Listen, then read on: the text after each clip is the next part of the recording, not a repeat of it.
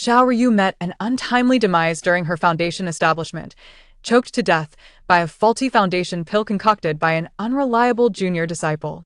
Perhaps the heavens could not bear such a pitiful end and granted her a second chance at life, resurrecting her within the pages of a storybook that initially appeared blissful and harmonious. However, her family was anything but idyllic: a mother who died as soon as she made her entrance, a father who was perpetually deceived, and a short-lived brother who murdered his own sister. As for her, she was the domineering princess who was ultimately slain by her own brother. Heavens, I shall no longer call you grandfather, you truly treat me like a grandchild. In her fury, Xiao Ruyu was completely unaware that her mother and father could hear her thoughts, and upon learning of their fates, their expressions turned to one of distress. Regardless of the inauspicious beginning, it mattered not. It was time to see how Xiao Ruyu would defy destiny. Chapter 1. I will protect you. Xiao Ruyu was in the midst of a breakthrough when she was poisoned by the foundation pill crafted by her junior disciple. As the heavenly tribulation descended, the toxins forced her to spit out a mouthful of blood. Junior disciple, you are utterly unreliable. Imagine, she, the esteemed head disciple of the Apothecary Valley, adept in both medicine and poison, ultimately succumbing to poison. Ah, an anguished cry erupted from her mouth, but it instead emerged as the wailing of an infant. Warm amniotic fluid clung to her, and soon she was being gently wiped down with soft cloth. Congratulations, Your Majesty, you have welcomed a little princess. As the midwife's jubilant voice filled the air, Xiao Ruyu opened her eyes. She felt herself cradled in a strong embrace, a faint scent of dragon's saliva lingering at her nostrils. Unable to suppress her instinctual cries, she could only observe through tear-filled eyes. The man holding her wore a royal yellow robe, his handsome face serious, yet softening as he gazed upon the delicate infant in his arms. This was his first daughter, his little lucky star? Her face was as white and pure as jade, her brows and eyes finely crafted, and her chubby little hands grasped at the swaddling cloth. A glimpse of a bright red plum blossom peeked from his shoulder, a symbol inherited from her mother. Princess? Have I been reborn? Emperor Shangwen was momentarily taken aback, glancing around to find the palace attendants dutifully bowing their heads. He gazed incredulously at the infant in his arms. Did that little one just speak? The one holding me, is that my father? He bears a striking resemblance to me. Xiao Ruyu mused happily. It is said that daughters resemble their fathers. If my emperor father is this handsome, I must be an extraordinary beauty. Lost in these thoughts, the tiny being flashed a sweet smile at Emperor Shangwen. He could not help but chuckle, finally comprehending the extraordinary reality that he could hear the thoughts of his infant daughter. Such a peculiar phenomenon left him unperturbed. For on the very night the Empress conceived this child, he dreamt of a divine being whose visage was obscured in the heavens above. The deity praised his diligent governance over the years and, as a reward, bestowed upon him a lucky star to accompany him. If she was indeed his lucky star, what was wrong with having a mutual understanding? Oh, how delightful it is to see my father smile. Why did he look so stern before? He ought to smile more often. What a clever little girl, Emperor Shangwen remarked, unable to resist gently pinching the tiny nose of the infant. Indeed, this little princess bears an uncanny resemblance to you. The eunuch beside Emperor Shangwen, Gong Gong Yin, chuckled, surprised by the emperor's affectionate demeanor toward the little princess. After all, Your Majesty, something is amiss. The empress is in distress, and there is a great loss of blood. The midwife rushed out, panic etched across her face. The princess has already been born. How could there be complications? Emperor Shangwen's expression darkened. The midwife, pale and trembling, stammered, having just delivered the little princess, the empress has exhausted her strength and is now fighting to bring forth the little prince. She is on the brink of blood loss, Your Majesty. But the imperial physician diagnosed that the empress's considerable size was merely due to the healthy growth of the fetus and not twins. How could this change? Emperor Shangwen's face turned grim. The empress, a national treasure, held a status of utmost importance. How could the imperial medical team have misdiagnosed? What? The empress? Twins? Complications? Xiao Ruyu felt bewildered, her mind racing with shock. Isn't this reminiscent of the tale I once read? In the royal family, a queen died after giving birth to twins, leaving behind a son and a daughter, who were raised by the favored concubine. After adopting the twins, The favored concubine became pregnant. The emperor then named her the consort, solidifying her position. The favored concubine's biological daughter is the heroine of that story. What about me? Am I the malicious eldest princess who causes endless trouble for the second princess, ultimately meeting a dreadful end? Emperor Shangwen's pupils constricted as he momentarily lost composure, exclaiming, "Will the empress die in childbirth?" The midwife, pale as a ghost, immediately knelt and pleaded, "Your Majesty, I had no idea the empress was carrying twins." Thus, the empress was sentenced to death. Emperor Shangwen's body stiffened, his grip on the infant wavering. Though he had never harbored deep feelings for the empress, viewing her merely as a political alliance, years of mutual respect made the sudden news of her impending doom disorienting, and oh, no, no. You cannot die. Xiao Ruyu felt tears welling in her eyes. They say children without mothers are like weeds. I am but a baby. How can I lose my mother? Is there anyone who can take me to see my mother? Perhaps I could still save her. He ought to be skeptical. What could a newborn do? But what if? The ability to hear his daughter's thoughts was enough to suggest she possessed extraordinary qualities. In a flash, Emperor Shangwen resolved, "I shall see the empress." His declaration startled eunuch Yin, who faltered, "Your Majesty, you must not. The birthing chamber is filled with the stench of blood. You cannot enter." Yet Xiao Ruyu fervently agreed, "Yes, yes. Father, take me inside. We must save my mother." Emperor Shangwen, momentarily halted, stepped forward, his voice icy. "There is no place in this world that I cannot enter." Once the emperor spoke, no one dared to obstruct him. He pushed open the door, and a heavy scent of blood hit him. Venturing further, he heard the empress's frail murmurs, My child." Beneath a heavy quilt lay the emaciated woman, the sheets soaked with blood. Emperor Shangwen's breath caught in his throat as he approached, cradling the newborn princess, his voice hoarse. "Empress." The cold empress slowly raised her heavy eyelids, her once flourishing beauty now diminished. "Your Majesty, please take good care of our child." As she spoke, a sob escaped her throat. "I have not yet seen them. My mother, her life is slipping away. Who is responsible for this? Her lifespan is clearly not yet fulfilled." Xiao Ruyu desperately opened her eyes, gazing at the frail empress on the birthing bed. She was still very young, her countenance gentle and her demeanor dignified. Even in death's grasp, her elegance remained. As the empress listened to the tender voice calling her mother and felt her daughter's gaze upon her, tears cascaded down. Was this merely a fleeting illusion before death? To hear her daughter call her mother, she felt a sense of fulfillment even in her final moments. "Father, let me go. I must see my mother. Only by touching her can I save her." Seeing her mother's eyes growing increasingly vacant, Xiao Ruyu became frantic, struggling to escape. "I must save my mother. Time is running out." The empress's hazy consciousness suddenly sharpened. What did her daughter just say? Emperor Shangwen's hands trembled while holding his daughter, whispering, "Empress, do not sleep, yet did you not say you wished to see her first?" As he spoke, Emperor Shang followed. The heartfelt wishes of Xiao Ruyu, placing her before the empress. "Mother, do not be afraid. I am here to save you." Xiao Ruyu exchanged glances with the empress, then offered a reassuring smile. With her tender, small head raised high, their foreheads touched. The empress felt a wave of warmth emanate from her daughter's forehead, as if her decaying body had been rejuvenated like a withered tree in spring. Endless vitality surged anew, and her weary body slowly relaxed, as though she had been reborn. "Mother, do not fear. I shall protect you." Chapter 2. The stinky brother in peril. Tears streamed down the empress's face. Once more she could sense that her daughter was not deceiving her. She had truly come back to life. It is indeed effective. Mother will not die." Xiao Ruyu felt a sense of pride, but soon a frown creased her brow. "But how do I explain this? To outsiders, Mother seemed beyond saving, and suddenly coming back to life, might they consider her a monster?"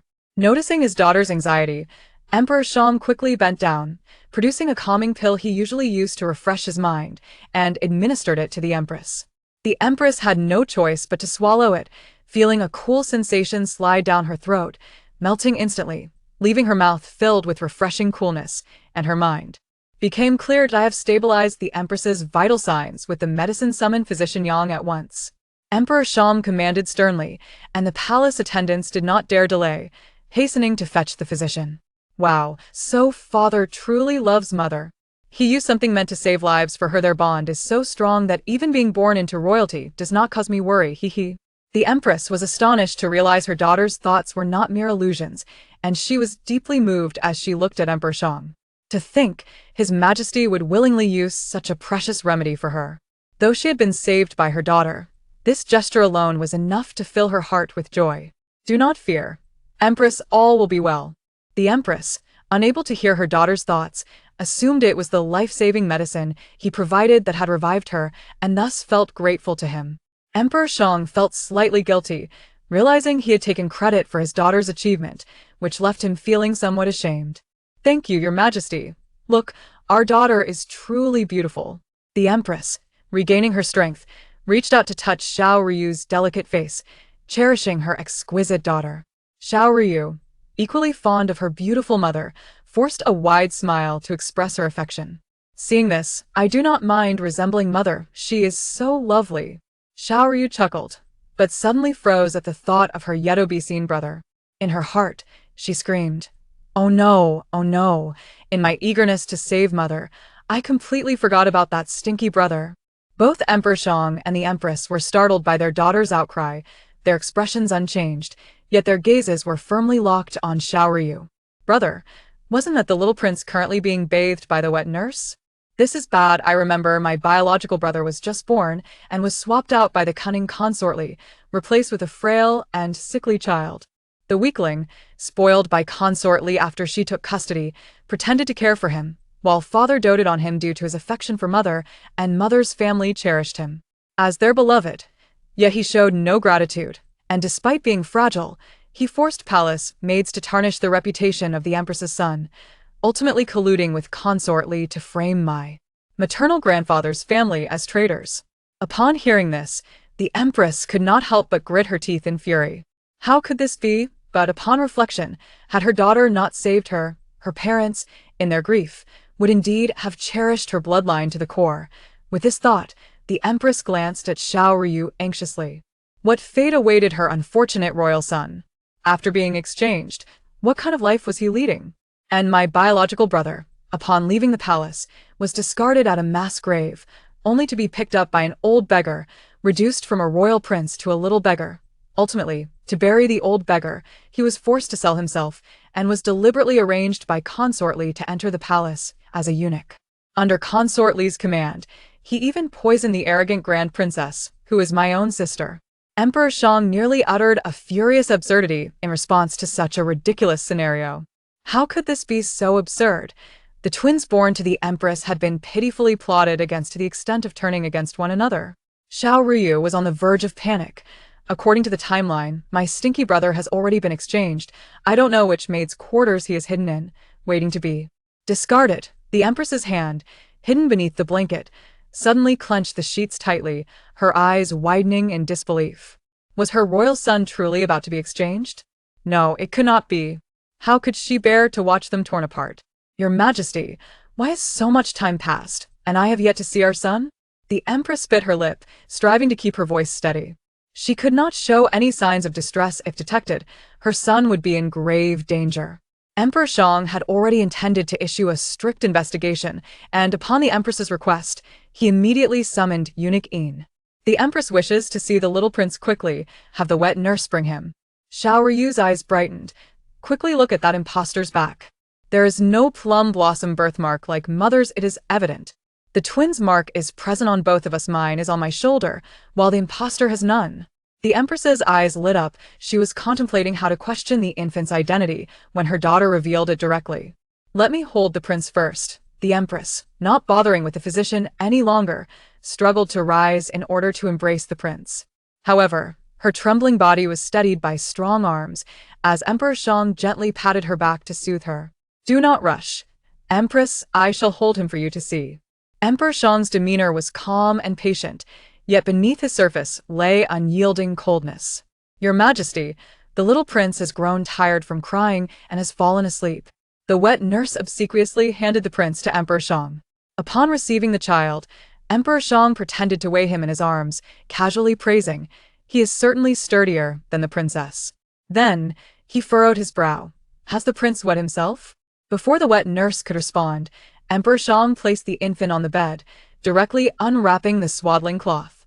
Indeed, the child bore no birthmark. Emperor Shang's action was unexpected. It was as if someone had placed a pillow beneath his head while he was asleep. Yes, mother, quickly look. This impostor is fake. Discover the truth. Xiao Ruyu squirmed beside the empress, her small body twisting in every direction, nearly tangling herself. The empress felt a lump in her throat, sorrowfully exclaiming, "Your Majesty, this is not my son, someone has swapped my child." The moment these words escaped her lips, the wet nurse's face drained of color, and she collapsed to her knees. "Your Majesty, the little prince was under my care from birth. I personally washed and wrapped him, and it is impossible for anyone to have swapped him." Nurse Kong spoke loudly, but just then, the door swung open, and a delicate voice expressed surprise. "Your Majesty, how could the little prince be swapped without cause?"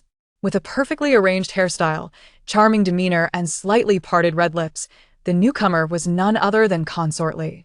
Consort Li hurried to Emperor Shang's side. "This matter is of great importance. Could there be a misunderstanding?" "Certainly a misunderstanding. Your Majesty, this concerns the heir. Any mistake could lead to losing our heads. How could I be negligent?" Nurse Kong immediately chimed in, having accepted favors and guarantees from Consort Li, daring to take part in such a dangerous affair. Now, uncertain why the matter had been exposed, she could only cling to her denial for the sake of her life. Consort Li expressed concern. "Indeed, after the empress bore the prince, she has been in such a fragile state, never having seen the little prince. Now, with your Majesty's protection, she is finally well. It is clear that someone with ill intentions has fabricated such absurdities to provoke the empress, endangering her life." Xiao Ruyu swiftly grasped the underlying intricacies. "This. Li Fei has evidently decided to shift the blame onto Zhen Fei. Could it be that she had prepared for this revelation from the very beginning, aiming to achieve two objectives with one stroke?" Chapter 3. A pawn in her game indeed, Li Fei was not one to be underestimated. Before Xiao Ruyu could contemplate the ensuing events, Mama Kong charged ahead. "Your Majesty, I have served in the palace for many years. When you were born, it was I who boiled the water beside you. I have been deeply favored by the emperor. How could I possibly commit such an act?"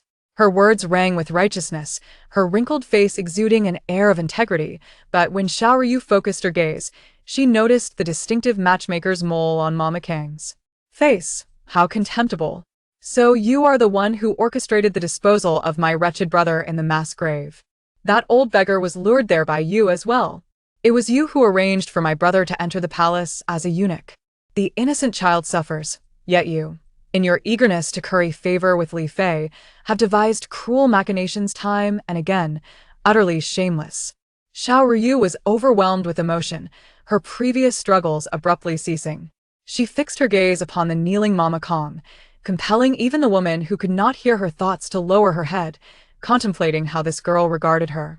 However, the newly born infant was of little concern to Mama Kong, who quickly continued, "Moreover, the little prince was taken away by me and my companions shortly after his birth," and the empress merely glanced at him. "May I ask, why does the empress so firmly believe that the prince has been swapped?" How astute of Mama Kong to quickly seek to implicate those close to the empress. "Do I need to report to you whether I recognize my own child?" The empress scoffed, her hands clenching the bed sheets beneath the covers. Little did she know, while she had been engaged in a fierce rivalry with Zhen Fei, she had overlooked the venomous serpent that was Li Fei. Shang Wendi had already envisioned tearing Mama Kong apart in his mind. He waved his hand, and Eunuch Yin immediately received orders to take action. He turned to the empress, questioning her. How did the empress discern this? Could it be that the empress could hear her daughter's thoughts? "I bear a plum blossom birthmark on my back, an heirloom from my mother's family. Any child born of the Wen clan will possess this mark." As she lifted Xiao Ruyu, the empress unwrapped the swaddling cloth, revealing the vibrant plum blossom on the infant's shoulder. Why are you undressing me so directly? What should I do at this moment? Shouldn't a normal baby be crying?" Xiao Ruyu pondered for a moment, then began to wail, though it was merely thunder without rain. "Your Majesty, look. The princess bears the mark. How could the prince, being a twin, lack it?" The empress cried with a heart-wrenching tone, fearful that Shang Wendi would doubt her. Your Majesty, I would never mistake my own child. Please investigate swiftly. I fear for my prince's safety. The infant's cries and the wife's pleas painted a scene of profound sorrow. Even if Xiao Wendy had not heard the thoughts of the young girl, he would have agreed to conduct a thorough investigation. Not to mention, he was already aware he approached and comforted the Empress in his embrace. Your Majesty, the little prince is a true dragon descendant. The royal bloodline must surely prevail over us mere mortals. Even without the birthmark, it proves nothing. Seeing the unfolding situation, Li Fei promptly shifted her stance. If the emperor orders a thorough investigation, then the little prince will forever be a child questioned about. His bloodline, Your Majesty has high hopes for him. Mama Kong, hearing this, repeatedly bowed her head. The Empress has narrowly escaped peril. It is only natural she may be somewhat disoriented.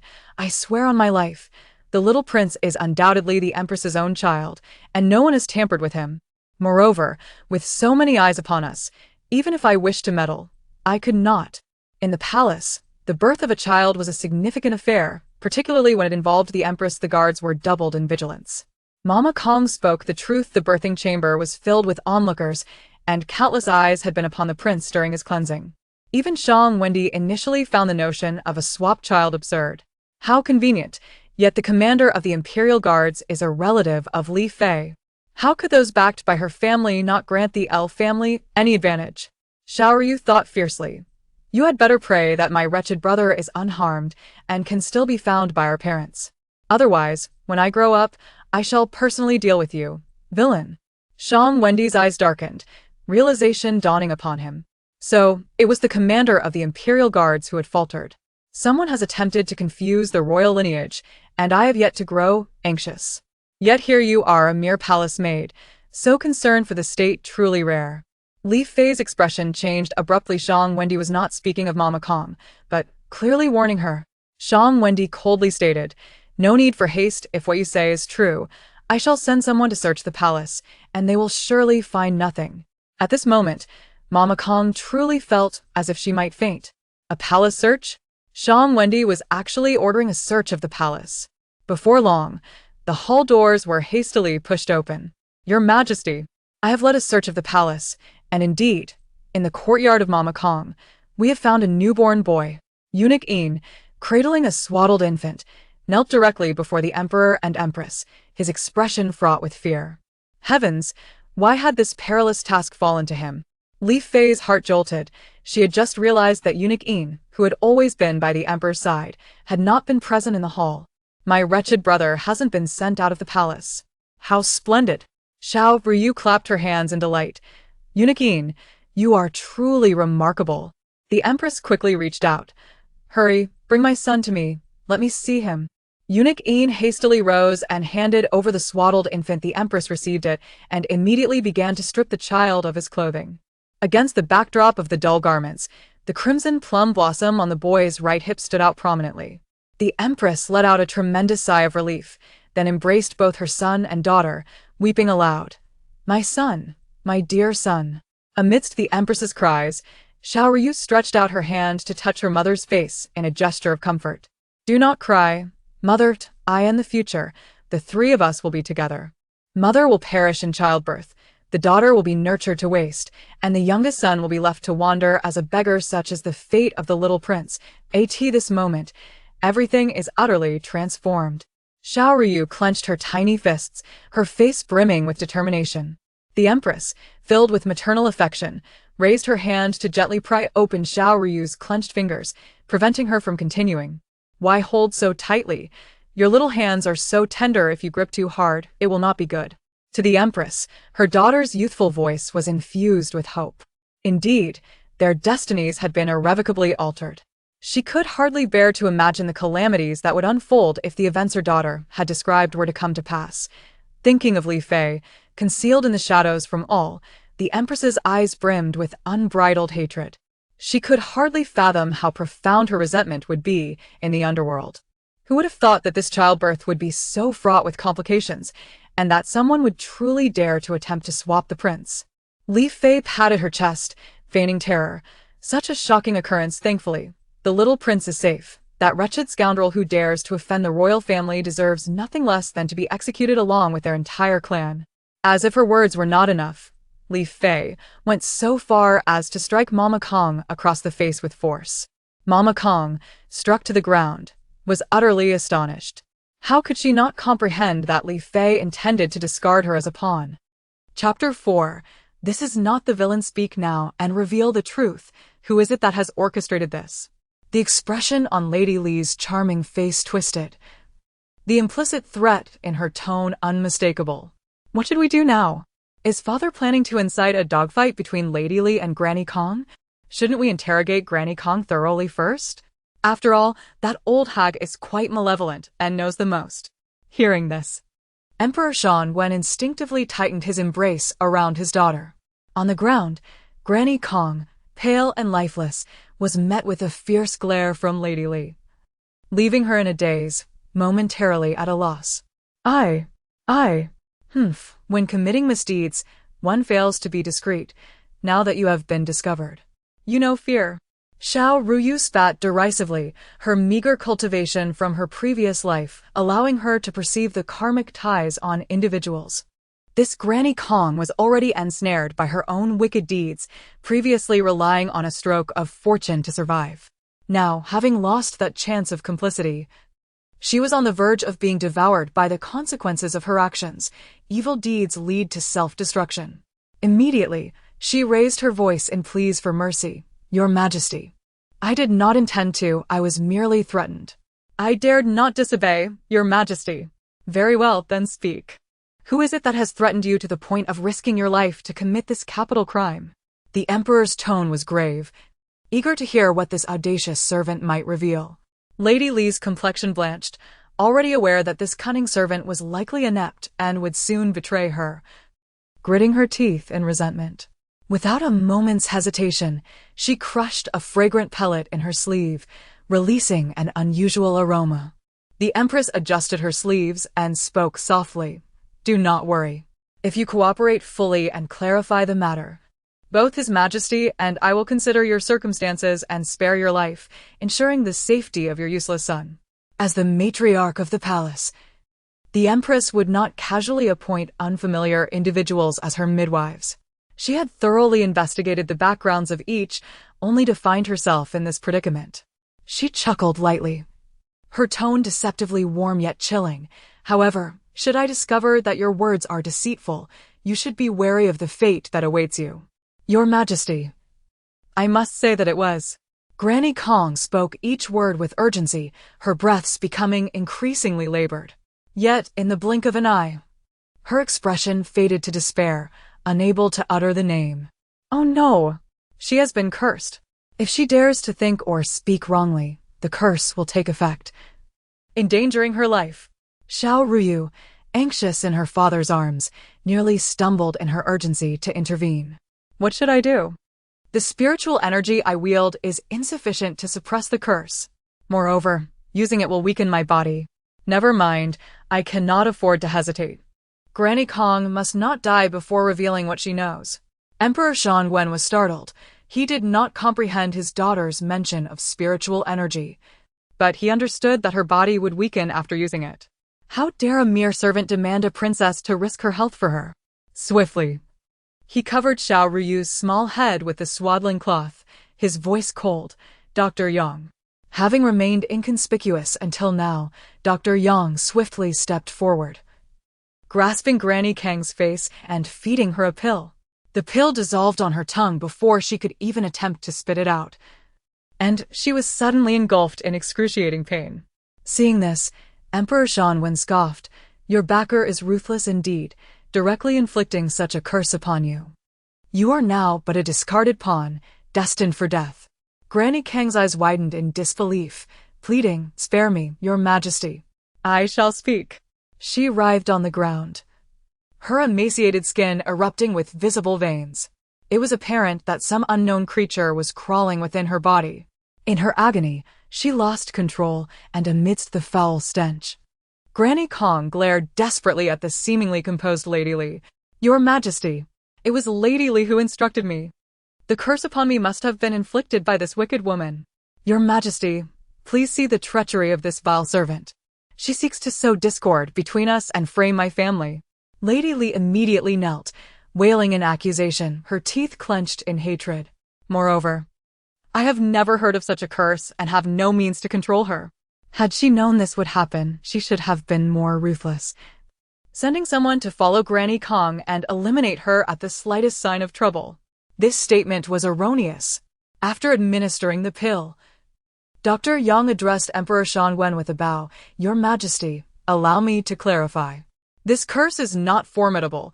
It lacks even a primary insect, making it impossible to control from a distance. It is merely a cheap trick that can be manipulated with fragrant pellets. Dr. Yang smiled faintly at Lady Li. In other words, to activate this curse, someone must be nearby to crush the fragrant pellets. Did you not claim to have never encountered it? How then do I detect its scent upon you? Xiao Ruyu, having finally wriggled free from her swaddling, brightened at these words. Yes, all of that is correct. Who is this person, so astute? Lady Li, how cruel you are to have harmed me so. Granny Kong cursed vehemently, fully aware that her life now depended on Dr. Yang. She scrambled to her feet. Your Majesty, I shall speak. I will reveal everything. However, Granny Kang's eyes darted, a look of fear creeping onto her face, clearly signaling that she sought assurance from the Emperor. Before Emperor Shan Wen could respond, Dr. Yang spoke softly. Do not be afraid. I have administered a suppressive medication. It is only struggling now. After enduring this pain, you shall retain your life. A soothing male voice resonated, and Xiao Ruyu turned her gaze toward Dr. Yang. Upon seeing him, her eyes widened in astonishment, for he was undeniably handsome. The official garb of the Imperial Medical Bureau did not make him appear aged, but instead highlighted his tall, slender figure, exuding a gentle yet dignified aura. However, should you fail to cooperate with His Majesty, I cannot guarantee what your fate will be. A gentleman radiating elegance can also deliver threats with an air of refinement, evoking dread in those who listen. This familiar tone, softly threatening, reminded her of her mother. Xiao Ruyu instantly recognized his identity. What kind of doctor is he? Isn't he the ultimate villain? Chapter 5. Are you speaking to me? After the death of his mother, he was engulfed in sorrow, dedicating himself to protecting the pair of children she left behind. He was also the first to discern the disquieting nature of the false prince, while simultaneously safeguarding me and seeking out the true brother. Yet, tragically, both my odious brother and I met a grim fate, leading him to descend into darkness, colluding with others in a near coup against my father's throne. Alas, he ultimately fell short, outmaneuvered, and met a tragic end. My heavens! At this moment he was merely a lowly physician in the Imperial Hospital. The Empress trembled slightly as she served tea, casting a look of surprise at her childhood companion, whom she had not seen for many years. Was his ultimate fate truly so dire? Lost in her thoughts, Xiao Ruyu was oblivious as Granny Kong meticulously recounted the nefarious deeds of Consort Li. Nonsense. You are slandering this palace. Consort Li protested stubbornly, refusing to acknowledge her guilt. Granny Kong retorted with a cold laugh. Your Majesty, you may send someone to search again, beneath a withered tree near the southwestern wall of the cold palace. I have buried all the evidence. This revelation sealed her fate. Unbeknownst to them, Emperor Shan Wen was attentively listening to the Empress, having heard everything his daughter had just said. The Empress remained unaware of the deep affections that Physician Yang harbored for her. If she were to discover the truth, the darker his thoughts became. The palace servants were swift. The incriminating evidence Granny Kong spoke of included heavy gold and silver, as well as Consort Li's hairpin and jade pendant. Furthermore, Granny Kong had used Consort Li's connections to repeatedly venture outside the palace to procure a raccoon cat. Consort Li, do you still have anything to say? The solid evidence laid bare, Consort Li's complexion darkened. Gritting her teeth, she implored, Your Majesty, I have my reasons for these actions. The Empress, nearly laughing in disbelief at Consort Li's audacity, retorted, Consort Li, do enlighten us about the reasons that emboldened you to alter the rightful heir. Determined. Consort Li bowed deeply 3 times, declaring, Your Majesty, Empress. As Physician Yang has stated, I have indeed dabbled in the arts of sorcery. Thus, I have had some private dealings with the National Master's disciple, Shan Wandong, who ventured outside the palace years ago. Just as your majesty became pregnant, Shan Wandong sent word to me. The letter indicated that your majesty carries twins. If they are merely twins, it is well and good. But if it is a dragon and phoenix pair, the phoenix in this pregnancy would bring great misfortune to our nation. This revelation detonated like a bomb, prompting Consortly to bow once more. Xiao Ruyu did not miss the flicker of malice that flashed in Consort Li's eyes as she lowered her head. Your Majesty, you are aware that the Empress nearly perished during childbirth. She risked her life to deliver the young prince, had it not been for your Majesty.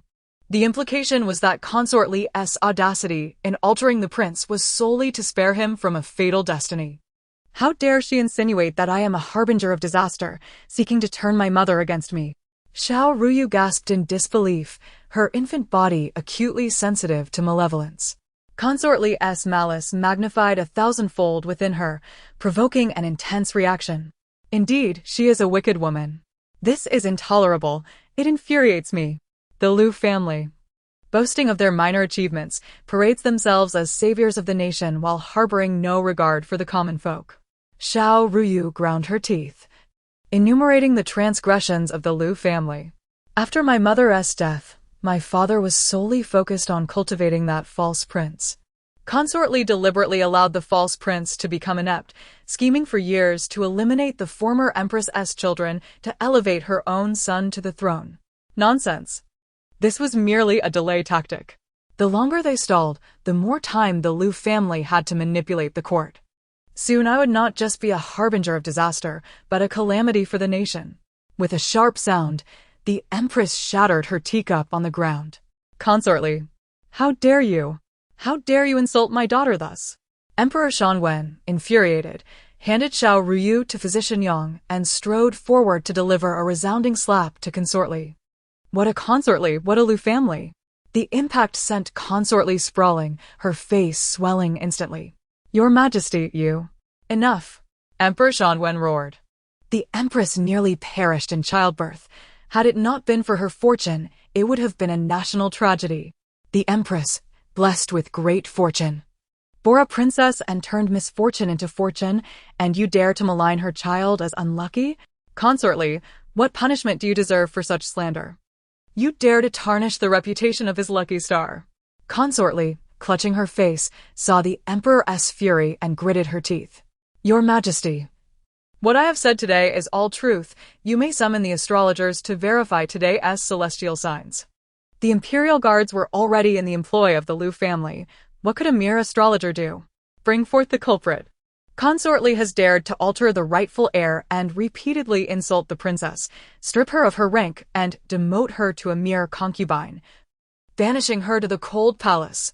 Consort Li, now utterly panicked, exclaimed, Your Majesty, a ruler is inherently suspicious. Should they not be most wary of the term disaster star? If not for being held tightly by Physician Yang, Xiao Ruyu would have clapped her chubby hands in applause for her father. Father speaks the truth. Father is magnificent. Father is the most formidable and awe-inspiring ruler in the world. Bah! You dare to insinuate that I am a disaster star. You, Val woman, are the true calamity. The little one's movements were too vigorous, and Physician Yang, somewhat helpless, pressed her down gently. Now, little princess, be careful. You have just been born. If you bump your head, you might end up a little fool.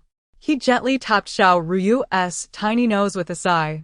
The great villain still hurls insults. You are the fool. Your whole family is foolish. I am not insulting you. I merely speak the truth. Speak the truth, Xiao Ruyu's inner voice abruptly ceased. Physician Yang beamed at her. Wait. Was the great villain just speaking to me? Can he hear my thoughts? Chapter 6. Teasing the little lucky star, Xiao Ruyu's eyes widened in astonishment, her chubby little hands momentarily forgetting to struggle. By the heavens! Dr. Yang truly embodies the essence of a villain from my previous life, being able to hear my innermost thoughts. Dr. Yang cradled the little princess in his arms, admiring her delicate and adorable visage. Although he too found it strange that he could perceive the princess's thoughts, he could not help but nod in agreement, recalling the words of Emperor Shangwen, who had referred to the little princess as the auspicious star of the celestial dynasty. From the moment he entered the queen's chamber, he had heard this voice. Initially, he assumed it was the whispers of the palace maids, yet his intuition suggested that it was undoubtedly related to the lively little princess. She was indeed a child of the queen, remarkable in her own right, and he anticipated that she would grow to be extraordinary. Was the little princess truly a reincarnation of a lucky star, or was there an evil spirit inhabiting her? Perhaps he should report this to the emperor? Taking advantage of Emperor Shangwen's preoccupation with dealing with concubine Li, Dr. Yang could not resist playfully teasing the little princess in his arms. He reveled in the changing expressions on her tiny face, her mouth curving into a radiant smile. You are the one possessed. I am the heavenly bestowed lucky star. Xiao Ruyu fumed, her cheeks adorably puffed up with indignation. She raised an eyebrow inwardly, wondering if it was possible that Dr. Yang was an enemy from her previous life in the world of cultivation. How could he hear her thoughts? What if he uncovered her secret and led Emperor Shangwen to send a Taoist priest to capture her as a monster? She, Xiao Ruyu, was originally the foremost disciple of the Medicine King Valley, skilled in both medicine and poison. Perhaps there was still a place for her in the world of cultivation. As she pondered this, she noticed Dr. Yang gazing at her with calm eyes, seemingly oblivious to her earlier thoughts concerning her previous life. She let out a sigh of relief, thankful that she had preserved some dignity.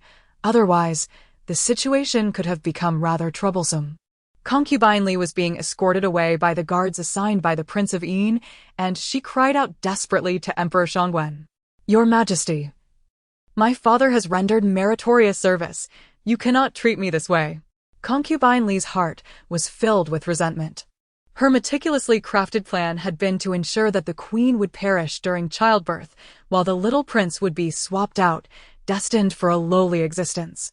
As for the queen's little princess, she would bear the title of a calamity star, forever forsaken by Emperor Shangwen, leading a life of hardship within the palace walls. Weeping like a rain-soaked pear blossom, her eyes pleaded, knowing that if she were to be sent to the cold palace, she would become a target for ridicule. Surely, the empress was reveling in her triumph, while she herself had been demoted to a mere consort. Such a humiliation. Emperor Shangwen's handsome face bore a chilling coldness. He smirked disdainfully and retorted, Concubine Li, you should be grateful that your father has merit to his name. Otherwise, for your crimes today, it would be justifiable for me to take your life. You vile woman. With that, he dismissed her protests and ordered the removal of her imperial robes in public, sending her to the cold palace. Unbeknownst to Emperor Shangwen, this incident sent shockwaves through the inner palace. For Concubine Li had dared to commit such a heinous crime, truly a path of self-destruction. At last, the Fini palace fell into silence, and Emperor Shangwen recalled that they had yet to name their 2 royal children. Yunar, we have not yet named our 2 children. The empress glanced at the little princess in Dr. Yang's arms and reached out to take her.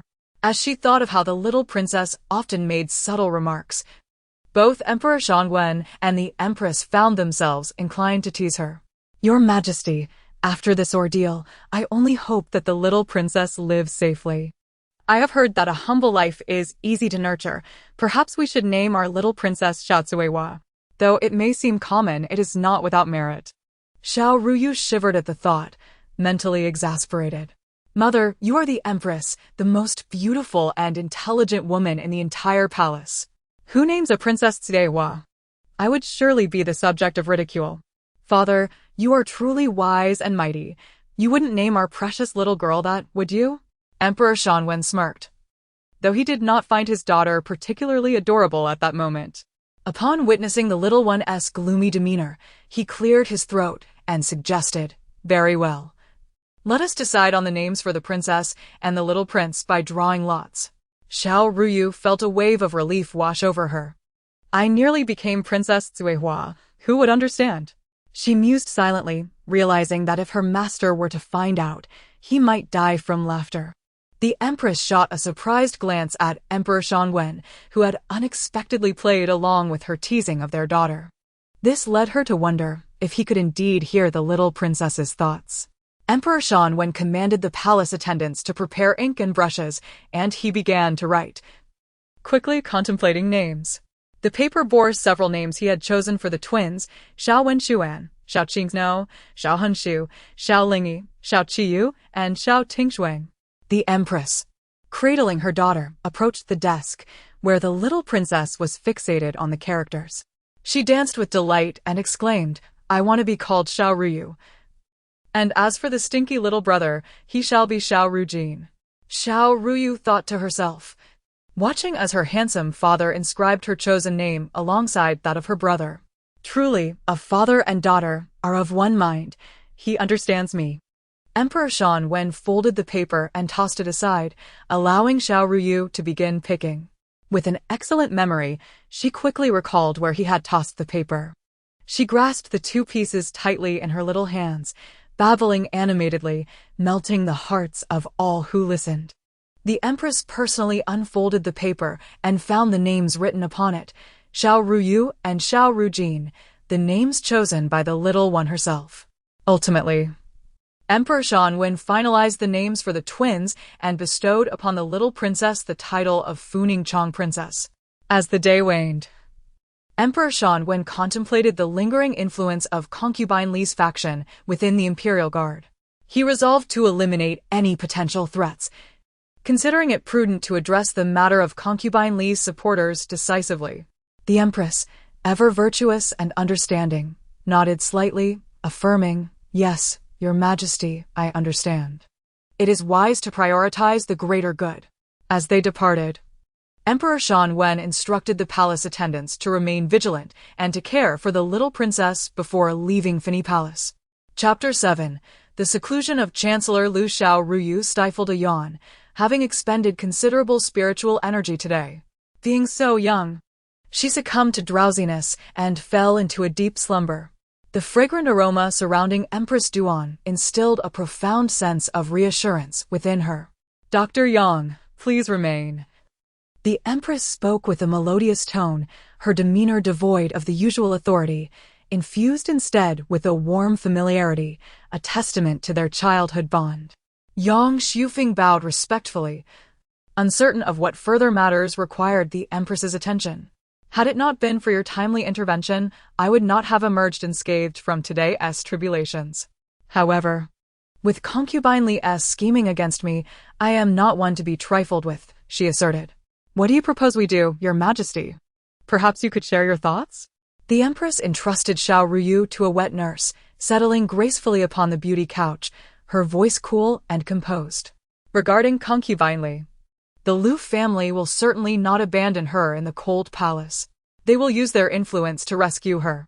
I possess a letter that must be delivered to my father by you, Dr. Yang. The Duan family never yielded to the Lu family, nor would they allow Chancellor Lu to manipulate affairs at will. Her intention was merely to maintain peace in the harem, not out of fear. But because concubine Li's actions suggested she believed she would face no repercussions. Very well, I shall deliver this letter on your behalf. However, given the multitude of concubines in the harem, it would be prudent to select a few hidden guards for the princess and the young prince, just in case." Yang Xiufeng advised.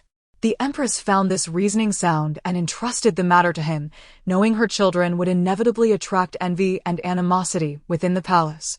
That evening, Emperor Wen dismissed the commander of the Imperial Guards, Peng Wu, using a trivial excuse, leaving the position temporarily vacant. The palace buzzed with activity as news of concubine Li spread, causing many to feel uneasy.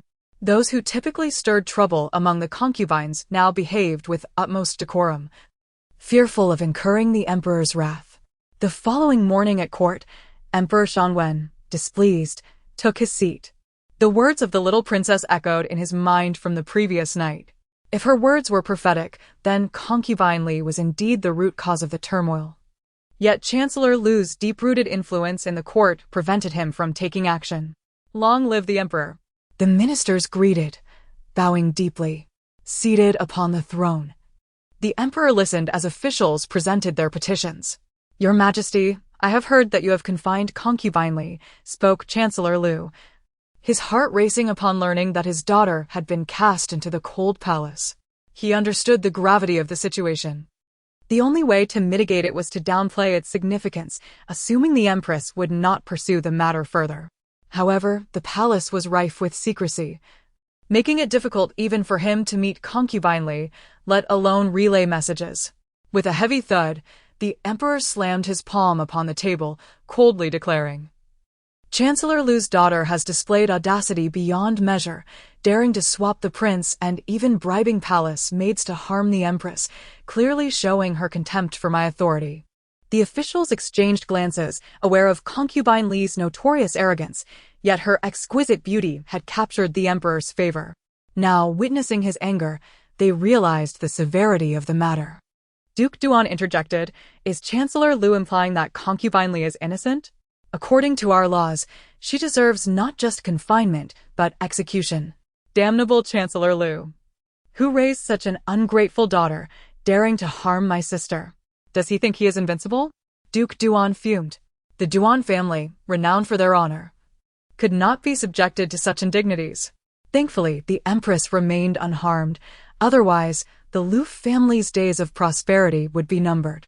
The ministers buzzed with speculation, recalling how Chancellor Lu had wielded his power with impunity, bolstered by his daughter's favor with the Emperor. Sensing the tide turning against him, Chancellor Lu hastily offered an apology.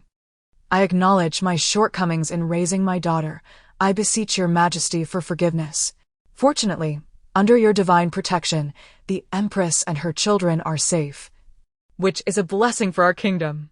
Emperor Shangwen, not eager to retaliate against Chancellor Lu immediately, understood that some form of reprimand was inevitable. Chancellor Lu's expression shifted, realizing that the Emperor's words could spell disaster for his future. "Yes, I shall heed your command," he replied, as the morning court adjourned, leaving him to depart in shame. Knowing the Emperor's ire would not dissipate easily, Duke Duan visited the palace gates, accompanied by 2 young boys, without pausing, heading towards the Empress's quarters. Infini Palace. Xiao Ruyu languidly yawned, relieved of the burdens of medical study and alchemy, finding the days of idleness rather monotonous. After the events of yesterday, she had come to terms with her new identity as an infant, though being fed by the wet nurse still brought her a tinge of embarrassment. She had resigned herself to the notion that she was merely a baby, content to grow strong under the care of others. Yet, her bothersome little brother was far too quiet. After the incident of the night before, he seemed to sleep more than he was awake. She sighed inwardly, finding his behavior exceedingly dull. "Your Majesty, the Duke has brought the young master to visit you," a servant announced. "Please have my brother come in," she replied. Duke Duan entered the chamber, flanked by 2 boys, one lively and boisterous, the other reserved and quiet. Duan Yiling's round eyes sparkled with curiosity as he sought to glimpse his newborn sister and cousin. "I have seen the Empress," he acknowledged, though many palace secrets were kept. He had learned from Yang Shufeng that his sister had nearly lost her life due to poisoning after giving birth, an experience akin to a brush with death. Their parents, distraught upon hearing the news, had wept bitterly, prompting his visit to the palace to ascertain his sister's well-being. Duke Duan exhaled deeply. "Your safety is more precious than anything else. With Yang Shufeng tending to your recovery, you shall be well." Having not seen each other for an extended period, the siblings engaged in conversation, and Xiao Ruyu sensed a delightful fragrance permeating the air. "And may I see my sister?" Duan Yiling inquired eagerly. The Empress readily consented. "Of course, Yiling. Go ahead." Duan Yiling took the hand of the boy beside him, cheerfully announcing, 11, "Come with me to see my sister." Chapter 8. Requesting the Shadow Guard. "My dear young master, the princess is still quite young. You must exercise utmost caution. Do you understand?"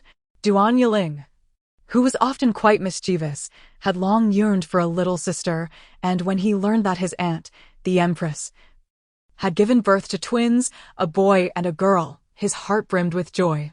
"I understand." He carefully cradled the little princess in his arms, her round eyes sparkling and her cheeks as soft as a blooming petal, radiating an irresistible charm. Duan Yiling joyfully kissed the little princess, exclaiming, "Now I have a sister. How wonderful! I am the first to hold her." The empress, in good spirits, smiled and said, "If you find time in the future, come to the palace often to play with your sister." Duan Yiling nodded vigorously, eager for such an opportunity. "And does my sister have a name?" The emperor bestowed her name yesterday, designating her as Princess Fuan, with the names Xiao Ruyu and Xiao Rujin. The Duke of Jingua shot a glance at his younger son, saying, "Ruyu is so young. How could she remember your name? Perhaps my sister and I share a special connection." "I don't care. Ruyu is the best sister in the world." Xiao Ruyu blinked, secretly rolling her eyes. So this is my mother's little nephew, destined to be a romantic dreamer. Who would have thought he would be so adorably delicate in his youth?" Duan Yiling nearly trembled as he held the little princess. He glanced around, speaking softly. Not like the empress or the palace maids. His gaze fell upon the princess's cheek, unable to conceal his astonishment. Was it possible that the little princess just spoke? "What is a romantic dreamer? Can one eat it? It is said that one should not pick up women by the roadside.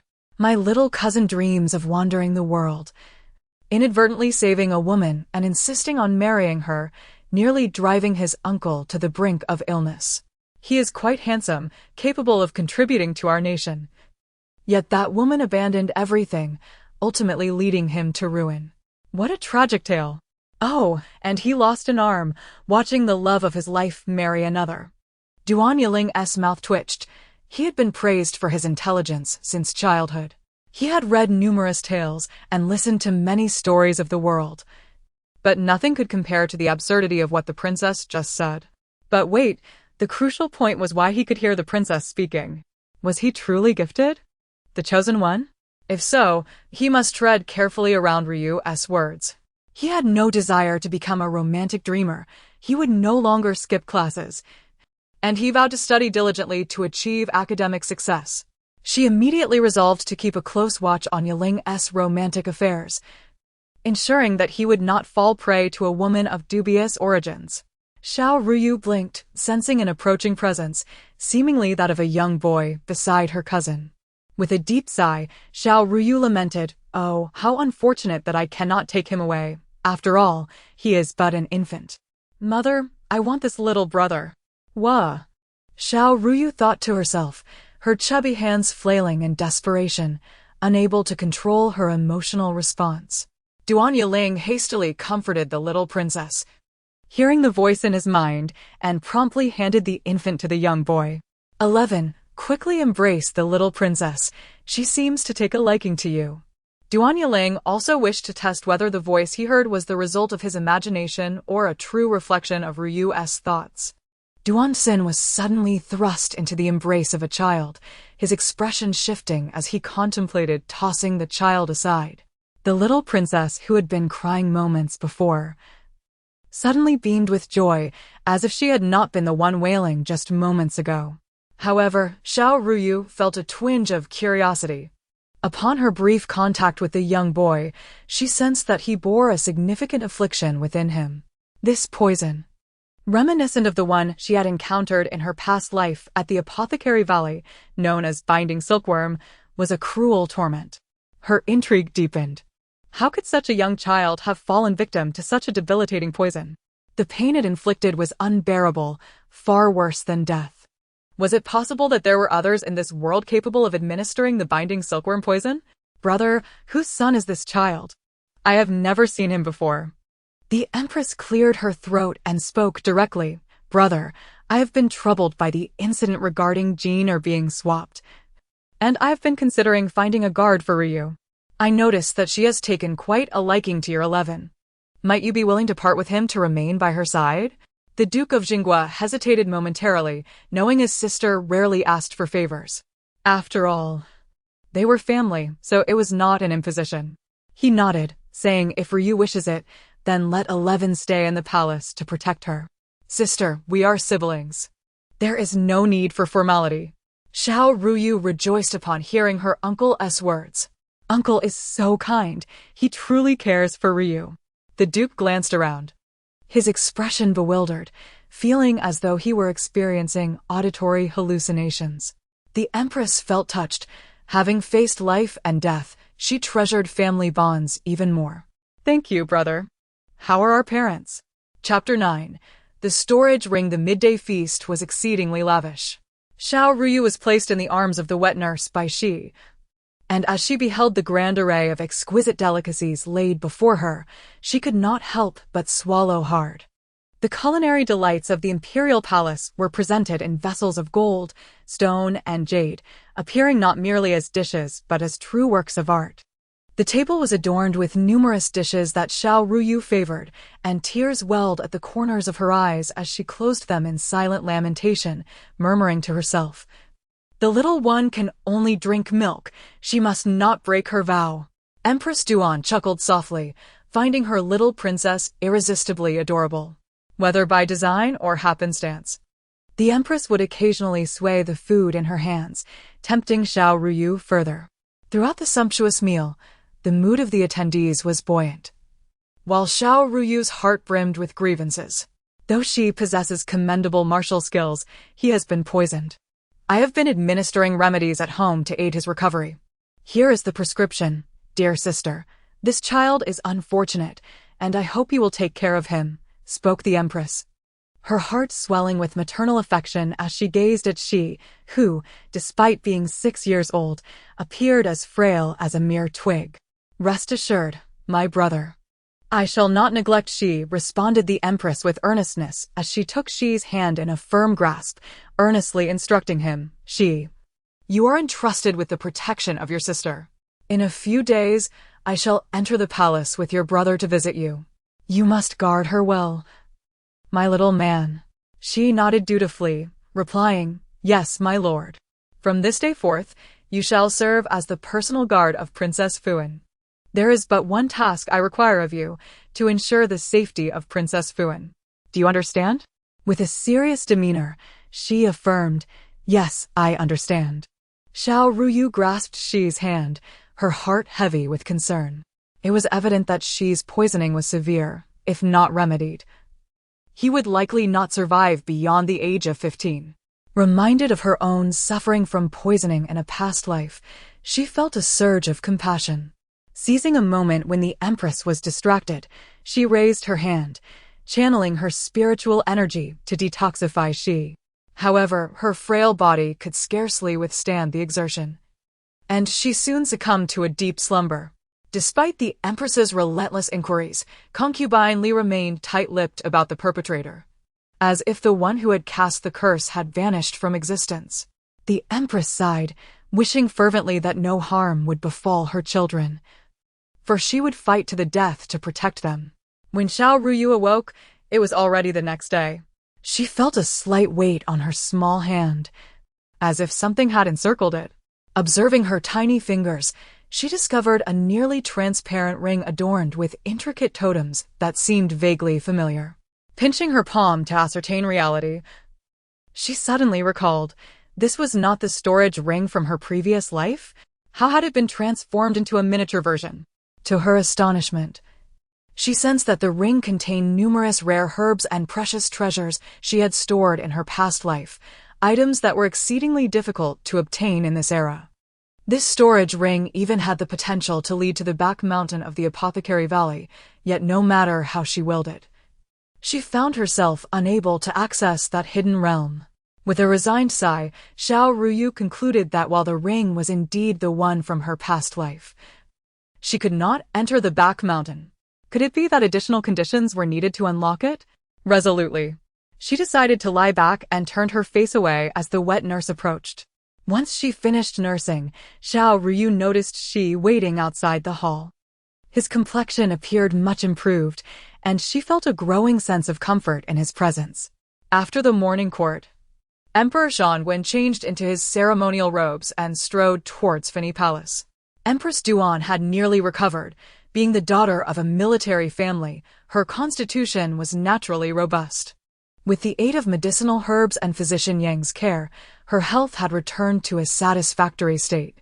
Upon seeing Emperor Xianwen approach, she performed a graceful bow, respectfully stating, "This humble servant greets your majesty."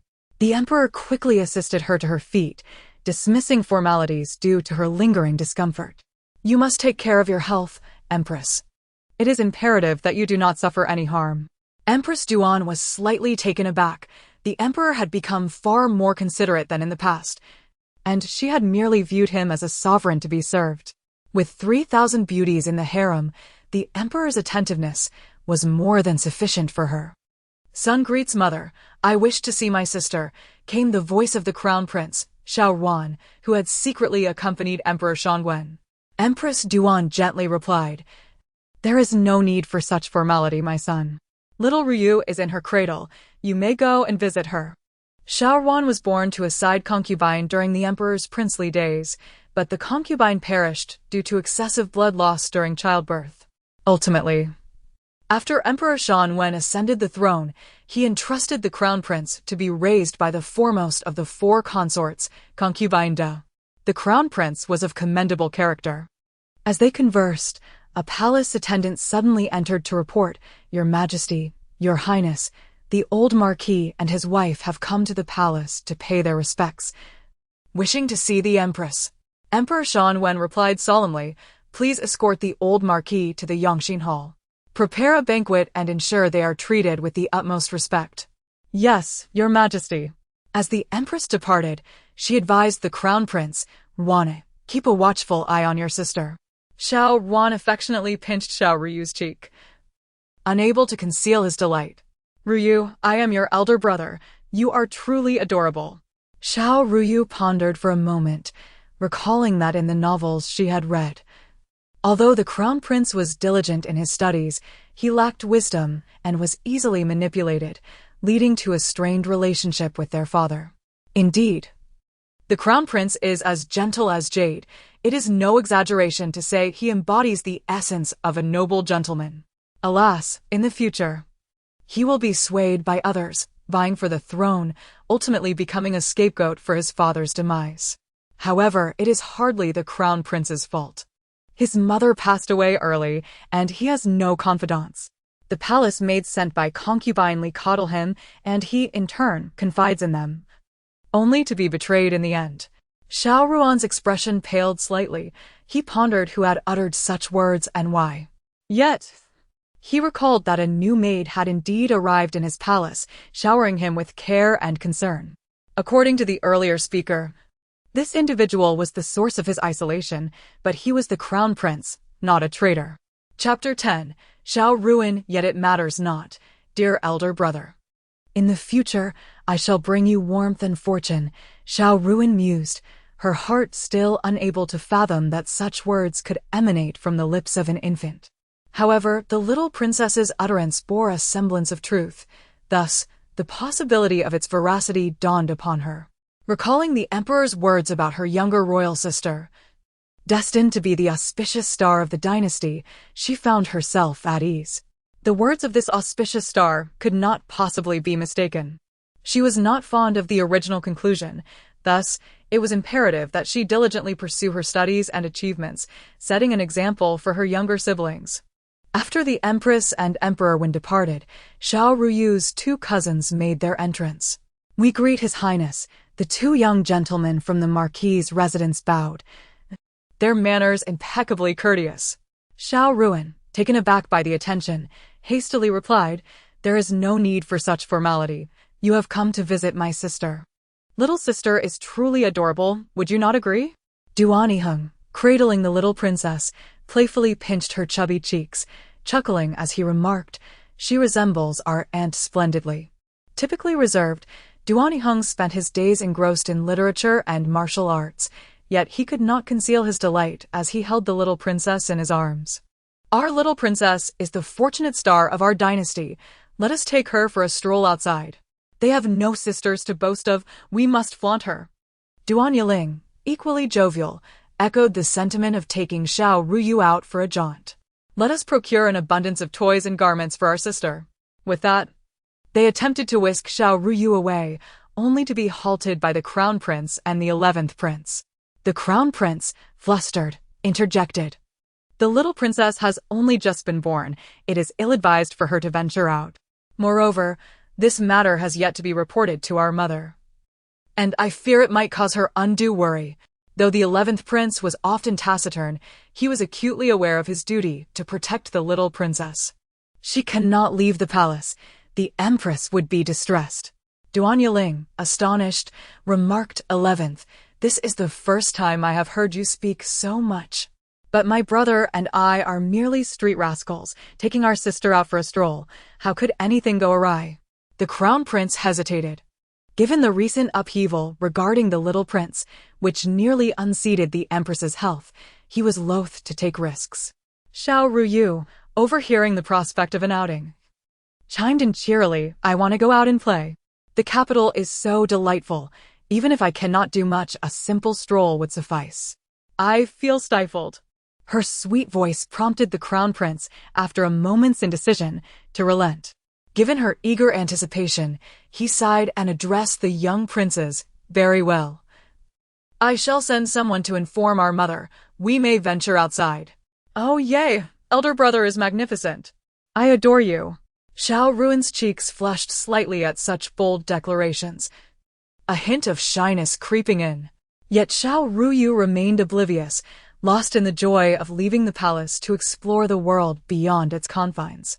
After notifying the palace nurse, Xiao Ruin, cradling the little princess and accompanied by several small companions, left the imperial grounds. The carriage rolled forward, the scenery outside shifting rapidly. Xiao Ruyu reveled in the fresh air, clapping her hands in glee. The bustling streets of the capital were alive with the sounds of vendors, throngs of people milling about. Little Yu is not yet a month old. She cannot have candied hawthorn. With that, he snatched away the candied hawthorn that Xiao Ruyu had clutched. Duan Yiling sighed, winking at Xiao Ruyu, when you grow up, dear sister, I shall take you to savor all the delights of the capital. The charming young boy, cradling his doll, was an eye-catching sight on the lively streets. Duan Yiling sought to purchase jewelry for the little princess, leading the group to the nearest shop, where they procured several custom-made headpieces and a few grand gold bracelets. Xiao Ruyu's eyes widened in amazement as she gazed at the large gold bracelets adorning her wrists. Unable to resist, she took a playful nibble, exclaiming, Ah, pure gold is a treasure. In her previous life at the Valley of the Medicine King, her days were consumed by alchemy and cultivation, with little else to occupy her time. The most anticipated moments were those when she could descend the mountain to explore. For the world below was brimming with delectable treats and splendid garments, unlike the monotonous gray robes she had grown weary of.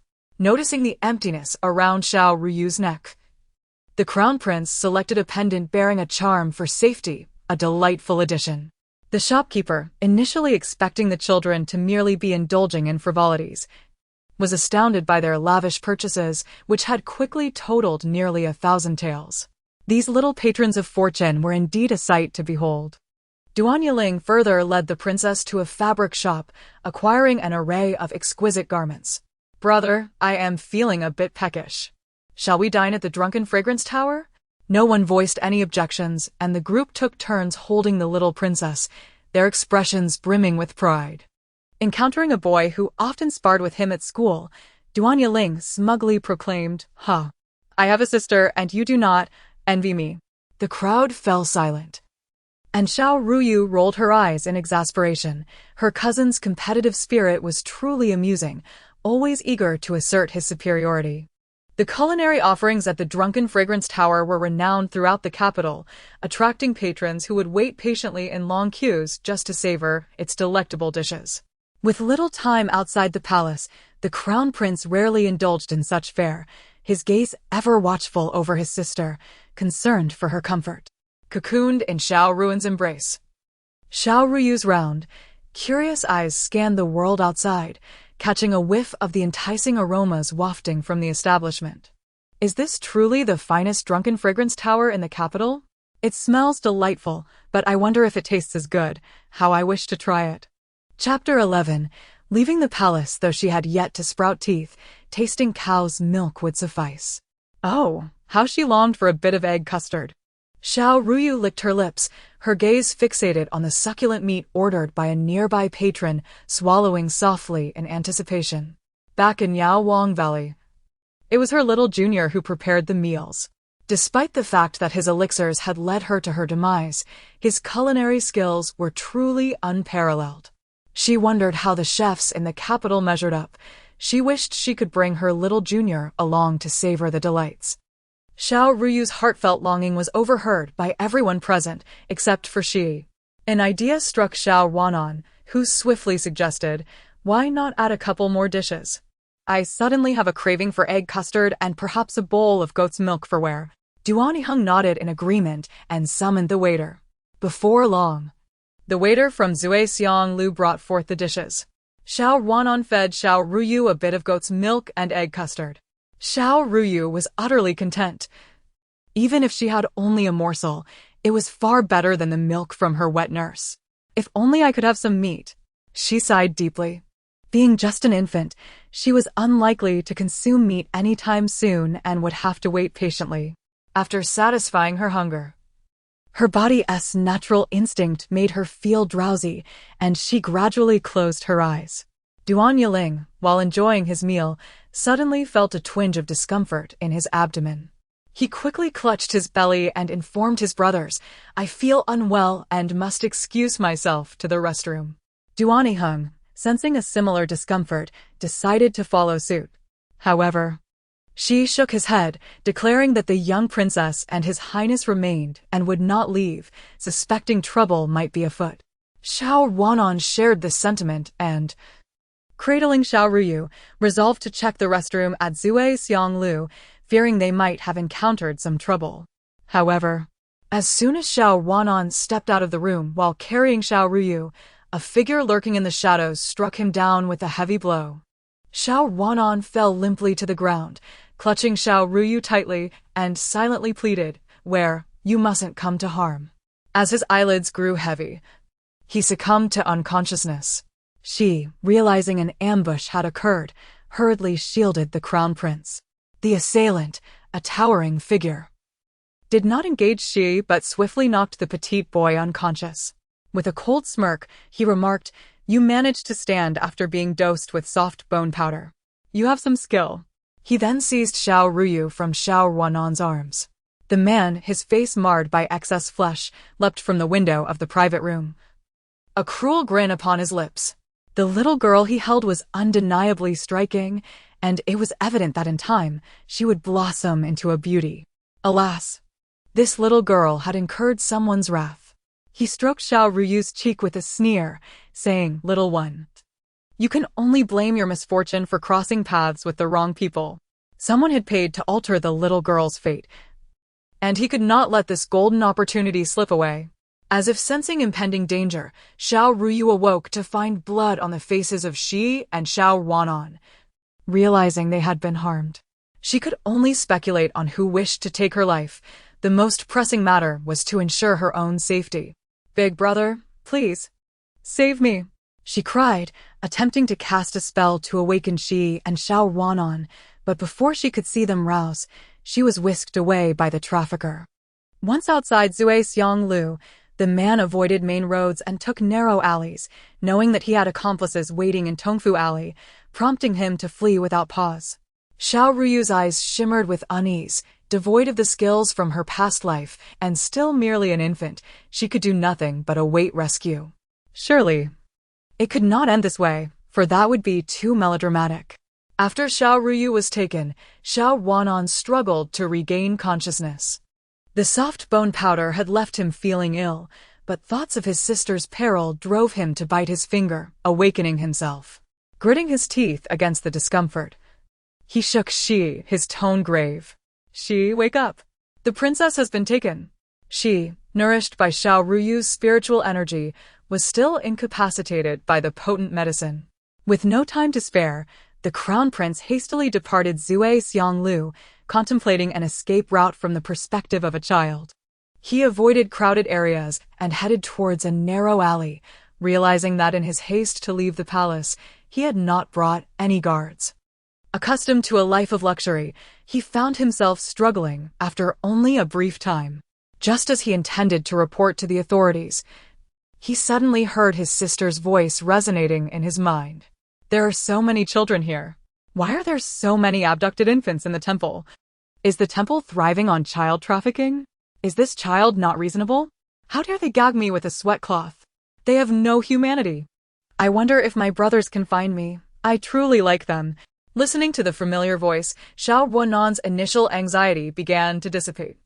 Based on the keywords from Xiao Ruyu's thoughts, a particular location surfaced in his mind, the renowned Yuqing Temple. It was said that 10 years ago, a noblewoman in the capital, unwilling to marry, became a self-braided nun and later entered the temple, devoting herself to fasting and prayer. Her tale had inspired countless women to visit the temple. Xiao Ruanan harbored a bold notion. It was common for young girls to go missing in the capital, especially those of tender age. He had heard his father mention that such cases often involved infants or young women, and their fates were seldom favorable. If sold, the price could be agreeable, yet if not, the outcome was invariably brutal, mutilation, or disfigurement. Strikingly, all the missing women had visited Yuqing Temple before their disappearance. Removing his jade pendant, Xiao Ruanan bit his finger and wrote a plea for help on a handkerchief, leaving behind crucial information. He fervently hoped that the authorities would see it and take action swiftly. He then handed the pendant and handkerchief to an elderly woman passing by before hastily departing. Fearing that each second of delay could spell disaster for his sister, he summoned all his strength and raced towards Yuqing Temple, pushing beyond his limits. Xiao Ruyu found herself in the very temple where the leading woman, though aged, bore the unmistakable signs of a great beauty in her youth. Chapter 12. The little lucky star is kidnapped. The esteemed Qing Anjunren and Princess Fuan have arrived. With that, they presented the infant Xiao Ruyu to Qing Anjunren. After a brief moment, someone came to assist, indicating that the child could be left here. The man spoke with reverence, yet his gaze towards Qing Anjunren was tainted with something less pure, which caused Xiao Ruyu to inwardly scoff. Clearly, these two shared a long history, possibly entangled in the heinous trade of human trafficking. Did they not fear the repercussions of their actions in the afterlife? Qing Anjunren. This child is not yet a month old. Why go through the trouble of selling her? It would be far simpler to end her life, suggested the man coldly. Qing Anjunren cast a frosty glance at the man. Jinhu. My affairs are none of your concern. Simply follow my instructions. Do you fear the wrath of your master? Jinhu remained silent. After all, upon completing this transaction, he would pocket a handsome sum of silver, and what joy could be found in refusing? With a light heart, he turned to depart, planning to indulge in a drink at a nearby tavern before seeking companionship at the Qin Tower. Around Xiao Ruyu were numerous other infants, most of whom were eerily quiet, as if under the influence of some sedative. Perhaps it was due to the fact that these were mostly defenseless children, leading to a lack of guards. Xiao Ruyu lamented, her tone filled with concern. Who could have imagined that behind the kitchen of Yuling Temple lay so many abducted children? I wonder if my brothers will be able to find me. Frustratingly, her own spiritual power was insufficient to facilitate her escape, and she felt despondent, uncertain of when she might enhance her abilities. Meanwhile, the first prince, who had arrived at Yuling Temple in a state of trepidation, suddenly grasped the urgency of the situation upon hearing Xiao Ruyu's silent plea for help. Having visited Yuling Temple numerous times, he had been raised by the virtuous concubine Da, who had long suffered from health issues. Whenever the grand tutor was not conducting lessons, he would come to Yuling Temple to pray for her, thereby familiarizing himself with the place. Yet he had always approached it with reverence, unaware of the sordid activities concealed within. Xiao Ruan cautiously navigated through the throngs, entering the kitchen to find Xiao Ruyu in her cradle, who showed no signs of surprise upon seeing him. Big brother, run! The mastermind and the ones who abducted me are coming. With that, Xiao Ruan seized Xiao Ruyu and fled. Despite his swift movements, his unfamiliarity with the kitchen led to him being quickly cornered. Jinhu seized Xiao Ruyu and tossed her to a nun in Yuling Temple without hesitation, delivering a brutal kick that sent Xiao Ruan sprawling. The thugs surrounding them seized the opportunity to pummel him mercilessly. Though Xiao Ruan was beaten to the brink of unconsciousness, his thoughts remained on Xiao Ruyu's safety. Do you know who she is? If the local magistrate learns of this, you shall not escape unscathed. Such a sacred place. Yet you engage in such vile activities. Chenhu's connections were formidable, and Xiao Ruan's threats held no sway over him, inciting a murderous intent instead. You shall not leave here, having uncovered Yuling Temple's darkest secret. How could I let you go? He attacked Xiao Ruan relentlessly, and his henchmen, well acquainted with the body's vulnerable points, ensured he could not evade their blows. Xiao Ruan, battered and on the verge of collapse, murmured in self-reproach, "Sister, it is my failure to protect you. This is my fault." Xiao Ruyu's emotions were complex. She was touched that her brother was risking his life for her. Despite their lack of closeness in the original narrative, this was a bond forged in life and death. Chenhu, losing his patience, brandished a sharp dagger and lunged towards Xiao Ruan's chest. Just then, the back door of Yuling Temple was kicked open. The dagger that was meant for Xiao Ruan was knocked aside, but he had already lost too much blood and fell into unconsciousness. The Duan brothers and the 11th prince arrived with the imperial troops surrounding Yuling Temple completely. Fortunately, the little princess was unharmed, though the first prince bore severe injuries. Mr. Lin's men apprehended Chenhu, and Yuling Temple was subsequently sealed off. The 11th prince, still shaken, approached Xiao Ruyu, embracing her tightly, his eyes glistening with unshed tears as he silently vowed never to let the princess fall into peril again. Today marked his failure as her personal guard. Duan Yiheng, with an air of authority, turned to Mr. Lin, stating, "You shall handle the matters here. The crown prince is gravely injured, and we must make haste to the medical hall." Mr. Lin, taken aback, responded, "Your Highness, that is too harsh a judgment. It is my negligence, and I shall ensure that both you and the citizens of the capital receive a satisfactory resolution." Duan Yiheng nodded slightly, quickly assisting his brother in helping Xiao Ruan into the carriage. Once the 11th prince had lifted Xiao Ruyu into the carriage, they finally departed. Duan Yiling, recalling the incident at the Zue Xiong building, felt a surge of anger. He had merely gone to relieve himself, only to find his toilet paper had been stolen, leaving him in a predicament. While pursuing the trail later, he had spotted the crown prince's jade pendant and blood letter in the hands of an old woman.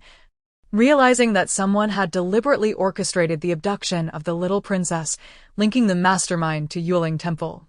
After a brief interval, Xiao Ruan was taken to the medical hall, where there were few patients, and the doctor promptly arrived to attend to his wounds. "Doctor, is his condition serious?" The physician sighed. "His health has always been poor, and the wounds are grave. He must recuperate diligently and remain in bed for at least 2 months. Duan Yiheng nodded, expressing gratitude to the doctor. "We understand." After the physician had treated Xiao Ruan's injuries, the young prince's color began to improve, but it was already 2 hours later. Unbeknownst to them, the capital was being scoured by the Imperial Guard. Upon learning of her daughter's and the crown prince's disappearance, Empress Duan nearly fainted from panic. She mustered her strength to leave the palace, and under the guidance of Mr. Lin, she finally laid eyes on her daughter, who was soundly asleep. Embracing her daughter, her heart calmed at the sight of her safe return. Thank heavens she was unharmed, otherwise she could never forgive herself. Empress Duan shook her head. "It is not your fault. However, in the future, you must ensure thoroughness in your duties. You lack the ability to protect yourselves, so it is wise to always have personal guards accompany you when venturing outside." Chapter 13. Injury. Duan Yiling muttered, "We have little 11 with us." Duan Huangho replied helplessly, "But 11 is merely 6 years old. How can he protect so many people?" Duan Yiling nodded in confusion, acknowledging the wisdom in his aunt's words. Duan Xinyu remained steadfastly by Xiao Ruyu's side, his gaze filled with deep concern. He silently vowed never to leave her side again, determined to shield her from harm. He was also puzzled by his inexplicable closeness to the little princess. After all, he was merely her secret guard, and it was his duty to protect her. The physician had never witnessed such a grand spectacle and realized that the person he was treating was no ordinary individual, though he had not anticipated the magnitude of the situation. Doctor, is my child going to be all right? Xiao Ruan's injuries were severe, and the physician felt a surge of anxiety as he retrieved a life-saving ancestral prescription. Rest assured, madam. Your son is injured and will require several months of careful recuperation. He is not in immediate danger, but he bears life-threatening wounds. A moment's carelessness could prove fatal. The assailant was intent on killing him. Duan Huangho, upon hearing the physician's words, felt a tumult of emotions within her.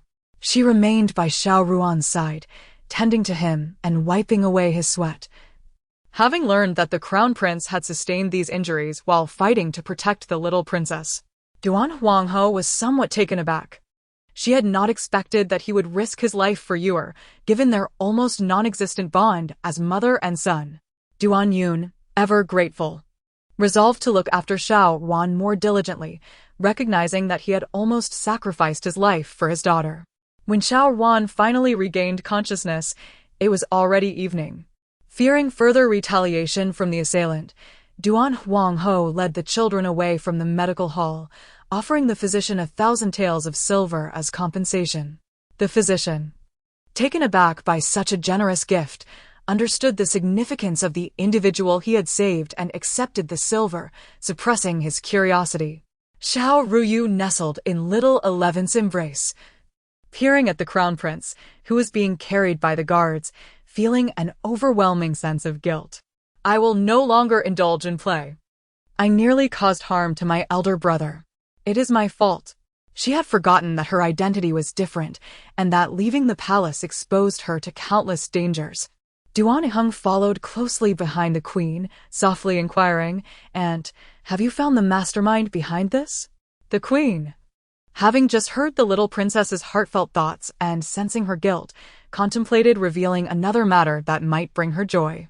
We have yet to locate the mastermind. Chen Hu and that Taoist priest have kept their lips tightly sealed and have not divulged a word. Please, Aunt, punish me, Duan Heng pleaded eagerly. Aunt, what is it? Duan Huangho did not keep them in suspense and shared the news from Lord Lin with the children. The children nodded obediently, and upon reaching Fini Palace, they found Emperor Shan Wen and the imperial physician waiting for them. Duan Hao, relieved to see the children safe, could not hide his stern demeanor as he regarded his two sons with a furrowed brow. Your younger brother is still a child. How dare you two reckless rascals take the little princess and the crown prince out of the palace?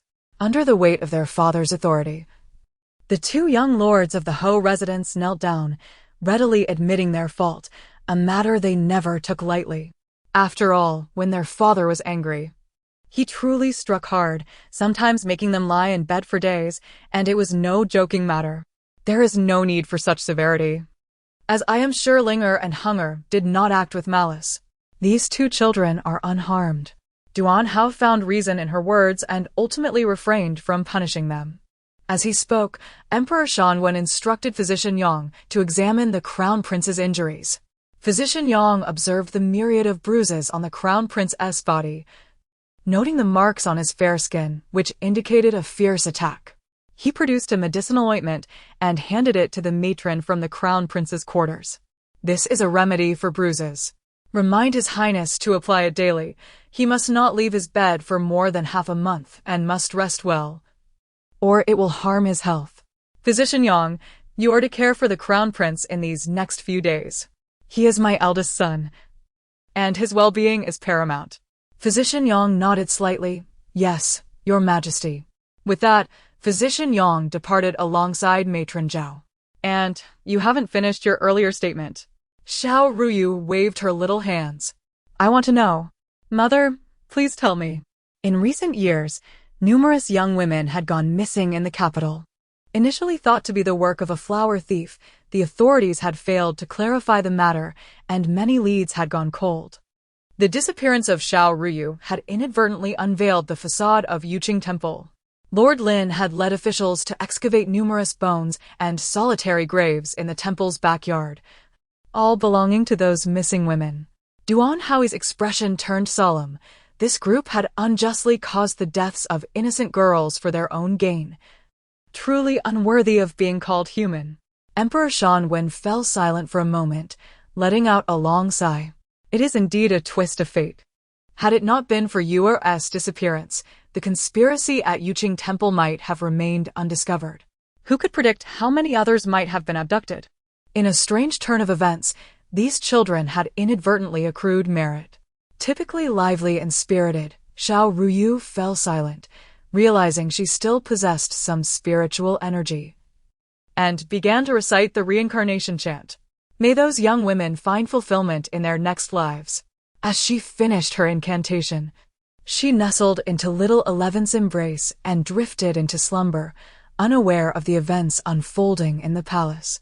Emperor Shan gazed affectionately at the little princess, recognizing that his daughter was not only a little blessing, but also possessed a compassionate heart, destined to be a benevolent princess devoted to her people. Heaven has treated him kindly. With a little blessing by his side, the realm would surely flourish. Chapter 14. Who is the Calamity Star? Emperor Shan harbored concerns for the Empress, fearing she might be startled. Thus he chose to accompany her through the night.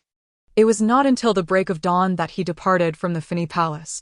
Meanwhile, rumors began to circulate, claiming that the frequent disappearances of young maidens in the capital were attributed to the little princess.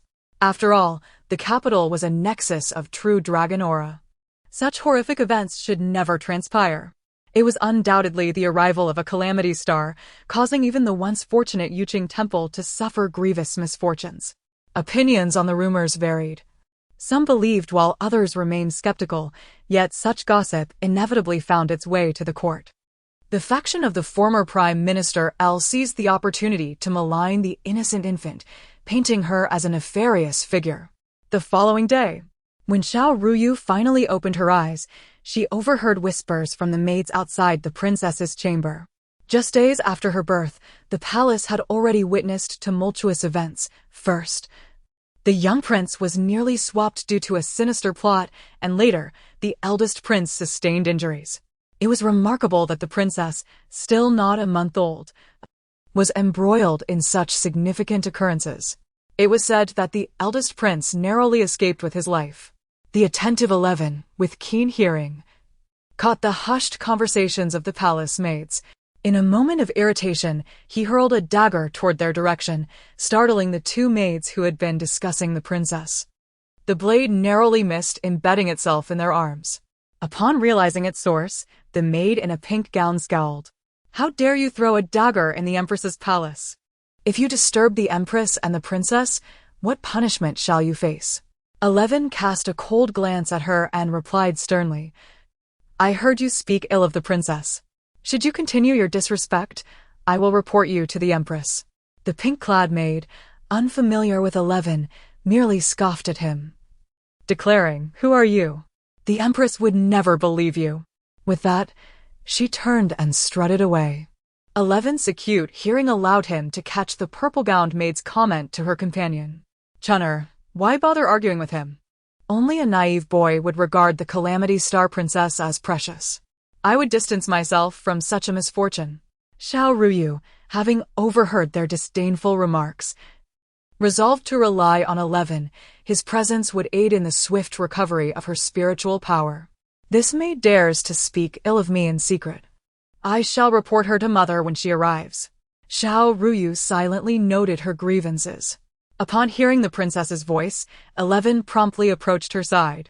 Though the wet nurse was absent, there was still milk available, which he offered to Xiao Ruyu.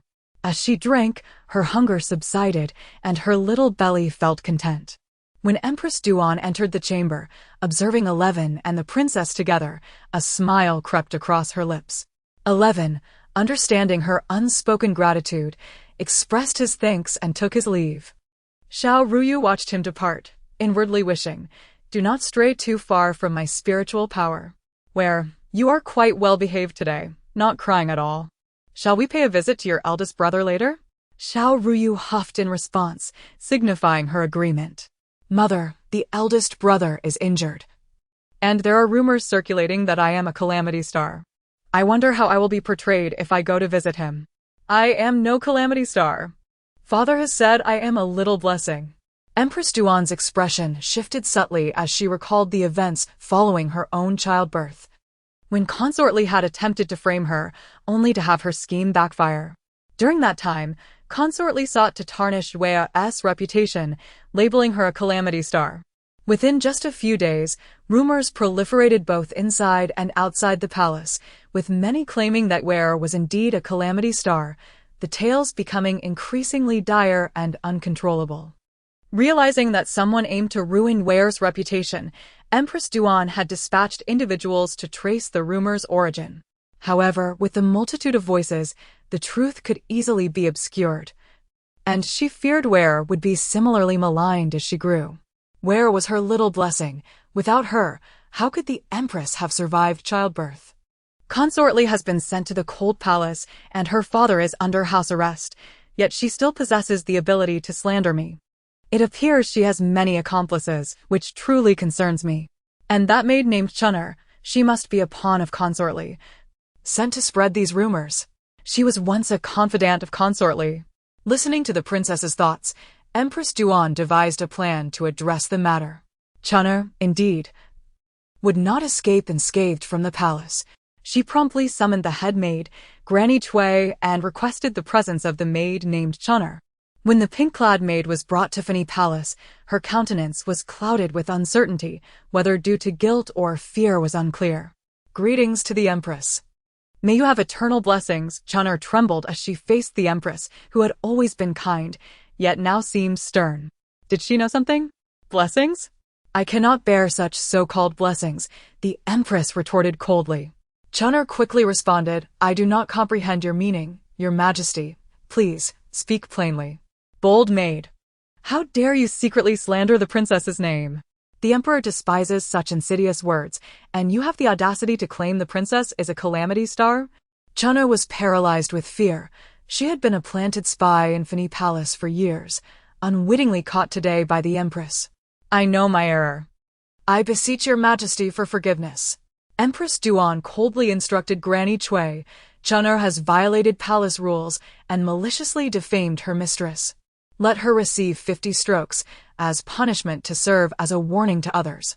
After the punishment, remove her from Fini Palace.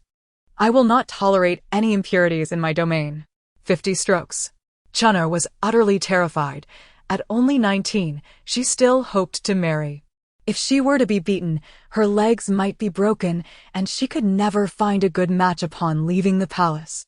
Granny Cui respectfully acknowledged, Yes, Your Majesty. I understand. Chapter 15.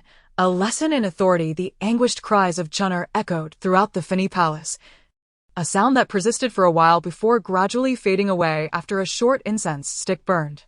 It was said that her legs had been so severely punished that she could hardly move, and her later life would likely be spent confined to her bed. Yet, one must remember that every action carries its own consequences. Chun'er had brought this upon herself. In the imperial palace, obedience and understanding were of utmost importance. Should everyone act as Chun'er did, how could the harem ever find peace? The courtiers trembled in fear, demonstrating their loyalty. Undoubtedly, the Empress's method of teaching a lesson was effective, instilling both fear and awe in the hearts of all, ensuring that no one dared harbor rebellious thoughts. Xiao Ruyu, nestled in her mother's embrace, felt an exhilarating surge of excitement. Mother is formidable. We must stand firm. Chun'er was taken away, her complexion pale as death. The Empress, observing the matron beside her, spoke coldly, Rumors have been swirling in the palace lately. I need you to investigate who is orchestrating this. It cannot be a simple matter. The matron nodded, understanding her duty. Rest assured, Your Highness.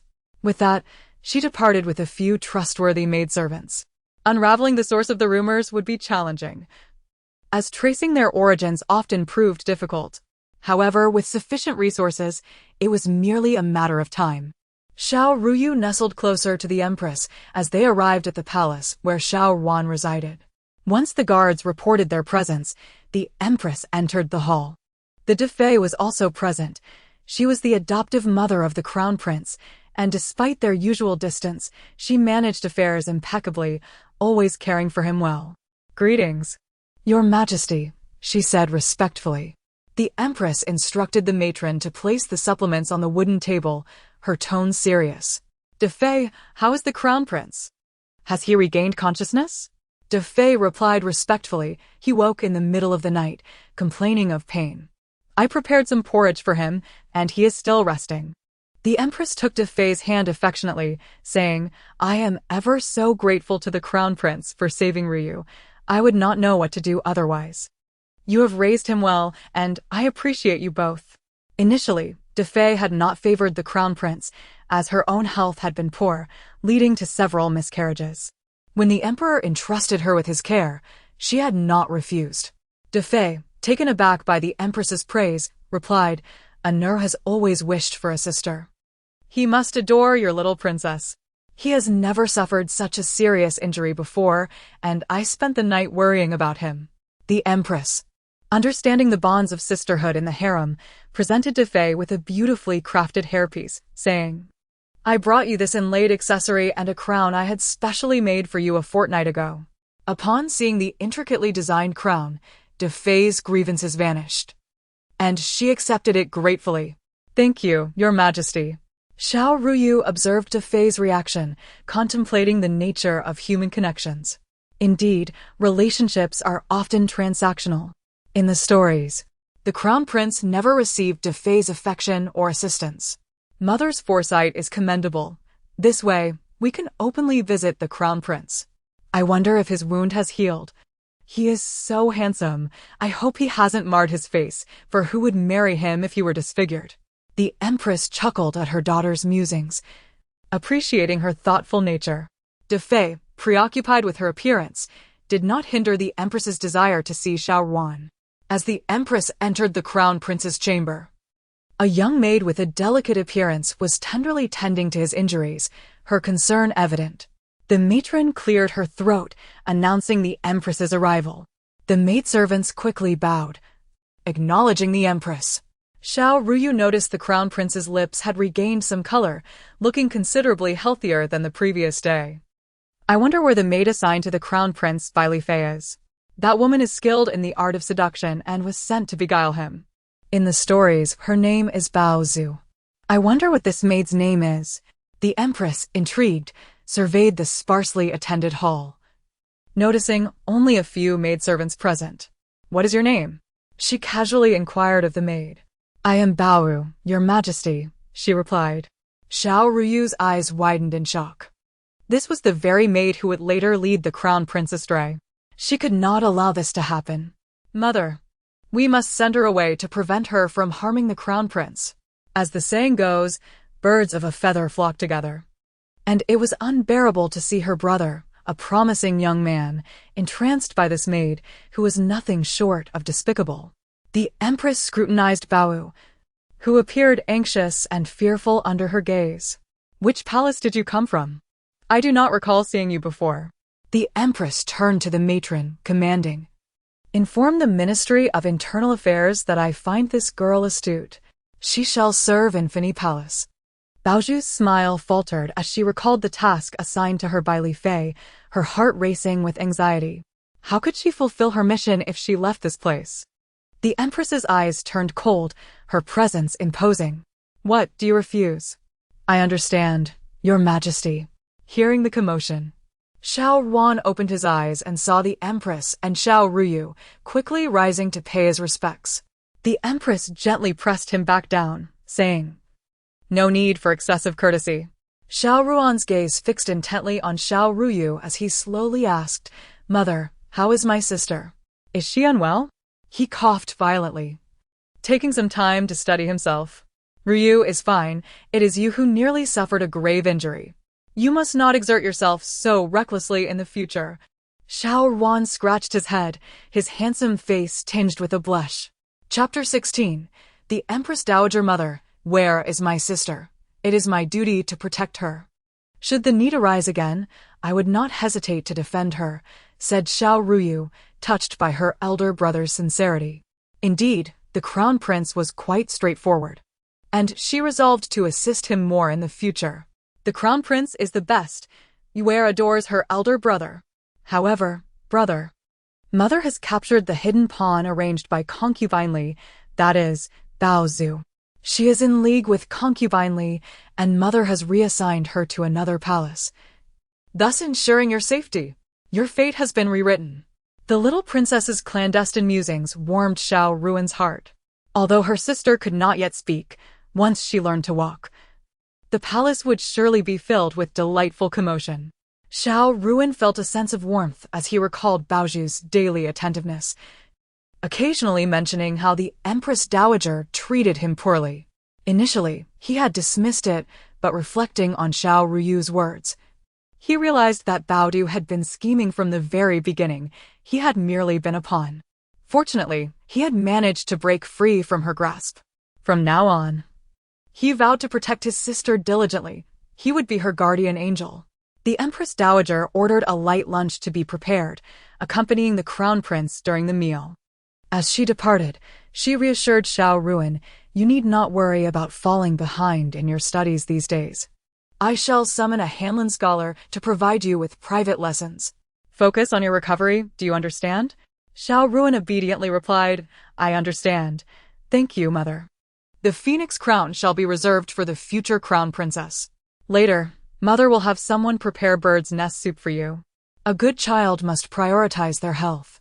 Having no biological children, the Empress Dowager cherished the crown prince, whom she had raised with care. Yet, in the harem, excessive maternal affection could attract jealousy. Thus, she publicly feigned indifference towards Xiao Ruin, treating him as a burden. However, when she learned of the crown prince's near-fatal injury, she nearly fainted. "Yes, my child knows." As mother and son leaned on each other, the Empress Dowager's gaze revealed a hint of restraint. "You have risked your life to save the little princess. The Empress is grateful." However, rumors abound in the palace. Some claim the little princess is a harbinger of disaster. I suspect this matter is closely tied to concubine Li.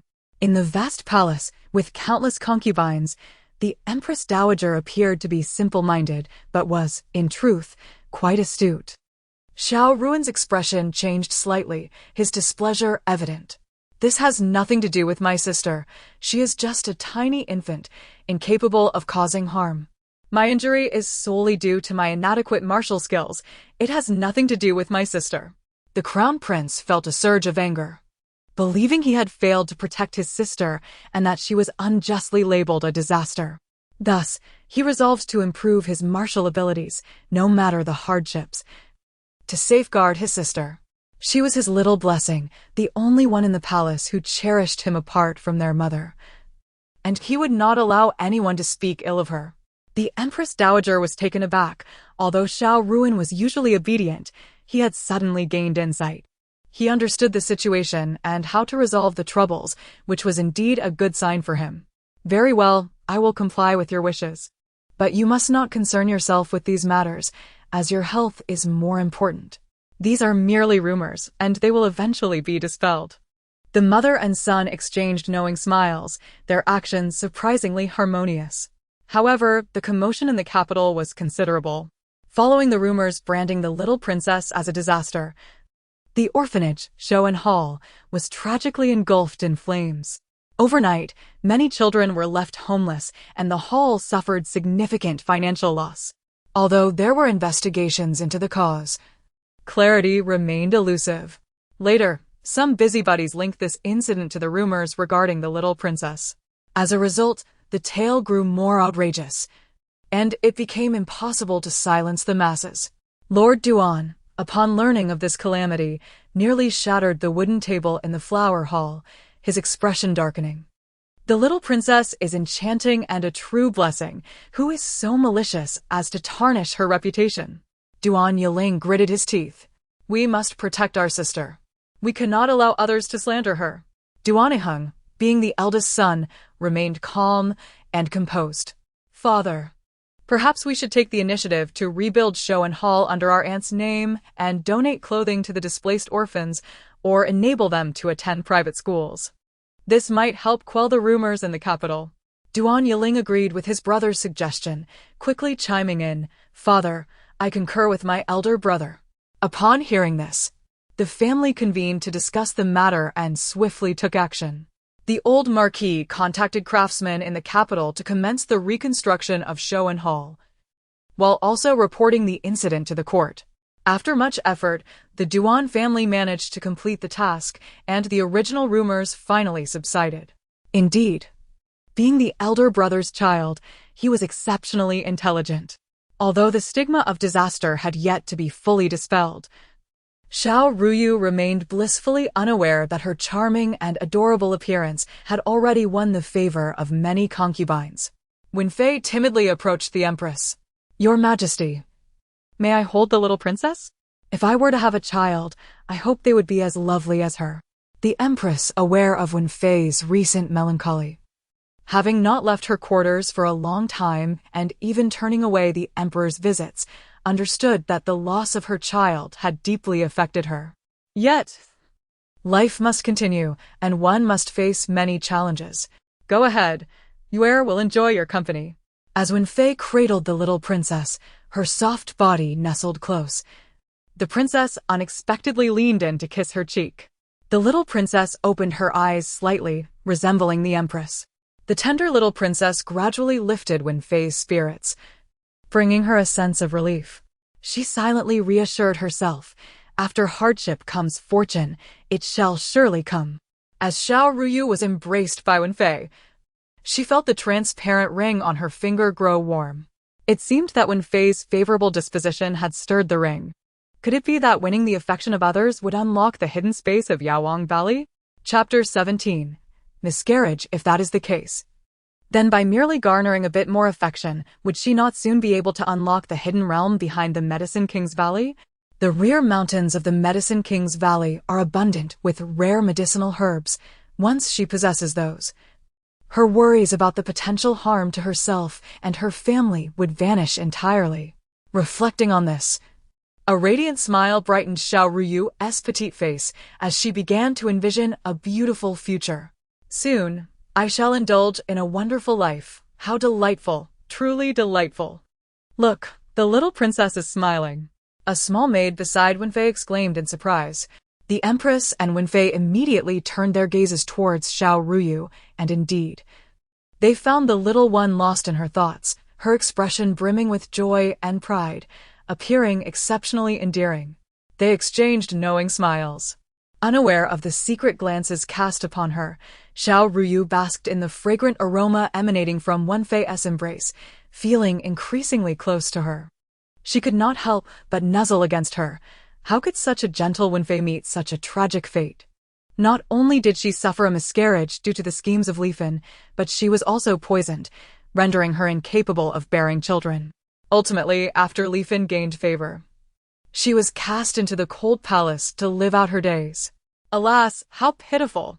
No, soon Xiao Ruyu recalled another matter. Although Li Fin has been relegated to the cold palace, she has been poisoning Wen Fei since her miscarriage, and now she must be deeply affected by it. I must inform Mother Empress and rescue Wen Fei. She must arrange for Dr. Yang to examine her immediately. Upon hearing the little one's words, the Empress furrowed her brow and glanced at Wen Fei. She had always been a lesser presence in the palace. Her pregnancy merely a fortunate coincidence from the day Emperor Shan Wen had indulged in revelry in her chambers. Over 6 months into her pregnancy, she unexpectedly fell and miscarried. She had thought Wen Fei merely lacked caution, unaware that it was also the handiwork of Li Fin. Just how many vile deeds has Li Fin committed within the palace? With this thought, the Empress promptly instructed a maid to summon Dr. Yang. "Dr. Yang, Wen Fei has been afflicted by Wuhong San, a poison that is colorless and tasteless. Li Fin has been adding it to the restorative soups she has been preparing for her since her miscarriage." As Dr. Yang Su Feng began to examine Wen Fei, Xiao Ruyu struggled in the Empress's arms, fearful that he might not hear her words. Dr. Yang rose, pinched her nose lightly, and chuckled. "Little princess, please remain still. You might fall and ruin your lovely visage." How dare this Dr. Yang curse her? This is infuriating. Xiao Ruyu pouted angrily but obediently ceased her movements. Listening to the little one, the Empress couldn't help but stifle a laugh. Indeed, Wen Fei had been poisoned. The poison known as Wuhong San makes the afflicted appear perfectly healthy. providing restorative effects for women who have miscarried, yet ultimately leads to infertility. Dr. Yang's words struck like thunder, as Wenfei had believed the Empress merely intended to check on her health.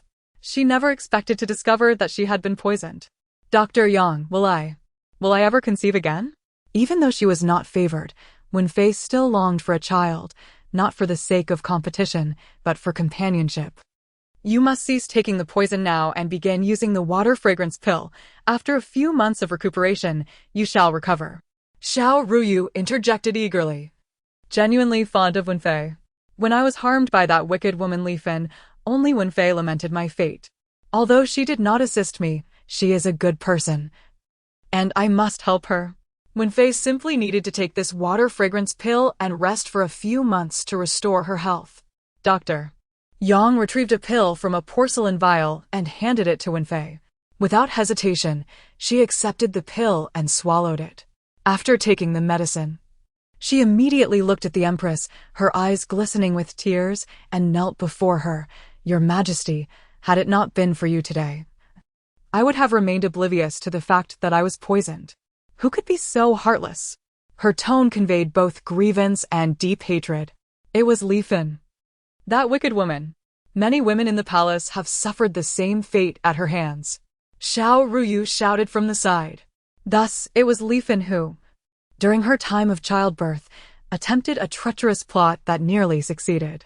As this thought crossed her mind, a chill filled her gaze as she helped Wenfei to her feet. Speaking with icy resolve, Wenfei, rest assured, I shall investigate this matter thoroughly and bring you justice. With the Empress's assurance, Wenfei felt a sense of relief wash over her. She understood all too well that her miscarriage and infertility were the result of Li Fin's malice.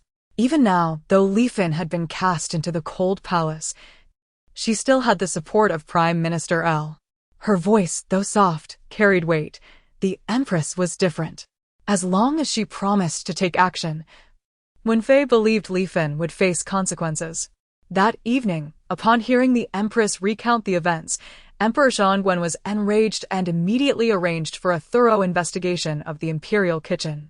To harm the royal heirs and poison the concubines, Li Fin's reach indeed extended far. He began to suspect just how many corners of this palace remained untouched by her malice. It suddenly dawns on me, no wonder after Li Fin, father has never fathered another child. They must have either been smothered in her womb or could not take shape at all. Emperor Xiongwen approached, specifically requesting to see his little princess. She had been resting in his arms, but suddenly remembered this matter, casting a sympathetic glance towards her father. Poor father. The child's expression was not very convincing. Yet upon hearing his darling daughter's words, the emperor understood her thoughts. Amused and exasperated, he could only express his heartfelt promise to the Empress, rest assured. I shall never again let you or our children come to harm.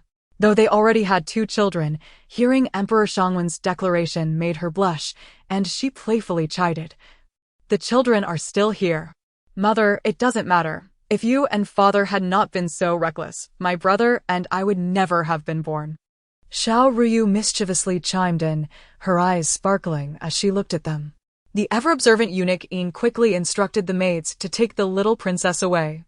As she was carried off, Xiao Ruyu called out, Don't be shy. It's just a kiss. It's not like you haven't seen it before. The Empress and Emperor Xiongwen, seasoned partners in life, felt their faces flush at their daughter's words. The little princess was indeed adorable. Indeed, who said our little princess was a calamity? She is clearly a blessing. Yes, should anyone dare to utter such words again, I shall silence them. Since the incident with Wenfei, other concubines flocked to the Empress's chamber, hoping to embrace the little princess and bask in her good fortune. Xiao Ruyu, lost in joy, remained blissfully unaware of her mother's jealousy. Affection points. Rise swiftly.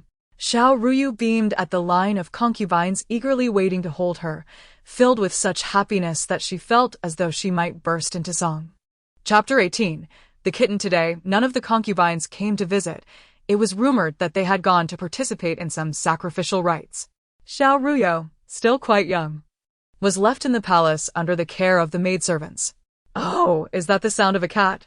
Just as Xiao Ruyu awoke and stretched, the mewing of a cat caught her attention. Unfortunately, being so small, she could not even turn over, struggling and swaying in her cradle. Ever since the incident where the little princess had gone missing, she had been vigilant, never straying far from Xiao Ruyu's side. He stepped into the room from outside, his martial training giving him sharper hearing than most, and he immediately noticed the commotion coming from the cradle. He quickly approached. "Princess, you are awake." "Wow, little Xi. You are such a good person. Could you please pick me up? I want to see the cat." Upon seeing Xi's face, Xiao Ruyu's expression brightened instantly.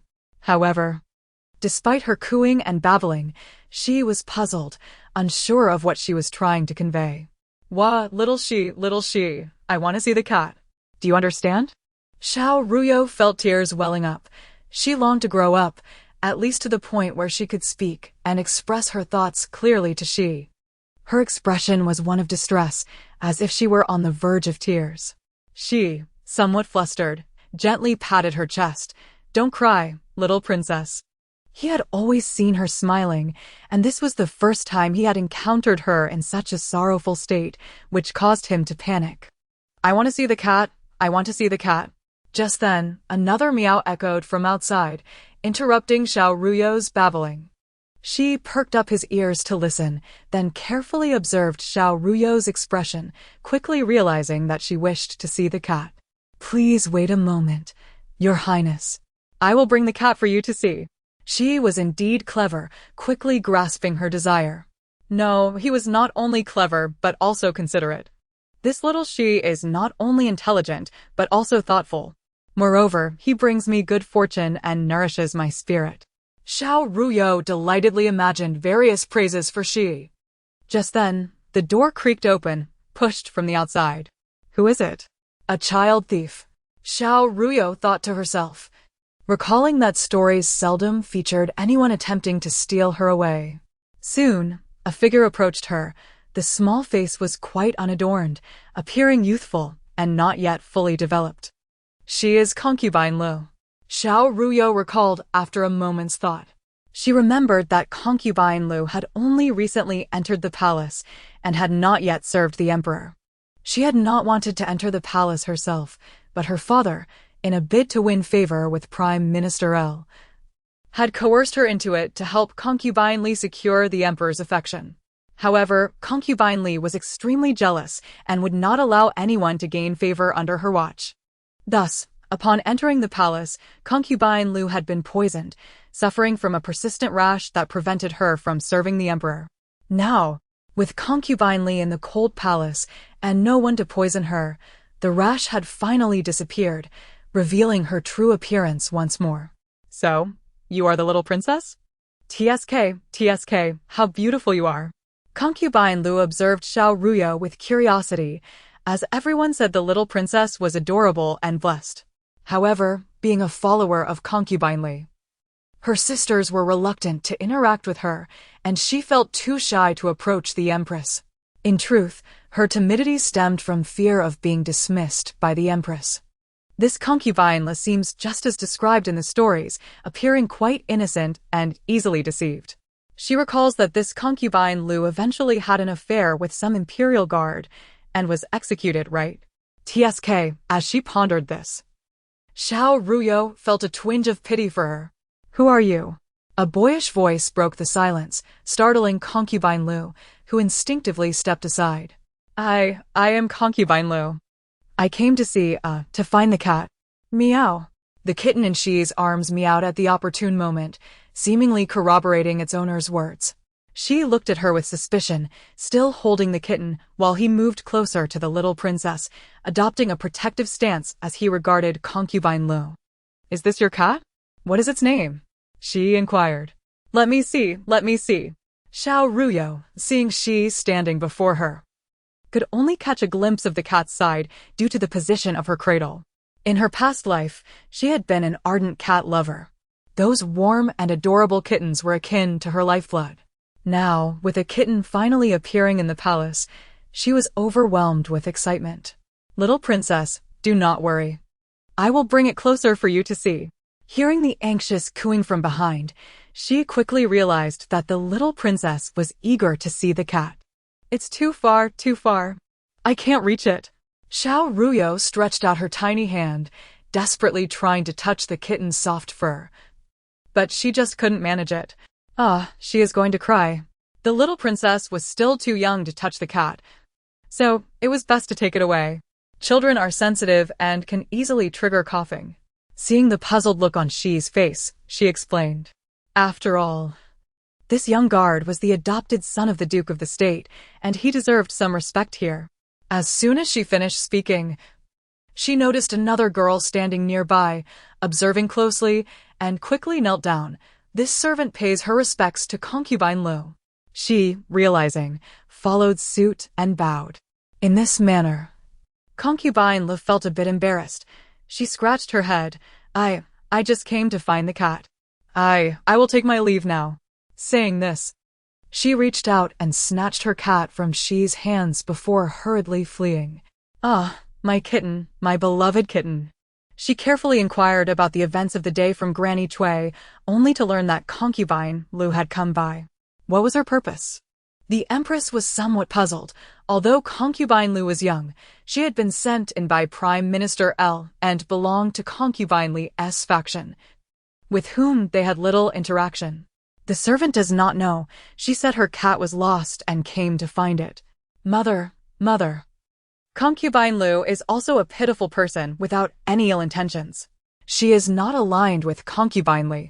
She has never harmed anyone and even advised me to mind my words and actions when I was being arrogant.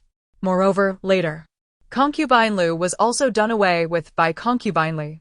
She deliberately sent Imperial Guard to seduce concubine Lu, making her believe that the guard truly loved her, when in reality, it was merely manipulation, and eventually, she was granted death by Father Emperor. Xiao Ruyu anxiously interjected.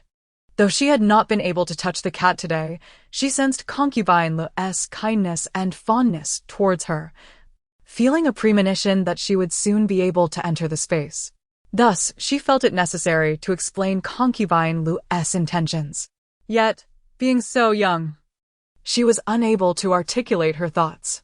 Alas, I wonder if Mother will ever come to realize that concubine Lu is a good person.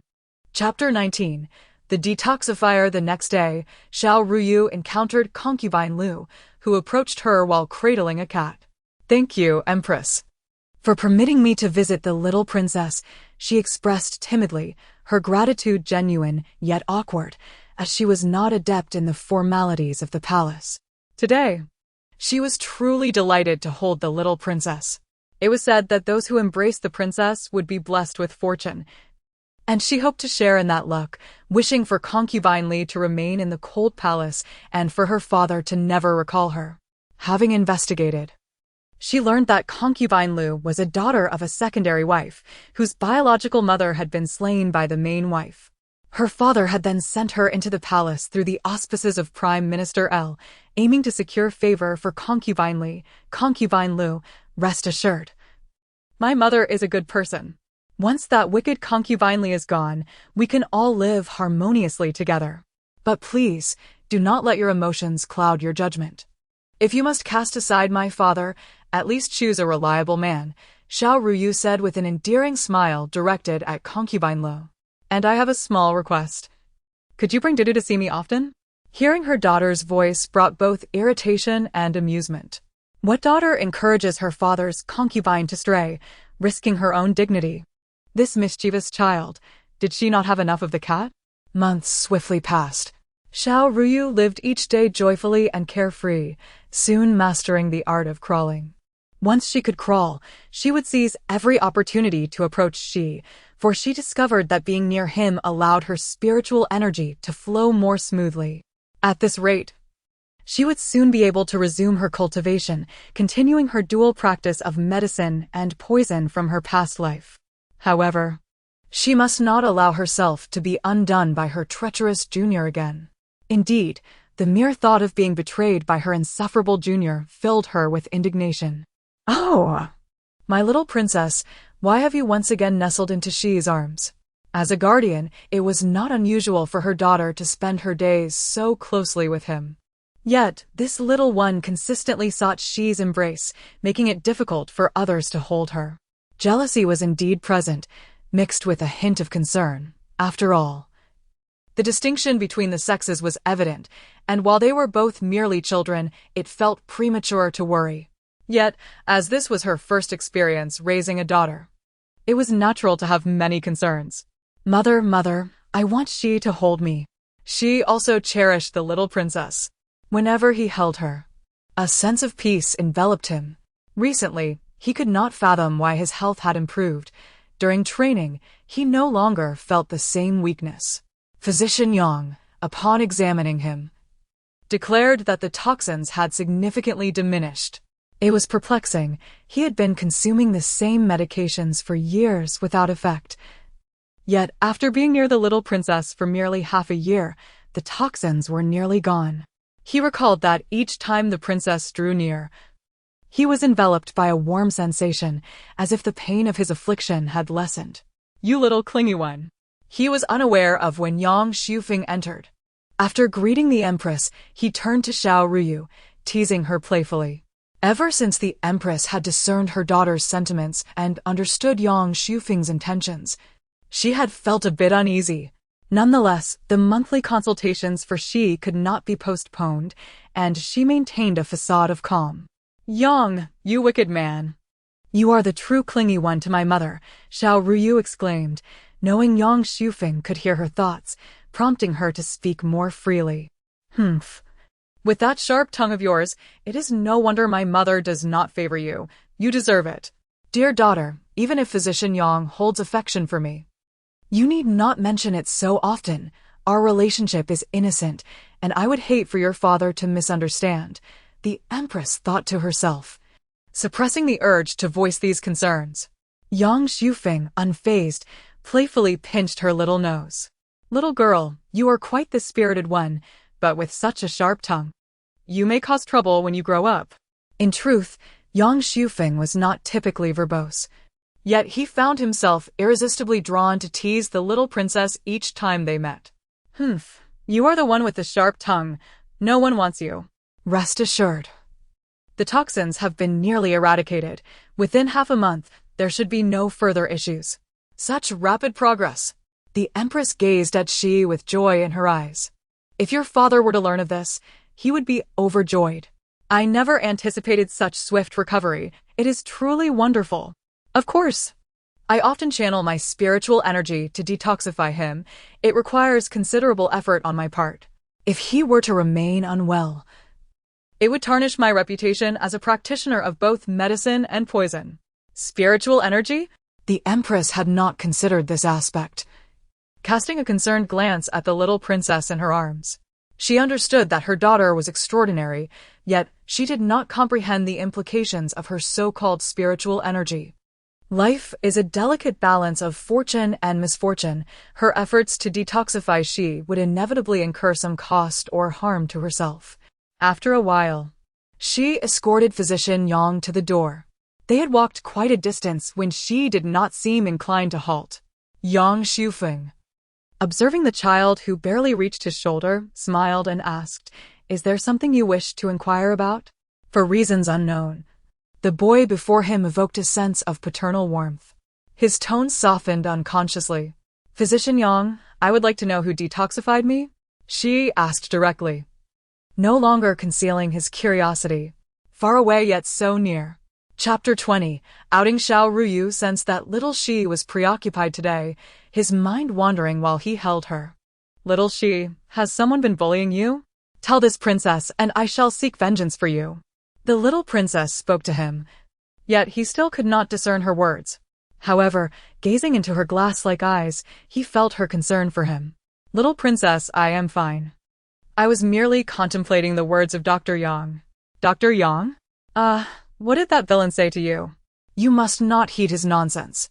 He is not a good person, and you must not be swayed by his words." Xiao Ruyu continued to babble, her voice a soft murmur. Duan Sinue could sense her urgency and gently patted her back, saying, "Little princess, do not fret. I was simply inquiring of Dr. Yang about who helped me dispel my poison. He mentioned, far in the sky, yet close at hand, and I pondered that the person before me is." Duan Sinue suddenly realized that the person before him was indeed the little princess, and he gazed at the infant with skepticism. Could this child, still under a year old, truly assist in alleviating his poison? "It is me, it is me. It is indeed I." The little princess's eyes sparkled as she looked at him, clearly indicating that she was the one. Duan Sinue found it peculiar. She could hardly speak, yet he could somehow perceive her thoughts. He believed the little princess was indeed a lucky star, ever since she entered his life. It felt as though his fate had been rewritten. "Little princess, it is you, isn't it?" While he was already convinced that Dr. Yang had referred to her, Xiao Ruyu felt a flicker of gratitude upon hearing his words. This little she is quite loyal. She has concealed the truth and not informed my mother. I shall treat she even better in the future. Once I can procure spiritual herbs, I will ensure his health flourishes, enabling him to become the most formidable warrior. Duan Empress listened to Xiao Ruyu's musings and cast an amused glance at Shi. Though the child appeared small, his thoughts were remarkably steady, and his actions prudent. With him by her side, she felt a sense of reassurance. She had intended to visit yesterday, but it was too late to enter the palace. Thus, she arrived early today with her son. She, knowing that the poison that has troubled you for so long has finally been resolved, brings me great joy. The previous medicine merely suppressed the toxin. How could it have been so sudden? Each incident suggests the hand of Chancellor L at play. Now that Shi's poison has been so easily resolved, it leaves me somewhat uneasy. Who has dispelled the poison? Duan Marquis still sought clarity. "It was I, uncle. I helped Shi dispel the poison. I am quite formidable. From now on, as long as I am present, you shall not suffer any harm. And you need not fear being poisoned." Duan Marquis looked around in astonishment, now certain he had heard the child's voice. He lifted his gaze to the wriggling Xiao Ruyu in the Empress's embrace. Was it the little princess speaking?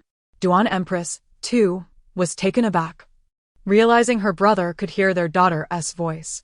However, with palace maids and nannies nearby, she refrained from speaking further. "Brother, are you perhaps overworked with duties, leading to auditory hallucinations? Does that mean she thinks everything she wishes is heard by others? How embarrassing." But upon hearing her mother and the other palace attendants claim they had not heard, she felt relieved. Duan Empress had naturally heard her daughter's earlier words and could not help but smile. So, her daughter was concerned about embarrassment. It seems that her survival, as well as the safety of Rujin and Ruyu, and the successful downfall of concubine Li, were all due to the little princess's heartfelt intentions. Duan Marquis was filled with astonishment and disbelief. "Indeed, brother, I had not anticipated that I would be blessed with such a treasure. She is our family's lucky star. With her, we can thrive and thwart concubine Li's sinister plots." Duan Marquis sensed his sister's protective tone and immediately reassured her. "Rest assured, she is my niece. While I am here, I will ensure your safety." "Thank you, brother. I truly envy you, able to wander freely, unlike me, who can only be held in your arms, akin to a playful cat." Xiao Ruyu's little face scrunched up like a bitter melon. Duan Yiling, having heard her thoughts, chuckled at her. "Oh dear. Is it not rather dull being confined to the palace every day? Brother, good brother, I wish to go out and play. Will you take me out?" "Going out is not feasible. The last time you ventured out, trouble ensued, affecting the eldest prince as well. We need not leave the palace. Let us visit Dr. Yang and play at his clinic. There must be a plethora of herbs there. Since there is nothing pressing at the moment, it would be better to study medicine and assist my mother in nurturing her health." She had heard her mother cough several times recently. Dr. Yang's clinic? Yes. It should be quite safe there. Chapter 21. Who are you really? Only upon receiving consent did he dare to take Xiao Ruyu to the Imperial Medical Office. Naturally, Xiao Shi accompanied them. Upon their arrival, they found Yang Shufeng immersed in writing medical texts. Wow, this truly is the palace, such an abundance of fine medicinal herbs. Alas, it pales in comparison to the wealth of resources at my Medicine King Valley. The child's haughty voice reached Yang Shufeng's ears first. What brings you here? Seeking medical attention? You're the mischievous one. I haven't left the palace for frivolities. I am here for serious business. What serious business could you possibly have? Yang Shufeng teased. Well, of course. I am proficient in both medicine and poison. Your limited skills are hardly worth considering.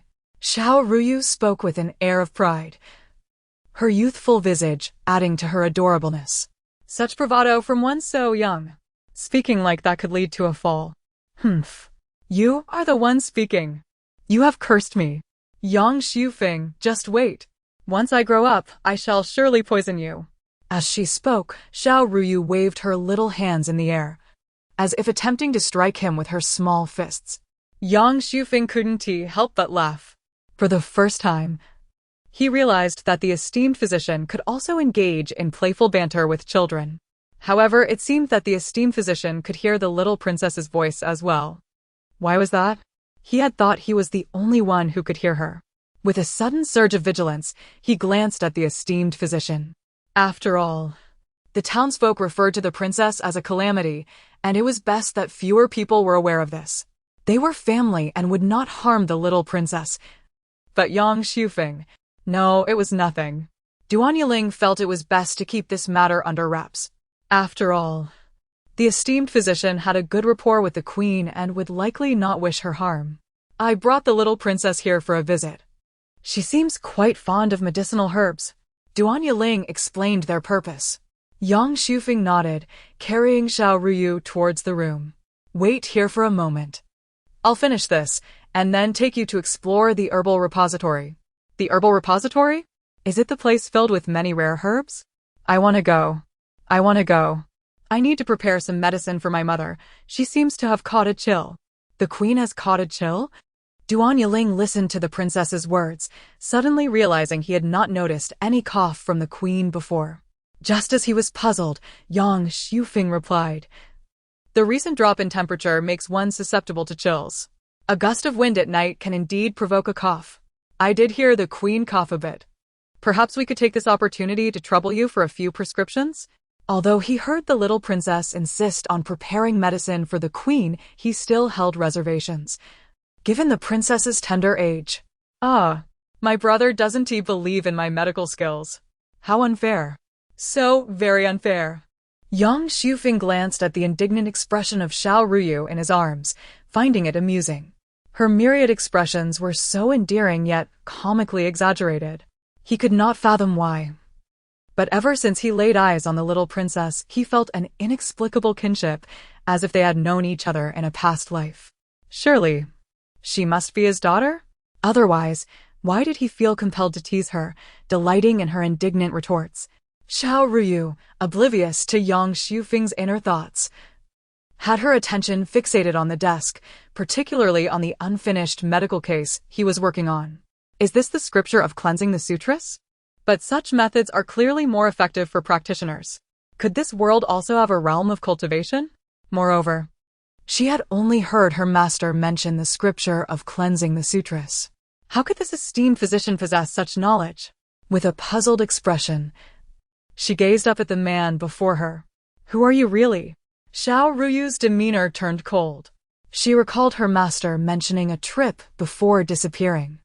It was in search of her master that she sought a breakthrough, ultimately leading to her demise at the hands of a wretched junior disciple, resulting in her arrival in this world. Yang Shufeng sensed the child's penetrating gaze, and her pointed question momentarily evoked a familiar sense of trepidation. How strange it was to feel fear from a child. He chuckled softly, shaking his head as he gently touched Xiao Ruyu's cheek with his fingertip. I am Yang Shufeng, the esteemed physician. What is the matter? Have you forgotten me? Oh! Do not touch my face. I am angry, seeing no sign of anything amiss from him. Coupled with the fact that she was just a child, made her feel uncomfortable, causing her to pout. Oh dear, no. I must see the scripture of cleansing the sutras. I have yet to finish reading it. Xiao Ruyu craned her head towards the desk. Hearing the name of the scripture, Yang Xiufeng looked at her with astonishment. This was merely something he had dreamed about the previous night, an obscure familiarity lingering in his mind. It felt instinctual, as if it had always been there, allowing him to recall the content vividly whenever he wished. Thus, he had begun to transcribe it early that morning, but had only just started when they arrived. Yet, how could this little princess know it so well? That is something my master has studied for many years. How could you, Yang Xiufeng, know it so thoroughly? You villain! You must have stolen the scripture of cleansing the sutras. Otherwise, how could my master's work be here? Xiao Ruyu quickly read through the entire text, finding no apparent errors. The more she pondered, the more suspicious she became of Yang Xiufeng. This is something I wrote myself, appearing in my mind. And I just transcribed it. Yang Xiufeng explained. You wrote it yourself? How is that possible? I do not believe you. Though she voiced her disbelief, she began to harbor doubts within her heart. After all, such things should not exist in this world. The characters in the stories were merely ordinary folk. How could there be a realm of cultivation? Even so, her master would not come to this world unless. Chapter 22. The master, unless her master had also met with a tragic fate, experiencing rebirth in this world, just like her. But could he truly be her master? Realizing this thought, Xiao Ruyu immediately shook her head in denial. The person before her bore no resemblance to her master whatsoever. Furthermore, her master was an ethereal figure. Devoid of desires and aspirations, how could he possibly harbor feelings for the Empress and become a formidable antagonist?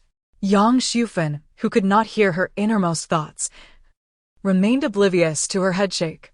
He carefully stored away the scriptures and led them to the herb repository.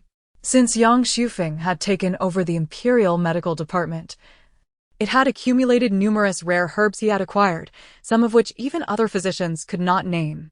To prevent any calamity from misidentifying the herbs, they had divided the repository into 2 chambers, one for superior rare herbs and another for medium and inferior rare herbs. Only Yang Xiufeng possessed the key to the superior chamber. He could not comprehend why the young princess, despite her tender age, sparkled with excitement at the sight of the herbs, while he felt so fragile he could hardly remain inside. Moreover, it was perplexing that even Xiang, who appeared quite spirited, showed no signs of distress. Are the herbs here so ordinary? Xiao Ruyu quipped. I expected the Imperial Medical Department to possess some extraordinary treasures, but it seems it is nothing remarkable. Yang Xiufeng, unfazed by her sharp tongue, smiled and led them to unlock the inner chamber. Cloud spirit grass, wind and snow herb, bone fragrance grass. These were all herbs her master had taught her to recognize, flourishing only in the Valley of Medicinal Kings. How could they possibly be found here? Although there were merely dozens of varieties, the mere sight of them was astonishing. Those are spirit herbs that only my master could cultivate. Xiao Ruyu felt an exhilarating surge of excitement as she reached out to touch them. Let the young princess take a look. She possesses an innate understanding of medicinal properties and will surely know which ones are safe to handle, Yang Xiufeng suggested, his own smile reflecting her joy. As long as the young princess was happy, he felt content. I don't want to leave. I haven't seen enough. Xiao Ruyu's bright eyes lingered longingly on the herbs, her heart silently pleading. Yang Xiufeng gently squeezed her small hand, reassuring her, if the Empress permits, the young princess may return tomorrow. Upon hearing his affirmative response, Xiao Ruyu instantly erupted with excitement, waving her little hand. All right, but you mustn't go back on your word. Otherwise, I shall hold a grudge. Her tender voice, laced with a hint of playfulness, was undeniably charming, even in its mock threat. Cui Mama, who witnessed the exchange, could hardly believe her eyes and ears. She could not fathom that Yang Xiufeng was engaging in conversation with the young princess. If it were not for the young princess, she would have thought she was seeing a ghost. With this thought, she bowed to Yang Xiufeng and swiftly whisked the young princess away. That evening, After the Empress took her medicine, the discomfort in her throat noticeably diminished. She had already heard from Yiling that it was her little princess who had personally prepared the remedy for her. Initially, she had been skeptical about her daughter's ability to cure Xiang, but now she found herself somewhat convinced. Perhaps her daughter had indeed been a remarkable physician in her past life, capable of healing ailments and saving lives. Thus, when Yang Xiufeng proposed to take Xiao Ruyu as his apprentice, she pondered for a moment before consenting. However, Xiao Ruyu was still quite young and could not reveal to others that she was studying medicine. Upon receiving the news, Minister Lu's eyes sparkled with excitement. The young princess was now in need of nurturing her health, making this the perfect opportunity. He could stoke the flames of public opinion by claiming that the princess was a bearer of misfortune, a mere vessel for medicine, reliant on the Imperial Medical Department for survival. Within a few days, this news spread throughout the streets and alleys.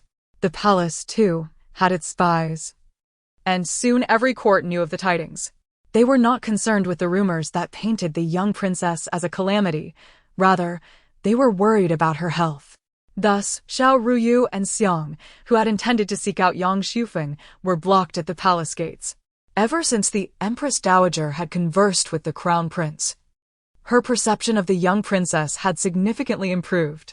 Upon seeing Xiang holding the young princess in his arms, she immediately reached out to take the child into her embrace, gazing at her with affection. "My dear princess, are you unwell?" What could be wrong with me?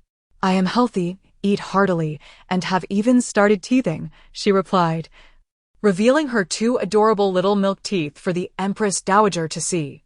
The Empress Dowager chuckled at her expression and playfully pinched her tiny nose. "It seems our young princess is thriving. I wonder where the rumors about her poor health originated." "Oh, poor health?" Xiao Ruyu quickly connected the dots, realizing it must be the recent gossip circulating within the palace. It was undoubtedly the doing of Minister Lu, who relentlessly seized every opportunity to portray her as a bearer of misfortune. With this thought, she slightly furrowed her brow. "Lately, I have been so focused on studying Yang Xiufeng's matters that I nearly forgot about the concubine Li in the cold palace. Although she is currently confined, her father still lurks outside, eager to stir up trouble." Though these were merely rumors, Emperor Shangwen still sought to protect her reputation by preventing her from visiting the Imperial Medical Department daily. "Father, wicked father," Xiao Ruyu lamented as she lay in Emperor Shangwen's embrace, venting her frustrations. Emperor Shangwen felt equally frustrated. There was little he could do when the populace was so gullible, believing even the most unfounded tales. "My dear daughter, forgive your father. Once I deal with Minister Lu and his family, you may do as you wish." The faint scent of medicinal herbs clung to her, enveloping him in a gentle comfort. He knew she was extraordinary, genuinely studying medicine. Just days ago, she had even prescribed him a remedy for his headaches, and indeed, he had not suffered from one since. His heart brimmed with joy, yet he could not openly reward her. The mere thought of it made him feel irked. Chapter 23. The dramatic father and son. The tiny infant, resembling a mere doll, possessed an unexpectedly fierce temperament. It was evident that as she grew, she would be quite challenging to appease. Emperor Shangwen set down his cup of fragrant tea, casting a resigned smile at the little princess nestled in his arms. The remnants of Prime Minister L's influence still lingered in the imperial harem, and the rumors surrounding the princess as a harbinger of calamity were becoming increasingly absurd. Although he endeavored to suppress these tales in the shadows, there were still those who delighted in stirring trouble. Should word spread of Xiao Ruyu's medical prowess, it was likely that sorcerers in the capital would conspire to seize his beloved daughter. To the emperor, the little princess was a beacon of fortune. Despite Xiao Ruyu's brief time in the world, her ability to concoct medicine and heal was a double-edged sword that could jeopardize her well-being. At such a tender age, the princess lacked the means to protect herself, and thus he resolved to temper her brilliance, ensuring she could grow up in safety and peace. His little princess deserved joy and tranquility. Xiao Ruyu, realizing her father was merely indulging her, bore no ill will. Her small, Pearly teeth emerged as she smiled, her eyes twinkling with mirth. "Father must keep his promises. Those who lie will surely meet misfortune," she declared. "Yet, I understand your burdens. For Prime Minister L has his spies even within the court. It seems the L family, this father and son, are quite formidable." Upon hearing this, Emperor Shangwen furrowed his brow.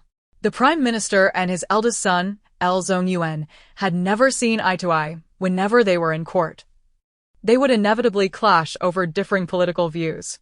Take, for instance, the drought in Suzhou 2 years prior. L Zongyuan believed it necessary for a court official to personally oversee the situation to prevent complications, while his father contended that the matter could be entrusted to an imperial envoy as long as the task was accomplished. Their relationship was notoriously fraught, a reality to which the court had long since grown accustomed. The emperor pondered whether the father and son were merely feigning discord to obscure their true intentions. Speaking of which, the Minister of Personnel possesses a keen mind, aware that both he and his father are civil officials. They might feign disunity to avoid raising suspicion in the emperor's eyes. After all, the people have suffered increased taxes these past 2 years, and the minister has utilized my name to suppress their grievances. Xiao Ruyu, gnawing on her tiny hand, babbled adorably, her rosy lips forming an endearing sight. Noticing the emperor's troubled expression, Empress De promptly inquired, "Your Majesty, are you unwell?" The emperor shook his head and gently placed Xiao Ruyu in her cradle. The matter concerning L Zongyuan weighed heavily on his heart. If both father and son were merely acting, he had been deceived for years. Such audacity from the L family was indeed alarming. Thus, he resolved to eliminate the Prime Minister's right-hand man. "Do not worry. I have matters to attend to. My beloved consort, please entertain the little princess," he said, rising to bestow a tender kiss upon her. The stubble on his cheek caused her to giggle, and she affectionately nuzzled against him, proudly exclaiming, "Father truly is a diligent worker. Ruling as an emperor must be arduous. Thankfully, I am but a little one, free to grow and thrive. Father must take care of his health. The villains have yet to be vanquished. But your little star will watch over you." The sweet, innocent voice of the little princess stirred the emperor's heart, a reminder of her tender concern for him. With a heavy heart, he departed from Fini Palace. Empress De played with the little princess for a while before reluctantly leaving, as the eldest prince was still injured and required care. Remembering the restless maidservant assigned by consortly to Xiao Wan, she resolved to personally tend to the child. Though not her own, the bond forged over years of nurturing was undeniable. "Little princess, do eat your meal obediently. I shall return to play with you another time," she said, before taking her leave with her maidservant. Xiao Ruyu nestled in the embrace of her caretaker, her voice soft and sweet. 11. I wish to see Dr. Yang. Duan Xinyu nodded. "Your Highness, I shall seek out Dr. Yang." Reflecting on the decades spent at the Apothecary Valley, time had passed in the blink of an eye. And now, as a small child, her days unfolded at a leisurely pace. Her stomach grumbled, prompting her nurse to attend to her needs. Once she had finished her meal, Xiao Ruyu tugged at her clothing, her mind wandering. Consortly is certainly not a placid individual. I wonder what she is plotting in the cold palace. It would be wise for Mother to keep a close watch over her. Oh dear, calamities linger for centuries, with the L family backing her. How is she any different from a grasshopper in autumn? Mother must strive harder. Dr. Yang had informed them that although the young prince had been freed from the poison of the goo, his body still bore its effects, necessitating medicinal care until adulthood. "Mother, why are your eyes so red? Did that wretched little brother upset you?" she huffed. She lifted the little princess from the cradle, wiping away the drool from her cheek with a sigh. "Wea, I just visited Jiner. He has been afflicted by the goo and requires medication to restore his health. It is my failure to protect you both." Empress Duan's beauty was striking, yet the tears glistening in her eyes evoked profound sympathy. "Do not cry, Mother, with Wea here. My brother will be fine. He merely needs to be cared for with medicine. If only I could cut his finger to let the poison flow out, his health would improve significantly." Upon hearing this suggestion, the Empress's eyes brightened as she leaned in closer to the little princess, eager to hear more. Fortunately, Xiao Ruyu was unreserved in her explanation, continuing her chatter. The 50th volume of Dr. Yang's medical records contains this method. Though it may not restore his body to that of an ordinary person, it surely will not threaten his life. Xiao Ruyu inwardly scoffed, suddenly recalling that the Empress could not hear her thoughts, and she sighed in exasperation. Oh dear, I have been foolish again. Mother cannot hear my thoughts. What shall I do? The little princess's cherubic face creased with worry as she sought ways to resolve this dilemma. Noticing her daughter's distress, Empress Duan dismissed the attendants and gently kissed Xiao Ruyu's cheek, her tone soft and tender. Chapter 24. The Embarrassing Little Jade Treasureware. How about Mother reveals a secret to you? Xiao Ruyu blinked her eyes, filled with curiosity. What juicy gossip does Mother have for me? Goodness. Could it be that Mother also has feelings for Dr. Yang? That cannot be, for I cannot betray Father's trust. The Empress nearly fainted at Xiao Ruyu's wild imagination, relieved that Emperor Shanwen was absent. She silently exhaled. This simply could not be. Although she shared a childhood bond with Yang Shufeng, it had always been one of sibling affection, devoid of any romantic inclination. Where, from the moment you were born, I could hear your innermost thoughts upon seeing you. Xiao Ruyu fell silent, contemplating the tranquility of tonight's Kongqiao. Mother, please do not say more. The Empress gently pinched the little princess's cheek, her heart racing. Where, you are a little lucky star, and it is perfectly normal for you to be different from other children. However, rest assured, apart from your mother and uncle, no one else will know of this matter. You are a precious gift bestowed upon me by the heavens. Without you, Gina would surely. The Empress was astonished to realize that she could hear Xiao Ruyu's thoughts. I love Mother the most. Despite the Emperor's reluctance to allow her to meet Dr. Yang these past 2 days, fearing the rumors it might incite, it mattered not. If you wish to follow Dr. Yang in his medical pursuits, Mother will acquiesce. Indeed, while Xiao Ruyu was adept in both medicine and poison, she required a legitimate source. It would be absurd for a child to possess such innate medical skills. Should word get out, she might be branded a monster. Mother, your foresight is commendable. As befits the Empress, there is no need for undue courtesy, Dr. Yang. Xiao Ruyu shot him a sudden glare, pouting slightly. The remedy for my brother's poison can be found in the 50th volume of your medical tome. Just pierce his middle finger and let the toxic blood drain away. Yang Shufeng was taken aback. He had happened to think of that non-existent medical record himself, as if that book were inherently his creation. Yet he had forgotten so much. He whimsically mused whether he might not be from this world at all. Yet, why was he so close to the little princess and the 11th? Rest assured, Your Highness. I will have the medicine ready within 3 days. The young prince will be just fine. He then presented Yang Shufeng with treasured medicinal texts and a century-old ginseng as a token of gratitude. Thus, I am indebted to you, Dr. Yang. Xiao Ruyu was eager to uncover the connection between Dr. Yang and her master, suspecting that his ability to write the medical tome was no mere coincidence. That book, not of this world, had been painstakingly compiled by her master within the Valley of the Medicine King, and could not have appeared in the mortal realm without due cause. Mother, my troublesome brother needs proper care. Please attend to him while I seek guidance from Dr. Yang. Very well. In the 50th volume of the medical tome, it is recorded that the poison from witchcraft can be thoroughly cleansed, and using spring intoxication would yield even better results. By boiling the morning dew and piercing the finger, then using the dew again, the afflicted will slowly recover, am I correct? Xiao Ruyu recited flawlessly. The two exchanged glances, and Yang Shufeng felt a peculiar sensation. Could this little girl possibly be his child or a disciple from a past life? How else could he hear her thoughts? How do you know the contents of the volume? The little princess pouted. That was written by my master, Yang Shufeng. You are clearly my master.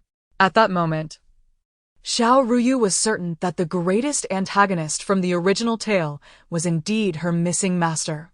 She wondered what events had transpired in her past life that led both her and her master to be reborn in this dynasty. She suddenly recalled her ungrateful little junior and pondered how he was faring. That little scoundrel was likely delighting in the elixirs she had concocted, charming other cultivators. Though Xiao Ruyu's voice was tender, when she called out master, it struck young Xufeng's soul with profound resonance. It seemed that Xiao Ruyu and he might have shared a fateful bond in a previous existence. Very well, you may call me master from now on. It appeared he had unwittingly gained an advantage in this situation. Now that is more like it. Xiao Ruyu had intended to question further, but having awakened too late.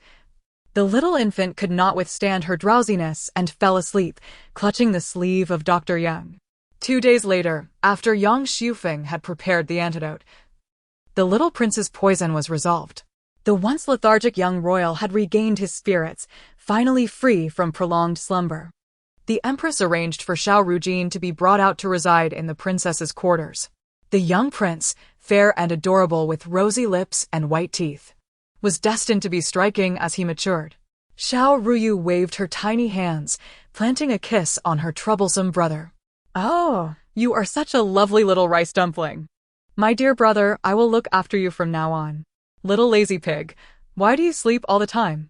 No one is here to play with me." As the 11th listened to the little princess's complaints, he conjured a delightful spectacle, placing 2 dolls before her.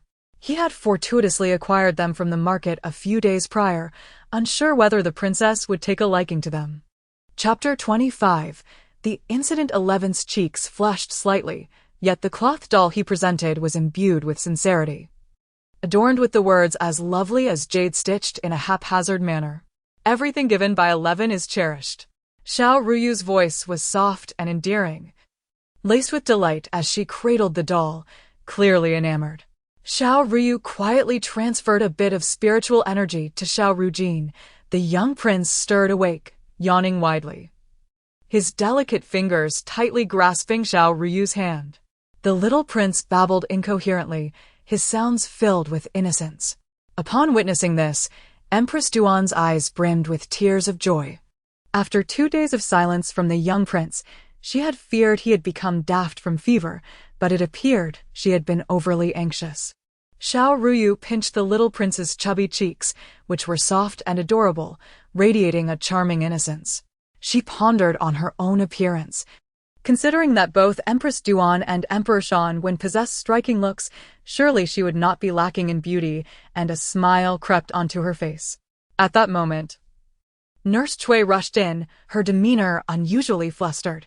Typically, she was composed and dignified, rarely losing her poise.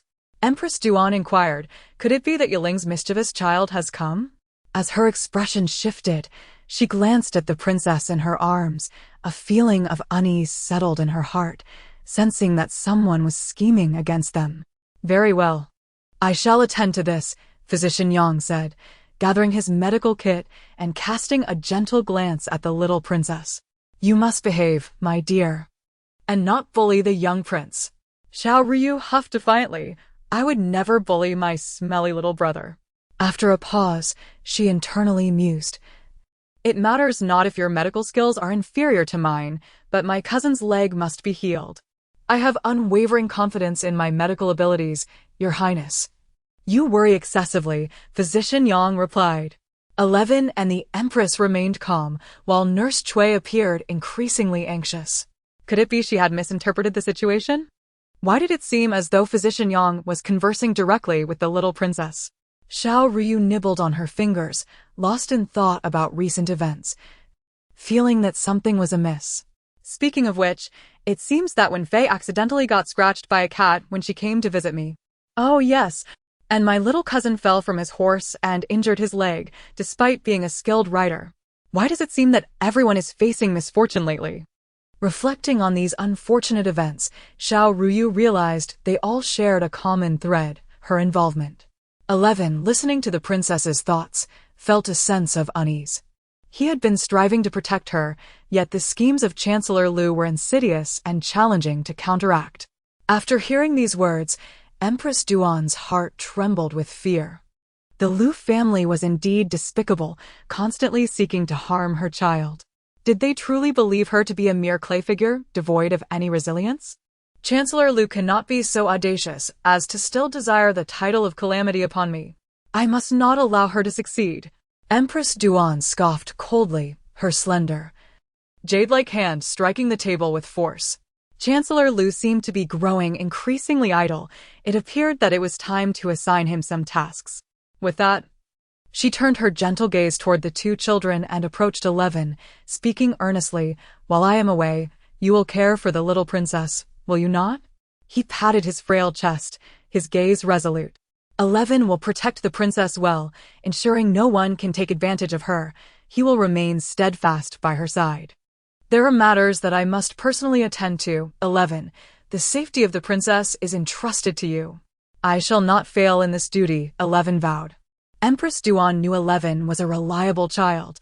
After she finished speaking, she departed with Nurse Cui. Once the Empress had gone, Xiao Ruyu beckoned 11 closer. 11, come here. Let me cleanse the poison from you. Although the toxins in 11's body had been largely purged, the final remedy had yet to be administered due to a lack of spiritual energy during their last encounter. This time, however, her reserves were ample enough to heal him completely.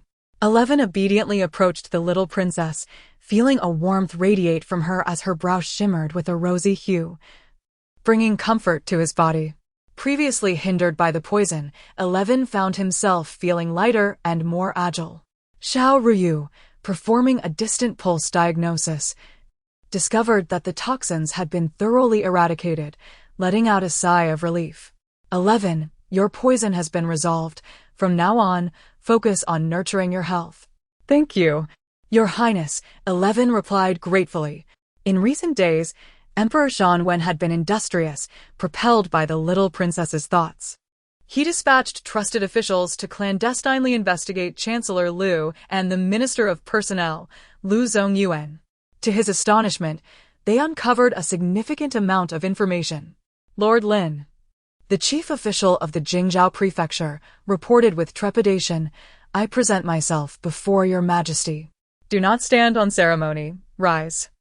I summoned you to inquire about your investigation into the Liu family. Have you any findings? Lord Lin produced several secret correspondences and handed them to Eunuch Ing, respectfully announcing, Your Majesty, these are communications between the Liu father and son.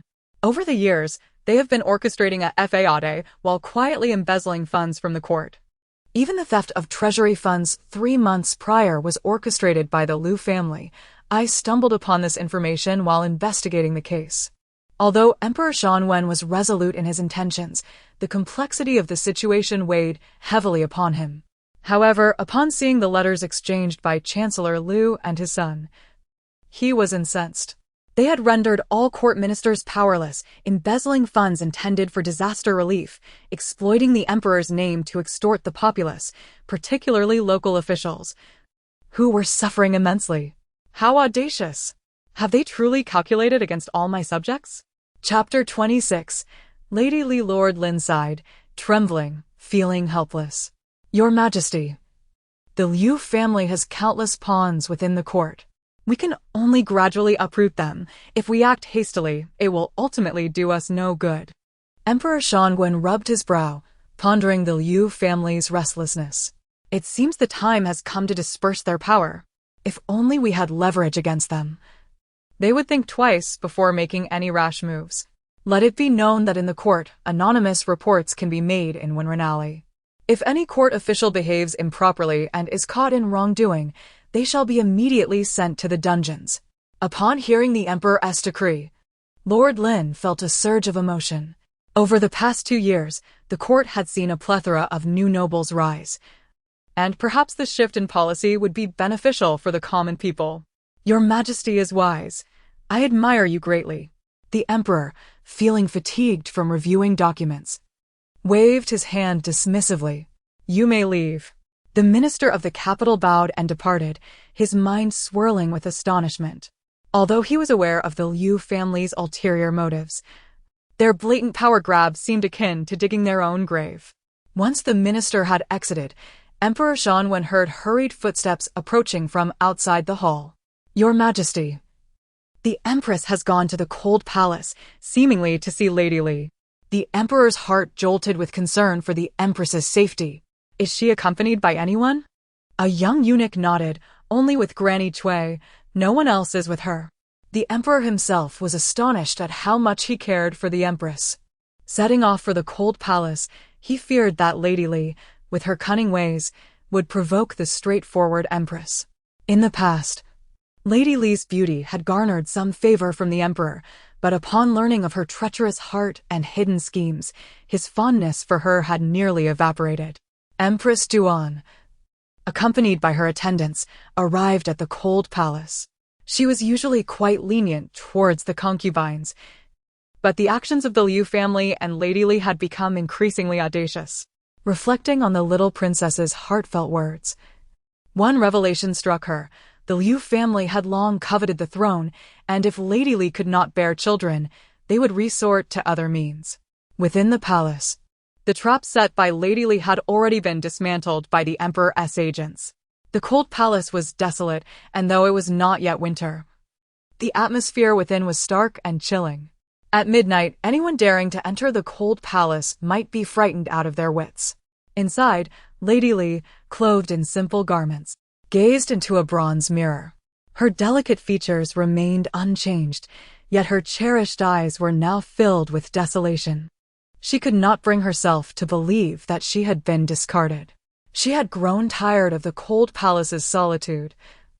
Initially anticipating the demise of the Empress's dragon and phoenix twins due to poison. However, from a young eunuch delivering meals, she learned that the little princess, whom she had labeled a disaster, was actually favored by the Emperor, who cherished her as if she were his very own eye.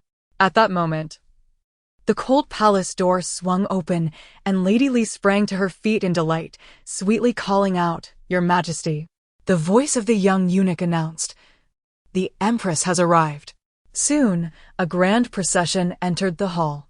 The leading woman, resplendent in a shimmering begonia gown, exuded grace and poise.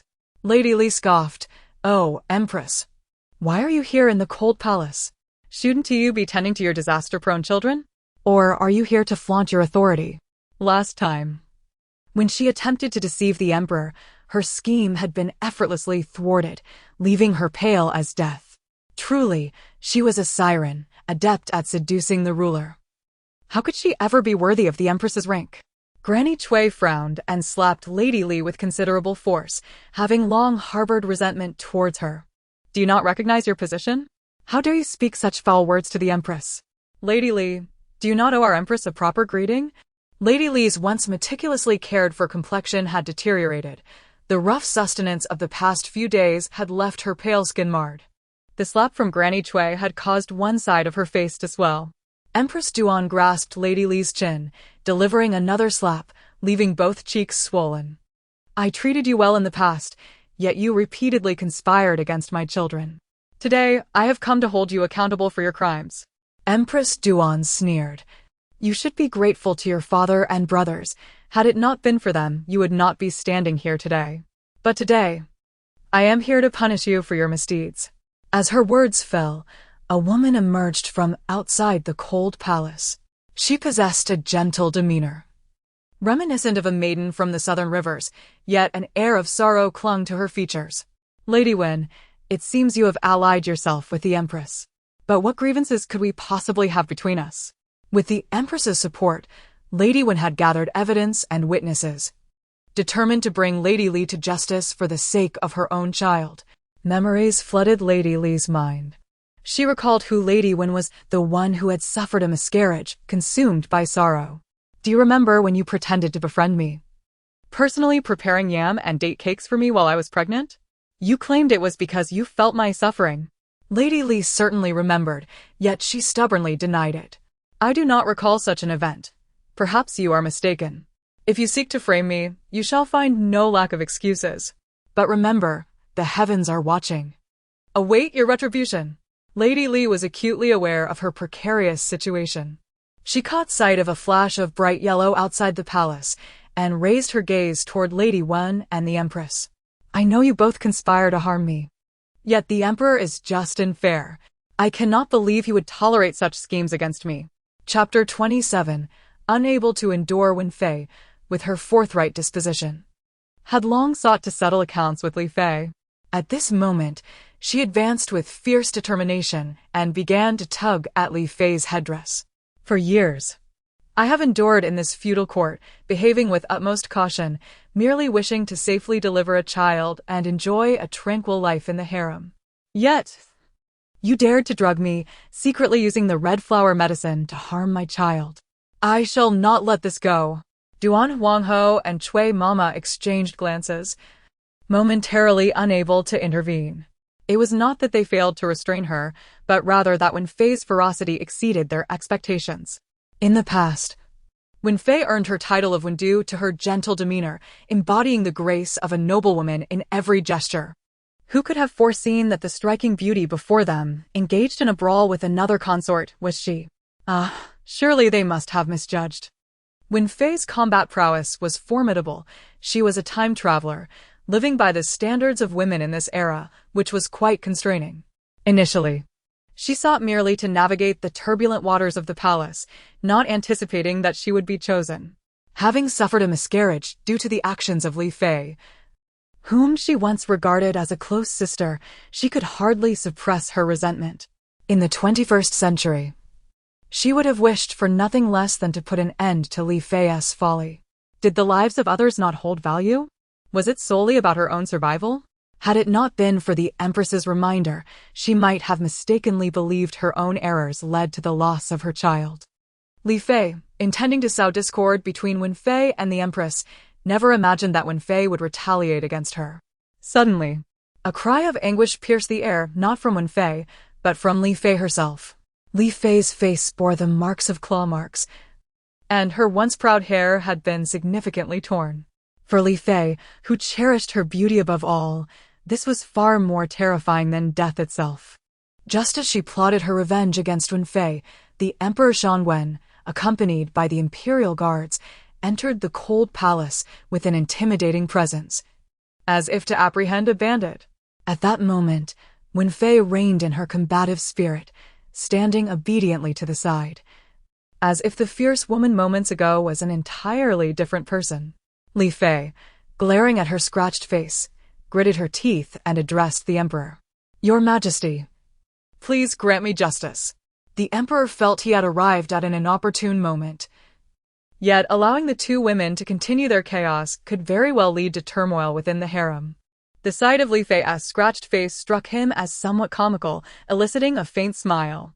Why had the Empress and Wen Fei come to the cold palace? Shanwen Emperor inquired directly, his gaze contemplative. Li Fei, believing the Emperor was on her side, felt a surge of confidence. Your Majesty, the Empress seeks to kill me. And Wen Fei is her weapon.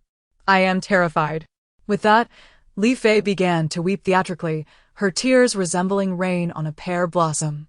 Had her beauty remained intact, it might have evoked pity. However, in her current state of disarray, it appeared somewhat ludicrous. Wen Fei, having subdued her earlier ferocity, knelt down, wiping her eyes as tears streamed down her face. Your Majesty, I beseech you to intercede on my behalf. When I was with your young prince, I thought my condition was merely a result of illness, which is why I did not retain the child. Only recently, during a visit to the princess, did I encounter Physician Yang, who revealed that I had been poisoned, and that is why my poor child was lost. As she spoke, the maid accompanying Wen Fei presented prepared evidence. The Emperor, casting a cold glance at the suddenly silent Li Fei, examined Physician Xu's diagnosis. Years prior, it was Physician Zhou who had cared for her pregnancy, and all of her medication had passed through his hands. She had placed her trust in him, never suspecting he was acquainted with Li Fei. My child's demise was unjust. Indeed, it's as if you are two different people. The fact that you did not give birth to the heir is due to your own misfortune. It has nothing to do with me. Are you colluding with the Empress to frame me? Duan Huangho scoffed. You deny everything. Do you think this palace lacks evidence? Li Fei, the heavens are watching. Physician Zhou's prescriptions still exist in the records. Li Fei instinctively thought to herself that Physician Zhou would never betray her. However, before she could finish her thought, the Emperor's icy gaze fell upon her, revealing he had overheard her mutterings. Whether you admit it or not is of no consequence. If you persist, I will support you, but if the investigation reveals your involvement, do not blame me for implicating the L family. Li Fei finally grasped the gravity of her situation. Her greatest support was the L family, which allowed her to act with arrogance in the harem. Yet she had not anticipated this downfall. When Fei clenched her teeth resolutely and declared, "Li Fei, do you dare to conspire against me yet shy away from accountability?" After a prolonged silence, Li Fei eventually knelt before the Emperor, her voice barely above a whisper, laced with trepidation.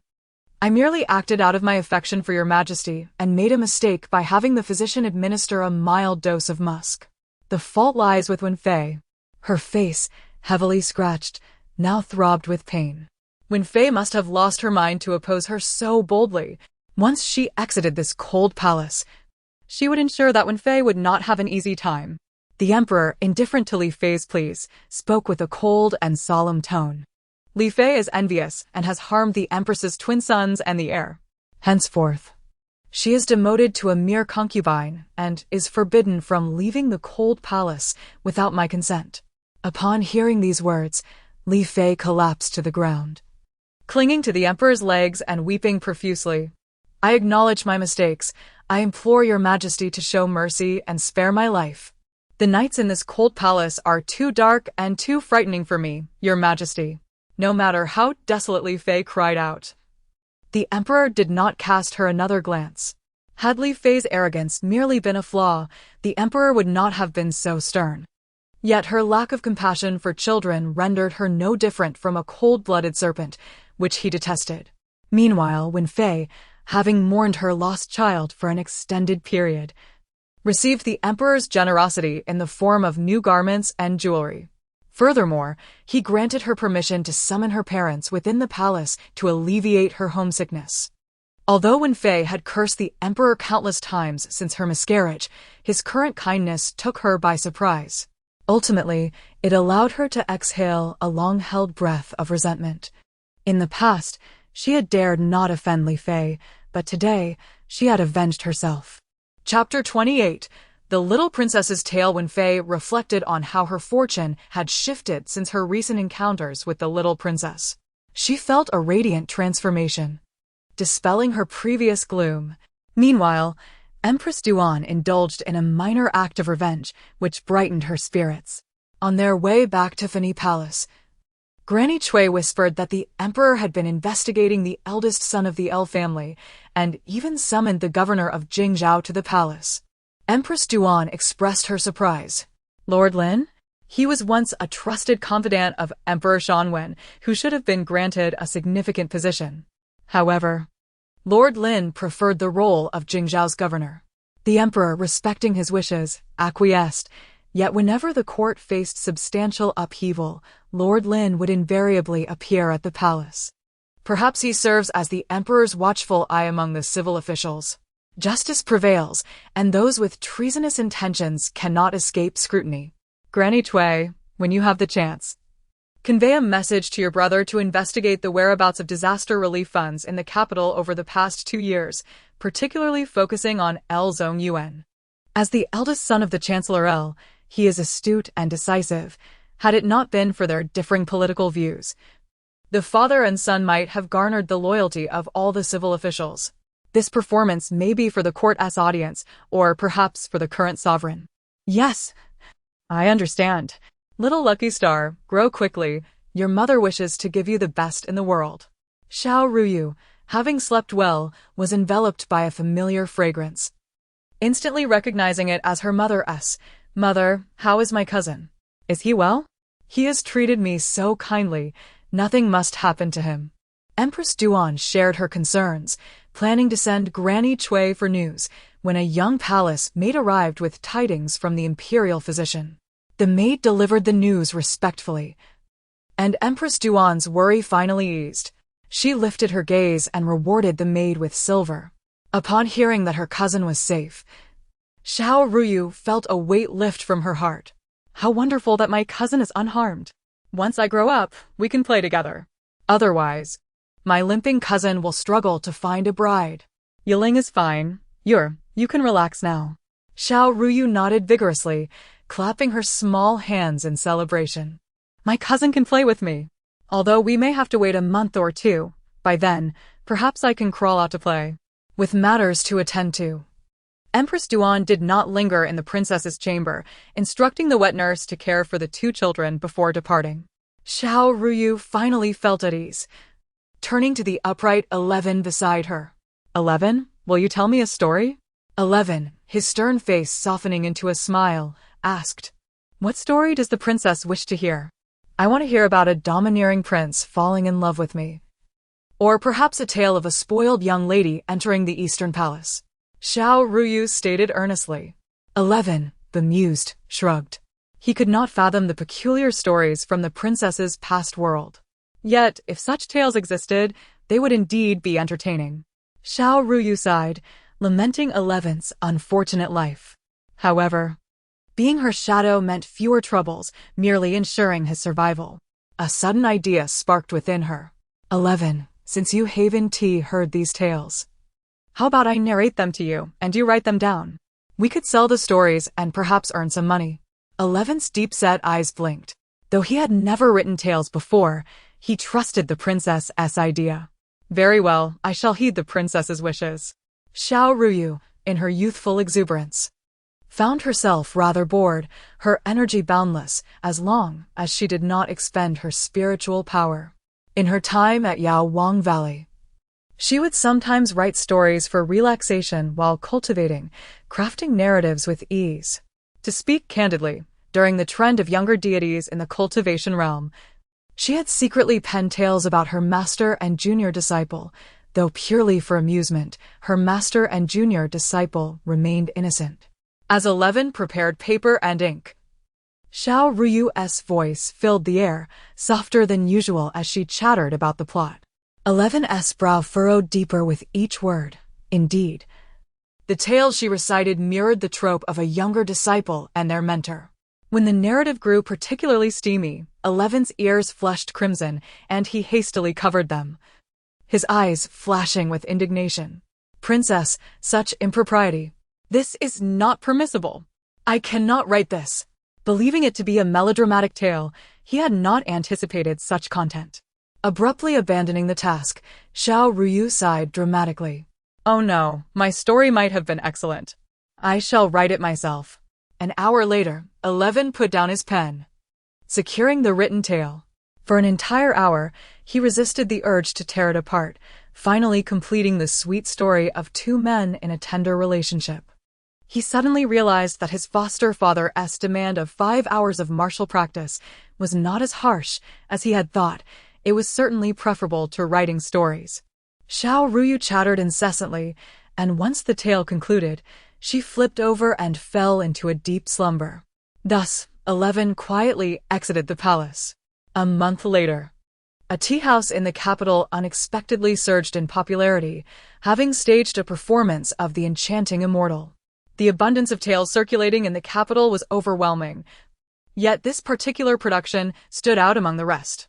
After his leg injury improved, Duan Yiling, yearning to see his sister after a long separation, eagerly pleaded with his father to take him to the palace to visit her. Chapter 29. The full moon banquet. Duke Duan observed his young son, who, despite his physical limitations, displayed unwavering determination and thus refrained from intervening. The atmosphere within Fini Palace was lively, as the little princess had reached 1.5 months of age and was now capable of crawling. Xiao Ruyu and the young prince donned garments of varied hues, appearing adorably soft and delightful. However, the young prince often remained silent, only breaking into a silly grin when Xiao Ruyu teased him. Otherwise, he paid little heed to others. The Empress Duan, radiating joy at the happy occasion, wore a new outfit gifted by the palace attendants and appeared resplendent.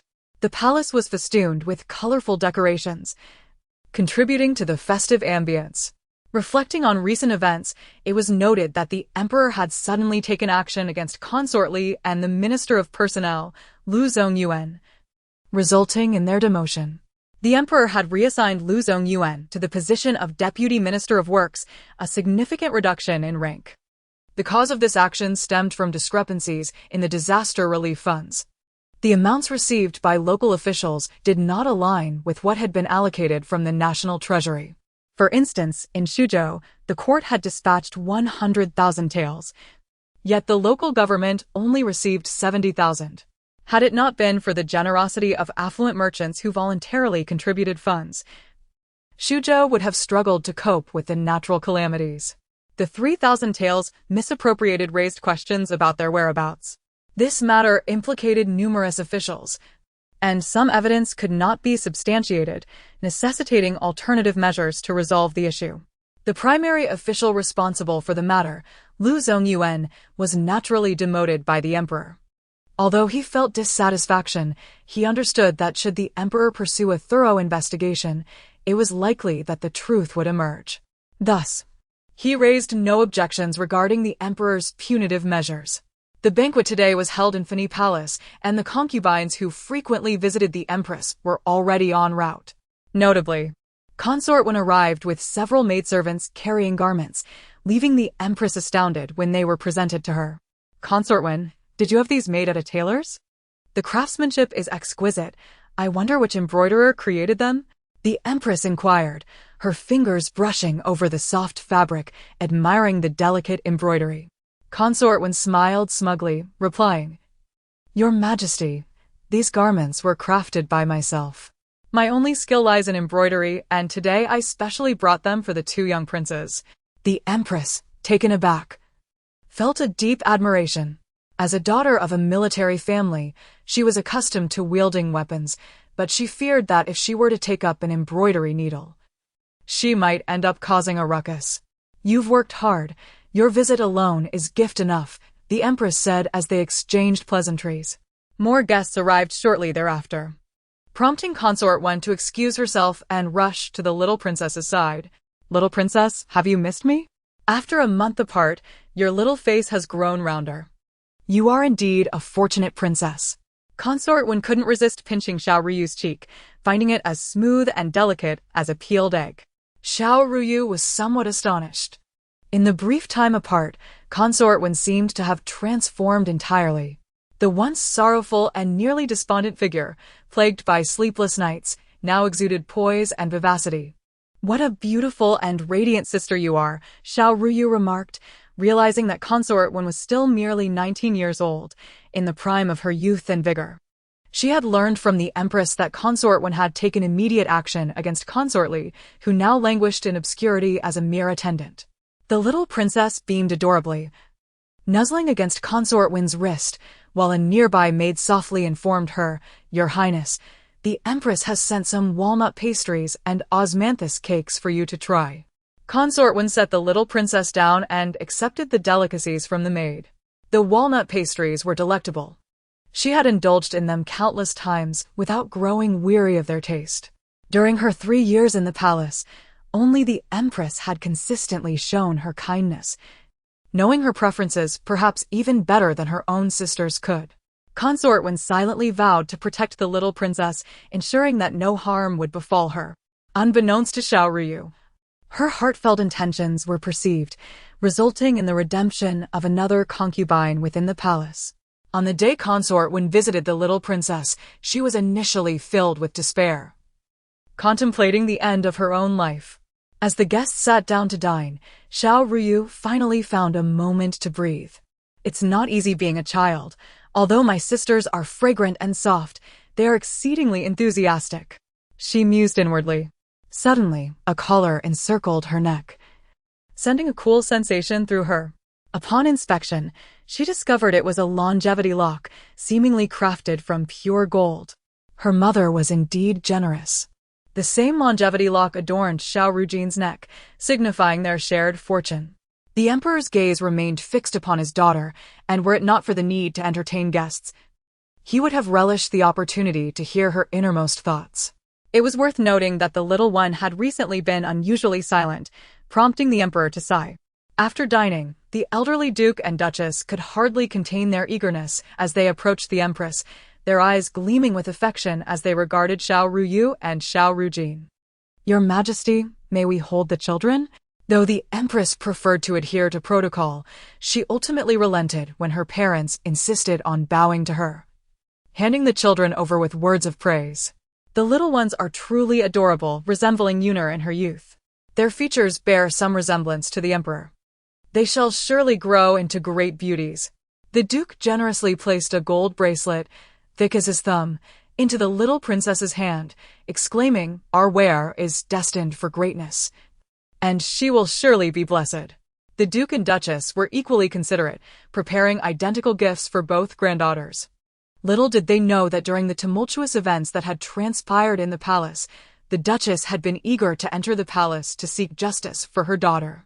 However, she had not anticipated the emperor's decisive action in sending Consort Li to the cold palace.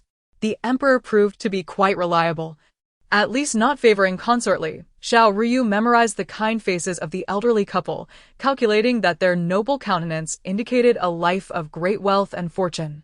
Chapter 30. Warmth. Both grandfather and grandmother were exceptional individuals, and it is no wonder that mother possesses such kindness.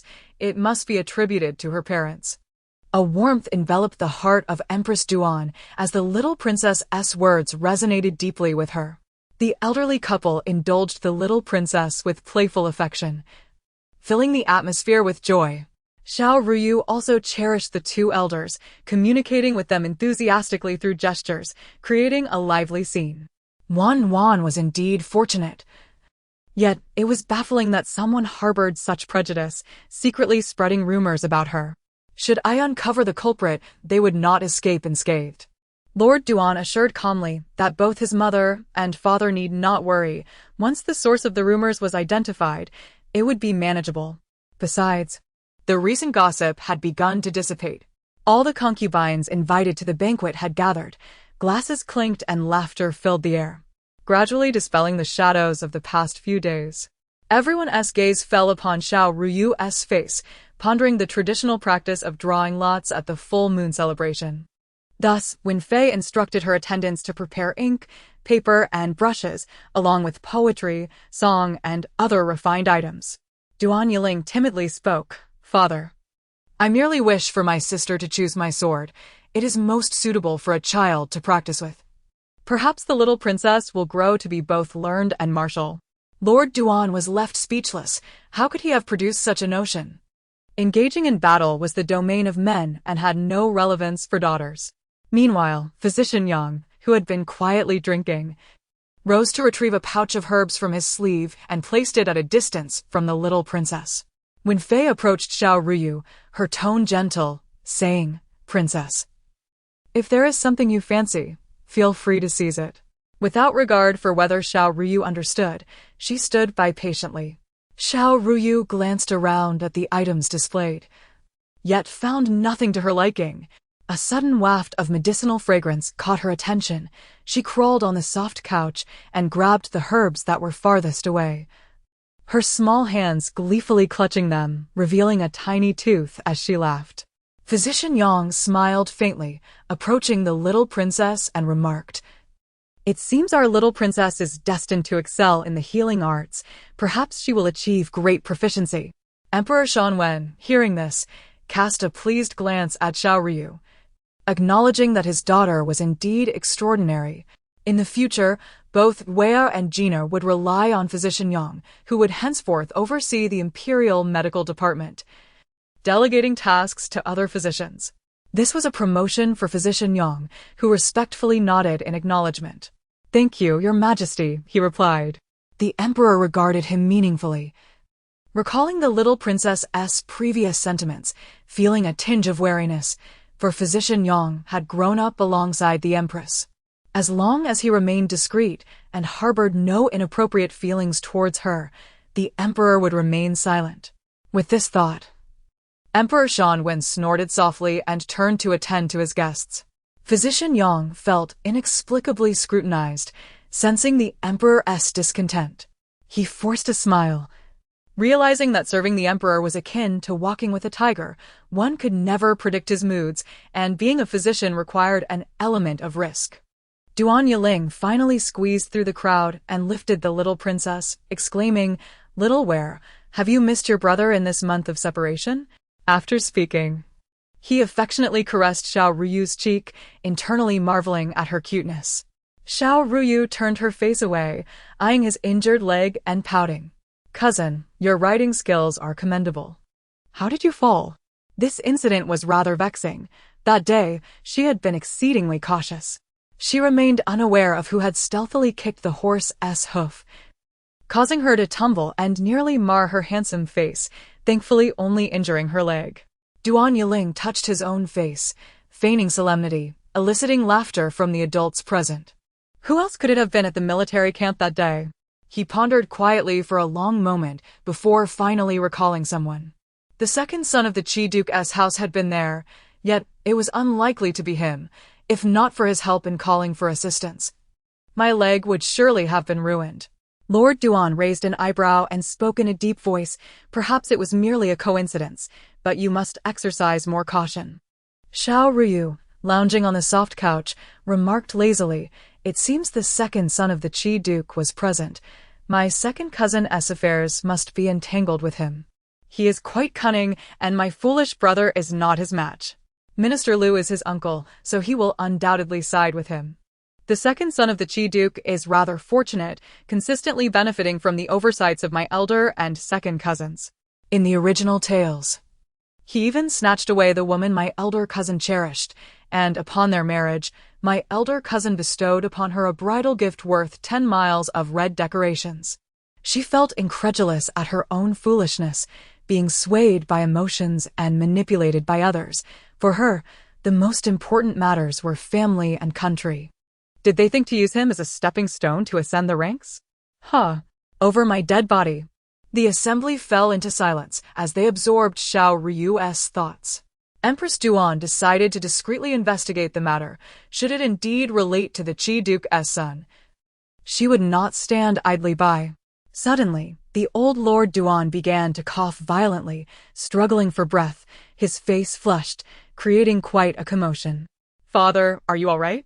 Lord Duan quickly supported his elderly father, observing his pallor, which was quite alarming. Could it be an asthma attack? He searched his person but realized he had forgotten to bring any medication. Xiao Ruyu quietly channeled her spiritual energy to the old Lord Duan, then turned to Physician Yang and urged, "Master, quickly administer medicine to grandfather. He suffers from asthma, a chronic ailment, and no willow fluff should be present in the palace." Physician Yang, hearing her voice, did not hesitate. Although asthma was not his specialty, he was well-versed in medicinal herbs. Preparing a remedy was no great challenge. Lord Duan bowed respectfully, expressing his gratitude. Xiao Ruyu remained concerned for the old Lord Duan's health, her spiritual energy unwavering. Chapter 31. Unlocking the rear mountain. The Empress Dowager, ever meticulous, was acutely aware of her grandfather's asthma, pondering if someone had orchestrated this situation. Indeed, she spotted a furtive palace maid attempting to depart from the corner. Emperor Shangwen rubbed his temples and instructed his attendant to bring the maid forth. "Who permitted you to bring those willow catkins into the palace?" The maid, about to speak, suddenly bled black from the corners of her mouth, blood trickling down her chin. She perished within the palace, poisoned in advance, suggesting that the instigator had long since planned this. The concubines of the harem were all visibly shaken, their faces paling. Empress Duan commanded that the maid's body be removed, then cast a glance at the assembled concubines, her voice softening. The concubines respectfully bowed, stating, "Yes, Your Majesty. We shall take our leave." Within the span of a tea's brewing time, the old Marquis's expression finally softened, his labored breathing gradually subsiding. "Master, consuming matsutake and white flour glue in your diet would be highly beneficial for your health. It is worth a try." The old Marquis glanced around, noticing the silence enveloping the room, and thought he might be imagining things until he heard the soft voice of the young princess chattering away.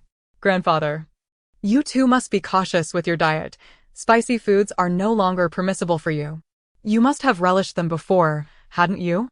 The little princess sighed and spoke slowly. Lamb, peanuts, pork, shrimp, crab, and dairy are to be avoided, as these foods can easily trigger asthma. Spicy dishes as well as places with strong odors are not to be frequented by you. The little princess spoke with utmost seriousness, and the old marquis, upon hearing this, felt as though he were hallucinating. It was still Physician Yang who reiterated the young princess's words, and everyone nodded solemnly, committing them to memory. The palace banquet concluded without further incident. As they departed, the old marquis discreetly called to Physician Yang, his tone laced with confusion. Wenfeng, if you have the time, perhaps you could examine my ears. I seem to hear a little child speaking. Please take care of yourself. I shall visit again another day. It seemed that anyone related by blood to the little princess could hear her innermost thoughts. What of the emperor then? Surely, that would be troublesome for the little princess. After the full moon banquet, Physician Yang left the hall, leaving the grand palace with only the emperor and empress. Empress Duan commanded that the palace be tidied. You know, the little princess resembles you. When she grows, she shall undoubtedly be as wise as you. Leaning against the broad chest of her husband, they had never been this intimate before. Her cheeks flushed as she felt the steady rhythm of his heartbeat. Our child is fortunate. I do not care for her appearance, as long as she lives well. It has been too long since I have accompanied you. Tonight I shall stay in Fini Palace to keep you company. This subject obeys the decree. The little prince and princess were naturally entrusted to the care of the wet nurse and the attendant. She promptly picked up Xiao Ruyu, leaving with the wet nurse. Xiao Ruyu was also exceedingly well behaved, nestling quietly in his arms, her smile warm and endearing. The wet nurse remarked in surprise. The princess is usually quite lively, yet she is so calm and serene in Master Xi's embrace. Xi smiled shyly, his cheeks tinged with pink. Perhaps the princess is simply accustomed to me. On the way back, Xiao Ruyu, in a daze, noticed the ring on her finger shimmering brightly. Closing her eyes, she unexpectedly found herself in the rear mountain of the storage space. The rear mountain was lush and verdant, with a river flowing through it. Its waters the sacred elixir of Yawang Valley, which could render one immune to all toxins, thanks to the valley's abundant spiritual energy. She mused to herself how wonderful it would be to enter the storage ring's realm. In an instant, upon opening her eyes, she realized she was indeed within the confines of the storage ring. She glanced at her hands, astonished to find they were not the usual soft, plump form, but rather long and slender. Could it be that her appearance? As this thought crossed her mind, she approached the spiritual spring of Yawang Valley, cupping some water in her hands. Upon seeing her reflection, she nearly gasped in astonishment. It was her visage from her past life, eyes brimming with emotion, ruby lips, and willow-like brows that rendered her strikingly heroic. This was the divine beauty that had captivated many cultivators in Yawang Valley. She had thought she would never see it again. Yet here it was, a serendipitous encounter. Could it be that her spirit had traversed into this space? Xiao Ruyu soon realized that time was almost frozen within this realm, and the cave at the rear mountain was the perfect place for cultivation. She settled into a meditative position in the cave, silently forming a mantra and murmuring incantations, transforming the rear mountain into her usual alchemical workshop. Remembering that she was still but a small infant, she knew she needed to prepare some medicinal herbs. Xiao Ruyu busied herself within the space, utilizing the herbs from Yawang Valley to concoct various potions. Among them were beauty elixirs, detoxifying brews, and pills for treating infertility. As an infant, it would be advantageous to possess a bit of strength for self-protection. After sipping from the spiritual spring twice, she felt invigorated, her body brimming with energy. She slowly opened her eyes, only to find Xi had placed her in a cradle, his gaze fixed intently upon her. Xi, do you have something to say? Xi nodded. The Empress has informed me that tomorrow the Emperor will invite Master Lin into the palace to impart knowledge to us. Chapter 32 Late Winter Initially. It was presumed that the little princess would be utterly disheartened. However, to everyone's astonishment, she clapped her hands in delight. Hooray! I can play now. 11. Please take me to school, will you? 11 scratched his head, realizing that the young master was too small for such an endeavor and should be discouraged. Yet, upon witnessing the adorable demeanor of the little child, he found it difficult to refuse and ultimately nodded. Very well. However, a child of just a month old should not possess any destructive tendencies, he mused, only to suddenly hear the little princess's stomach rumble. With wide eyes, he realized it was merely a sign of her hunger. He promptly instructed the wet nurse to prepare some formula, and after a hearty meal, Xiao Ruyu succumbed to sleep, her eyelids heavy with drowsiness. Recalling the initial suggestion that led her to swap the little prince, Li Fei seethed with resentment, cursing under her breath. Now I am in dire straits, unable to maintain my status, while you, Dan Wandong, remain unscathed. Cursed be the day I see you again. The marks of her facial scratches had yet to heal, and they had formed scabs.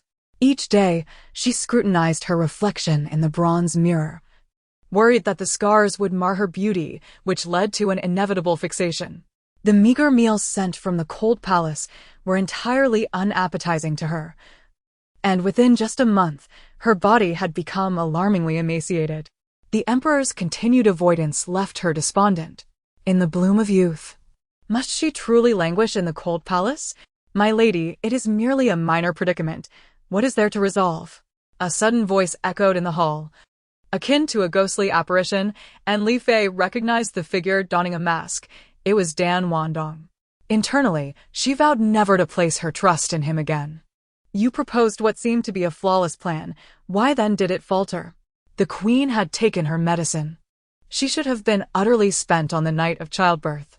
How could our meticulously laid plans be so easily unraveled? Li Fei prided herself on her caution, particularly regarding matters involving the queen. Dan Wandong had aided her in numerous underhanded dealings within the harem, serving as the foundation for her ascendance.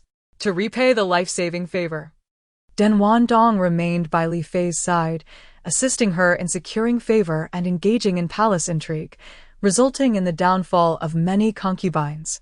He bore a string of prayer beads on his left wrist, standing tall at nearly 9 feet, with a fearsome totem etched upon his face. His mask rendered him ghostly and enigmatic in the shadows. In recent days, many in the imperial city were on the hunt for him due to the matter of the twins. However, he had not anticipated such a miscalculation. Dan Wandong's gaze pierced through Li Fei, understanding that this pawn still held value. He was reluctant to let her remain in the cold palace, for doing so would complicate other matters. Your suspicions of the villain are entirely justified, my lady.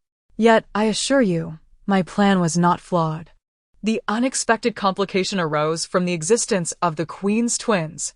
Li Fei could not suppress a smile, thinking him a fool to assume she would be deceived by his words. Dan Wandong remained silent, calculating, his expression peculiar. Should fortune not shift, the divination he had performed indicated that the Liu family would ultimately face exile and a tragic end. What reincarnation was this infant girl? Surely, she could not be a deity or a bodhisattva. My lady, considering your current predicament, whether you believe me or not, I shall observe you. But what if I possess the power to turn the tide? The smile on Li Fei's lips faltered as she scanned Dan Wandong with uncertainty. While his words were ungracious, they were not without merit. Her elder brother had indeed been demoted by Emperor Shangwen. If her father acted rashly, it was plausible that the queen would retaliate. Some matters demanded utmost caution. Very well, it has come to this. I shall trust you once more, but should you err again, Dan Wandong, I shall not spare you.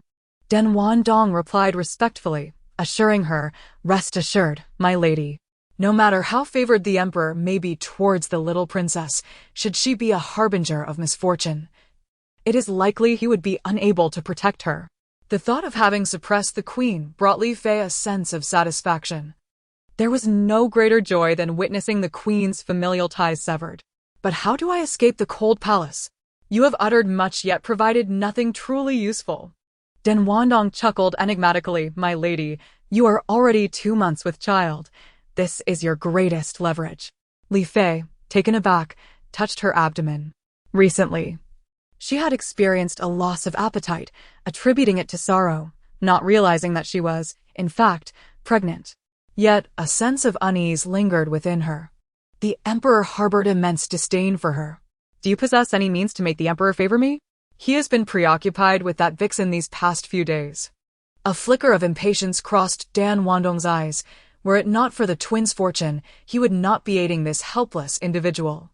He produced a fragrant incense from his sleeve and presented it to Li Fei. Using this incense daily will cloud one's senses, regardless of the Emperor's aversion. He will ultimately be entranced by your presence. Li Fei accepted the incense. Such a precious item was certainly not to be wasted on others. I shall remember your assistance. But what is it that you desire?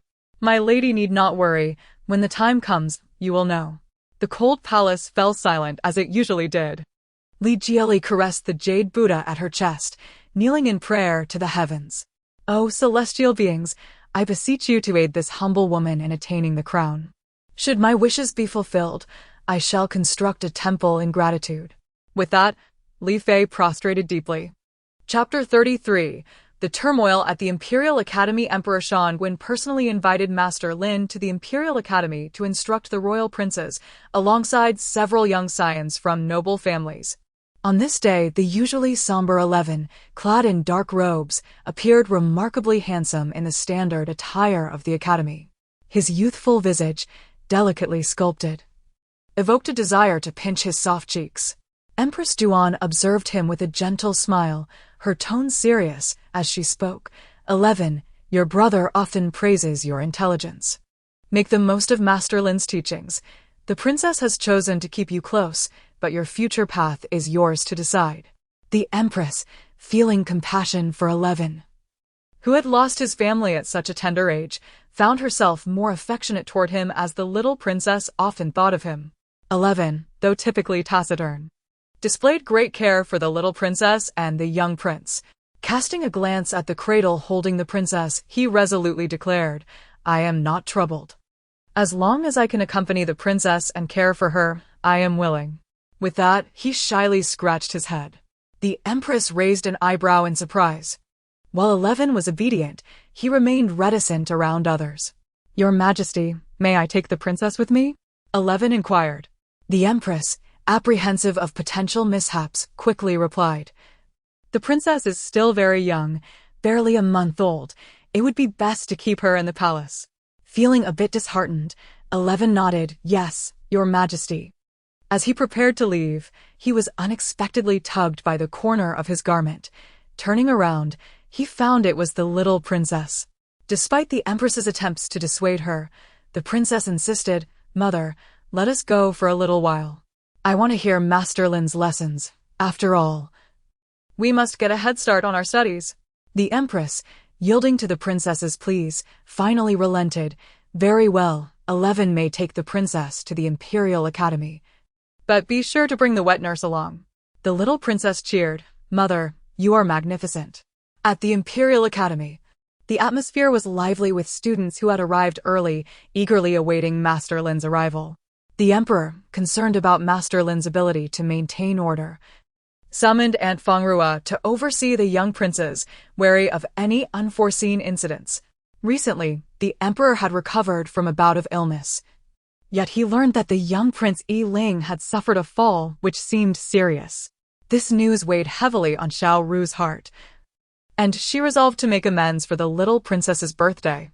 Duan Yiling pouted as his gaze fell upon a boy in the distance, also clad in the academy's uniform. Gritting his teeth, he muttered, It's those from the Qi State Duke's residence who dared to launch a sneak attack. Next time, I shall not be so forgiving.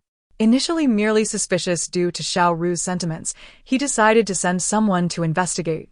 The incident from a month prior proved difficult to unravel, yet he discovered certain clues. Indeed, he found the horse that had sustained injuries, its hoof marred as if by a concealed weapon. Searching the nearby grass, he stumbled upon a dart commonly used by the Qi Duke's second son, marked with his name, Qi-sun. Duan Yiling, understanding the gravity of the situation, declared, "Brother, I am aware of what needs to be done." Just then, 11 and his entourage arrived at the academy, where students of various ages sat quietly. 11, let me hold the little princess, called the second son, while Duan Yiling cautioned, be careful, she might get hurt. Duan Yiling nodded, how could I let my precious sister come to harm? 11, you worry too much.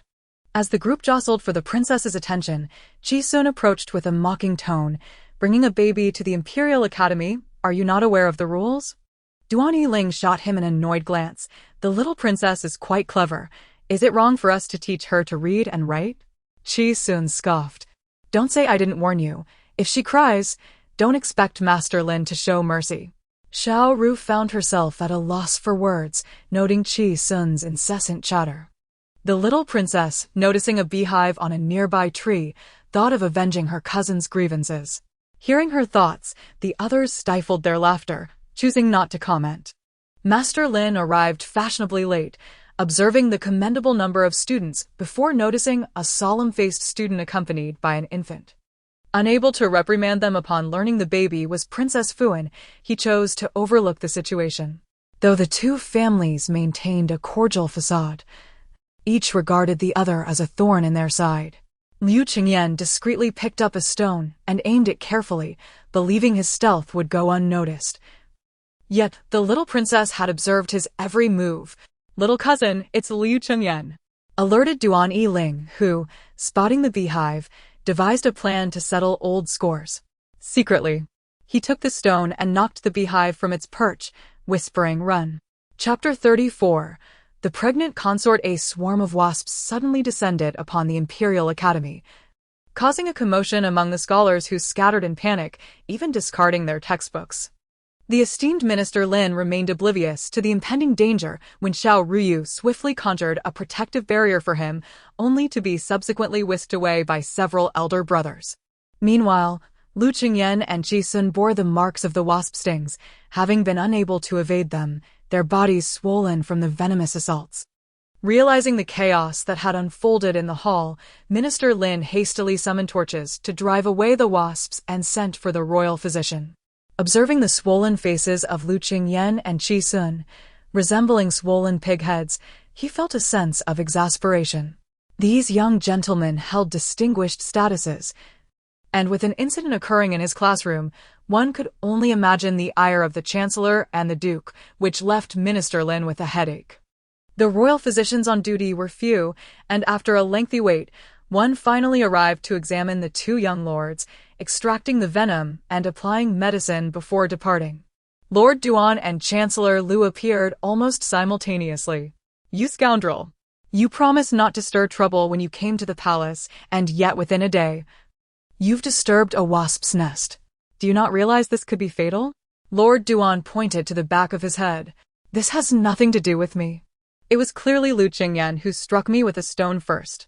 Father, one must adhere to reason. With that, he limped around to the Empress's side, pleading. Yiling acknowledges his wrongdoing. Please forgive me, father. Reluctantly, Lord Duan had to apologize to Chancellor Liu before leading his son away. The farcical episode concluded on a sour note, and just as Chancellor Liu was departing, a palace maid arrived with urgent news. Your Majesty, Consort Li. Oh no! It is Consort Li who has attempted suicide by wrist-cutting and has fainted. The timing of the maid's arrival was uncanny, and with Chancellor Liu present, Emperor Shangwen had initially intended to dismiss the matter. However, given that Liu Qingyan had just been stung by wasps in the palace and now Consort Li was in distress, he could not ignore it. He decided to check on her, resolving that if she caused any more trouble, he would have her executed without hesitation. Chancellor Liu knelt before Emperor Shangwen, trembling as he spoke, Your Majesty, I have only this one daughter. If the consort has erred, please punish her as you see fit. But spare her life. I wish to see Consort Li. I implore your permission. He was adept at taking advantage of opportunities, recalling the words of Shan Wandong. Knowing that if he did not seek a chance for Consort Li now, it would be too late. The Empress, not wanting to place the Emperor in a difficult position, nodded slightly. Since the Chancellor wishes to see Consort Li, it is permissible. Emperor Shanwen, acutely aware of the Empress's efforts to provide him with an escape, felt a pang of bitterness. Indeed, his Empress was wise and principled. He thus commanded someone to lead the way toward the cold palace. As they approached the cold palace, the desolation grew more pronounced. The emperor displayed no emotion, for in his eyes, if Consort Li were to perish before him, he would not even blink. After all, she had nearly harmed his little princess and endangered his young prince. Such a treacherous woman had no reason to remain alive. Upon entering the cold palace, a pungent scent of blood assaulted their senses, revealing that Consort Li had indeed cut her wrist. Blood continued to flow from the wound, and she gazed tearfully in the direction of Emperor Shanwen.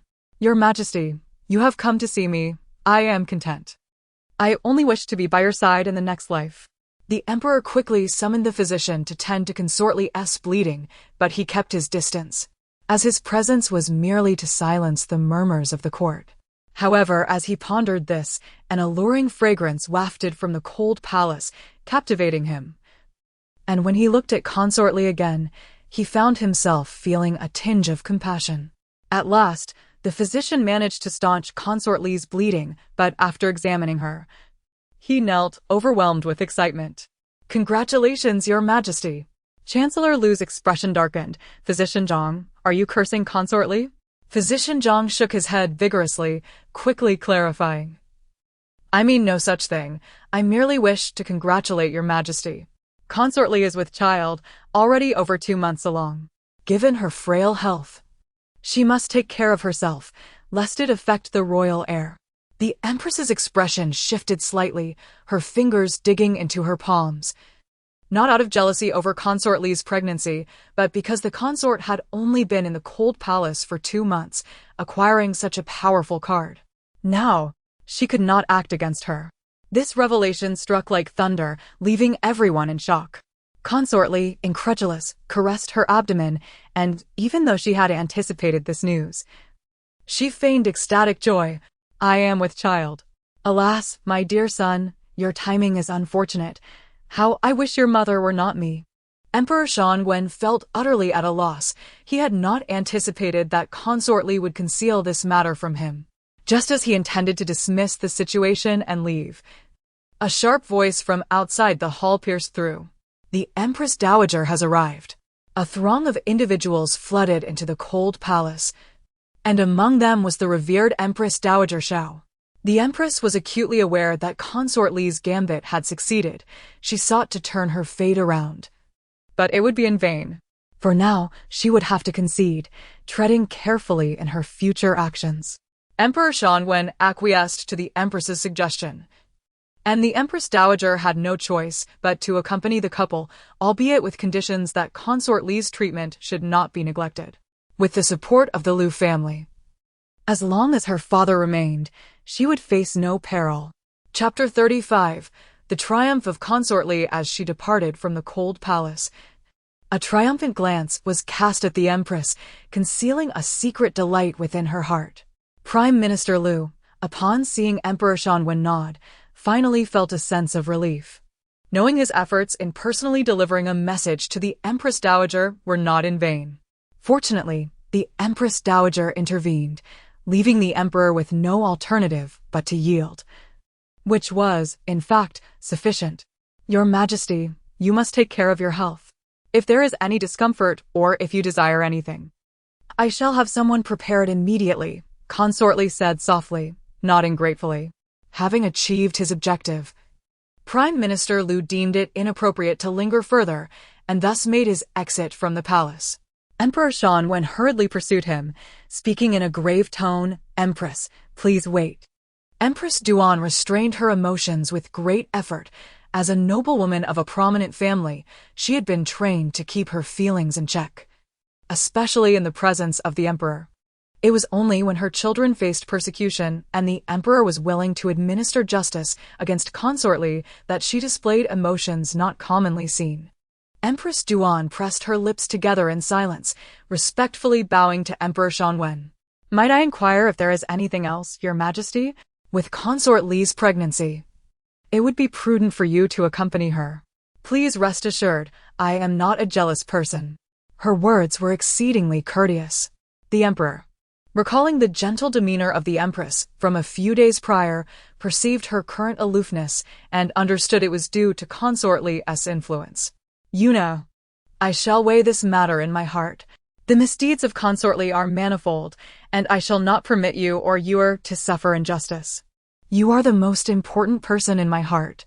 At last, Empress Duan comprehended her esteemed position in Emperor Xiao heart was anything but ordinary. And that was sufficient for her. As long as he recognized the grievances endured by Yuer and Jiner, she could empathize with certain matters. "I understand, Your Majesty. And I will not harbor anger. I merely worry that Yuer may be frightened, so I must go to her." At this, Emperor Xiao was not troubled further. He had state affairs to attend to and ultimately did not visit Finny Palace. Instead, he dispatched new adornments and jewelry to the Empress's quarters to curry her favor. "Your Majesty, the Emperor is a sovereign. You must not hold him to account. The misfortune of Consort Li's pregnancy is beyond his control." It was then decided that 2 months hence, her heart was laden with many concerns. Clearly, Consort Li had made significant preparations to regain favor. Yet the child must simply be allowed to remain. However, Consort Li she would not allow her to have her way. 11. Unable to resist the little princess's whims, thought she longed for the empress and thus chose to wait with her. Upon seeing the empress, Xiao Ruyu crawled out of her cradle, disregarding the danger. 11. Alarmed, quickly scooped the little princess into her arms, her expression filled with helplessness. "Little princess, be careful not to fall." Seeing her daughter, Empress Duan felt her previously agitated emotions gradually dissipate. "Mother, did my cousin and I cause you trouble?" "I can vouch that it was young Master Lu who instigated first. My cousin even has a bleeding wound on his head. Even if one stirs a hornet's nest, preparation is essential." Fortunately, her spiritual energy formed a barrier, protecting her cousin and the young prince. Otherwise, it would have been a case of harming 1,000 of the enemy while losing 800 of oneself, an unwise trade indeed. The little princess was no fool and was quite clever. Empress Duan embraced the little princess and gently replied. Xiao Ruyu was astonished. Consort Li was left with only a poor hand, yet still managed to be with child, and the revelation came at such a time. It seemed someone had offered her advice. Though her actions were now limited, it was all the more reason to alert her dear mother, lest she fall victim to Consort Li's schemes. "Mother, you need not blame yourself. This matter does not concern you. Both my brother and you are here. We must guard against Consort Li. However, why is there a peculiar fragrance about you?" It resembled the scent of a potent concoction from the Valley of Medicine Kings, one that had no effect on women but was irresistibly alluring to men.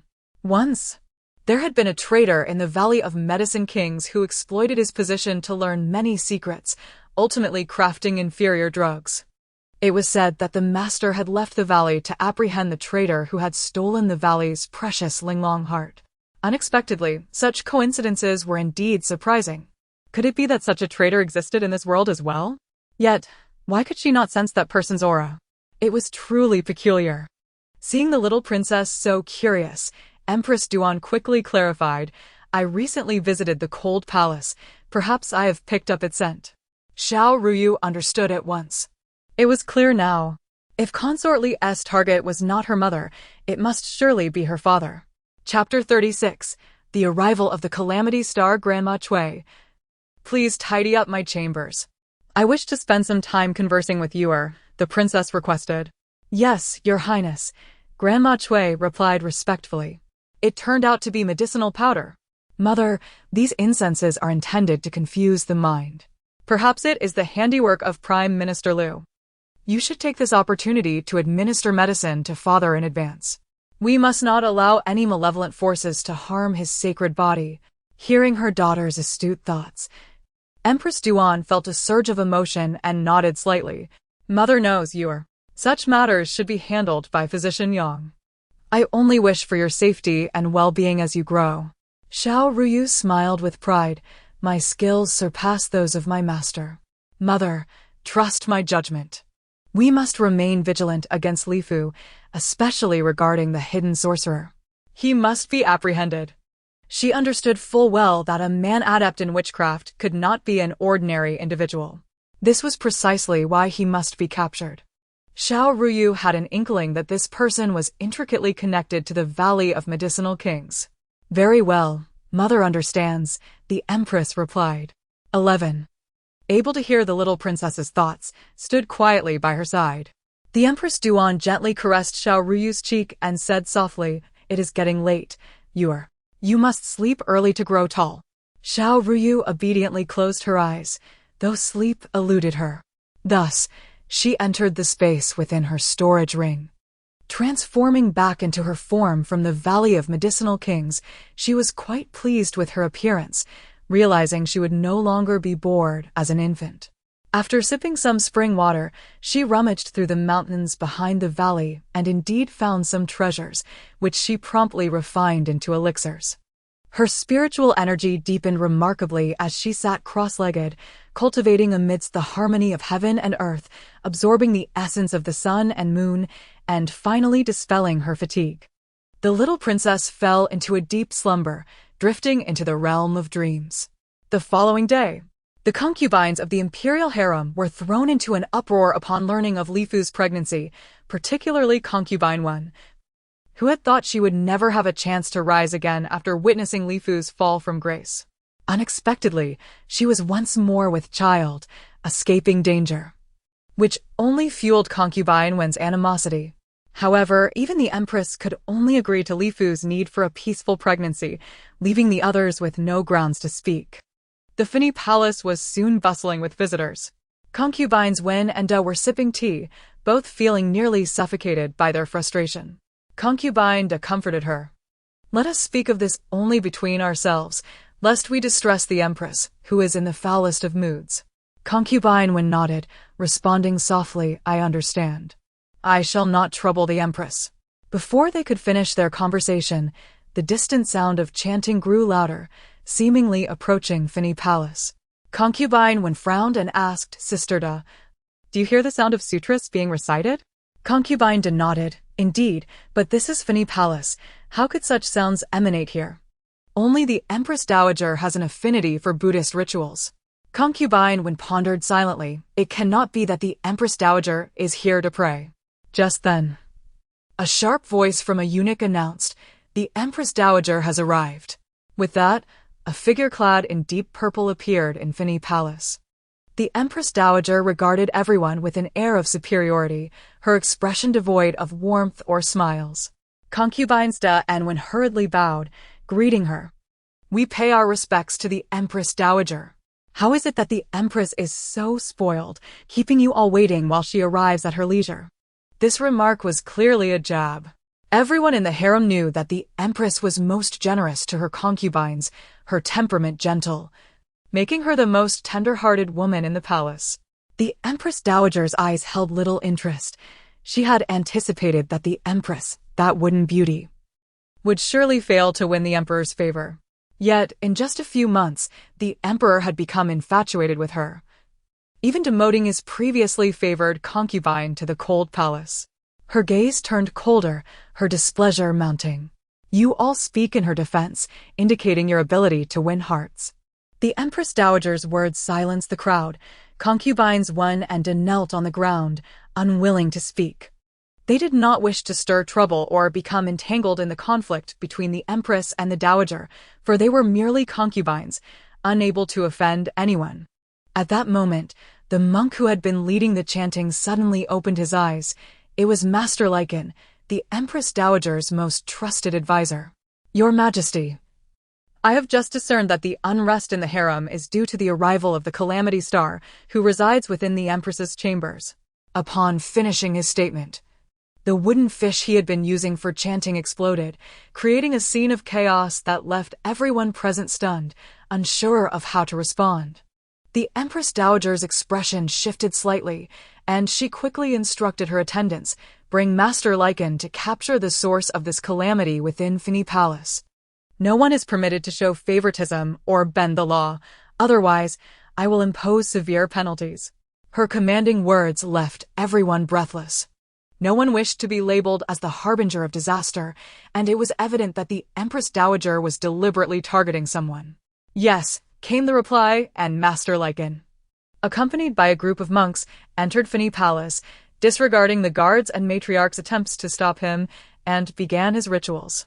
Finally, he pointed in the southwest direction, declaring with great seriousness, "The Calamity Star has indeed descended." At this, the Empress Dowager finally grew anxious, urgently asking, "Who is it?" "I have come to pay my respects to the Empress Dowager," the figure responded, bowing slightly as a sign of respect. "With the Calamity Star's arrival, our kingdom shall face disaster. Within 3 years, it will surely perish." The Empress Dowager's face paled at this proclamation. Chapter 37. Dispute. The words spoken were undeniably severe. Upon hearing this, both Consort 1 and Consort 2 immediately knelt on the ground, trembling with fear. "Your Majesty, the Empress and the little princess are both blessed individuals. How could they be considered calamities?" With the Empress Dowager expressing such sentiments, the two consorts dared not utter a word. It was evident that the Empress Dowager's temperament was beyond anyone's counsel, and it seemed necessary to seek the Emperor. Contemplating this, the two respectfully bowed and cast a worried glance at the Empress Dowager before departing from Fini Palace. Empress Duan sensed an unusual atmosphere within the hall and easily surmised that the Empress Dowager was about to create trouble again. "Empress Dowager, for the sake of our nation's fortune, please deal with the little princess swiftly. Otherwise, this aberration may siphon the Emperor's luck, and our country could find itself in peril." Nurse Cui coldly pointed at Master Liaochen, angrily berating him. "Who is this deranged monk to speak such nonsense? Our little princess is a beacon of fortune. How could she possibly be a calamity? If you continue with your absurdities, do not blame me for being impolite."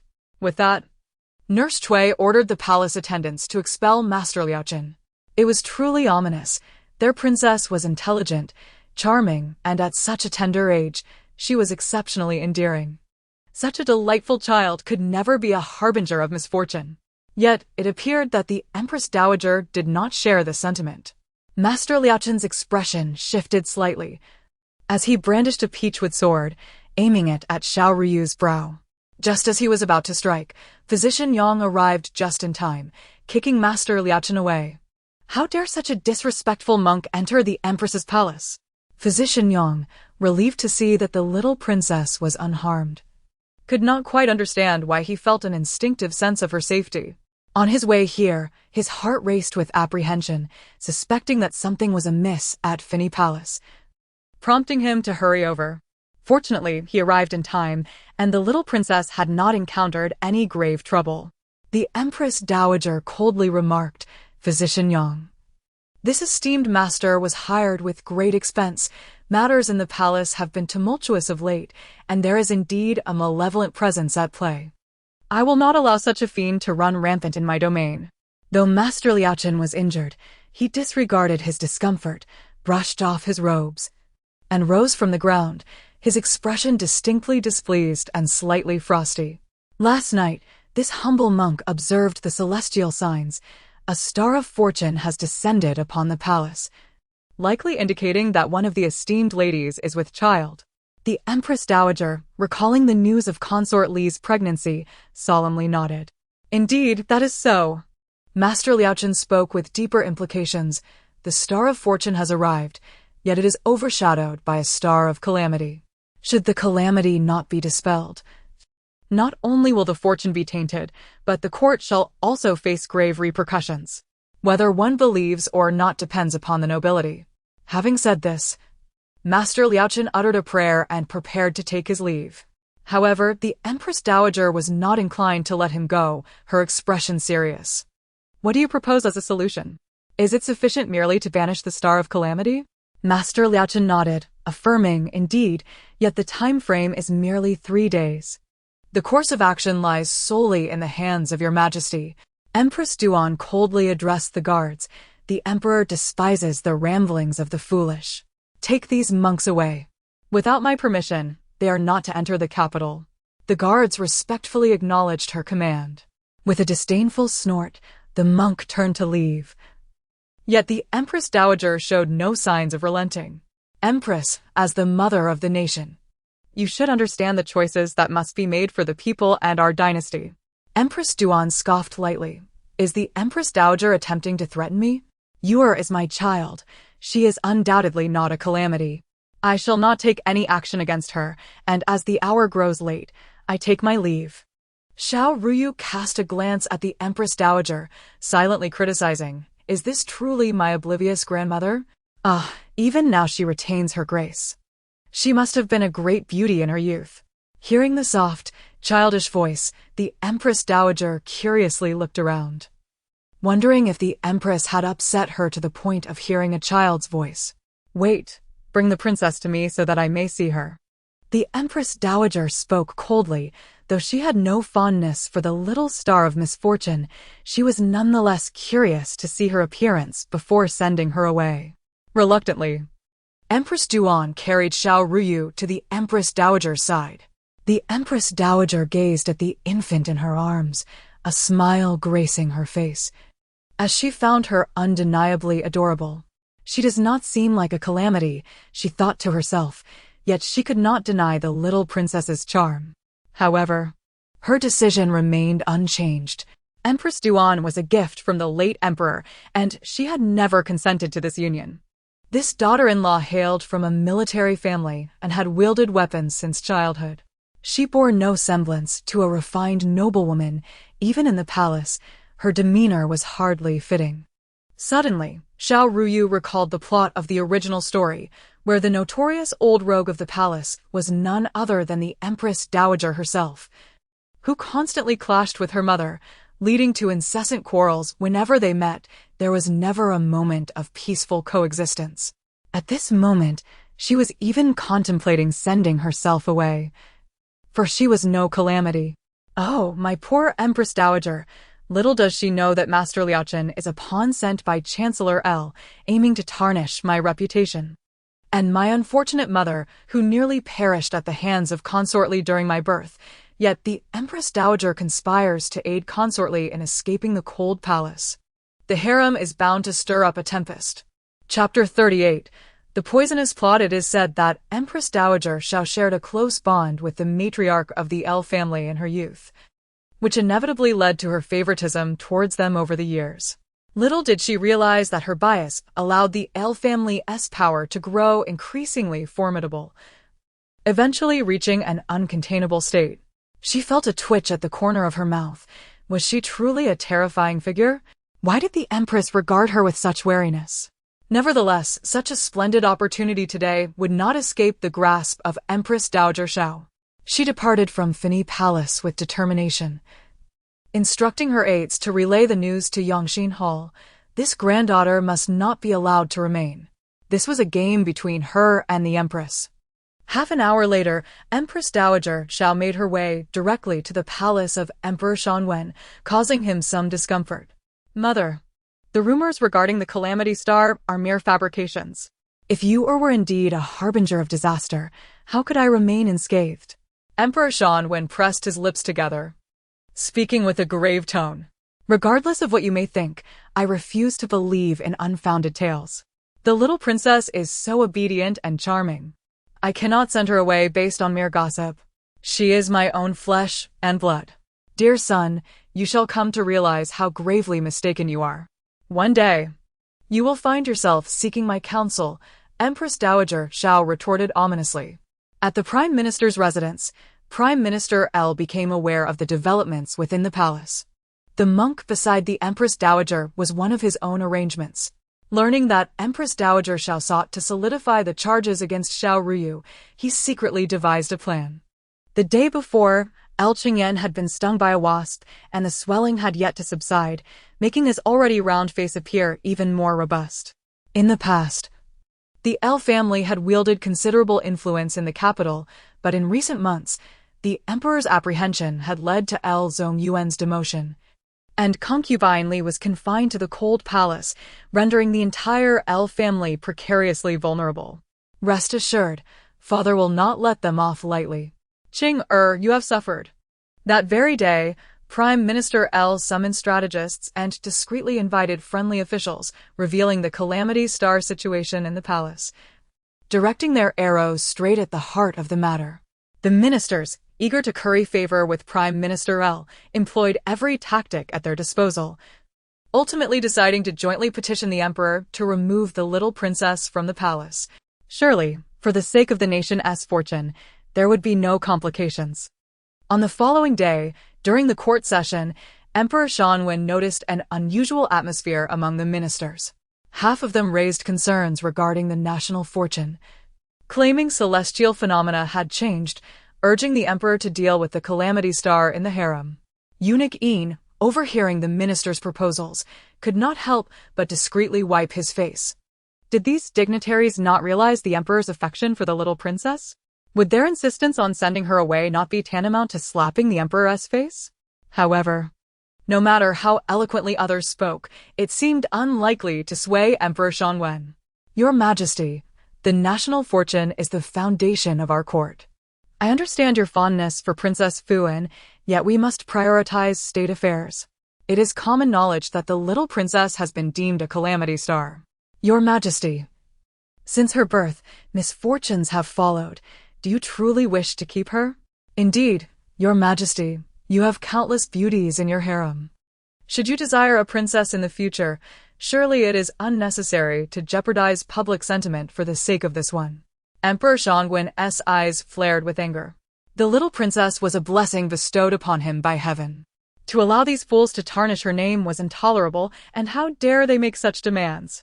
Moreover, speaking of the national fortune with such mysticism, if safeguarding the realm were so simple, why had he labored so hard to establish it in the first place?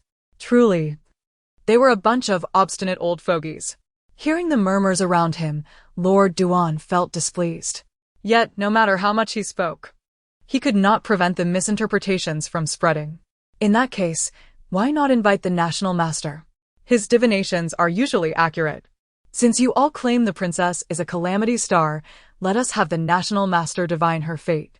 This should clear the doubts in your hearts. Lord Duan's suggestion was prudent. He did not wish for the little princess to bear the stigma of a calamity star, nor could she be sent away. However, it was unacceptable for anyone to exploit the situation.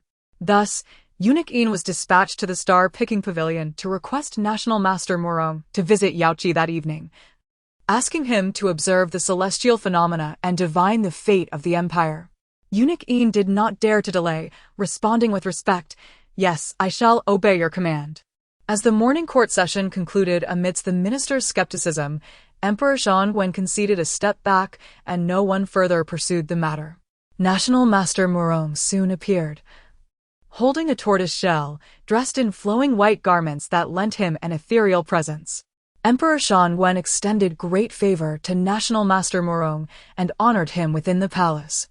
As a result, the court officials held him in high esteem, particularly due to his prowess in divination. Your Majesty, National Master Morong greeted with a bow, his feather duster billowing in the wind. Emperor Xianwen nodded slightly. I have summoned you to divine the fate of our empire and to ascertain whether there is a calamity star within the harem. National Master, I have always trusted your abilities. I hope you shall not disappoint me. National Master Morong nodded respectfully. I shall certainly not let your Majesty down. Please rest assured. Chapter 39. Reluctance. The arrival of Princess Fuan was announced by the voice of a eunuch. The ministers exchanged glances, sensing that today's gathering would be quite lively. However, as they beheld the so-called calamity star, Princess Fuan, with her plump and adorable visage and her sparkling eyes, their emotions grew complex. 11 mentioned that the star-picking pavilion is quite entertaining, but I wonder how so. Yet, looking at my father's demeanor, could it be that the ministers are here because of me? The crowd's cautious gazes turned towards Xiao Ruyu, each silently pondering the inevitability of the princess facing punishment due to her reputation as a harbinger of misfortune, especially with the recent disturbances within the palace. Master Morong gestured for 11 to bring the little princess. However, 11 remained vigilant, unwilling to relinquish the princess from his grasp. Dear young guard, Please allow me to take the princess so that I may divine her fate and quell the public speculation. Otherwise, how can she grow amidst such suspicion? Emperor Shangwen commanded. 11. Take the princess to Master Murong. Reluctantly, 11 handed the little princess over to him. Their eyes met briefly and in a tone barely audible to others. Master Murong said, "Do not hold it against me, dear princess. People die for wealth, and birds perish for food. Today, you must endure some hardship." Though Xiao Ruyu was but a helpless infant, she recalled 11's earlier words about today's events being instigated by her imperial grandmother and a monk who insisted she was a calamity star. The rumors that her uncle had once quelled had now resurfaced in the capital. Master Murong pricked her finger, allowing her blood to fall into a nearby basin, the full moon reflecting in its waters. "Quickly, let it be broken." Xiao Ruyu cried out in pain. What kind of nonsense was this? This man pretended to wield power, yet he had cut her finger. The little princess felt wronged, her finger throbbed painfully, and the so-called master did not even bother to stop the bleeding. Xiao Ruyu realized that someone was intent on solidifying her identity as a calamity star. It seemed they wished to place the blame squarely on her. Her gaze swept across the assembly, landing on the smiling chancellor, and she began to piece together their intentions. Seated at the table, Empress Duan harbored complex emotions as she watched her daughter's finger bleed, her heart aching for the child. The chancellor's presence was pervasive, and Master Murong, a trusted advisor to the emperor, had often assisted in divining the nation's fate. Now, it seemed her daughter's destiny was being dictated by these men. "Master, have you divined anything?" Master Murong set down his feather duster and placed the little princess on the ground, murmuring incantations over the basin, his tone shrouded in mystery. The public was deeply concerned about the calamity star, and while they may not articulate their superstitions, they certainly held sway. A fleeting illusion. You shall soon witness the future of Princess Fuan. If she is not a calamity star, she will surely not suffer the backlash of the future mirror. With that, Master Murong produced a finely crafted mirror, its intricate designs lending it an air of enigma. The name Future Mirror suggested it was anything but ordinary.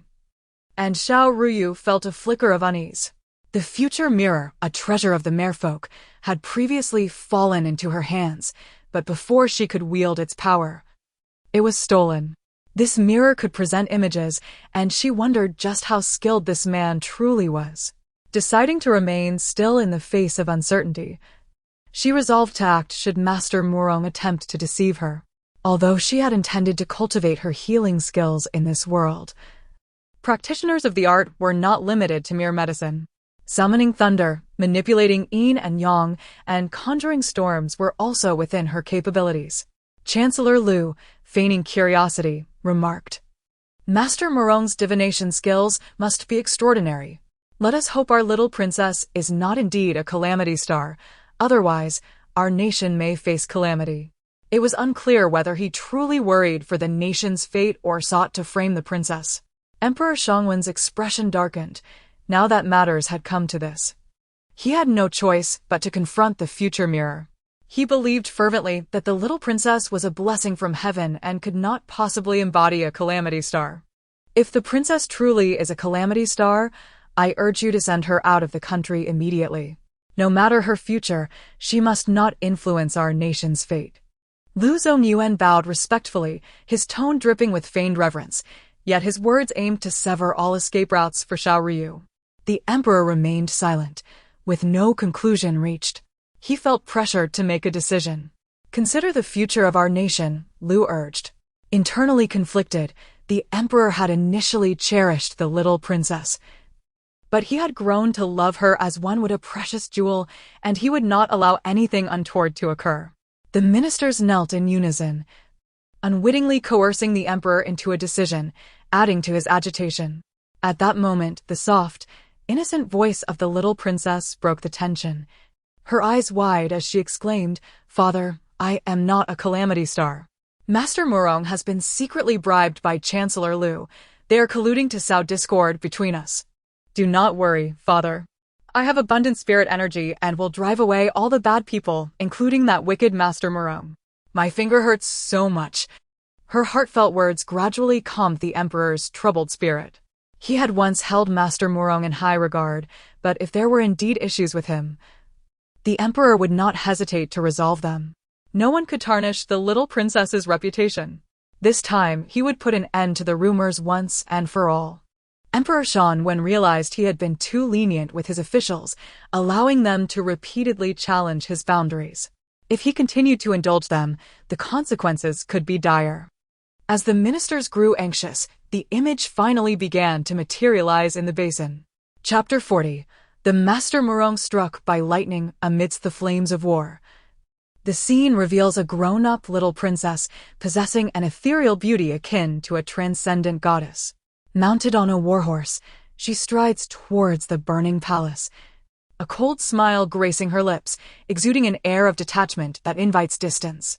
The Grand Palace, the Yangxin Hall of Emperor Xian, houses the ailing sovereign, who lies helplessly in bed, only to be pierced through the chest by an arrow shot by Xiao Ruyu, her smile laced with mocking coldness.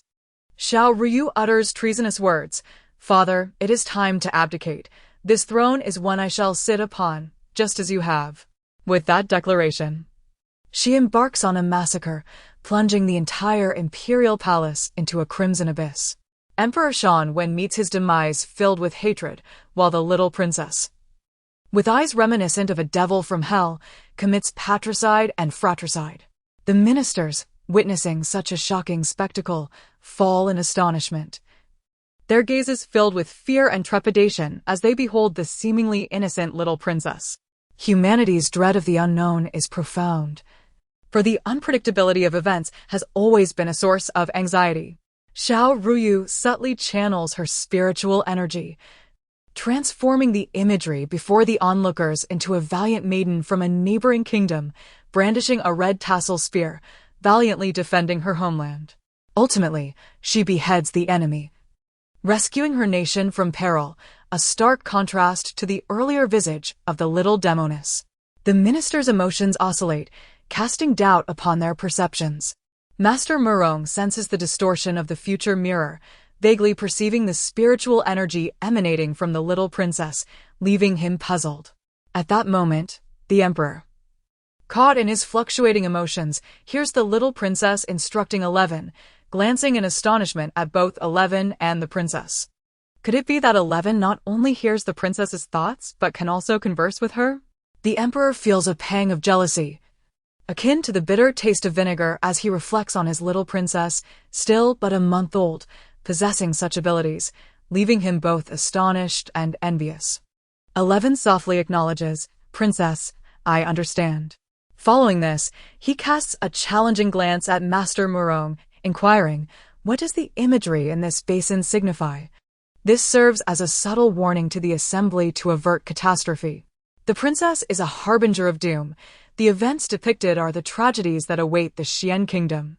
"Your Majesty, I dare not speak recklessly, but I implore you to send the princess away from Xian.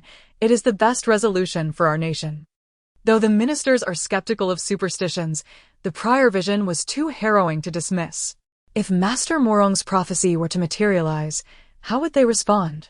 Thus, they collectively beseech the Emperor to heed the will of heaven and spare their kingdom from such turmoil. With a sardonic smile, 11 coldly challenges then, "Do you dare to swear an oath? If you speak falsely, may lightning strike you." Master Murong's heart quakes. Such oaths should not be taken lightly, for they bear no benefit for him. Yet, the Emperor's doubts stir a sense of urgency within him. It appears he must swear to reassure the Emperor, lest matters spiral beyond control. With solemnity, he vows, "I swear by the reputation of the Murong clan, should I deceive regarding this matter, may I be struck down by the heavens and meet a wretched end." As his words resonate, a hush falls over the assembly. The once brilliant moon now cloaked in ominous clouds, heralding a storm. Before anyone can react, Xiao Ruyu secretly conjures a storm, murmuring incantations, and a terrifying bolt of lightning flashes, striking Master Murong down to the ground. Shaking and gasping for breath, he is consumed by regret, imploring the heavens, I merely sought to earn my keep. Do not jeopardize my livelihood. 11 gazes down upon Master Murong, now in disarray due to his reckless words, cautioning him to pray he does not traverse dark paths in the future. Your Majesty, it is urgent. Lady Li has been struck unconscious by lightning. The maidservants in her chambers request your presence, Eunuch Een hastily conveys. Hearing this, Chancellor L's expression darkens. His meticulously crafted plans have been thwarted. Emperor Shanwen, irritated, retorts, if one is unwell, let the court physician attend to them. What use is my presence? Yes, Your Majesty, I understand. Eunuch Een, aware of how to proceed, bows respectfully before departing. Lady Duan coldly gestures towards Master Murong, asserting, Your Majesty, there is a saying among the common folk, if one of ill character swears an oath, they are most susceptible to divine retribution. It seems Master Murong's divination skills are lacking, while his character is deeply flawed. Master Murong struggles to regain his composure, feeling the weight of the palace's power surpassing his own cultivation. Lord Duan quickly adds, Your Majesty, there may indeed be a calamity within the palace. But it may not be our little princess. There are others, such as Lady Li, who is also with child. Emperor Shanwen, maintaining a fade, scrutinizes Master Murong, recalling the little princess's earlier words. It appears these two have conspired, for why else would they seize this moment to frame the princess? Surely, there is a hidden agenda at play. Master Murong, I place my utmost trust in your divination skills. With all the ministers present, I ask you once more, is there a calamity within the palace that could affect our empire's fortune? Master Murong feels the heat of scrutiny upon him. Vexed by the predicament, every choice seems erroneous. Yet, the emperor appears to favor Princess Fuan, otherwise he would not have gone to such lengths. He realizes he has miscalculated. Preserving his life has become his paramount concern, far beyond any riches. Chancellor L's countenance darkens. Master Murong seeks to absolve himself while casting blame upon Lady Li, demonstrating a lack of shame. As he clutches his prayer beads, a glint of malevolence flashes in his eyes.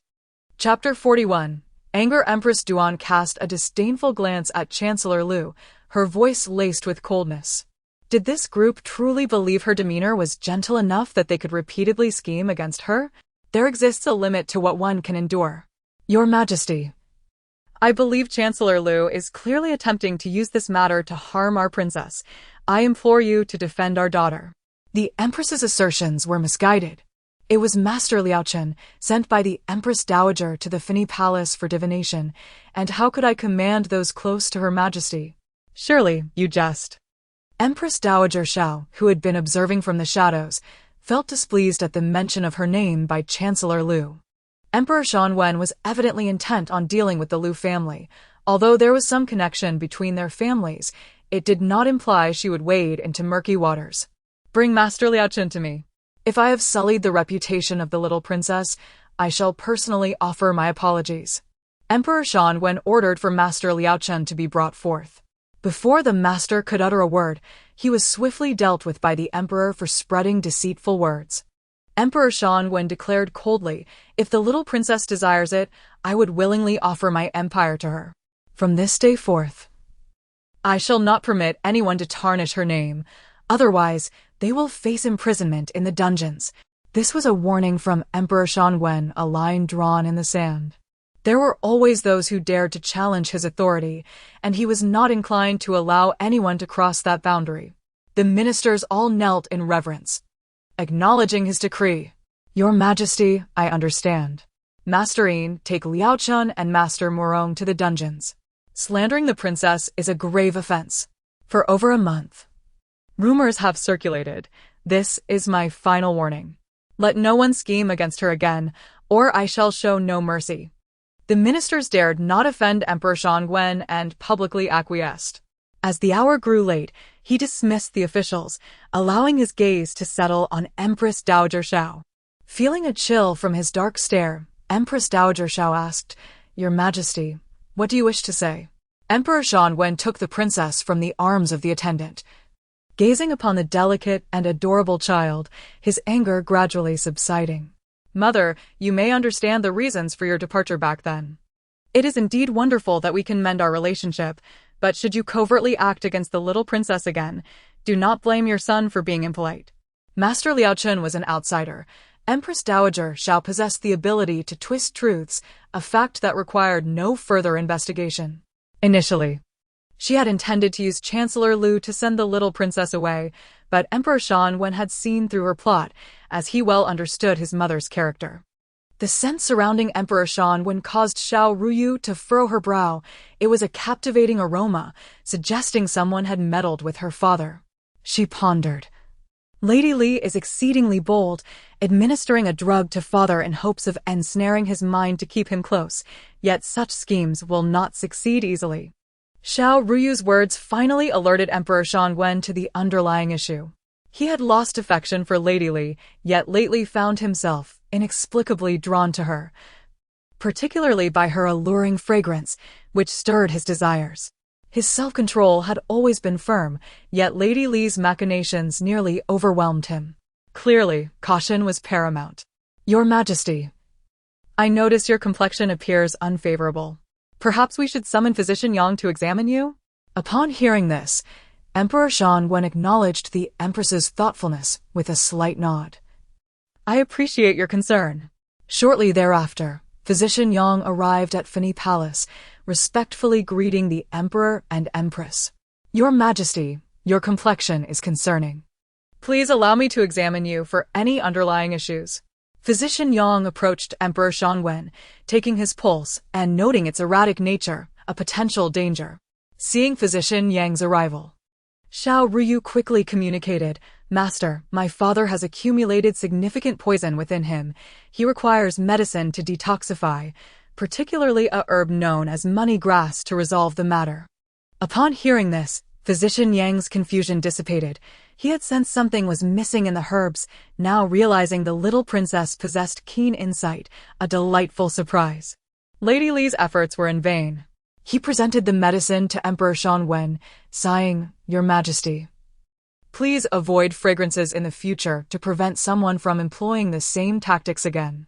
Emperor Shan nodded slightly, I understand. Physician Yang departed, and Xiao Ruyu watched his retreating figure, feeling a simmering frustration.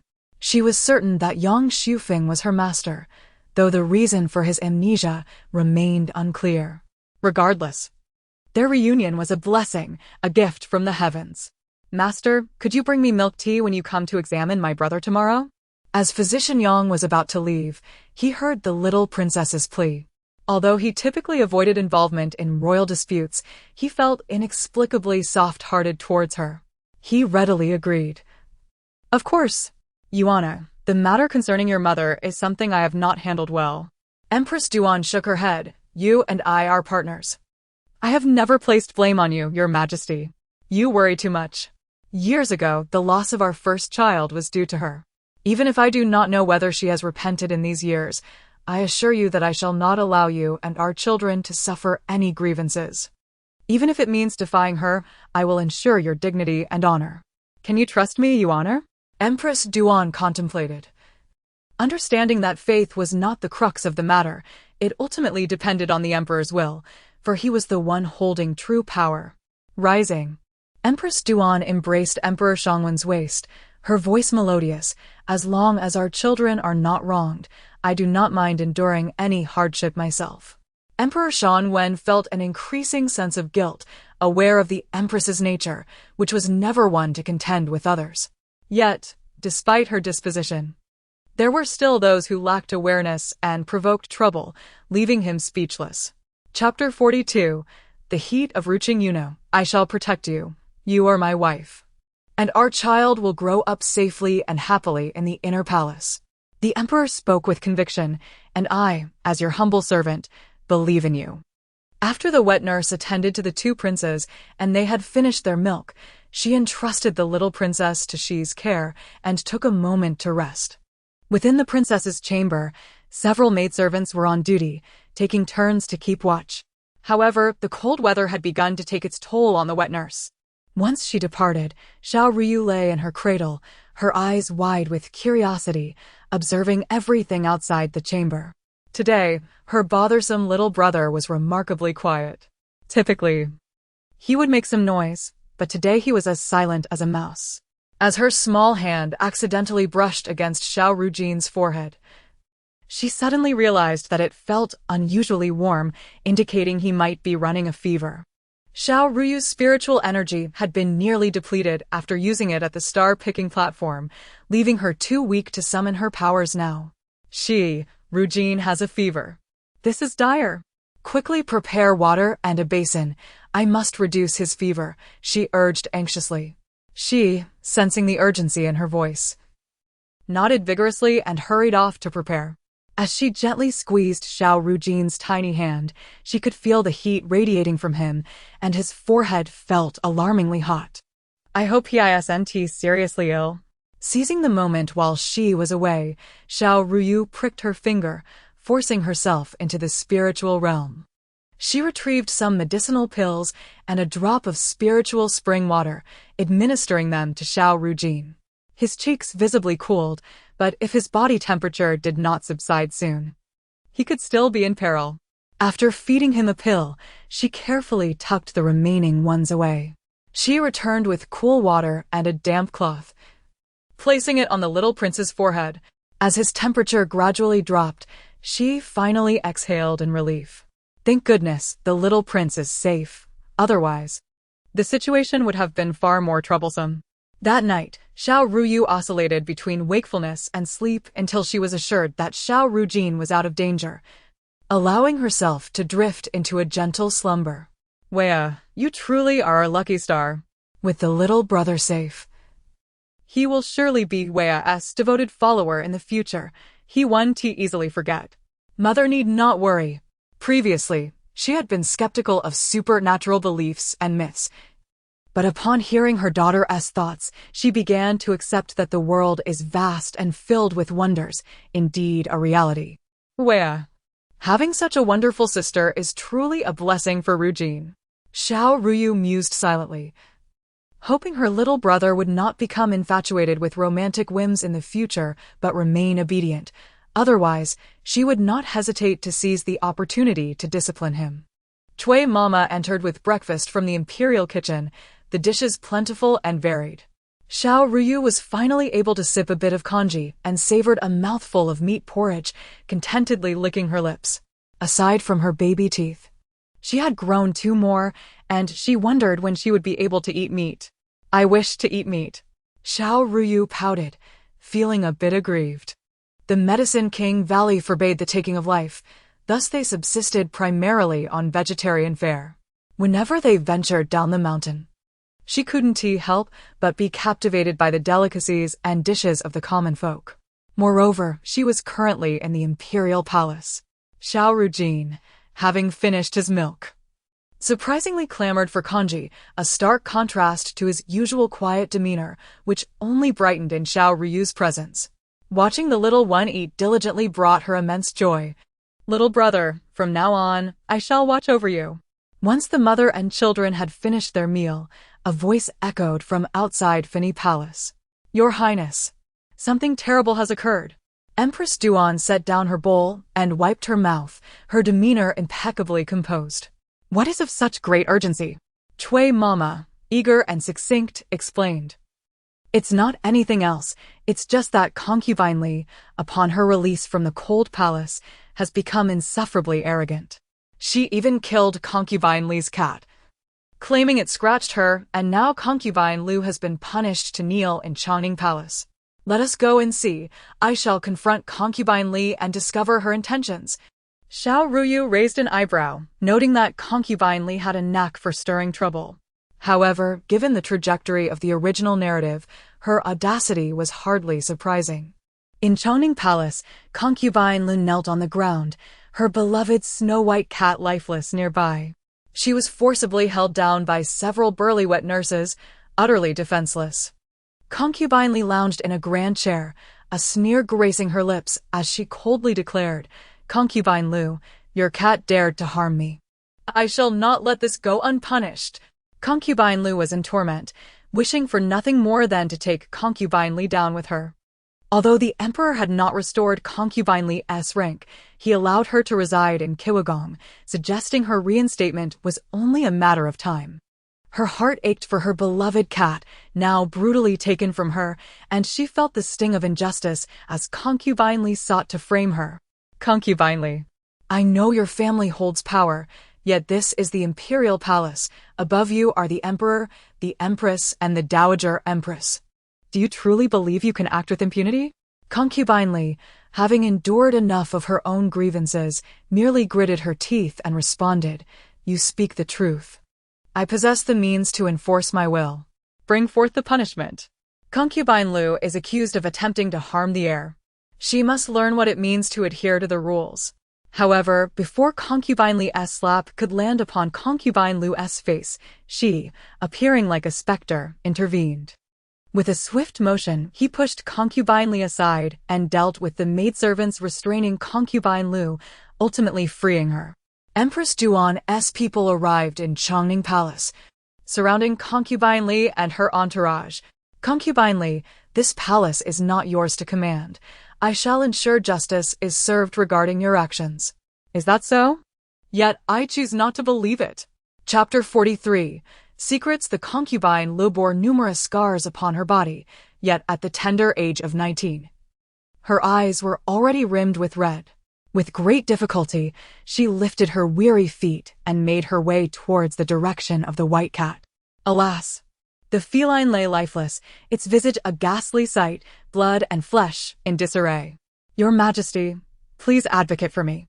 I was merely enjoying tea in the Chongning Palace, and seeing the fine weather today, I wished to bring Xiao by to admire it. Who would have thought that the concubine Li would suddenly appear, accusing my cat of scratching her and causing the death of my beloved Xiao Bai? However, within the harem, apart from the empress, no one else warranted her concern. Concubine Li had long held disdain for Lu, particularly for her cherished white cat, which, if memory served correctly, had been a gift from Emperor Shan when upon her entrance to the palace. How delightful it was to see everyone suffer when she herself was discontent. Concubine Li, caressing her still flat abdomen, let out a derisive laugh. It is merely a cat, a lowly creature. What of it if I were to slay it? Concubine Lu, with that seductive visage of yours, are you not merely seeking to ensnare the emperor with your feline? I shall not allow you to have your way. Consider this a lesson for you, and may you remember it well. Li retorted, I have never overstepped my bounds. Moreover, as fellow concubines, how can you treat me with such disdain? Her father held the esteemed position of a fifth-rank governor in the court, and her reputation was commendable. Emperor Shanwen treated her with a measure of favor, yet concubine Li consistently sought to undermine her. How frustrating! A soft, endearing voice interjected, imbued with an innocent charm. The young princess sensed something peculiar in the air surrounding Chongning Palace, and upon closer inspection, the nearby flowers seemed to wither. Concubine Li appears to have some issues, the young princess remarked, capturing the empress's attention. Concubine Li had been pregnant for 2 months, as confirmed by the royal physician. Could there be a problem?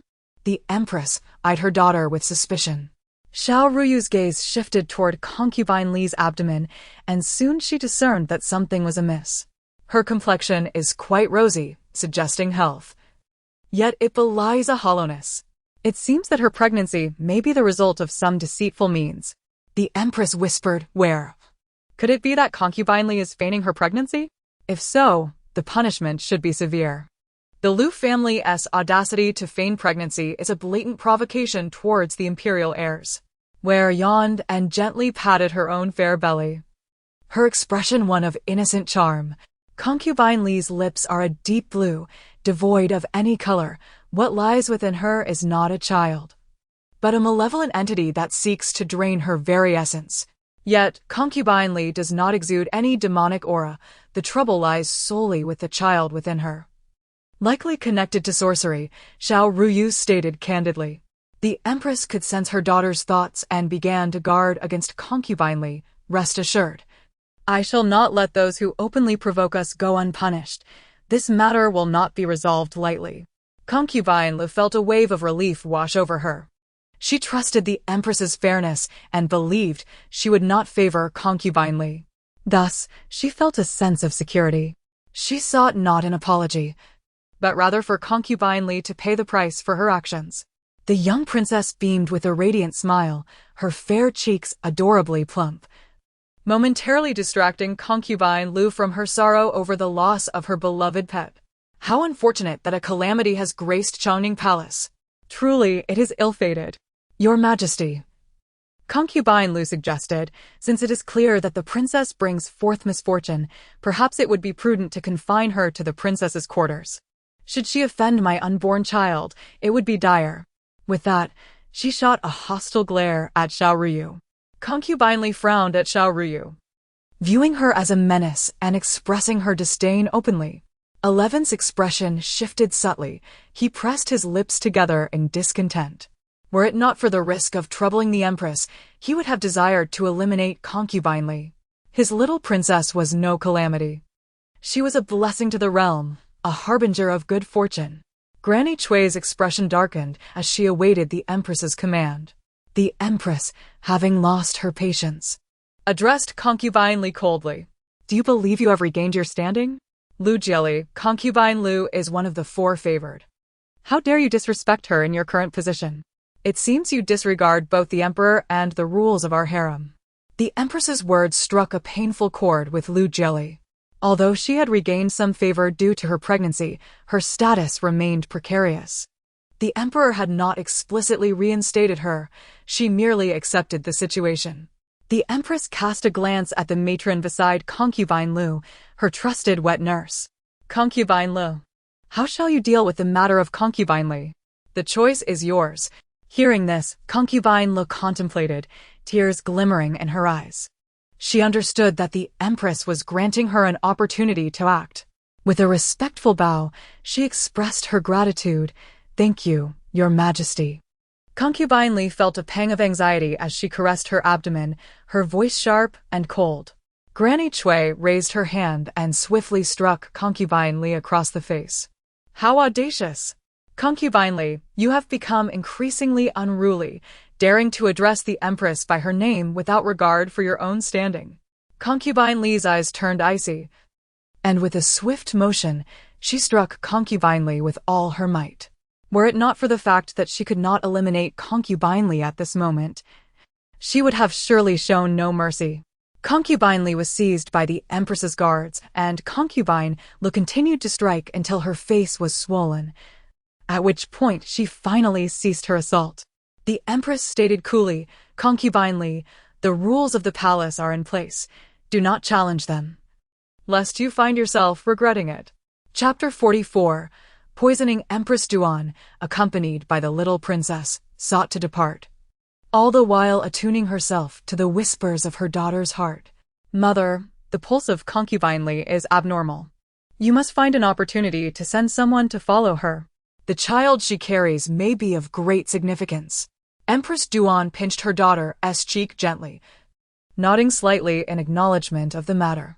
The Empress is aware. She would not allow Yuan to perish in vain, no matter the effort it took. Concubine Li would pay a price. Upon leaving Changning Palace, concubine Lu held the lifeless body of Yuan, her tear-filled eyes bowing in respect. Thank you, Your Majesty.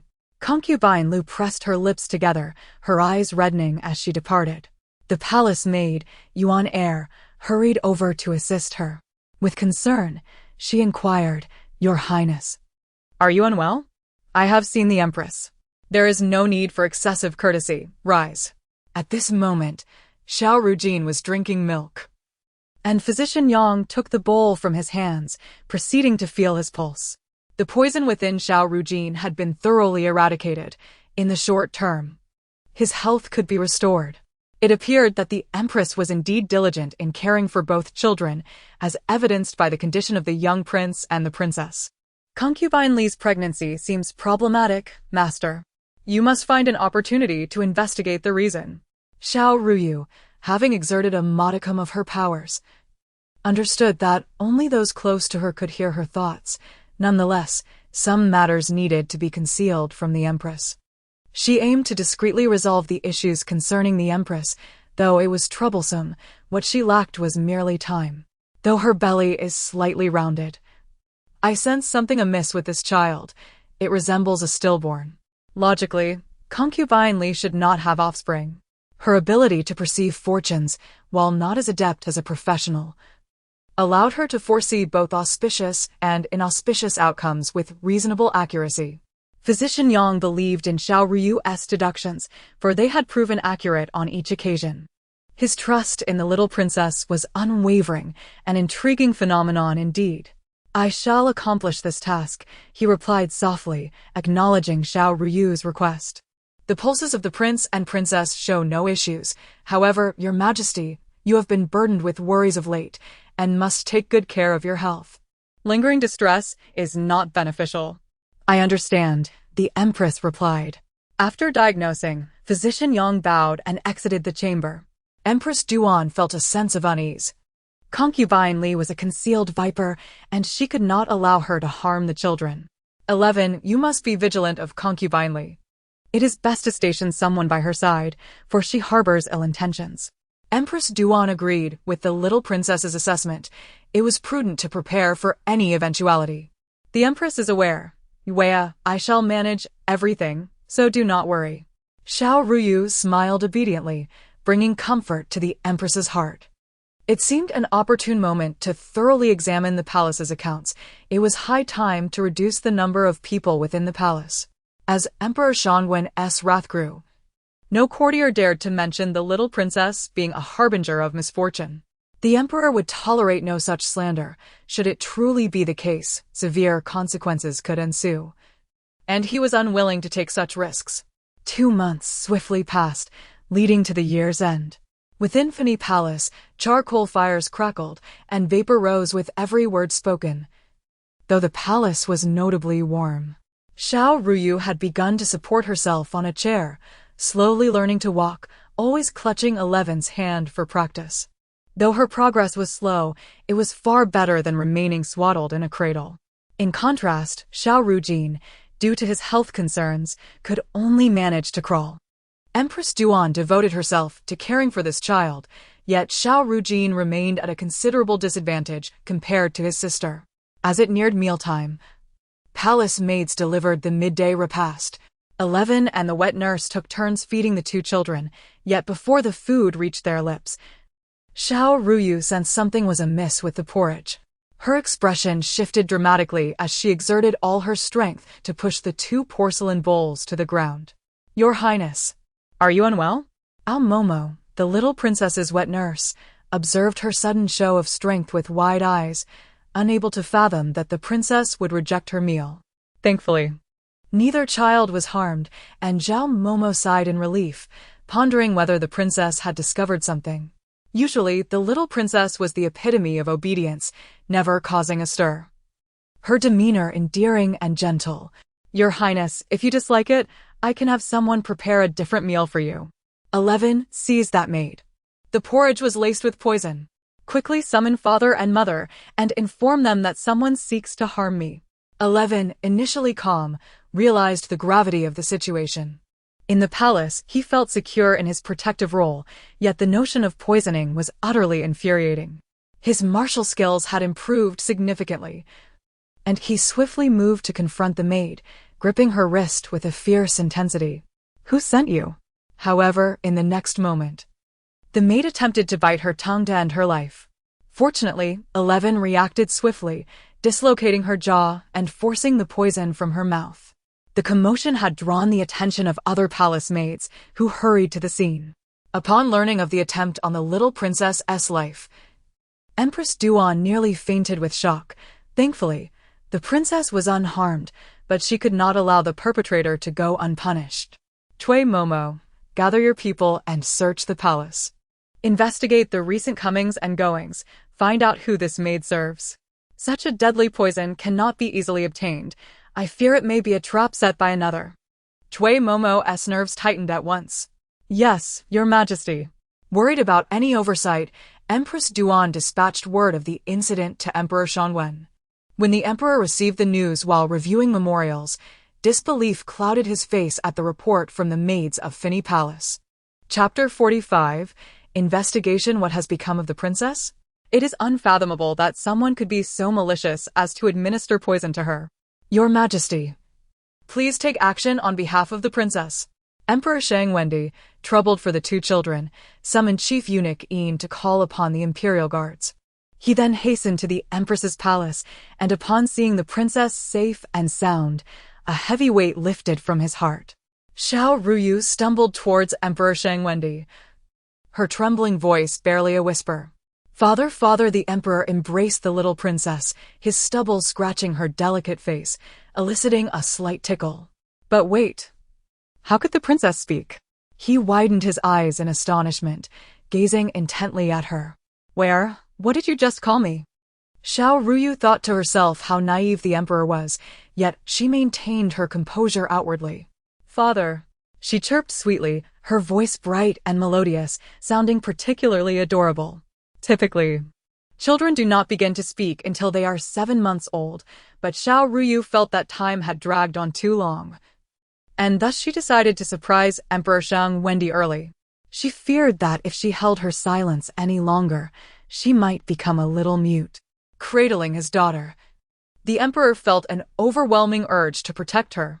His heart ached as he recalled the report from the guards. How dare anyone conspire against my little princess? Bring forth the search, he commanded. The princess nestled in his embrace, and even the usually composed emperor lost his poise. It was customary for the princess's food to be tested for poison. Such occurrences should not happen. The only plausible explanation was that someone within the palace had been bribed. If they were to start with the palace maids who delivered meals from the kitchen, perhaps they could uncover the culprit. Yet, the number of individuals passing through the imperial kitchen daily was staggering. One could only hope to identify the true offender. Thank heavens my little brother is unharmed, otherwise, Mother would be devastated. However, most of the consorts in the palace favor me and my brother. Who could have committed such an act? Emperor Shang Wendi listened intently to Xiao Ruyu's thoughts, gradually forming a plan. In the past 2 months, although Consort Li had behaved somewhat, she still stirred up trouble in the harem, and he had naturally reprimanded her. Yet, the frequency was becoming tiresome. Could it be Consort Li? 11. Take good care of the princess. I have matters to attend to at Kiwagong, he instructed, gently placing Xiao Ruyu in her cradle. If it were indeed Consort Li's covert doing, he could not allow it to go unpunished. Yes, Your Majesty. Xiao Ruyu waved her tiny hands in frustration. You bad father. I praised you for not being obsessed with beauty, yet you still hesitate to find the culprit and instead wish to visit Consort Li. The little princess furrowed her brows, visibly agitated. Emperor Shang Wendi sighed, feeling a burden he could not articulate. He then instructed Eunuch Yin to station the imperial guards at the princess's side before departing from Fini Palace. Xiao Ruyu closed her eyes, calculating with her fingers. She had already formed a suspicion. Without a doubt, today's incident was orchestrated by Consort Li. She feared that her existence might jeopardize her brother's position, prompting her to strike first. Consort Li, how dare you endanger me and my brother? You must not be allowed to remain. Xiao Ruyu's fingers twitched as she gathered her spiritual energy in her palm, causing a pure white lotus to bloom. With a slight shift of her will, a bright yellow talisman appeared in her hand.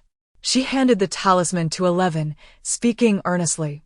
11, deliver this talisman to Kiwagong. The incantation will ensnare Consort Li. She has committed acts that harm her moral standing. We cannot allow her to wreak havoc upon us. Without questioning the reason, 11 complied with the princess's request, recalling the poisoned porridge from earlier, which still left him shaken. Had he inadvertently allowed the talisman to be consumed by the princess, it could have led to a tragic outcome. Understood, 11 affirmed. He instructed the guards to keep watch over Xiao Ruyu before making his way directly to Kiwagong. Xiao Ruyu basked lazily in the sunlight, feeling exceptionally comfortable. The poison within her body had been expelled, and as long as she nurtured her health, she would face no significant issues. The fortunes of this world were favorable, and she could gradually absorb the emperor's good fortune to enhance her own cultivation, which would undoubtedly be beneficial for her. Meanwhile, Empress Duan was scouring the palace for clues and ultimately apprehended a suspicious woman in the back kitchen of the imperial kitchen. The woman held a paper packet, and upon closer inspection by Granny Cui, it was revealed to contain the very powder of poison. The Empress's expression shifted dramatically, and the palace attendants were equally startled, hastily kneeling in fear. "We were unaware of this matter. Please forgive us, Your Highness. I am willing to reveal the truth, merely seeking Your Majesty's mercy," the woman confessed, divulging that she had received 100 taels of silver from Consort Li, who instructed her to poison the meals of the two princes, assuring her that her mother was in Consort Li's grasp, and thus she pleaded for the Empress's forgiveness. Though the Empress was known for her kindness, this matter involved her own children. If she were to show leniency, others might believe that even harm against her offspring would go unpunished. "Granny Cui, take her to the dungeons." "Attempting to harm the heir cannot be overlooked," the Empress commanded. The maid sat despondently on the ground, aware that the Empress was justified in her anger. Regret filled her heart, yet she had no better options. "Please, Your Highness, spare my mother," she begged. The Empress nodded in acquiescence. Could it be that the Emperor was already aware of the mastermind behind this plot? She naturally wished to investigate further. "Wea, does the Emperor know something?" Empress Duan asked, her gaze fixed on Xiao Ruyu's eyes, seemingly eager for answers. "The mastermind is Consort Li. Father has already gone to her palace." "Mother, stay strong. We must not allow Consort Li to wreak havoc in the harem." Xiao Ruyu's eyes sparkled with determination as her resolve to uncover the truth grew stronger. As Empress Duan departed from Fini Palace, she summoned her two children and instructed her attendants to prepare a sedan chair, heading straight towards Kiwagong. Upon learning of Emperor Shang Wendi's visit, Consort Li had ordered the preparation of fresh by Luo Chun tea. However, as she poured the tea for the Emperor, she noticed his furrowed brow and stern expression. "Your Majesty, what troubles you? Speak your mind, and I shall alleviate your burdens," Consort Li implored, but as the Emperor raised his gaze, he pushed her away, his eyes falling upon her noticeably rounded belly, deep in thought. "Consort Li, you seem quite composed. Do you truly believe I am a fool?" he remarked, just as a voice echoed from outside the hall. "The Empress has arrived." Chapter 46. The art of deception. She could not contain her impatience, wishing to take Xiao Ruyu's life. Yet, some matters are entirely beyond one's control. The beautiful consort feigned composure, questioning the reason behind the Empress's visit. Empress Duan offered a curtsy to Emperor Shanwen, her gaze towards the consort laced with disdain and loathing. "Your Majesty, the consort is with child yet neglects her health, spending her days plotting against my offspring. I beseech you to take action on my behalf." The consort, having committed numerous vile acts, was now adept at managing the situation. Her psychological resilience was formidable, unmatched by ordinary individuals. "Your Highness speaks nonsense. I have been nurturing my pregnancy diligently in Kiwagong for 4 months. How could I possibly scheme against your child? Moreover, I have not set foot outside Kiwagong." Her fervent defense appeared as mere sophistry to the onlookers. Why did she harbor such hatred towards me? The little princess pondered. If father knew that the child within the consort was a result of witchcraft, would he be alarmed? We must prevent the consort from causing further mischief. The princess's thoughts were met with surprise by Emperor Shanwen. The emperor coldly regarded the maidservant, stating, "Speak the truth, and I may spare your life." The maid, though intimidated by the consort's threats, understood who held true power within the palace. A single word from Emperor Shanwen could ensure her safety. "Your Majesty, the consort has procured a deadly poison, intending to take the lives of the little princess and his highness. I could not bear to fulfill such a command and only took half the amount. I acknowledge my error and beseech your forgiveness." Emperor Shanwen turned his gaze towards the pale-faced consort, fully aware of the situation. The opportunity had been granted to her, yet the consort had proven inept. The consort had secretly bribed the maidservant in a bid to harm the princess, and the emperor was urged to punish her. Kneeling, the consort refused to confess, insisting, "I have done nothing wrong. Please restore my honor." The emperor, however, was disinclined to investigate further. The consort's actions had been too hasty, riddled with flaws which only fueled his suspicions. Empress, what do you suggest as a fitting punishment for the consort? Empress Duan surveyed Kiwagong, noting that most of the attendants had been placed there by Minister Liu. To claim they were there to serve El Jiali would be an understatement. They were indeed instruments of the El family's influence, and it would be prudent to utilize this opportunity for resolution. I believe she should be relocated to a more modest chamber, and the number of attendants should be reduced. I request that your majesty dismiss the consort's maidservants, allowing me to arrange new ones. The consort's countenance shifted dramatically. These attendants had been meticulously chosen by her father and would serve a purpose in the future. If they were dismissed, it would be a considerable disadvantage to her. Your Majesty, what wrong have I committed? I only harbor deep affections for you. Please grant me mercy. Xiao Ruyu was infuriated, wanting to scratch the consort's face, muttering, "So your life is precious, while mine and my brother's are not. How dare you act against me in front of mother? Do you not consider your own capabilities? You are simply amusing me." To think that she could turn the tables with the child in her womb was laughable. That child was but an illusion conjured through witchcraft, entirely fictitious. If father had not uncovered the truth, she would not have escaped punishment. The little princess's sarcastic remarks drew a chuckle from Emperor Shangwen. The consort and Minister Liu were audacious, foolishly believing he was a mere paper tiger. He commanded that Physician Yang be summoned to verify a crucial matter. Before long, Physician Yang arrived, carrying his medical kit, visibly fatigued from the day's exertions. "I have come to see your Majesty." Emperor Shangwen cast an emotionless glance at the consort, commanding, "Examine her." The consort felt an inexplicable nervousness upon seeing Physician Yang and began to deflect blame. "Your Majesty, Physician Yang has always been close to the Empress. How can his words be trusted? I would never deceive you. How could you wound my heart so?" Physician Yang rolled his eyes, unabashedly entering into a mode of mockery. "I wonder if the consort doubts my abilities or my integrity. I assure you, I do not take my medical duties lightly." He proceeded to examine her pulse, which was indeed chaotic. Xiao Ruyu discreetly channeled her energy, and Physician Yang synchronized with her, using needles to stabilize the consort. A sinister insect appeared faintly around the consort's wrist, evoking horror. Emperor Shangwen, upon witnessing this, chose not to prolong the matter. The consort's pretense of pregnancy had been conclusively exposed. "Consort, how dare you feign pregnancy?" The consort hastily shook her head in denial. "It cannot be. I am indeed with child. Someone has informed me of this." She insisted that she carried the emperor's offspring, now 4 months along, and in another 6 months, the child would be born. "Your Majesty, you cannot be so biased against the little princess." Physician Yang unflinchingly dismantled her claims, coldly stating, "This is clearly a ruse birthed from witchcraft. The supposed bloodline is nothing but a facade." Did she intend to wait until the day of childbirth to swap in another child? The consort instinctively sought to argue, but a woman knows her own body best.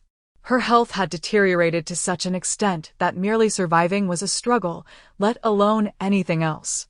"How could you possibly know? Could it be you devised this scheme?"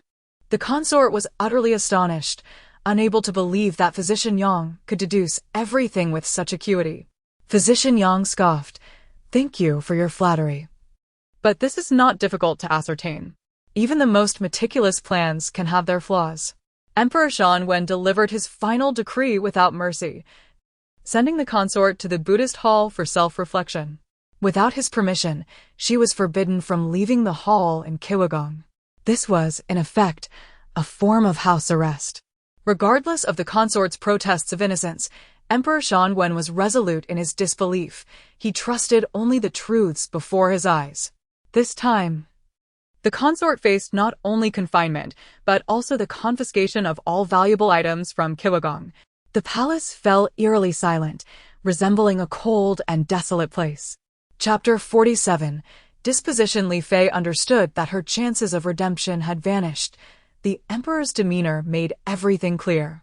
"Your Majesty, I have always acted in your interest.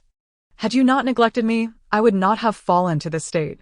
Please, your majesty, look at me, my heart holds only you.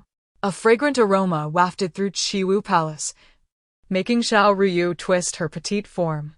Li Fei is truly insufferable, attempting to drug father into a state of pity for her. I have never encountered someone so shameless. Father must not be deceived by her superficial charms. Xiao Ruyu's words quelled the tender feelings that had momentarily stirred within Emperor Shanwen. He covered his mouth and nose, letting out a cold laugh. Li Fei felt a surge of panic. The incense she had received from Dan Wandong was supposed to be effective. Why did it fail to have any impact on Emperor Shanwen? She scarcely had the opportunity to approach him, let alone regain his favor. Xiao Ruyu chuckled inwardly. Father is wise. Li Fei deserves swift punishment. She has harmed many within the palace, and is utterly unforgivable. Emperor Shanwen exhaled a deep breath of frustration. Xiao Ruyu discreetly channeled her spiritual energy to him, improving his countenance considerably. After leaving Li Fei's palace and cradling the little princess in his arms, he coldly commanded, "Summon Chancellor Lu to the palace." "Yes, your majesty," the eunuch replied, hastily dispatching someone to carry out the order. Observing the emperor's grim expression, it was clear the situation could not be resolved amicably. With the emperor now enraged, it was imperative to quell the matter swiftly, lest it escalate into greater trouble.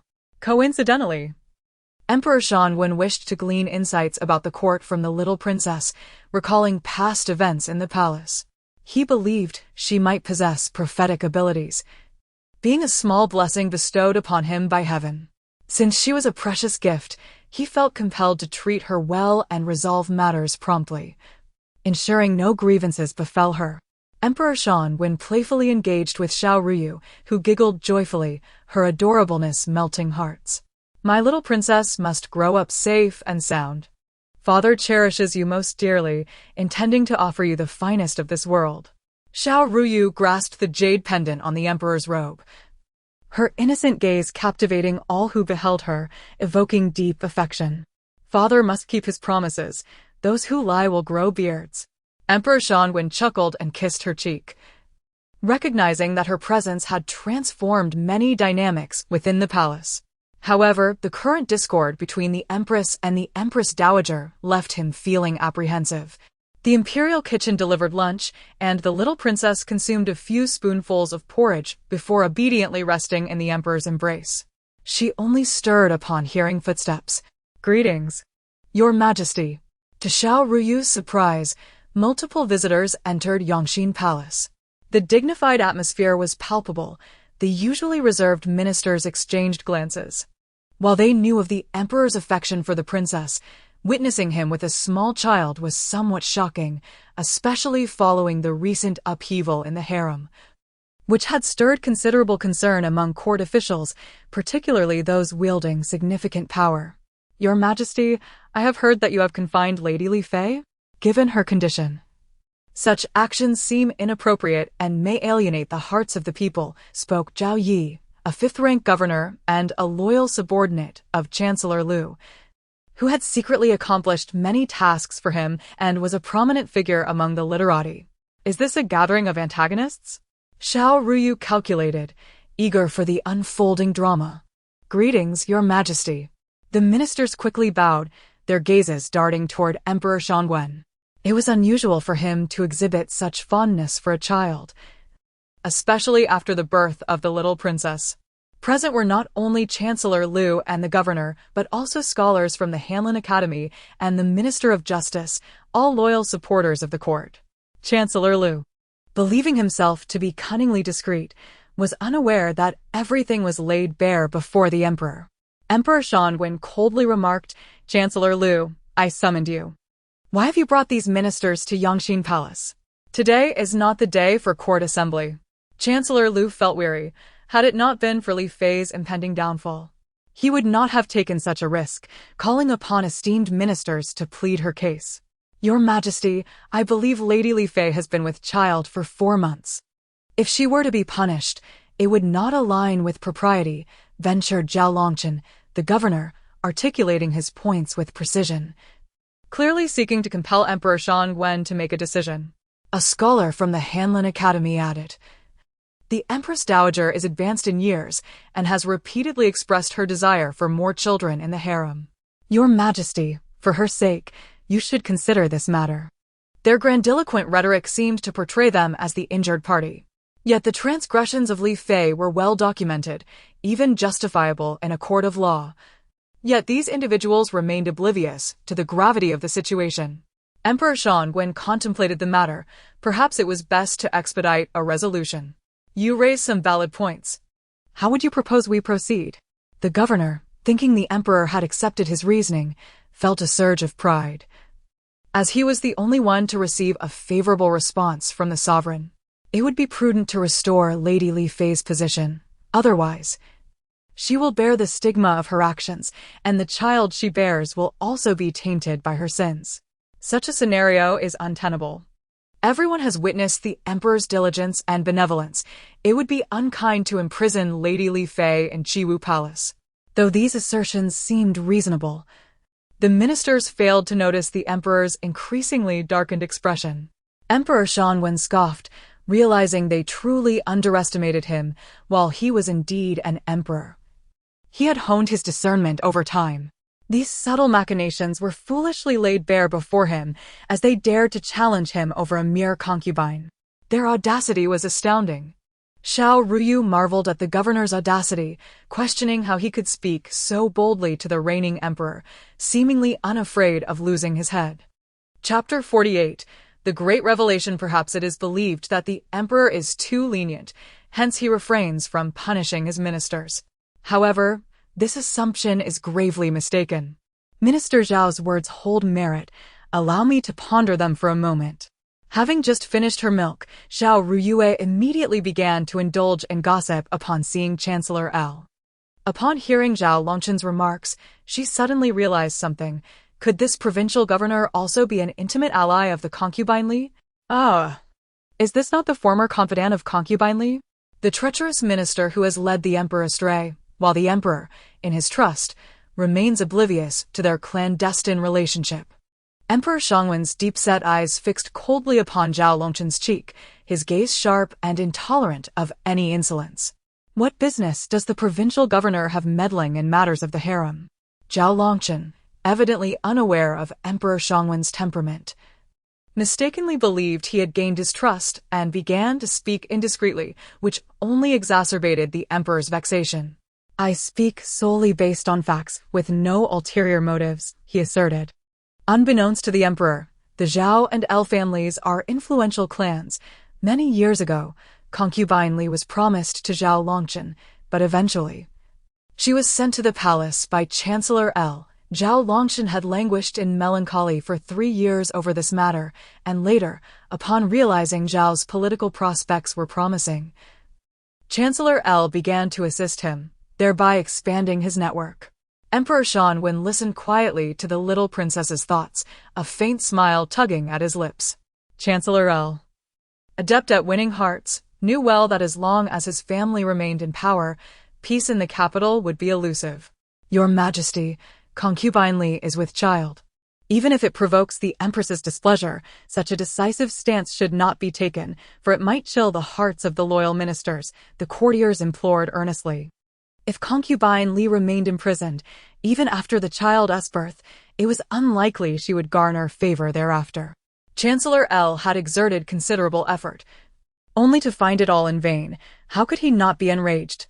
Thus, to reverse the situation, he must exert some influence over Emperor Shangwen. "You do not grasp the entirety of the situation, yet you come to advise me? Do you think this realm's decisions require your permission?" His words were laden with gravity, implying treachery. Despite Emperor Shangwen's discontent, the ministers remained dutiful. "I dare not, Your Majesty. The child in concubine Li's womb is not of my blood." The normally refined Emperor Shangwen spoke candidly, his words surprisingly coarse to the ears of those present. Chancellor L harbored a secret mockery in his heart. Was it not his machinations that enabled Emperor Shangwen to ascend the throne? Otherwise, how could the emperor have achieved such success? Yet, did the emperor harbor ulterior motives? The Hanlin scholar, puzzled, inquired, "Your Majesty, concubine Li has an excellent reputation. How could this be? Investigate for yourselves the true nature of concubine Li. She has dared to fabricate her pregnancy, employing sorcery within the palace for nefarious purposes, all of which are substantiated by evidence. She has even drugged me." "Rendering your arguments futile," the emperor declared. The ministers trembled, kneeling in fear, unwilling to offend Emperor Xianwen. Within the court, survival hinged upon the emperor's favor. Even with Chancellor L's presence, little could alter the ultimate authority resting with the emperor. The charges against concubine Li had been firmly established, and the emperor seized this opportunity to warn any who might entertain treasonous thoughts. He would show no mercy. Chancellor L felt a growing unease. He had come today intending to advocate for concubine Li, yet now found himself at a loss, fearing the emperor's judgment against him. In his contemplation, Chancellor L thought of a potential ally.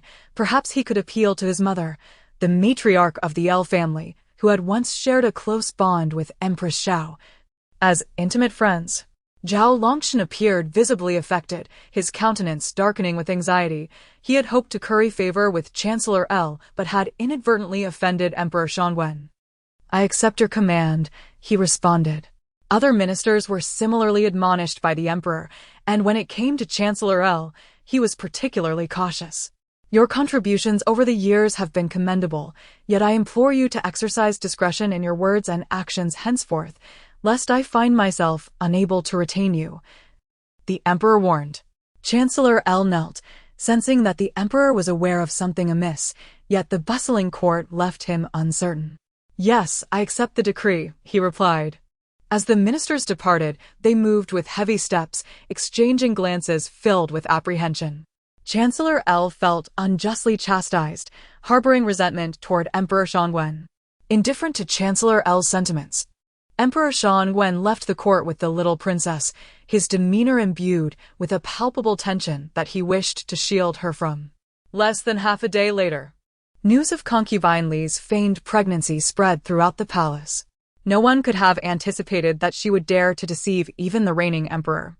It appeared the scheme had been long in the making, leaving the other concubines in a state of fearful silence, hesitant to show their faces. The empress worked to reassure everyone, dispatching gifts to their chambers. The Empress Dowager's decree soon reached Fenny Palace, where Xiao Ruyu stared wide-eyed, bewildered by the reason for her mother's summons. "Your Majesty, the Empress Dowager has always been intolerant of you. Perhaps we should decline her invitation to avoid incurring her wrath," suggested her attendant. Empress Duan gently adjusted the peony at her temple, her demeanor warm and gracious. "The Empress Dowager has sent for us. If we refuse, it would only embarrass her. We must not risk her resentment. It is better to comply." Thus, she took along a newly crafted cloak and departed, bringing Xiao Ruyu with her as she was being cared for by Physician Yang. In Shouan Palace, the Empress Dowager sat regally, accompanied by an elderly lady. Perhaps in her 60s, she was the matriarch of the L family, honored with a noble title. "Dear sister, it appears our statuses have diverged greatly. I humbly seek your audience." "And I hope you do not take offense," the Empress Dowager remarked, feeling a sense of relief at the elderly lady's presence, breaking her solitude. "You must have something pressing to discuss. Share it with me, for as old friends, I will surely stand by your side," the Empress Dowager assured her. Chapter 49. The Bond of Plastic Sisters. At this moment, Lady L wiped her tears and feigned a sense of nostalgia, imploring the Empress Dowager to forgive the beautiful consort Li, asserting that she had merely erred and undoubtedly recognized her mistake. The Empress Dowager, possessing some knowledge of palace affairs, was somewhat flustered upon witnessing Lady L kneeling before her. Once, they shared a bond of intimacy, admired by others as cherished confidants, but since Lady L entered the palace, they had not met again. Now, they were reunited, their once youthful faces marked by the passage of time. However, the affection of the past remained genuine. Although Granny Wei had not elucidated the matter, she subtly reminded the Empress Dowager that the one with blood ties was the Emperor Shenwen. One could observe the Queen, who had wielded authority in the inner palace for many years, still unable to shed her haughtiness. The transgressions of consortly, it seemed, were merely a pretext for her to assert herself. Lady L did not explicitly state this, not out of malice, but because Minister L had concealed the affair so thoroughly. Perhaps the queen bore grudges from the past, yet all were in service to the emperor in the palace, as the queen. It was unbecoming to indulge in jealousy at the expense of consortly, for it not only tarnished her own reputation, but also rendered the L family a subject of ridicule. The Empress Dowager furrowed her brow slightly, contemplating how to advocate for her old friend while simultaneously admonishing the queen. This palace housed not only her but also her esteemed self as the Empress Dowager.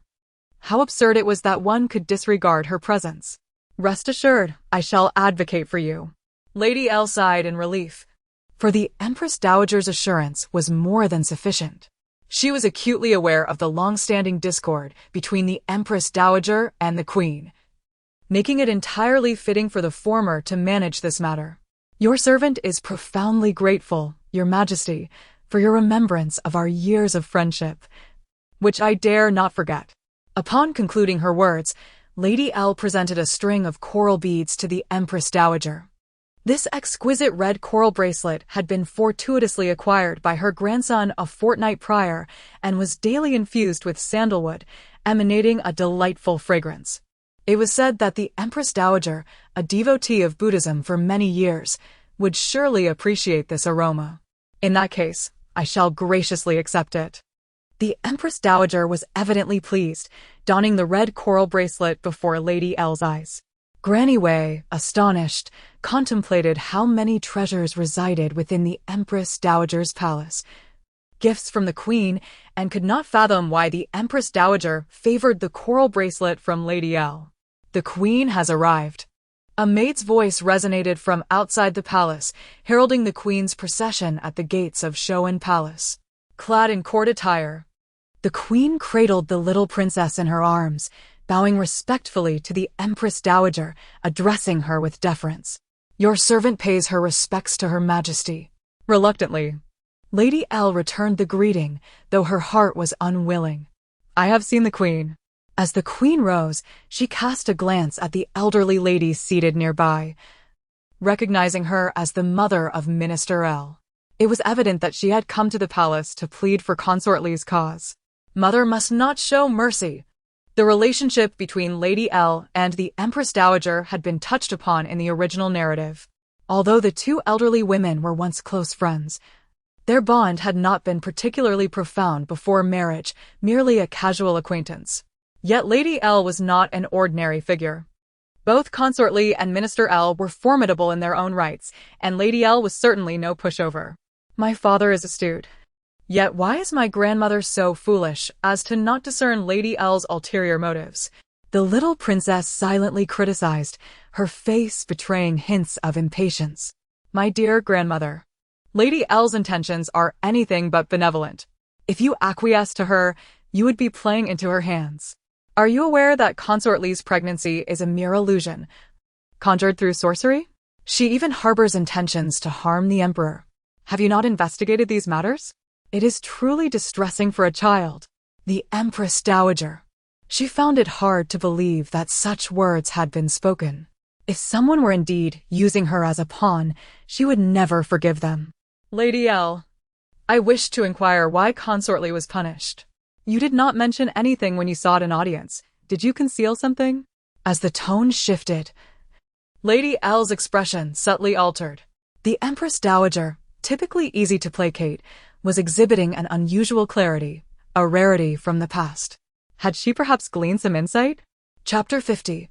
A lesson for the impudent Lady Lu trembled as she knelt, acutely aware of the Empress Dowager's lofty status, which had cultivated an imposing presence over the years of her privileged life within the royal court. The Empress Dowager treated Lady Lu with a semblance of kindness, yet she would not turn a blind eye to any clandestine schemes concocted by her. Your Majesty, I am but a humble servant, and I only know that concubine Li has been unjustly confined by the emperor. I entered the palace out of concern for your health, oblivious to the underlying circumstances. What transgressions has concubinely committed? Empress Duan, weary of this charade, had pressing matters to attend to within the palace. Both concubine Li and the Lu family would inevitably face consequences. Their incessant meddling was exceedingly distasteful. In truth, concubine Li was not with child. The supposed fetus was merely an illusion conjured by sorcery. She had resorted to consuming herbs to conceal her false pregnancy, but, despite her meticulous planning, her schemes unraveled when she attempted to ensnare the Empress. Lady Lu felt as if struck by lightning, grappling with the disheartening truth. It was disheartening to think she had waded into murky waters. Had she foreseen this outcome, she would have refrained from meddling. Now, having incurred the displeasure of both the Empress Dowager and the Empress, she realized her predicament was dire. It cannot be. I have watched over that girl as she grew. She is the epitome of grace and virtue. How could she feign pregnancy? Lady Lu seethed, her frustration mounting as she lamented her son's failure to inform her promptly about concubine Li's predicament. Recalling the bond between grandmother and granddaughter, she had taken the risk of intervening. If the old matriarch deemed it impossible, perhaps she should summon the emperor to the Hall of Serenity. After all, she wished to inquire how one ought to address the slander against the empress. Grandmother, you must cease your pleas on her behalf. Mother and father are angry. Your relationship with father may never be mended. A small child sighed, prompting the Empress Dowager to abandon her intentions of interceding for Lady Lu. This matter was one she ought not to entangle herself in, lest it lead to further complications. Your Majesty, I did not intend to implicate you in any wrongdoing. I implore your forgiveness. The Empress Dowager evaded Lady Lu's grasp, her gaze growing icier. This matter does not concern me. How the Empress chooses to handle it is her prerogative. Frost, we have known each other. I trust you will not place me in a difficult position. Lady Lu set aside all hopes, inwardly cursing the Empress Dowager. I dare not, came the response from the Empress Duan, her eyes fixed coldly upon Lady Lu. You, as a matriarch, ought to demonstrate respect for the mother of the nation. In light of your disrespect, I shall take it upon myself to clarify the meaning of decorum on behalf of the old Prime Minister. I acknowledge my faults. I beseech your punishment, Lady Lu replied, her voice trembling. Empress Duan responded coolly, Chui Mama, inform the Emperor to revoke Lady Lu's title as a noble consort. For her lack of respect towards the Empress and the Empress Dowager has sown discord between us. Such a punishment would be a leniency towards Lady Lu. The Empress Dowager gasped, that is far too severe. It would be a public humiliation for the Lu family. Empress Duan merely scoffed. You seem to lack discernment, Empress Dowager. Had it not been for your husband's prowess, he might never have secured the throne. Xiao Ruyu raised an eyebrow, recognizing that the Empress Dowager was indeed her grandmother. Her vision seemed clouded, prompting her to discreetly identify the insidious individuals encircling her. She crafted a talisman and quietly cast a spell upon Lady Lu, scattering glimmers of light over her. At that moment, the words hidden deep within Lady Lu's heart spilled forth uncontrollably. Qin Huayu, we are sisters. How can you remain indifferent while the Empress treats me so vilely? I once aided you in your clandestine rendezvous with the late Emperor. Without that, you would still be merely the daughter of the Minister of Revenue. Look at your current status. This Empress behaves so shamelessly. I've never seen a dowager as inept as you. Do you truly believe that if you were not the Empress Dowager, I would have any ties to you? It is utterly laughable. The atmosphere in Shoan Palace shifted, faces paling as silence enveloped the room. Lady Lu's attendants subtly signaled her to temper her words, but their efforts were in vain, leaving her feeling helpless. Even if a divine being were to intervene, could they rescue Lady Lu from her own folly? How could she confront the Empress Dowager so directly without fearing for her life? Upon completing her tirade, Lady Lu noticed the increasingly displeased countenance of the Empress Dowager and finally comprehended the gravity of her words. After a prolonged silence, the Empress Dowager coldly remarked, So, In your eyes, I am merely a tool for you to bolster your position. How vile of you to have drugged me in the past. In truth, the Empress Dowager had once been the legitimate daughter of the Minister of Revenue, betrothed to her childhood sweetheart. Had it not been for the incident at Lady Lu's coming-of-age banquet, she would never have crossed paths with the late Emperor. Her constant clashes with Emperor Xiao stemmed from his resemblance to the late Emperor. Following her marriage, the Empress Dowager's childhood betrothed fell ill and passed away, leaving them to gaze longingly at one another from afar, ultimately becoming a forbidden memory. Lady Lu attempted to defend herself, yet she felt as though she had been possessed. Her thoughts laid bare. Observing the Empress Dowager's expression, she understood that any semblance of their former camaraderie had dissipated. The Empress Dowager harbored no hatred towards her. That alone was a kindness. Clutching her chest in frustration, the Empress Dowager addressed the Empress coolly. You shall handle Lady Lu's affairs as you see fit. You are the Empress, and many decisions within the palace are yours to make. I shall no longer intervene, nor do I wish to be consulted on how to proceed. I trust you will clarify matters yourself. With that, the Empress Dowager took a deep breath and exited the hall, unwilling to cast another glance at Lady Lu. Their bond had reached its conclusion. Her words bore significant weight, leaving Lady Lu wishing to shrink away, uncertain of her course. Some matters, however, were too delicate to voice. Empress Duan directly dismissed Lady Lu from the palace, thereafter commanding the delivery of the palace's newly presented calming tea. Chapter 51. Reconciliation between mother and son. Empress Duan did not disturb Empress Xiao, instead departing from Shoan Palace with her entourage. Perhaps after this incident, Empress Xiao would be less willful in the future, which would save her considerable trouble. Emperor Xianwen was handling state affairs within the palace when he learned of the events at Shoan Palace from eunuch Yin. Initially worried that the Empress might face difficulties, he was instead met with surprising news. His mood lifted. The Empress was known for her decisiveness, which was commendable. It was puzzling how Grandmother L could publicly insult the Empress, but perhaps it was this very act that awakened the Empress to the true nature of the old matriarch. Eunuch Yin described the situation in detail, and Emperor Xianwen, being astute, deduced that it was related to Xiao Ruyu. It seemed that it was his beloved Ruyu's subtle magic that led the old matriarch to discern the truth. He instructed for some of the Empress's favorite delicacies to be prepared, as he intended to share dinner with her that evening. Eunuch Yin nodded, acknowledging the command, and promptly departed to make the arrangements. That evening, the Empress dined in a gloomy mood, but upon hearing that the Emperor would join her, she felt a flicker of curiosity. Since the Emperor ascended the throne, their bond had grown increasingly distant. Often, she felt that her position as Empress was merely a title without real power, leading her to frequently oppose the Emperor without anticipating his willingness to compromise. This scene of maternal affection was indeed unfamiliar to her. My mother, I know you have a fondness for Sichuan cuisine, and I have specially instructed the kitchen to prepare it for you. The blood swallow soup is especially nourishing for the complexion. Please drink it to maintain your youth, the Emperor said. Empress Xiao cast a haughty glance at him and let out a cold snort. My son, in the past, I admit I have not been a good mother. However, both Yuner and I have cared for you deeply. There is a saying that harmony brings prosperity, and I regret that my oversight in caring for your feelings caused you distress. I wish to make amends now, as you are my only reliance. The Emperor's words were articulated with such finesse that even the cold-hearted Empress felt her resolve soften somewhat. Very well, all is in the past. I shall not hold it against you. Their rare moment of harmony allowed them to share a pleasant meal. After dining, the Empress furrowed her brow, gazing at the Emperor with concern.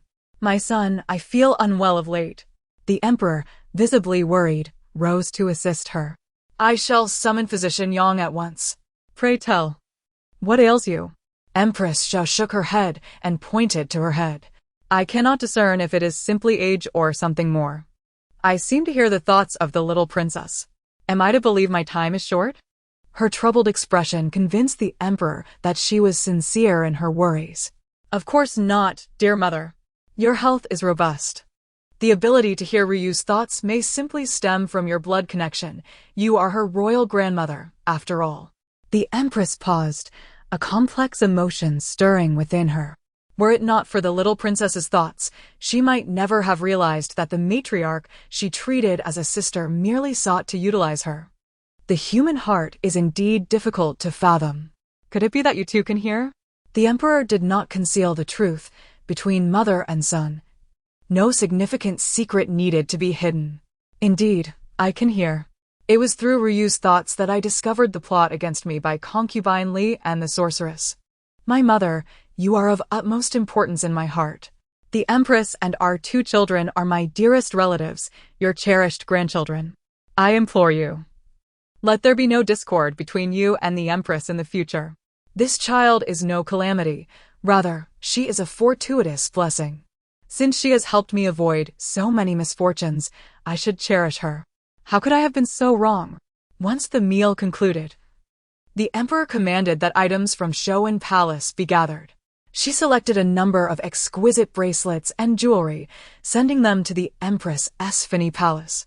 When the 10 boxes of treasures arrived, the Empress was nearly astounded. Hadn't the Empress always despised her? Why was she sending so many gifts now? Madam Wei, wearing a smile, respectfully announced, I have delivered these items on behalf of Her Majesty.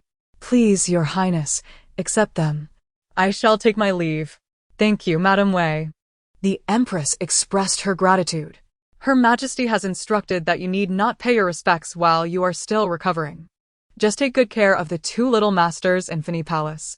Once Her Majesty's health improves, she will come to visit her beloved grandchildren. Understood, Your Highness. She cradled the sleeping little princess, kissing her smooth cheek. Ruyu, you truly are my lucky star. At that moment, the storage ring in Xiao Ruyu's hand began to warm, awakening her. Entering her personal space, she discovered that the medicinal herb she had planted last time had thrived in the fertile soil. These herbs were renowned for their efficacy in promoting blood circulation and alleviating pain, ideal for her uncle and brothers, who were often engaged in martial training or warfare. Recalling her visit to the Medicine King's Valley, she had sought out these herbs, planting them in a secluded area of the back mountain. Initially, there were only a few, but now they had blossomed into several hundred. These magical herbs were unique to her world, and their pain-relieving properties were exceptional, which is why she had preserved them. After gathering the herbs, she stealthily exited her space, waiting until the palace was empty before using her thoughts to retrieve the concealed herbs from the storage ring. Chapter 52. The recovery of Dr. Yang's memory. 11 heard a commotion emanating from the little princess's bed and hurried to her side, only to discover that she was clutching several wild grasses, roots and all. Your Highness, where did you acquire these weeds? 11 inquired, furrowing his brow in confusion, as he had just presented her with a milk bottle and a cloth doll, not these wild plants. Xiao Ruyu's lips twitched. How could such precious spiritual herbs be deemed mere weeds? Yet, addressing 11's perplexity, she spoke in a gentle, endearing tone. 11, these are medicinal herbs for treating injuries. You must present them to Master so he can cultivate them. These herbs are unique to our realm and will surely be of great utility. Upon receiving the directive, 11 responded respectfully, understood. With the presence of a wet nurse attending to the little princess, he felt reassured and took the herbs to the imperial physician's chamber. Upon his arrival, Dr. Yang set down the medical tome he had been perusing, his brow furrowed in curiosity. Is there something amiss? The princess instructed me to bring these herbs to you, 11 replied. She said they are extraordinary medicinal plants, unparalleled in the world, meant for treating injuries. As Dr. Yang accepted the herbs, he noted their significant potential, though they seemed to possess an unusual quality. Suddenly, a sharp headache struck him, prompting him to rub his temples, yet the dizziness persisted. Seeing his pallor, 11 expressed concern. Are you unwell, Dr. Yang? After a brief bow, he departed. Dr. Yang, still rubbing his forehead, felt a wave of anguish wash over his handsome features. Moments later, a torrent of memories flooded his mind, leaving him somewhat disoriented. He recalled a world of cultivation, specifically the Valley of the Medicine King, where he had once been the esteemed leader. Isolated from the world after a severed bond with a childhood companion. His two disciples, though lacking in martial prowess, excelled in both medicine and poison, gaining considerable renown in the martial realm. Together, the trio had cultivated the Valley of the Medicine King's reputation to its zenith. In his dream, the visage of the Valley's master bore an uncanny resemblance to his own. The senior disciple, named Xiao Ruyu, shared the same name as the little princess, and she was indeed his pupil in that dream. The thought of the little princess calling him master sent a shiver through him. Could it be that he and Xiao Ruyu were truly master and disciple in a past life? As for the herbs the princess had delivered, Dr. Yang had already planted them, and within 3 days, they flourished, ready for medicinal use. He crushed the herbs and applied their juice to a wound on his hand. And astonishingly, the injury healed almost instantaneously. A surge of realization struck him. Could these herbs truly be spiritual in nature? The little princess had indeed spoken the truth.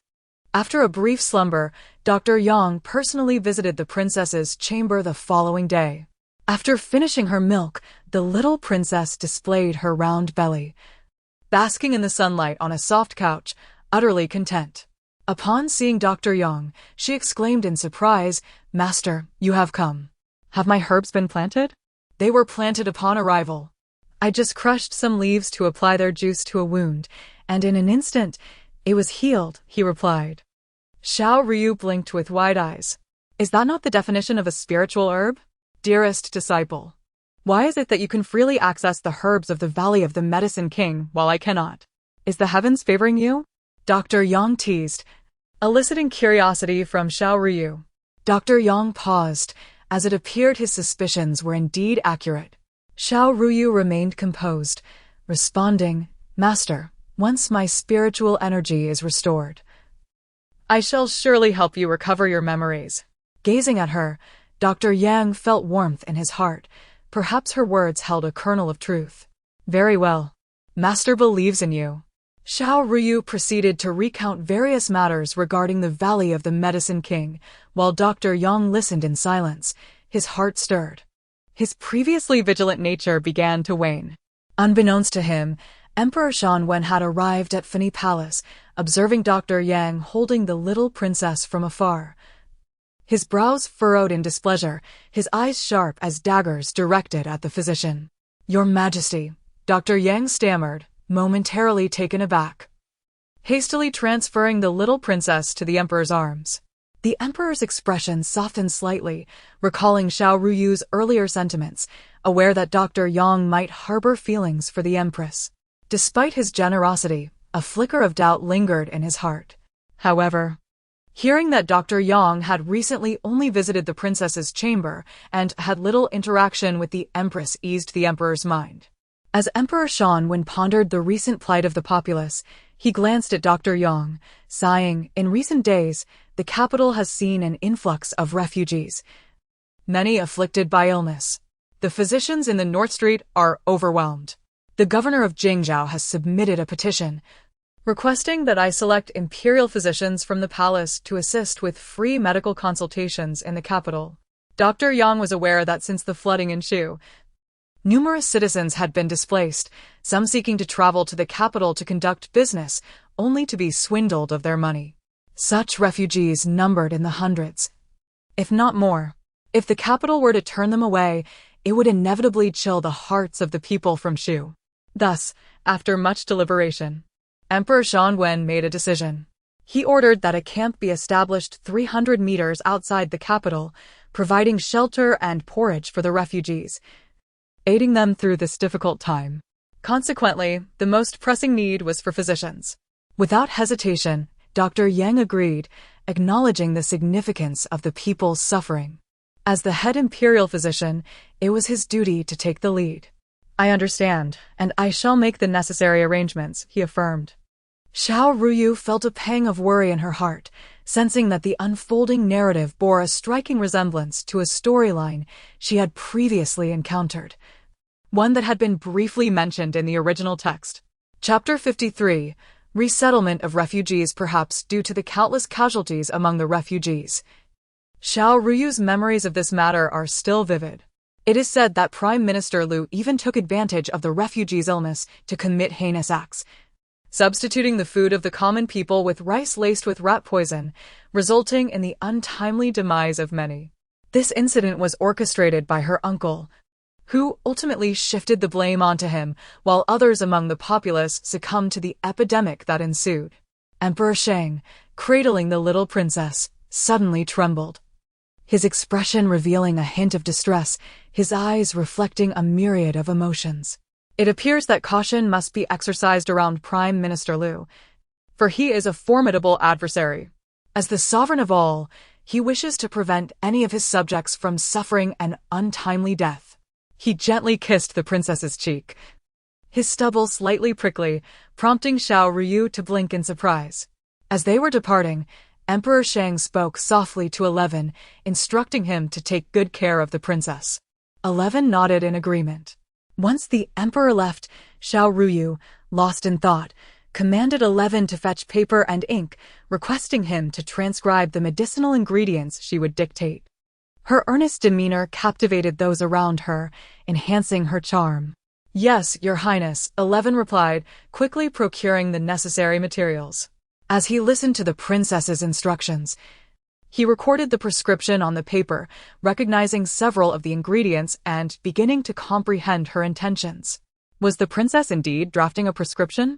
Without hesitation, Xiao Ruyu affirmed, "Indeed, it is a prescription for treating the plague. The vial I just provided you, inform your master that a single drop of water is sufficient to prepare the medicine." Ordinary prescriptions would not suffice to combat the epidemic. Xiao Ruyu's approach was not only targeted but also preemptive, as long as the medicine was taken as directed. Regardless of the affliction, recovery was assured. 11 committed the princess's words to memory and made an additional trip to the Imperial Medical Institute. At the Prime Minister's residence, Lu Zongyuan had recently faced repeated setbacks, his countenance reflecting his discontent. He had high hopes for concubine Li, wishing for her to bear a dragon heir, thus securing her position in the imperial harem. In recent days, the elderly matriarch's displeasure had also stemmed from this matter. Lu Zongyuan, typically composed, exhibited a different demeanor within the confines of the Prime Minister's residence. "Speak softly. Be wary of ears behind the walls. Emperor Shang is unpredictable. No one can fathom his thoughts, and we lament the frequent missteps in our plans. Prime Minister, there is no need for concern. You are the Chancellor, the foremost among the civil officials, and most of the court is under your influence. This matter is not insurmountable." A man appeared, his face obscured by a mask, his gaze scrutinizing, as if assessing Lu Zongyuan's thoughts. Upon recognizing the stranger, Lu Zongyuan rose, exclaiming, "Seize this intruder. How dare you trespass upon the Prime Minister's estate? Such audacity is intolerable." He presumed the individual sought to provoke the Prime Minister's household, which only heightened his frustration. However, he did not anticipate that the stranger wielded a talisman, rendering Lu Zongyuan immobile. Lu Zongyuan recognized the man as one who could traverse the capital unnoticed and possessed formidable skills, a sorcerer sought by Emperor Shang. Yet, recalling the fate of concubine Li, his trust in this individual waned. Shan Wandong remained unfazed, although the palace's scheme had unraveled, as long as the royal family's fortunes remained unchanged. Leveraging the national luck of Xian Kingdom meant any alliance was merely utilitarian. Despite the necessity of occasionally lowering his pride, he deemed it inconsequential. "If I can assist you in discrediting the Marquis's household, would you be willing to trust me?"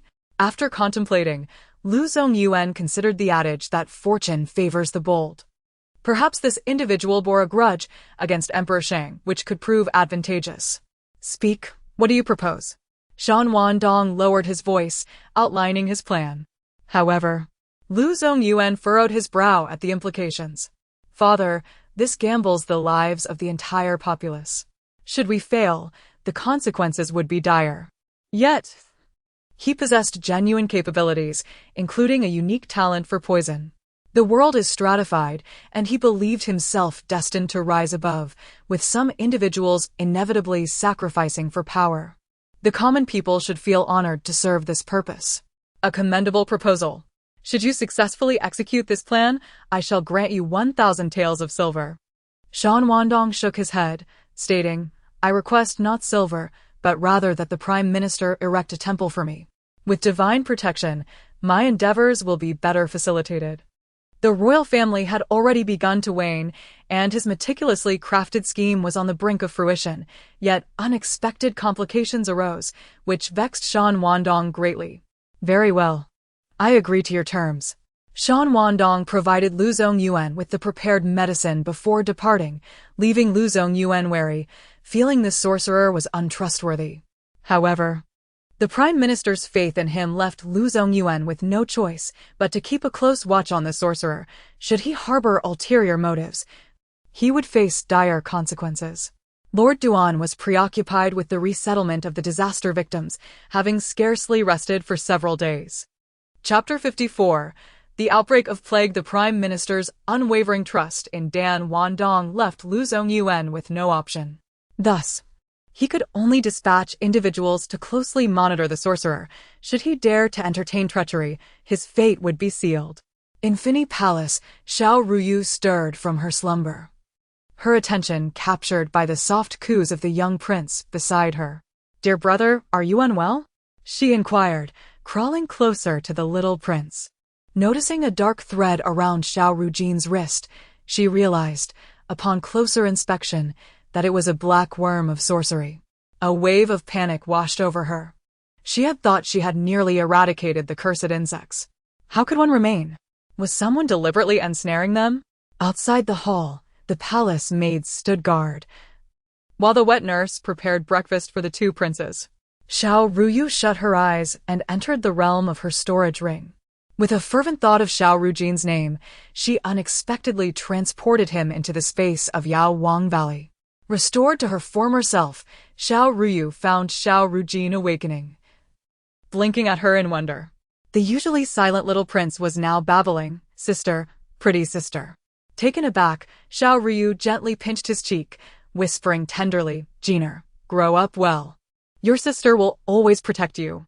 She carried the young prince to the mountainside, providing him with a few sips of the spiritual spring, before entering a thatched cottage where she retrieved silver needles.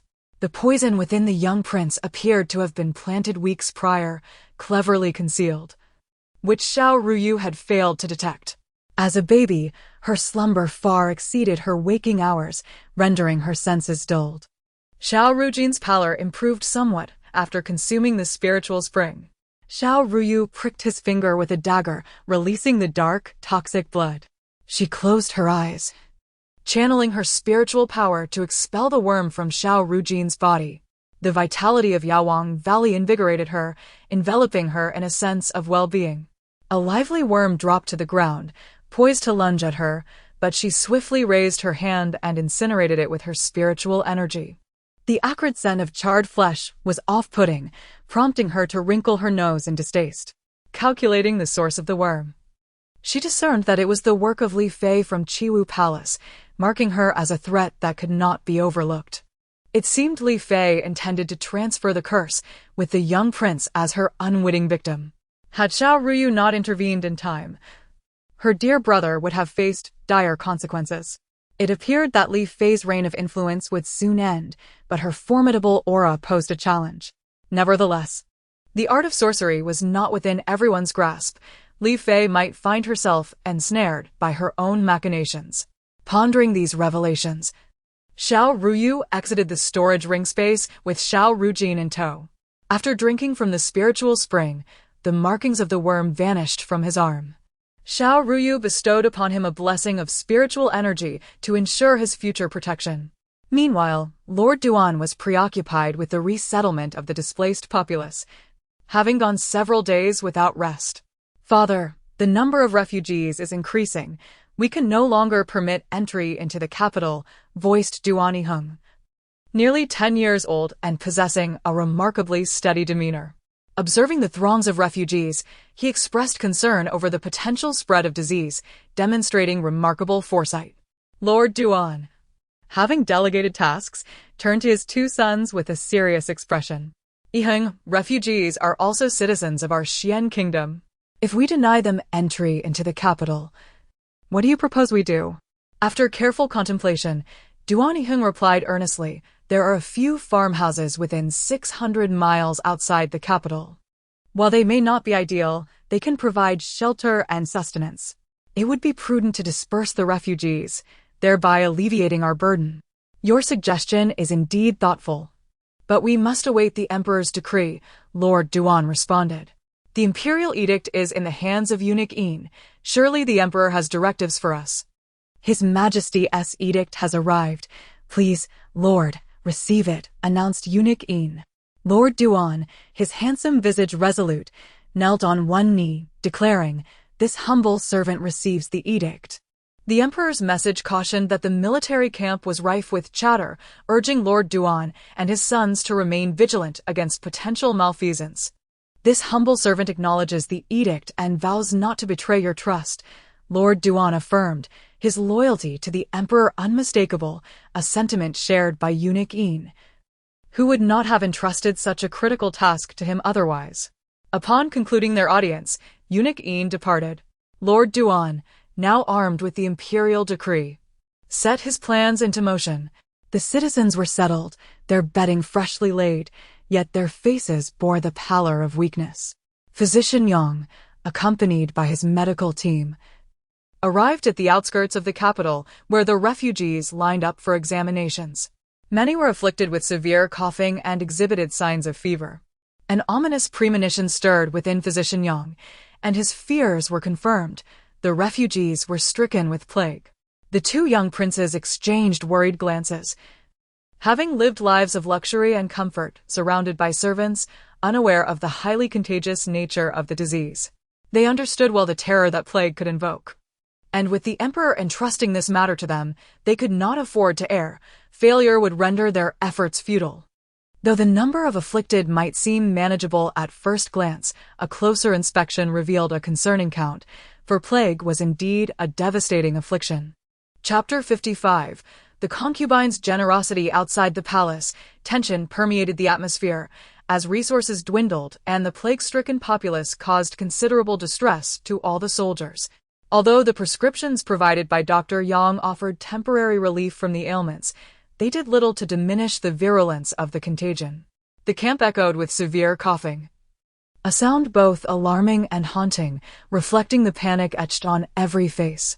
The refugees, initially believing they were merely afflicted with a common fever, were now confronted with the grim reality of a plague. The leader of the refugees harbored a tumultuous array of emotions, fearing that the court would neglect their plight, opting instead to confine them and allow them to perish. Consequently, rumors began to circulate within the encampment, casting aspersions on the Xian kingdom and Emperor Wen, as some sought to exploit the situation to extinguish any hope among the people. Father, I have arrived late. Lord Duan was taken aback to see she, who had come alone, without the little princess by her side. Should you not be with the princess? What brings you here to me? Dr. Yang. This is something the little princess entrusted me to deliver to you. Please accept it. It may prove useful. Dr. Yang, surprised by the princess's thoughtfulness, wondered what she had sent. Upon receiving the item, he was astonished to discover it was a vial from the spiritual spring of Yao Wang Valley, a place he recalled fondly despite the fog of his memory. The prophetic dreams had indicated that the spring was exceedingly precious. Could the princess's gift be connected to the plague? Thank you. It turned out to be a prescription for the plague, which included 2 potent herbs beyond the usual ingredients. This enhancement promised to alleviate their current troubles effectively. The little princess had truly provided timely assistance. After delivering the item, she departed, and that very evening, Dr. Yang concocted the remedy, discreetly adding 3 drops of the spiritual spring. However, the court's rations had yet to be distributed, leaving the populace in dire hunger. The little princess, brimming with energy, busied herself with the toys in her cradle, managing to climb out. The treasury of the court had once been abundant, Yet corruption had siphoned off the funds, and now, despite insufficient evidence, it was only a matter of time before Lu Zongyuan faced consequences. Where have you eaten? Mother, I have had milk. Are you troubled by the plight of the refugees? The Empress nodded, her concerns surfacing only in the presence of her children. Indeed, the people from Shu have fled in droves, yet the capital's citizens are also numerous. With the plague rampant and finances dwindling, I am at a loss for how to alleviate their suffering. As the Empress, she bore the weight of her responsibilities, yet felt powerless to enact change. She closed her eyes, silently reciting incantations. From adversity comes fortune. The tides may yet turn. In the capital, the plague spread with alarming rapidity, far beyond the normal contagion rate. Xiao Ruyu calculated the source of this malevolence. It seemed the insidious machinations of Li's shadowy figure were at play, a person so vile that they could never stand in the light. Should she encounter this individual, she would ensure their downfall. Mother, why not seek blessings before the Buddha tonight? It may ease your heart. The Empress nodded in approval, recognizing the wisdom of her daughter's suggestion. Indeed, that is a splendid idea. Mother appreciates your thoughtful consideration. As they conversed, Granny Cui entered the hall, bowing respectfully to the Empress. Your Majesty, is there a matter from the Yangxin Palace? Granny Cui shook her head. No, it is a request from several of the concubines to seek audience. The Empress, perplexed, wondered what prompted their visit at such a time. Let them enter. Granny Cui complied. Yes, I understand. She instructed the kitchen to prepare refreshments and dishes. Upon entering, the concubines greeted the Empress with utmost reverence. Your Majesty, we have come to offer our humble contributions to assist the refugees. With that, they presented gold, silver, and jewelry upon the soft couch in Fini Palace, a dazzling array that included precious gifts from Emperor Wen, showcasing their generosity. The Empress sighed, touched by their heartfelt intentions. You too require provisions within the palace. How can you afford such donations? Furrowing her brow, the Empress expressed her bewilderment. I did not anticipate such generosity from you. It is quite surprising. Your Majesty, while we lack for nothing in the palace, we are still devoted to our duties as your concubines. We wish to contribute, so please accept our offerings. Chapter 56. Xiao Ruyu exits the palace, seeing the unwavering determination in the voices of those present. Empress Duan refrained from dismissing their request and instructed Nurse Cui to collect the jewelry and silver. Very well. I shall report this matter to His Majesty and inscribe your names on the donation list. The contributions you make, though hard-earned, will be remembered by the people. As she spoke, Rui arrived with a contingent of palace maids bearing dishes and delicacies. Since we are all gathered here, and I have yet to dine, why not partake together? The assembly did not decline, and they remained to enjoy lunch. Consort Wen, having savored a couple of pastries, hurried to the side of the little princess, lifting her into her arms. Little princess, I have made you several outfits. I hope you like them. Xiao Ruyu's eyes sparkled as she smiled brightly at Consort Wen. Pretty auntie, I love them very much. Auntie, give me a kiss. With a playful wiggle of her small frame, she exerted herself to stand and planted a kiss on Consort Wen's cheek. The latter's face flushed with joy, her heart blooming with happiness. It seemed the little princess was indeed fond of her gifts. The banquet continued until dusk, concluding with all departing from Fini Palace, their faces adorned with smiles. Empress Duan ordered the silver to be counted and personally delivered it to the Yangxin Hall, informing that it was a donation from the consorts. Initially believing the concubines to be indulgent, she was pleasantly surprised to see them rallying to assist during a crisis in the capital. She noted this deed, resolved to reward the consorts once the turmoil had passed. There were indeed countless matters to attend to. Emperor Shan Wen had not rested for a day and a night. They truly have good intentions, Empress Duan praised, being kind-hearted individuals. This silver may well constitute half of their fortunes, a commendable sacrifice. His Majesty should be mindful of their contributions. With thoughts of offering prayers still on her mind, Empress Duan did not linger in Yangxin Hall, but proceeded to Baohua Palace to pray for the welfare of the people. The illness plaguing the capital remained unpredictable, and as long as it persisted, danger loomed ever closer. May the citizens of Xian Kingdom overcome this calamity. As a faithful believer, I vow to consume only vegetarian fare in their honor. O Buddha above, may my beloved children lead joyful, worry-free lives. I seek not their brilliance, but only their safety and health. As the Empress prayed, the monks at Baohua Palace struck the bell with solemnity. Upon learning of the donations made by the Empress and the concubines for the people, Empress Xiao did not wish to be outdone. She dispatched individuals to collect the silver from Shouan Palace and sent it to Yangxin Hall. While it was known that Empress Xiao was not in want of riches, the sight of 3 large chests of silver still astonished Emperor Shangguan. Upon discovering the Empress's generosity, he was taken aback. This time, Mother has truly been thoughtful. After delivering the silver, Nurse Wei respectfully relayed, Your Majesty, the Empress has expressed that all within the palace are contributing for the sake of the people. This is her heartfelt intention. I hope Your Majesty will not refuse. Please convey my gratitude to Mother. Nurse Wei bowed and then departed. However, matters did not unfold as smoothly as anticipated. The illness ravaging the capital grew increasingly malevolent, affecting even the officials tasked with managing the displaced populace. Several officials fell ill on the spot, afflicted by the disease and awaiting aid. Physician Yang infused the medicine with spring water, harboring an inexplicable faith in its efficacy. Amidst the cacophony of complaints, the illness was gradually brought under control. By dawn, he finally had a moment to massage his aching hands, letting out a long sigh, uncertain of when this plague would cease. As he rose, he suddenly felt dizzy and collapsed. Not good, Physician Yang has fainted. Quickly, someone come. In Fini Palace, Xiao Ruyu abruptly awakened to find the Empress absent from the chamber. The wet nurse, hearing the commotion, quickly soothed her. Little princess, are you perhaps hungry? Shall I make you some steamed egg custard? Typically, such words would quiet the little princess, but she continued to wail. Oh, dear little ancestor, please do not cry. My master is in trouble. Mother 11. Hurry, take me to my master. Yet, the wet nurse could not comprehend her distress, and could only watch helplessly as the little princess's chubby hands flailed about. Upon seeing 11, the wet nurse felt a wave of relief and exclaimed, Master 11, our princess is inexplicably inconsolable. She has always held you in high regard.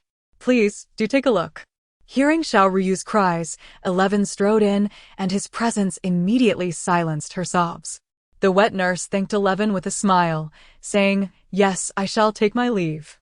With his strikingly clear eyes fixed upon Xiao Ruyu, 11 inquired, Little princess, what troubles you? Are you unwell? My master has contracted the plague, and the person behind consortly is stirring the pot. He wishes to sever the fate of the Xian Kingdom. I must go save my master. For reasons unknown. Xiao Ruyu's heart raced, perhaps sensing a connection to her master. At that moment, she discerned that the individual behind the scenes was employing sorcery, which was not of witchcraft, but akin to the mystical arts of her past life. It puzzled her why her master had not awakened to these abilities. Otherwise, with their skills, who could scheme against him? The mortal body, fragile as it was prone to calamity. She could only hope her master remained safe. 11, do you believe me? Without hesitation, 11 nodded. I believe the princess. Let us go at once. Chapter 57.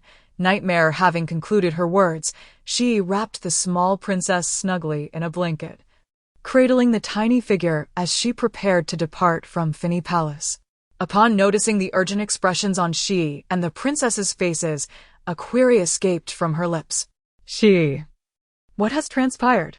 Empress Duan furrowed her brow, only to hear the small princess speak urgently from her embrace. Mother, master has contracted a plague, and someone is deliberately sabotaging the treatment. Wea must go to save him. Where? The plague is perilous. If you venture forth, what will happen if you become infected? There are physicians in the military camp who will attend to Physician Yang. Do not worry, Xiao Ruyu responded, shaking her head gently. Mother, I shall be fine. I am a little lucky star. However, we are surrounded by wolves. If anything befalls Master, Uncle and my cousin will also be in danger. That person behind all this harbors sinister intentions. Please allow me to go, will you? Empress Duan's phoenix eyes flickered. Having made her decision, she gazed tenderly at the small princess and said, if it were just the two of you leaving alone, it would indeed be too perilous. Instead, I shall arrange for someone to discreetly protect you. Where, take all precautions. Yet, Wea always seemed to turn danger into safety. She understood that it was unwise to deter Wea, otherwise, unforeseen consequences could arise. Mother is the best person in the world. Empress Duan sighed softly, conceding to the small princess's wishes, hoping only for the plague to end swiftly. Mother, keep this pouch safe. It contains herbs to dispel the plague.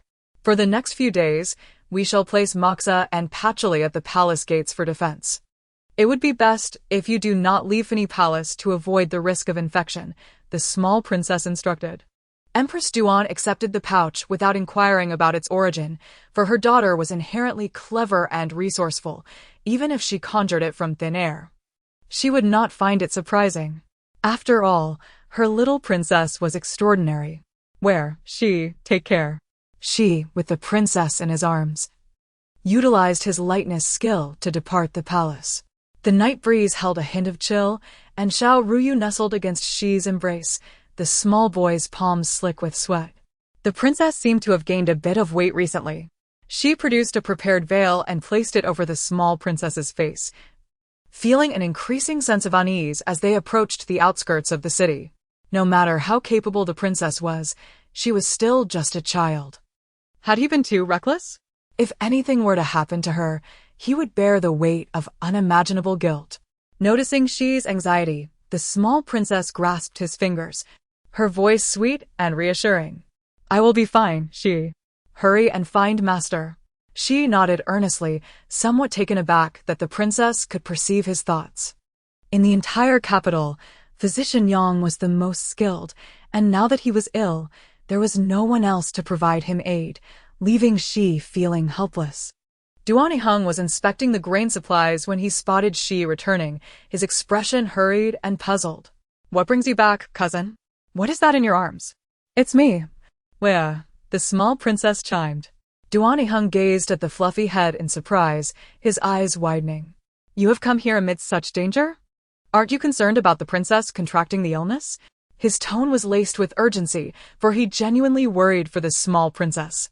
After all, the plague was rampant, and even adults struggled to resist it, let alone an infant. He had only one sister. What would he do if the princess fell ill? Their father would surely be furious upon learning that the princess had ventured into the military camp. Cousin, I must see Master. He is gravely ill, and I need to visit him. Duani Hung was taken aback, having not anticipated that Xiao Ruyu had come for this reason. Resigned, he replied, Very well. I will secretly take you. Father is currently at the military camp discussing matters with grandfather. At this moment, Physician Yang lay on his sickbed, his complexion pale. The air in the camp was thick with the scent of medicinal herbs, overwhelming to the senses. The camp was filled with moxa leaves, yet the sounds of incessant coughing persisted. Cousin, please keep watch outside for me. Duani Hung was puzzled but complied with the small princess's request. All right. He began to examine Physician Yang's pulse, noting its irregularity. This illness was indeed serious. It was not merely a simple plague. After completing the diagnosis, he utilized his spiritual energy to begin channeling it into Physician Yang. Before long, he noticed a marked improvement in Physician Yang's complexion. Xiao Ruyu recognized that Physician Yang had already consumed a considerable amount of medicine for the plague. She retrieved the herbs she had prepared from the back mountain of the Medicine King Valley, administering them to Physician Yang. With his eyes closed, Physician Yang felt as though his body were suspended in air, visions swirling in his mind, leaving him momentarily bewildered. Were these images from a past life or this one? He could not discern. A hazy image appeared before him, a valley brimming with medicinal herbs, the Medicine King Valley. Within the valley, he witnessed a battle taking place. led by a handsome young man who was betrayed, his spiritual roots severed, and cruelly slain, sealed within the back mountain of the Medicine King Valley, forever struggling in chaos. The position of the master of the Medicine King Valley should change hands. Your little disciple is remarkable.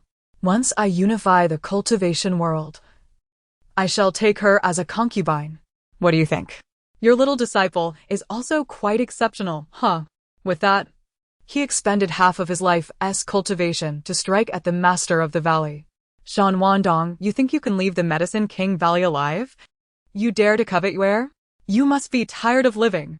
The master's illusionary technique devoured Shan Wandong's cultivation, and just as the master faced a life-threatening crisis, the chaotic formation was activated, enveloping them both in a trance. Master Physician Yang murmured the name, feeling a throbbing pain in his head. When he opened his eyes again, he was drenched in cold sweat. He coughed violently, sitting up to meet a pair of dark yet bright eyes. It was the small princess. Chapter 58.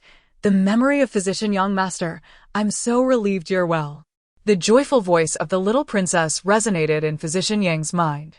In the dream he had just experienced, the individual who mentioned the little apprentice, could it possibly be the little lucky star? After a brief moment of contemplation, he confirmed this notion. The little apprentice in his dream was indeed named Xiao Ruyu. The doubts that had lingered in his heart over the past few months were finally resolved. Physician Yang opened his eyes and gently caressed his little apprentice's cheek, speaking softly. Master is fine. I did not mean to worry you. 11. The medicinal soup is ready. May I enter? 11 glanced at the little princess, and soon Xiao Ruyu's voice came through. 11. Let my cousin in. Duan Yiling shook his head repeatedly. Physician Yang, you have assisted my aunt and sister immensely. I am merely here to help brew the medicine. It is the least I could do. Physician Yang rose, his lips pale, yet he felt his body rejuvenating. Even sensing a warmth in his palms, a surge of spiritual energy coursing through him. He drank the medicine in one gulp and wiped the corners of his mouth. Although the remedy for the plague was merely a supplementary aid, he could not disclose to others that it was the little princess who had healed him. Her unique status made her a target for slander within the court, and thus it was prudent to avoid unnecessary troubles. Duan Yiling scratched his head in disbelief. Is it truly so effective? Had I known, I would have prepared it sooner. It seems the plague-stricken in the capital can be treated swiftly. As the group was about to converse, a sudden commotion erupted outside. Oh no! Thieves have broken into the medicinal storehouse, and someone has set fire. Outside the tent, flames blazed fiercely. The incident was so abrupt that no one had time to react, and once they realized the gravity of the situation, they hurriedly grabbed buckets to extinguish the fire. The air was filled with cries of despair. The crowd, emotionally distraught, lamented, all of our life-saving herbs are being destroyed. Heaven is forsaking us. The refugees, aware of the preciousness of the medicinal herbs, desperately attempted to douse the flames, yet the blaze grew fiercer. Beyond the realm of human intervention, the little princess was carried away from the military camp, anxiously gazing at the towering inferno. It appears someone is scheming against us. It must be those who have cursed my brother. I cannot tolerate this. Physician Yang recalled the voice of the little princess and the man from his dream, the one he referred to as his junior brother, Shan Wandong. Was it possible that this was not merely a dream, but a glimpse into his past? Yang Shufeng, originally a villain in the script, now clearly recognized the underlying issues, suddenly realizing that the mastermind could very well be Shan Wandong. As Xiao Ruyu observed the flames intensifying, she silently began to counteract the dark force with her spiritual energy, albeit her power was insufficient. What had once felt stable now seemed to wane. There was someone clandestinely opposing her strength. Xiao Ruyu felt a rare pang of panic. Could the hidden adversary also belong to the Medicine King Valley? Physician Yang moved his hand and discovered a force that he could wield at will. Surprised, he extended his hand and discreetly summoned his spiritual energy to quell the flames. Moments later, a resounding rumble echoed through the sky, and torrential rain began to pour, extinguishing the fire. All was well in the end. Although some herbs were lost to the flames, they were not all stored in one place, thus the military camp remained largely unaffected. The earlier surge of spiritual energy reminded him of an almost mythical figure from his past, his elder brother from his previous life, Xianlingzi. Yet, considering the strangeness of this world, he doubted Xianlingzi could possibly exist here. Shan Wandong felt an unsettling apprehension. He had originally intended to seize the fortune of the Xian kingdom to enhance his cultivation, yet this world was rife with uncontrollable elements. For now, Shan Wandong decided to withdraw. After all, the plague-stricken patients would provide ample cause for Emperor Shangwen's concerns. As for the schemes of Chancellor Lu, he had merely nudged events along. Whether they would succeed depended solely on Chancellor Lu's capabilities, and he had no intention of bearing the consequences. Shan Wandong concealed his presence and departed quietly. "Little princess, do you know Shan Wandong?" Xiao Ruyu, feeling drowsy, blinked her large eyes, struggling to remain awake. Upon hearing Physician Yang's inquiry, she immediately snapped to attention, gazing earnestly at him. "Master, Uncle Shan is your junior brother, is he not?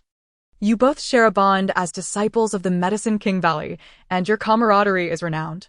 Strangely enough, Uncle Shan's sudden betrayal has left us in this awkward predicament." The little princess expressed with a sigh, reflecting on how the two once revered figures, known as the divine healer and the saint of medicine, would eventually become adversaries. The root of their rift was undoubtedly intertwined with matters of romance and intrigue. But the most critical point was that Shan Wandong had stolen treasures from their sect. "However, Master, why do you mention Uncle Shan now? Have you encountered him in this world?" Physician Yang raised an eyebrow, his voice barely above a whisper yet clear enough for Xiao Ruyu to hear. "The one who cursed your little brother and sought to seize the fortune of the Xian kingdom is none other than this Uncle Shan, Shan Wandong." Xiao Ruyu's previously closed eyes flew open in surprise. She had misjudged the situation. Yet, what was Shan Wandong's ultimate goal in seizing the fortune of the Xian kingdom? Was he merely a character from a story or a soul traversing realms? These questions left her perplexed. "Long live Master!" Xiao Ruyu exclaimed with a bright smile, showering him with praise. As Physician Yang embraced Xiao Ruyu, they made their way towards the city gates, passing by a cart laden with grain. An unsettling aura enveloped the surroundings, heightening Xiao Ruyu's vigilance. "Master, stop. That grain is laced with rat poison. It is Chancellor Lu's scheme.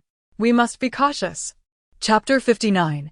The capture of the thieves. Upon hearing this, Dr. Yang halted the grain transport cart, his tone icy as he commanded, "Stop." The driver, taken aback, stammered, "What is it, Master Yang?"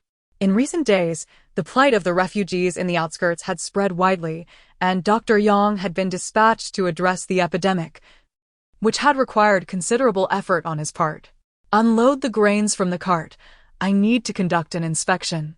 Although the driver was perplexed by Dr. Yang's intentions, he did not wish to provoke trouble and complied by unloading the supplies. "Sir, these grains are sent by the court. There can be no issues with them." Dr. Yang, however, did not allow the driver to finish, casually tearing open 2 bags of rice and scooping some out. The grains appeared ordinary, not suggesting any foul play. Yet, as he continued to open several more bags, he sensed the presence of hidden poison, indicating a deliberate act. "Master, this food has been poisoned. Allow me to assist you." The soft, innocent voice of Xiao Ruyu echoed. Dr. Yang, puzzled, wondered if the little princess possessed not only exceptional medical skills, but also some innate magical ability from the Valley of the Medicine King. Xiao Ruyu discreetly summoned her power, causing a multitude of mice to emerge from the shadows, their numbers daunting and their appearance unsettling. "Little mice, let the wicked tremble," she declared, her grin growing increasingly mischievous. For these individuals had dared to resort to malice. The driver, terrified, stumbled back several steps, his face pale as he exclaimed, "So many mice." "Doctor." Yang glanced at Xiao Ruyu, suspecting that she had summoned these creatures. Seizing the opportunity of having free mice for testing the poison, he proceeded without hesitation. He poured the rice onto the ground, whereupon the mice eagerly devoured it, creating a horrifying scene that caused the onlookers to blanch. Those stationed at the military camp could no longer bear to witness the spectacle, expressing their astonishment. Master Yang, this is the military's rations sent to the outskirts for the people to have enough to eat. We know you are favored and do not care for these grains. But for the refugees, every grain is precious and should not be wasted. Oh, how noble you sound, yet you would consume poisoned food and still speak of waste. Let me smash your head. Xiao Ruyu, incensed, employed her magic to trip the driver. The scene was both absurd and alarming. Even the Minister of Revenue, who usually maintained a favorable relationship with Minister L, frowned in confusion. The crowd, indignant, voiced their support for the driver, casting doubt on Dr. Yang's actions and accusing him of abusing his authority. Some had already devised plans to further embarrass him. Xiao Ruyu remained unfazed, knowing these people would soon face their comeuppance. Those who slander my master will regret it when the time comes, she thought. Lord Duan, who had just resolved a sudden fire incident, found rumors of Dr. Yang's supposed waste of military rations spreading throughout the camp. Uncle, someone has poisoned the food, and my master has discovered it. The Ministry of Revenue and Minister L are in collusion. Lord Duan's brow furrowed slightly. Such audacity was unprecedented. Yet, as more and more mice gathered, none dared to step closer. Only when Xiao Ruyu cast her spell did the mice begin to eat voraciously, soon writhing in agony and collapsing. Suddenly, the mice began to die before the crowd's eyes, silencing any lingering doubts. The situation grew increasingly surreal as more mice perished, prompting the onlookers to retreat in panic. These grains are indeed toxic, Dr. Yang concluded gravely, causing the crowd to shudder. This was the food sent from the Ministry of Revenue, and if there were issues, it indicated a problem in the supply chain. Lord, someone intends to poison. Guess who they wish to eliminate. You are clever enough to figure it out, right? Lord Duan's expression shifted, recognizing the treachery present in court. Uncle, we cannot let the wicked go unpunished. Apprehend them all, he ordered sternly, instructing those around him to report the matter to the Ministry of Justice and secure the area, forbidding anyone from tampering with the scene without his permission. Yes, my lord.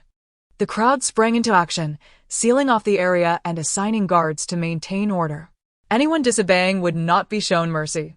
That night, the Deputy Minister of Justice found it impossible to sleep after being roused by urgent knocking, reporting that military rations had been poisoned. Deputy Minister Wang Cheng, not daring to delay, quickly dressed and rushed to the scene, confirming the evidence of contamination. The atmosphere was fraught with anxiety, each face betraying unease. Deputy Minister Wang felt a mix of dread and astonishment at having stumbled upon such a significant matter, promptly reporting it to the emperor. The following day, as Elzong Yuan approached the court, hoping to gather information, he was abruptly seized by a group of soldiers and taken to the dungeon. He had previously relied on his secret guards, yet the soldiers had apprehended him without effort, leaving him bewildered. Emperor Shan Wen, upon learning of the events from the previous night, erupted in fury during the court session. Coldly addressing the assembly, he declared, "The poisoning of military rations is a grave matter. It falls under Elzong Yuan's jurisdiction, and such negligence cannot be tolerated." The officials trembled, realizing the emperor intended to impose severe consequences on Elzong Yuan. The L family, having basked in glory for many years, now faced a downfall. With a scoff, Emperor Shan Wen denied Elzong Yuan the opportunity to defend himself. Am I to be accused of slander? It seems the Prime Minister has grown senile. I will continue to investigate this matter thoroughly to ascertain whether any injustice has occurred. I am more aware than anyone. The Prime Minister, who had hoped to intercede, fell silent, realizing the Emperor had come prepared. I do not dare, but everything requires evidence. I merely wish to avoid your Majesty's reproach, he replied ambiguously. Emperor Shan Wen, not punishing him, merely stated, I shall decide this matter. And you should focus on restraining your children. The situation with concubine Li remains unresolved, and now your eldest son is in trouble. Is it all due to your lack of proper upbringing? The Prime Minister's lips twitched, and he felt compelled to remain silent, rationalizing that as long as the mountain stood, he would not fear the loss of firewood. "I understand. Please rest assured, Your Majesty." Noticing the Prime Minister's silence, Emperor Xianwen no longer hesitated, dispatching individuals to uncover the truth. For the first time, he witnessed the Prime Minister being subdued, which improved his mood considerably. Regarding the refugees lacking porridge and rice, the news was swiftly communicated to the court. Within half a day, provisions were arranged. Once the administrative matters were settled, Emperor Xianwen felt an overwhelming fatigue and longed to see the little princess, prompting his visit to Finny Palace. Upon entering, he felt a profound sense of comfort. "Nanny Cui, I have come to see the Emperor." Chapter 60. A dangerous situation, Your Majesty. The Empress has expressed that she is feeling quite fatigued today and has retired early.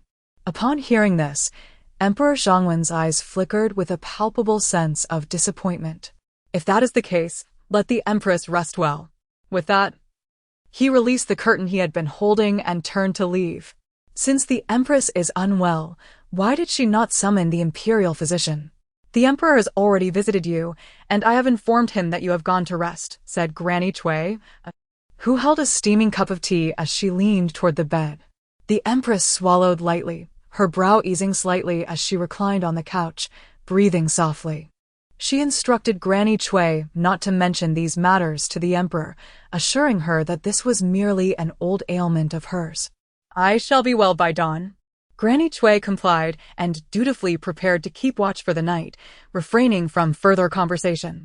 Meanwhile, in the military camp, Xiao Ruyu had exhausted a considerable amount of spiritual energy. She felt utterly drained, struggling to open her eyes despite her efforts, resigned to a deep slumber. Knowing that only in this state could she gradually replenish her energy, in a half-dream state, she seemed to hear footsteps approaching, a sense of foreboding washing over her as she sensed someone entering. Who dares to intrude upon this princess's chamber at such an hour? They must truly be courting death.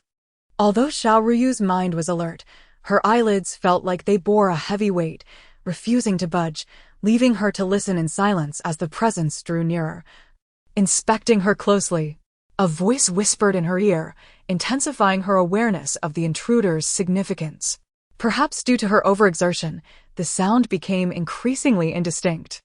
She yearned to cry out, but found her voice stifled. "Little princess, it is a pity that after all this time you have fallen into my grasp. Today, I intend to rid myself of you, fulfilling my long-held resentment. For too long, I have refrained from acting, but now you shall not escape. Even if you scream for help, no one will come to your aid." Dan Wandong chuckled coldly, having discovered that the arrival of the little princess had thwarted his plans. Frustrated by repeated setbacks, he could no longer contain his impatience. As he moved to seize Xiao Ruyu by the throat, he thought it too simple a death for an infant and sought a more torturous method. "Good child, this is the best way. Even death can be a quiet slumber. A fate many would envy." A sly smile flashed in his eyes. Suddenly, Xiao Ruyu recognized him. With great effort, she pried her eyelids open, only to be met by blinding light. "Dan Wandong, it is indeed you, you vile creature, taking advantage of my defenseless state to strike." Anger surged within her, mingled with a flicker of fear at the thought of his success. "Is there no one to save me? What if he truly succeeds? I am too young to perish like this. What would become of my father and mother? And 11? Xiao Ruyu's heart was filled with desperate pleas. Yet Dan Wandong remained motionless. This strange stillness unsettled her. Perhaps I should eliminate him before he can be discovered by others. Dan Wandong initially intended to torment her, but upon further consideration, he decided against it. Release her. 11 suddenly burst in, interrupting Dan Wandong's actions. The two engaged in a direct confrontation, and Dan Wandong sneered. "Are you here to save your princess? Little brat, do you believe you have that chance?" With that, he struck 11 fiercely in the chest. Taken aback by the sudden attack, 11 staggered back several steps, coughing up blood. "11, are you all right?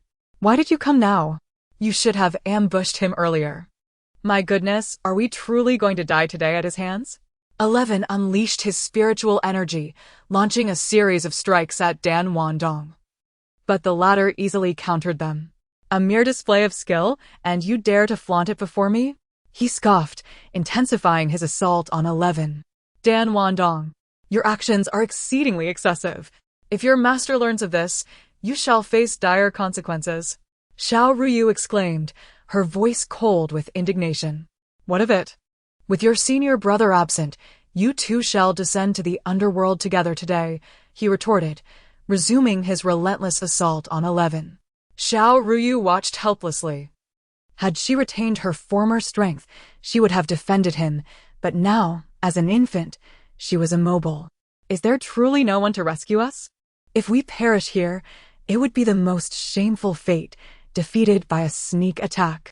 Poor 11, injured in his effort to protect me, she thought. Her exhaustion compounded by the dire situation. Dan Wandong laughed maniacally. Since you are so loyal, you and your little princess shall reunite on the Bridge of Oblivion. Just as he was about to strike, a powerful surge of spiritual energy knocked him to the ground. Master, you have finally arrived. Please save us. Xiao Ruyu exclaimed, overwhelmed with emotion. Chapter 61. Dispelling the plague suddenly, Dan Wandong halted. It was his senior brother, Xianlingzi.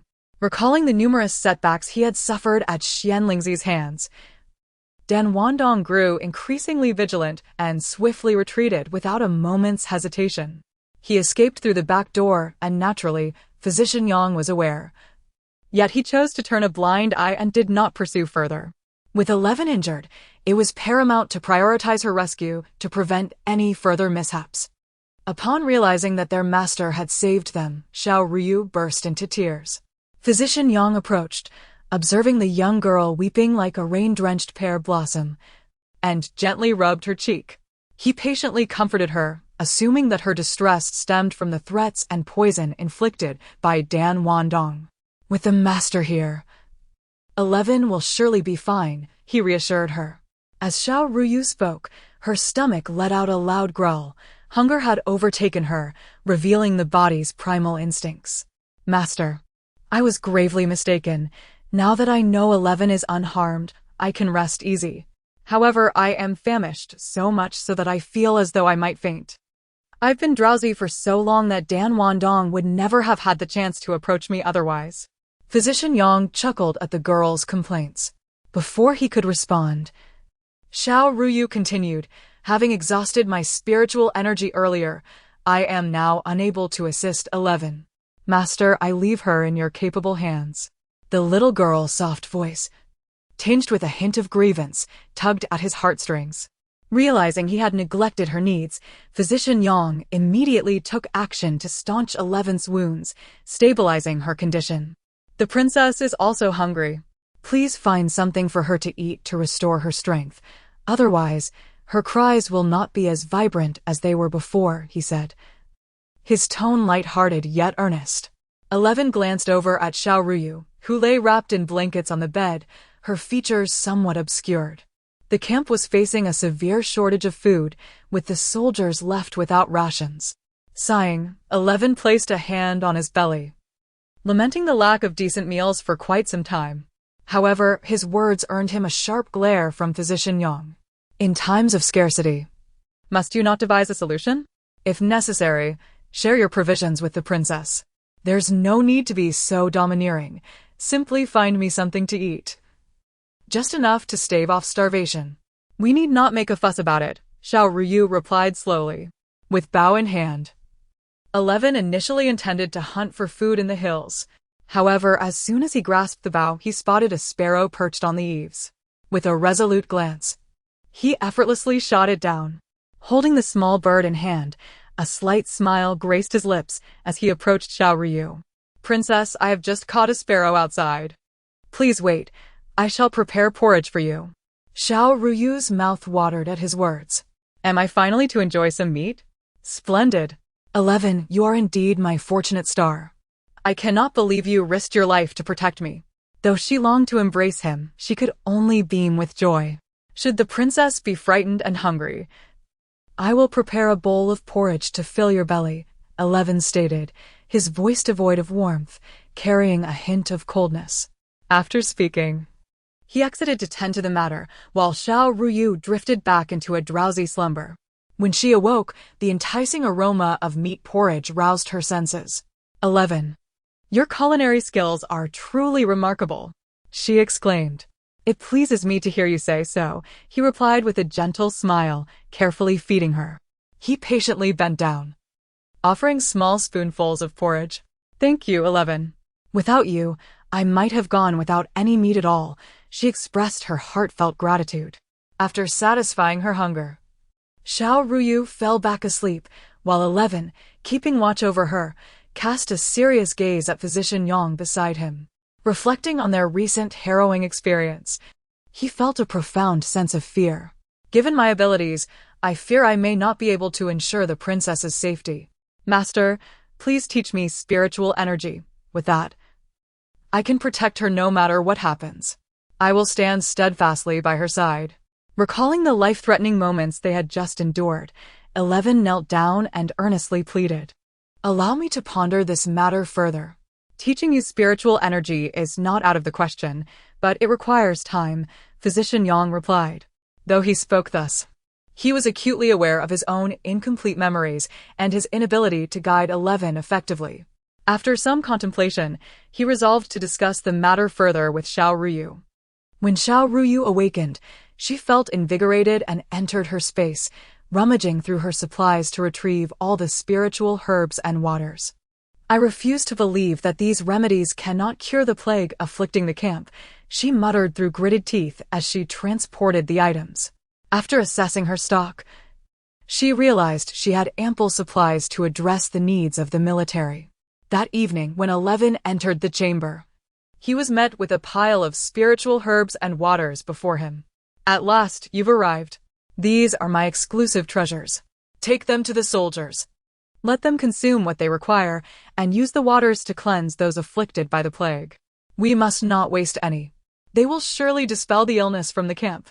Startled, 11 quickly followed her instructions. Every individual in the camp soon regained their health, expressing immense gratitude for the spiritual remedies.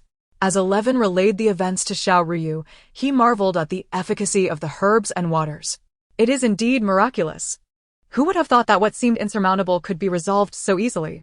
Xiao Ruyu beamed with delight. Wonderful. Their recovery is all that matters. However, uncle, you must not disclose this to father. If he learns of the plague in the camp, he will surely worry and blame you. For your own safety, let us keep this matter under wraps. Chapter 62. Returning to the palace, the latter clicked his tongue slightly, hesitating. Could this be considered a crime of deceiving the emperor? It would be prudent for me to report to His Majesty as soon as possible and present the entire situation. Otherwise, I might find myself in dire straits should there be repercussions later. Lord Duan was in a state of indecision, caught between two choices. A wave of helplessness washed over Xiao Ruyu's heart. Lord Duan nodded, acknowledging the reasonableness of Xiao Ruyu's words. He acquiesced and discussed the progress of the journey with her, deliberately avoiding mention of the epidemic, as per her suggestion. After listening, Emperor Shanwen nodded slightly, clearly pleased. By the way, I intend to establish a refugee settlement on the outskirts. I would trouble you, my lord, to temporarily manage the refugees, Emperor Shanwen remarked. He waved his hand, expressing his approval. However, as he spoke, his gaze deepened, and he clicked his tongue softly, revealing his longing for those soft, exquisite glutinous rice dumplings. Mother, I miss you so much. It's been so long since we last met. I wonder if you've lost or gained weight. I yearn to kiss you. Xiao Ruyu thought, almost wanting to stick her head out of the carriage. Princess, we have yet to reach the palace. It will take another half-hour to arrive at the Empress's quarters. You may rest a little longer, she said indulgently. As Xiao Ruyu walked in, she felt somewhat puzzled. Mother never used to lie in bed during the day. What could be the matter? Your Highness, I have brought the princess to you, a maid announced. Oh my, mother. What has happened? Why have we not seen each other for so long? Are you unwell? The Empress, hearing her daughter's concern, smiled, yet her pallor remained. And she appeared weak and feeble. "It's nothing, dear. I've merely been feeling a bit lethargic, perhaps due to inadequate rest," she replied. Xiao Ruyu, however, was alarmed. "What do you mean? Mother, you are far too carefree. How many others in the palace have suffered from similar ailments? Isn't this an epidemic? How could you have contracted it?" The Empress, having been visited by physicians recently, was under the impression it was merely a common cold, especially since she hadn't heard of anyone else in the palace suffering similarly. "Is father aware of this?" "Do not worry, mother. I will surely find a way to ensure your recovery," Xiao Ruyu promised earnestly. The Empress looked at Xiao Ruyu's soft, delicate face, weary yet resolute, and patiently shook her head. "Your father has indeed come to visit often, but I have not improved and have not seen him. I suppose he remains unaware." Xiao Ruyu was led to the side hall by Granny Cui. "Come quickly, we have a serious problem," Xiao Ruyu called out with urgency. She hurried over, having sensed her distress. "There's an inexplicable epidemic spreading in the palace, and I find it strange that mother has contracted it, especially since she rarely mingles with others. Investigate whether anyone else in the palace has been infected," Xiao Ruyu urged, her eyes filled with unease. She felt that this situation was far from coincidental. "Understood. I will do as you say at once," she responded promptly. As she prepared to leave, Xiao Ruyu called him back. "Wait, don't go just yet. I have been using the spiritual herbs and waters to treat the epidemic in the military, and we are running low. I need you to make a trip to the Valley of Medicinal Kings to procure more. Many people in the palace may be infected, and this is our only option." After issuing a series of commands, Xiao Ruyu felt a slight sense of relief. She promptly set about following her instructions. When he returned with the spiritual herbs, it was already the next morning. He immediately began to brew the herbs in the side hall. "Princess, I have arranged everything as you instructed. But it will take some time, so I ask for your patience." "It should not be long before it is completed," he said.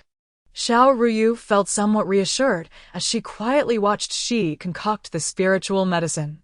Suddenly, he accidentally knocked over a bowl filled with the prepared medicine, shattering it. While gathering the shards, he accidentally cut his finger. A bright red droplet of blood emerged, causing Xiao Ruyu's heart to clench in alarm. "Oh my Shi! How could you be so careless? You are bleeding!"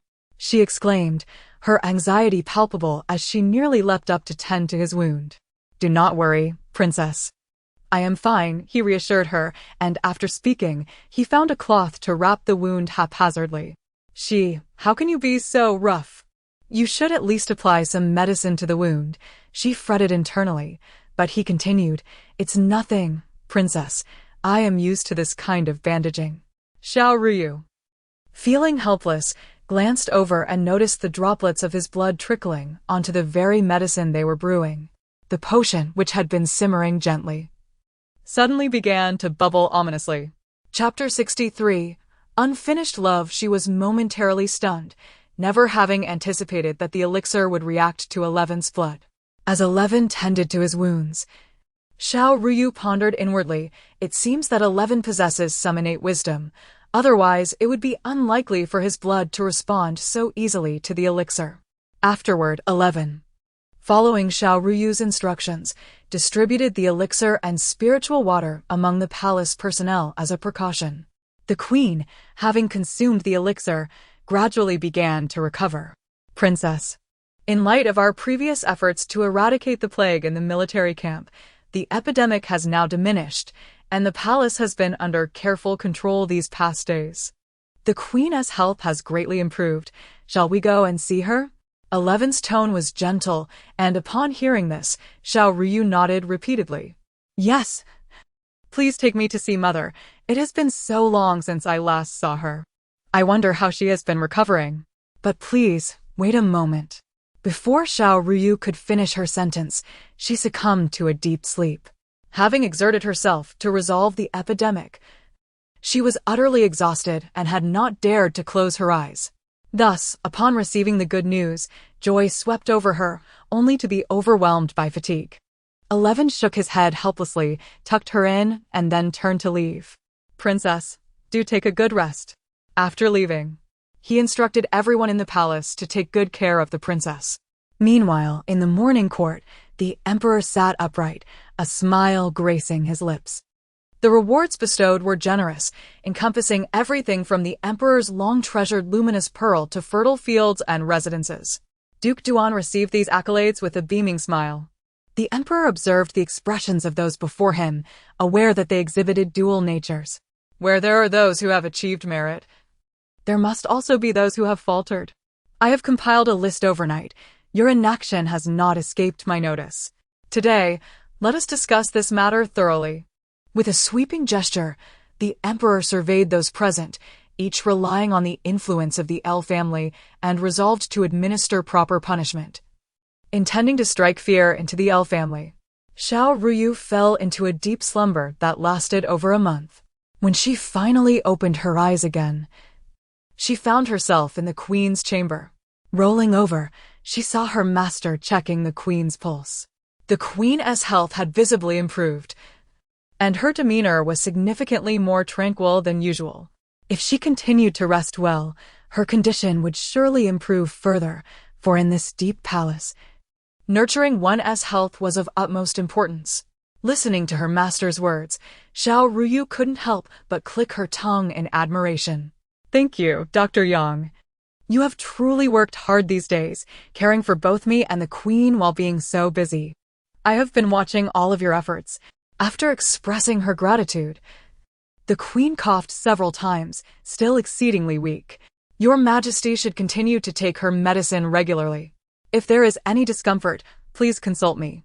I am always willing to assist you and the princess. It is my duty. Dr. Yang spoke gently. However, Xiao Ruyu sensed something amiss, furrowing her brow as she pondered, feeling her head nearly explode. What is this? Master, why are you acting differently from the person I usually know?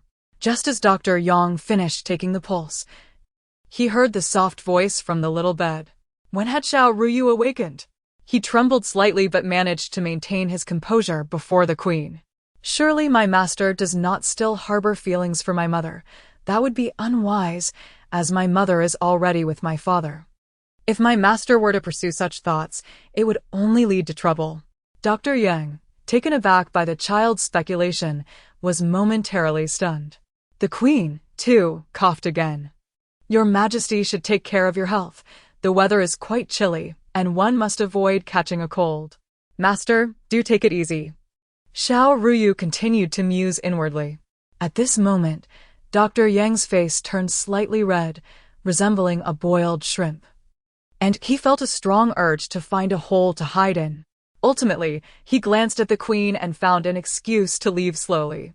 As she sensed the unusual energy coursing through her, Xiao Ruyu suddenly realized her cultivation had significantly increased. I have actually improved my cultivation. It must be related to the recent occurrence of the epidemic. Who would have thought this would be beneficial to my progress? She clicked her tongue softly. Just as she was about to delve deeper into her thoughts, she felt an unusual sensation and, upon waking, found herself still in the queen's chamber. She heard hurried footsteps approaching. Princess, you have finally awakened. 11's somewhat indifferent voice reached her ears. Her eyes brightened, and she turned her head to see a tall, slender man with a cold yet concerned expression approaching her. Princess, you have been asleep for many days. I am so glad to see you awake, 11 continued. Xiao Ruyu's eyes sparkled with joy. 11, you have finally come. I missed you so much. I can't believe I slept for more than a month. And you were the first to visit me. How wonderful. Her youthful voice was filled with delight, eliciting a gentle smile from 11 as he carefully embraced her. Xiao Ruyu burrowed into his embrace, inhaling his pleasant fragrance and praising him. 11, you smell wonderful. She took another deep breath, wanting to cling to him like a koala. 11 held Xiao Ruyu tenderly, feeling as though he might drop her if he were not careful, and that she might melt away if he held her too tightly. Just as Xiao Ruyu pondered how to continue her playful advances towards 11, she heard the sound of heavy footsteps approaching. A deep yet commanding voice interrupted her actions. I have heard that Ryu has awakened, and I came to see my dear daughter.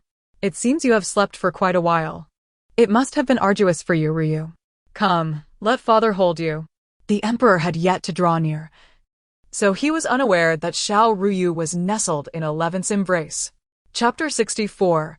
Rare medicinal herbs. Just as Eleven was about to set her down, Emperor Shanwen had already spotted them. Will father think that I am being improper, nestled in Eleven's embrace? I am, after all, quite demure. Xiao Ruyu confidently pondered to herself. However, she soon heard Emperor Shangwen's hearty laughter. My daughter, no matter how you behave, you need only to find joy in your actions. Empress Duan feigned a desire to rise and offered her respects. There is no need for excessive courtesy. I have come to see you and Ryu. How has your health been recovering these days? The emperor's tone was filled with concern. Empress Duan coughed lightly and sighed softly. Thank you for your concern, Your Majesty. The imperial physician has visited several times, and after some treatment, I feel much better. By spring, I should be quite well. Noting the delicate figure on the couch, Emperor Shanwen tenderly took her hand. I have confiscated some rare herbs from the household of the Minister of Revenue. I shall have the imperial physician select some and send them to you for your recovery. Xiao Ruyu, curious about the conversation between the emperor and empress, perked up her ears to eavesdrop. Who would have thought the Minister of Revenue's household would harbor such rare herbs? I must see what treasures he possesses. A glimmer of cunning flickered in her bright eyes, and Eleven, observing the little girl before him, recognized her excitement. If I can charm father, he will surely grant me these herbs. Xiao Ruyu's silent calculations reached the ears of the emperor and empress, eliciting a chuckle from Empress Duan. The girl felt a touch of embarrassment. Ryu, come here. Let your father hold you. Emperor Shanwen extended his arms, and Eleven promptly understood, placing Xiao Ruyu into his embrace. The moment she was nestled in her father's arms, her smile blossomed even more radiantly. Father, you are so gallant and impressive, managing to apprehend the Minister of Revenue. Your keen judgment is evident, and having raided their household, they shall have nowhere to flee. It seems the minister is doomed to remain in disgrace. Yet he has hoarded so many treasures. Whether he rises again is of little consequence. Xiao Ruyu exclaimed, showering her father with praise. The minister's ability to hoard such treasures indeed reflects my oversight.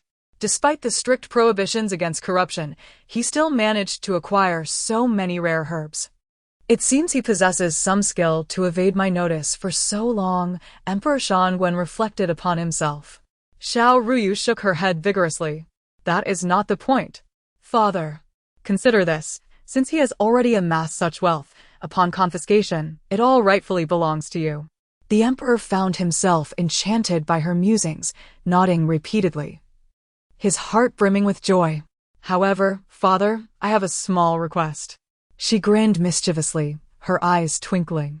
Seeing his daughter's playful demeanor made the emperor's heart melt. Speak. What is it that you desire? Your father can grant you anything. Father, I wish for those rare herbs. Xiao Ruyu's eyes sparkled with anticipation, her cherubic face radiating eagerness. Upon hearing this, Emperor Shanwen waved his hand grandly. He smiled broadly and instructed Eleven, take the princess to the treasury. Let her choose whatever she likes. And she may take it all. Yes, Eleven responded, leading Xiao Ruyu to the treasury. Upon realizing that the emperor had granted her wish without hesitation, Xiao Ruyu was overjoyed. She peeked out from Eleven's arms, her jaw nearly dropping in astonishment at her first sight of the treasury. The treasury was magnificently constructed, with dragon and phoenix carvings adorning the doors, and bronze gates secured with jade locks. Guards patrolled in layers, 3 inside and 3 outside. This is truly spectacular. So this is the treasury? It seems my father possesses some taste. The grandeur of this treasury would surely deter any thief. Xiao Ruyu exclaimed in admiration. As they entered, her eyes widened further, discovering a plethora of treasures within. Please, little master, allow the princess to follow me. A young eunuch was there to guide them, ensuring 11 would not lose their way. The eunuch led them to a spacious area and pointed into the distance. Behold, over there. Those rows of shelves and the black wooden boxes beside them are filled with the rare herbs and antique paintings seized from the Minister of Revenue's estate. Upon hearing this, 11 brought Xiao Ruyu closer. With just a glance, she knew her father spoke the truth. These herbs are indeed priceless and exceedingly rare. 11. We must hastily gather all of them. After her declaration, she heard 11 affirm her words. As they collected the herbs, Xiao Ruyu noticed one particular herb that seemed strikingly familiar. Wait, there appears to be something resembling the saffron from the Valley of Medicinal Kings. She urged 11 to halt. After examining it closely, she confirmed it was indeed identical. Xiao Ruyu was taken aback. Why is a herb that should only be found in the Valley of Medicinal Kings here? She felt utterly bewildered. Princess, should we not inquire with our master? Perhaps he could shed light on this mystery. 11 suggested in a low voice. Xiao Ruyu nodded earnestly. Quickly, let us seek out our master. We cannot delay. This matter is pressing, or I shall surely lose sleep tonight. 11 moved swiftly, and Xiao Ruyu found the thrill of being in his arms exhilarating. As they passed by the Kiwagong Palace, she noticed a shadow lurking suspiciously. 11 sensed it too and deliberately slowed their pace, concealing themselves to avoid detection. Let us observe what this individual intends to do. They seem to be from the palace of concubinely. Given her cunning nature, she must be plotting something. Xiao Ruyu's eyes narrowed, recalling the previous schemes of concubinely, which ignited her ire. 11's expression turned cold as he too scrutinized the individual's actions. The figure emerged from the Kiwagong Palace, glancing around furtively, seemingly clutching something in hand, though Xiao Ruyu could not discern what it was. Take me closer. I wish to see what concubinely is scheming. She is certainly not as simple as we assume, Xiao Ruyu commanded, and 11 complied, carefully guiding her as they evaded the gaze of the palace maids and guards. Chapter 65. Conspiracy. The two infiltrated the palace. The Kiwagong Palace was vast, adorned with intricately carved beams and painted rafters. They had to navigate through numerous corridors to locate the residence of the beautiful consortly, Princess. Are we indeed searching for consortly? 11 inquired while skillfully avoiding the gaze of passers-by, glancing at the young girl in his arms. Xiao Ruyu was equally vigilant, observing their surroundings. Yes, if we fail to find her, and we are mistaken, she could hold power over us. 11 complied with Xiao Ruyu's assertion. Upon arriving at Consort Li's palace, they came to a halt. Xiao Ruyu sensed a significant weight in her arms, only to hear the sound of a cup shattering on the floor. Startled, she trembled slightly. 11 instinctively tightened his embrace around Xiao Ruyu. Absurd. How could my father, who has always acted with integrity, be embroiled in such turmoil? He has dedicated his life to the court, earning both merit and hardship. Now, with his position undermined, how am I to navigate this harem? Furious upon learning of her father's entanglement, Consort Li expressed her outrage. From her brief outburst, Xiao Ruyu could discern the underlying influence of Consort Li's South family within the court. She remained silent as Consort Li continued, her voice sharp enough to pierce the air. Xiao Ruyu peered through the window to see Consort Li, in a fit of rage, frightening the nearby servants into submission. Indeed, the emperor is rather oblivious. He has allowed the words of others to implicate my father.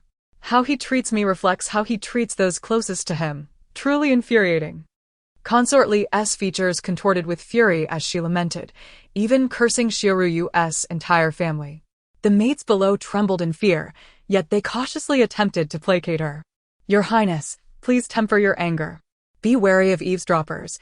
If the Emperor learns of this, we may lose our heads. Oh, Consort Li.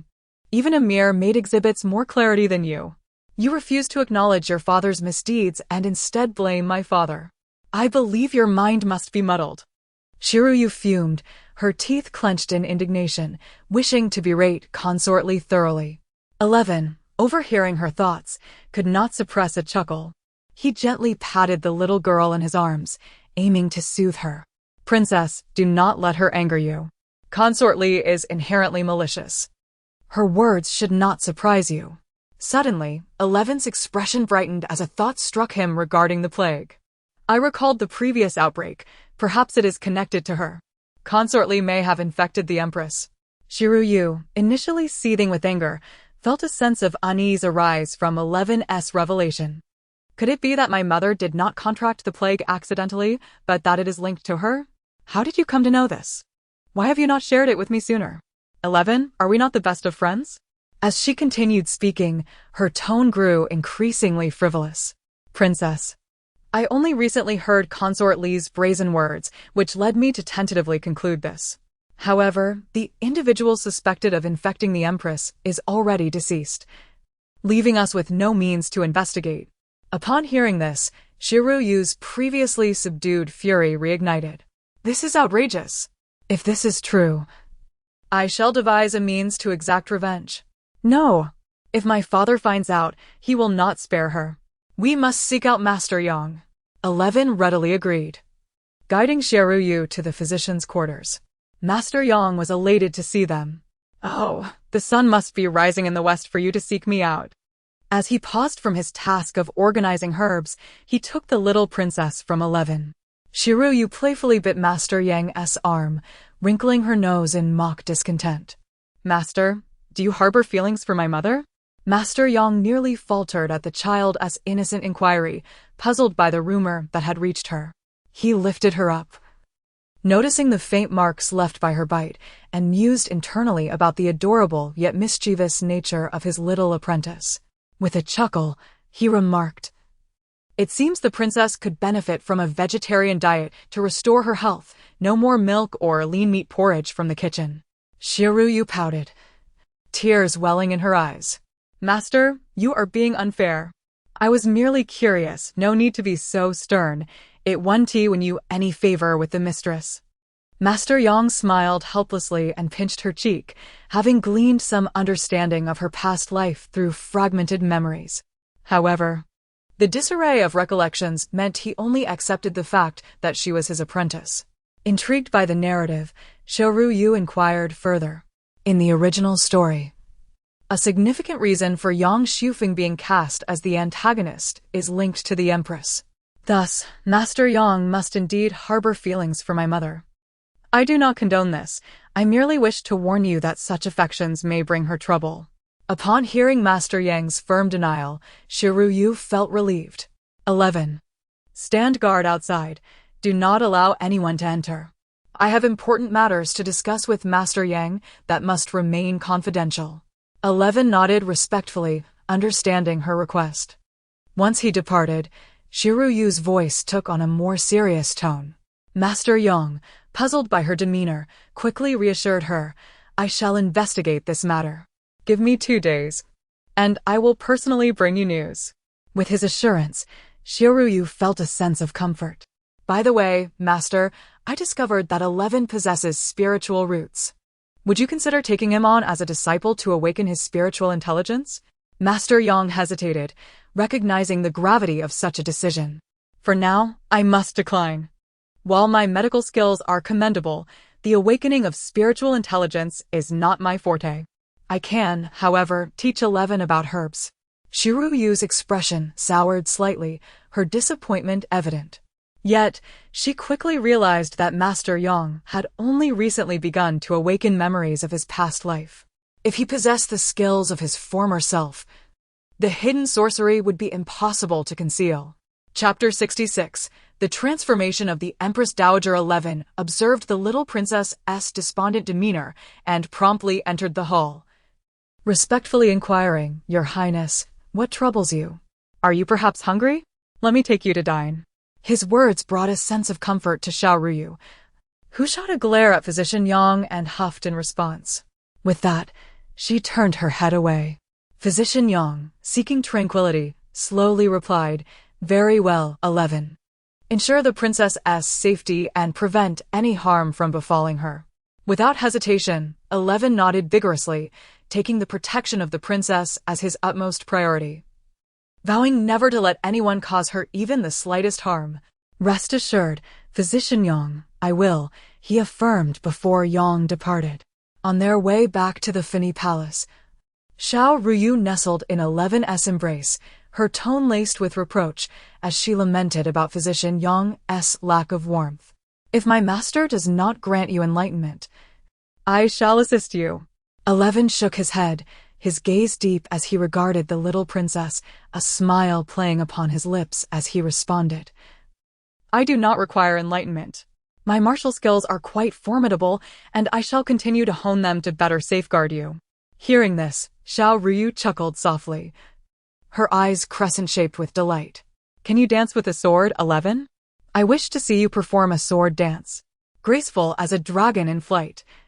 As stunning as a startled swan, Xiao Ruyu clapped her chubby hands in excitement.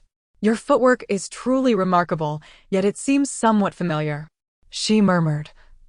Memories from long ago surfacing, memories from a past life. Though he was merely 13 then, her junior disciple possessed an extraordinary grace, a beauty marked by a crimson mole on his brow, exuding an ethereal charm that made him the most sought-after figure in the martial world. That night, his sword dance, as elegant as a startled swan, had stirred ripples in the heart of the young Xiao Ruyu. It had been ages since she thought of old acquaintances from her previous life, but the frequent occurrences tied to the Medicine King Valley made her ponder if her presence in the Xian Kingdom was driven by a deeper purpose. The young boy before her, sheathed in a sword, bore a striking resemblance to her memories of her junior disciple. Xiao Ruyu suddenly felt a wave of disorientation, certain memories appearing as if from another era. "Is your mood improved, Your Highness? If my sword dance displeases you, I fear I have sullied your eyes," 11 remarked, eliciting a smile from Xiao Ruyu. "Your sword dance is beautiful. With your talents, you will undoubtedly surpass the commander of the capital's Imperial Guard in time." Xiao Ruyu kept 11 close, relishing the surge of spiritual energy she felt in his presence, yet she also recognized that he had his own life to lead, beyond being merely her shadow guard. The sound of a monk's chant echoed from within the Fini Palace, and Xiao Ruyu frowned, intrigued by the monk's purpose for visiting. 11. Take me to see the main hall of Fini Palace. With the little princess in his arms, 11 hurried toward the palace's main hall, where they spotted individuals performing a ritual invoking the cessation of the plague. Though the spectacle held an air of mysticism, the populace was drawn to it, seeking solace in the absence of divine entities. Nonetheless, they needed a vessel for their hopes. In times of rampant illness, a sense of dread pervaded the people, and the arrival of these aged sorcerers served to assuage their fears. It was said that every palace was adorned with willow branches and mugwort. Once the sorcerers completed their rites, the plague would be purified and the affliction would vanish. Xiao Ruyu could not deny a smile as she secretly cast a spell, imbuing the willow branches and mugwort with her spiritual energy. In no more than 3 days, the plague would dissipate. Her master once said that saving a single life surpasses the construction of a 7-story pagoda. If calamity befell the palace, her father and mother would be troubled, and the court would face dire challenges. Empress Dowager Duan was managing the situation within the palace. Upon seeing 11 carrying the little princess, she greeted them with a gentle smile. 11, the princess has been asleep for too long. Where have you two been? Mother, Ware suspects that the plague in the palace is the doing of concubine Li. However, following the clues has yielded no results, so we visited Physician Shu. Which was entirely my idea, Xiao Ruyu replied. Empress Dowager Duan felt a twinge of discontent. While it was admirable that the little princess defended 11, she couldn't help but feel a hint of jealousy, noticing the affection Xiao Ruyu held for him. Do not blame 11. The plague has yet to subside, and I worry for your health. Xiao Ruyu recalled not having seen her younger brother in the princess's quarters and quickly inquired. A realization struck her. No wonder the princess's chambers felt desolate. Her troublesome younger brother was absent. After all, they were twins, and her thoughts naturally gravitated toward him. Mother, shall we visit my brother? He needs you, and we must not neglect him. Finding her reasoning sound, Empress Dowager Duan instructed Granny Cui to entertain the sorcerers while she led Xiao Ruyu and 11 toward Shouan Palace. The Queen's entourage halted before the palace gates, where Granny Wei was administering medicine to the young prince. Upon spotting the Queen's arrival, she promptly bowed. "This servant greets Her Majesty the Queen. Please, Granny Wei, lead the way." "I wish to see the young prince," the Queen requested. Granny Wei obediently complied, for since the Empress Dowager had altered her perception of the Queen, the enmity of the past had long since faded. As Granny Wei guided the Queen into the hall, they beheld the Empress Dowager cradling a tiny infant in her arms. Her voice soft and tender as she coaxed Xiao Ruyu to drink from a bottle, as if nurturing an unparalleled treasure. Granny Wei cleared her throat gently. "Your Majesty, the Queen has arrived." The Empress Dowager nodded slightly. "Let the guests be seated." Xiao Ruyu gazed wide-eyed at the Empress Dowager, who had transformed from a stern and austere figure into one radiating warmth and kindness, resembling any ordinary grandmother. Grandmother is truly benevolent. It seems she has reconciled with Mother. Chapter 67. The plague is cured. Empress Dowager Xiao was entertaining the child when she heard the tender voice of a little one, her gaze landing on Xiao Ruyu. Could it be the voice of the little princess? Recalling her previous experience, the Empress Dowager remained composed. After all, the little princess could hardly speak yet, though her sweetness was undeniable. "Let me take a look at the little princess," she said. The Empress Duan felt a bit anxious, as the Empress Dowager's attitude towards the two children was somewhat peculiar, causing her to worry that the Dowager might not favor the little princess. "Mother, I love the sandalwood scent of Grandmother," said the little one. "I adore Grandmother." The Empress Duan chuckled softly and brought the little princess closer to the Empress Dowager. Xiao Ruyu beamed at her grandmother, revealing two tiny tiger teeth that made her irresistibly adorable. The Empress Dowager played with the little princess for a while. Despite a slight cough, it was of little concern. Xiao Ruyu discreetly checked her grandmother's pulse, noticing that the Dowager's health seemed to have been faltering lately. Secretly, she transmitted her spiritual energy to the Empress Dowager, who soon felt warmth spreading through her body, alleviating her discomfort considerably. The Empress Dowager eyed the little princess with curiosity. The charming bundle in her arms was undeniably delightful. When the Empress spoke of the plague in the palace, the Dowager listened intently. Upon learning that it might be related to consortly, her expression grew serious, a chill crossing her features. How could consortly, even under house arrest, remain so restless? The Empress Dowager regretted having once spoken in her defense, blinded by foolishness. Xiao Ruyu yawned lazily and said with a grin, "Grandmother, recognizing one's mistakes and seeking to amend them is commendable.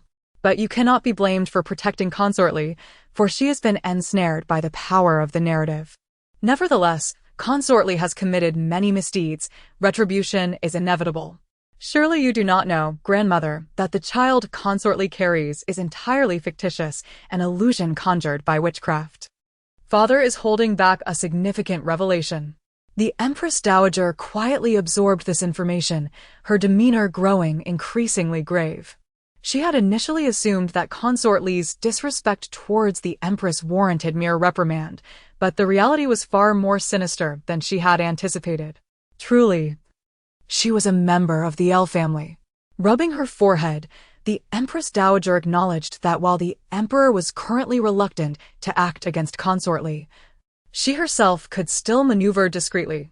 Looking at the little princess in her arms, she felt an inexplicable affection.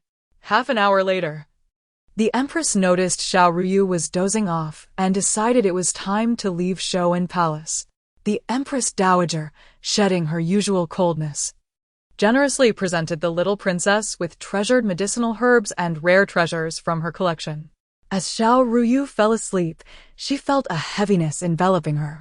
Upon awakening, she saw the pure gold bracelet adorning her wrist, along with numerous priceless adornments that sparkled magnificently. Grandmother is incredibly extravagant. What a grand gold bracelet! I wonder how much silver it could fetch. Will it be enough when I grow up? Oh, Grandmother, you are the best.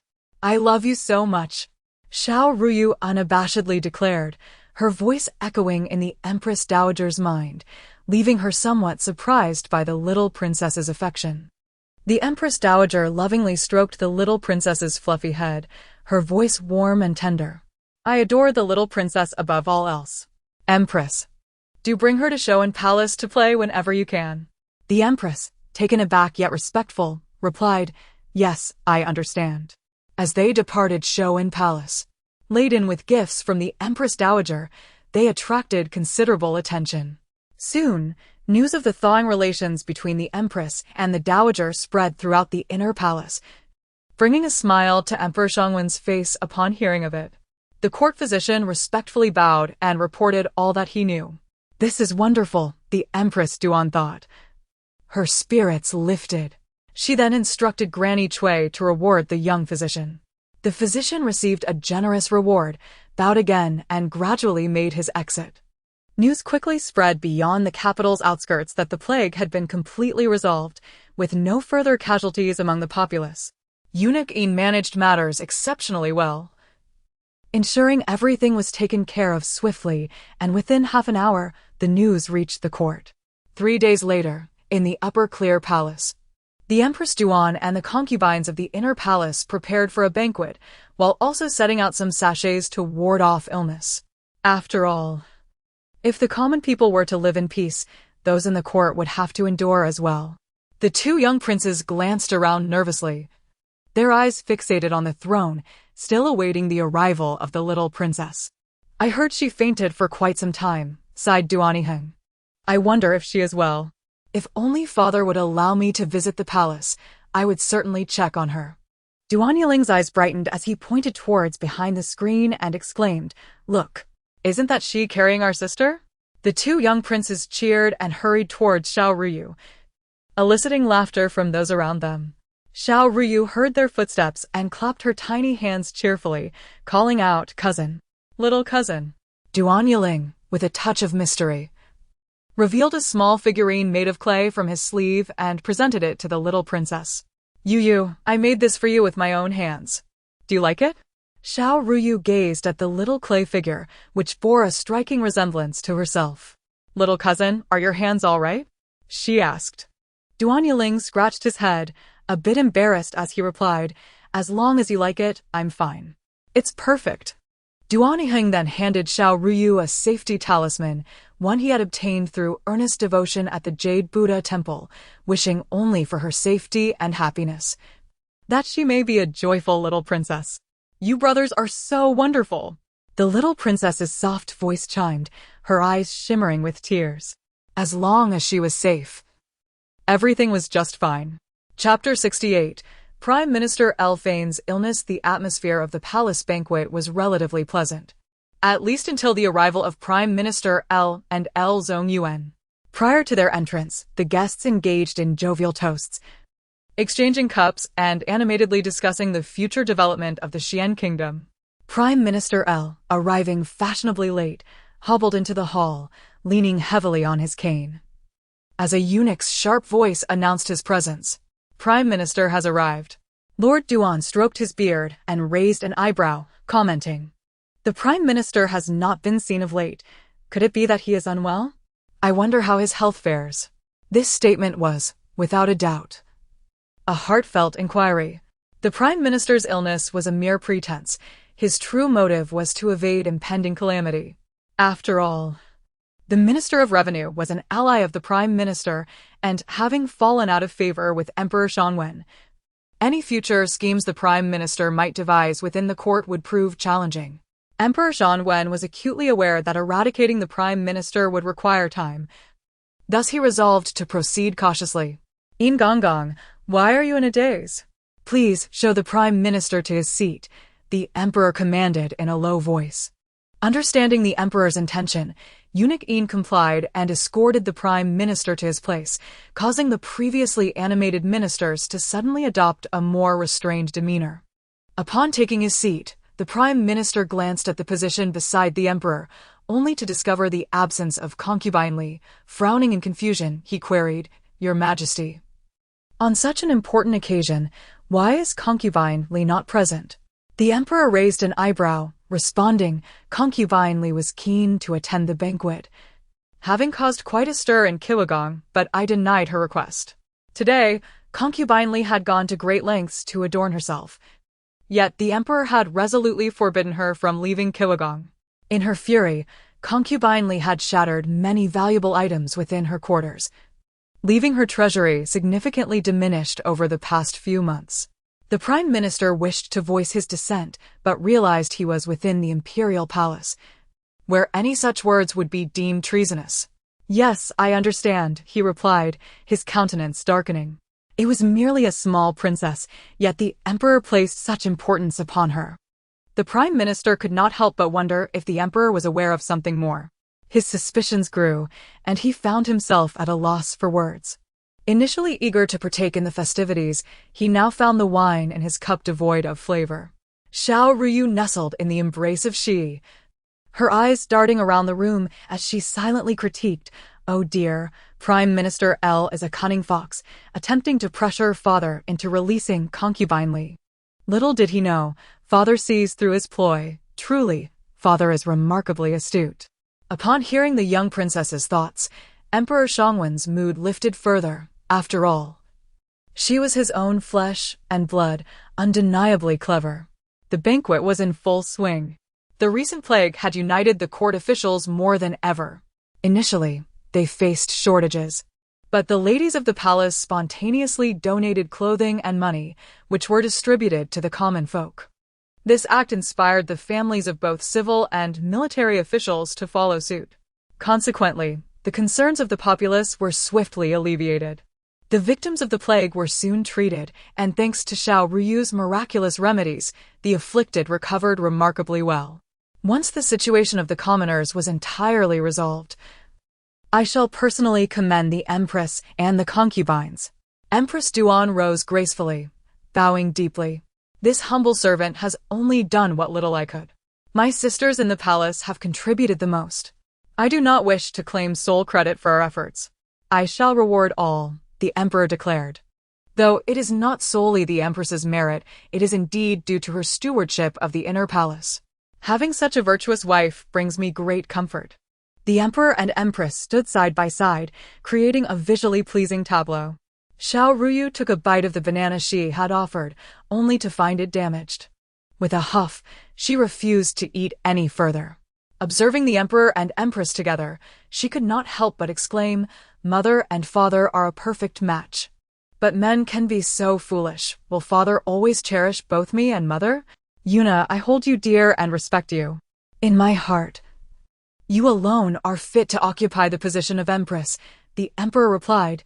Though he did not speak directly, his affection was unmistakable. Empress Duan smirked slightly. "Very well. I trust you, Your Majesty." She wished only to protect her children, and whether the emperor's promises held true mattered little to her. She would simply consider it a stroke of good fortune if they did. Harboring some irritation, the prime minister found that a cup of cold wine could not extinguish the flames of his anger. He resolved to take the risk of visiting Concubine Li. The L family's legacy was too significant to be so easily discarded by the emperor. If they were to be cast aside without a fight, it would be a disgrace. With a grim expression, the prime minister discreetly left his seat, believing himself unobserved. However, he failed to notice that the young princess had been quietly monitoring him.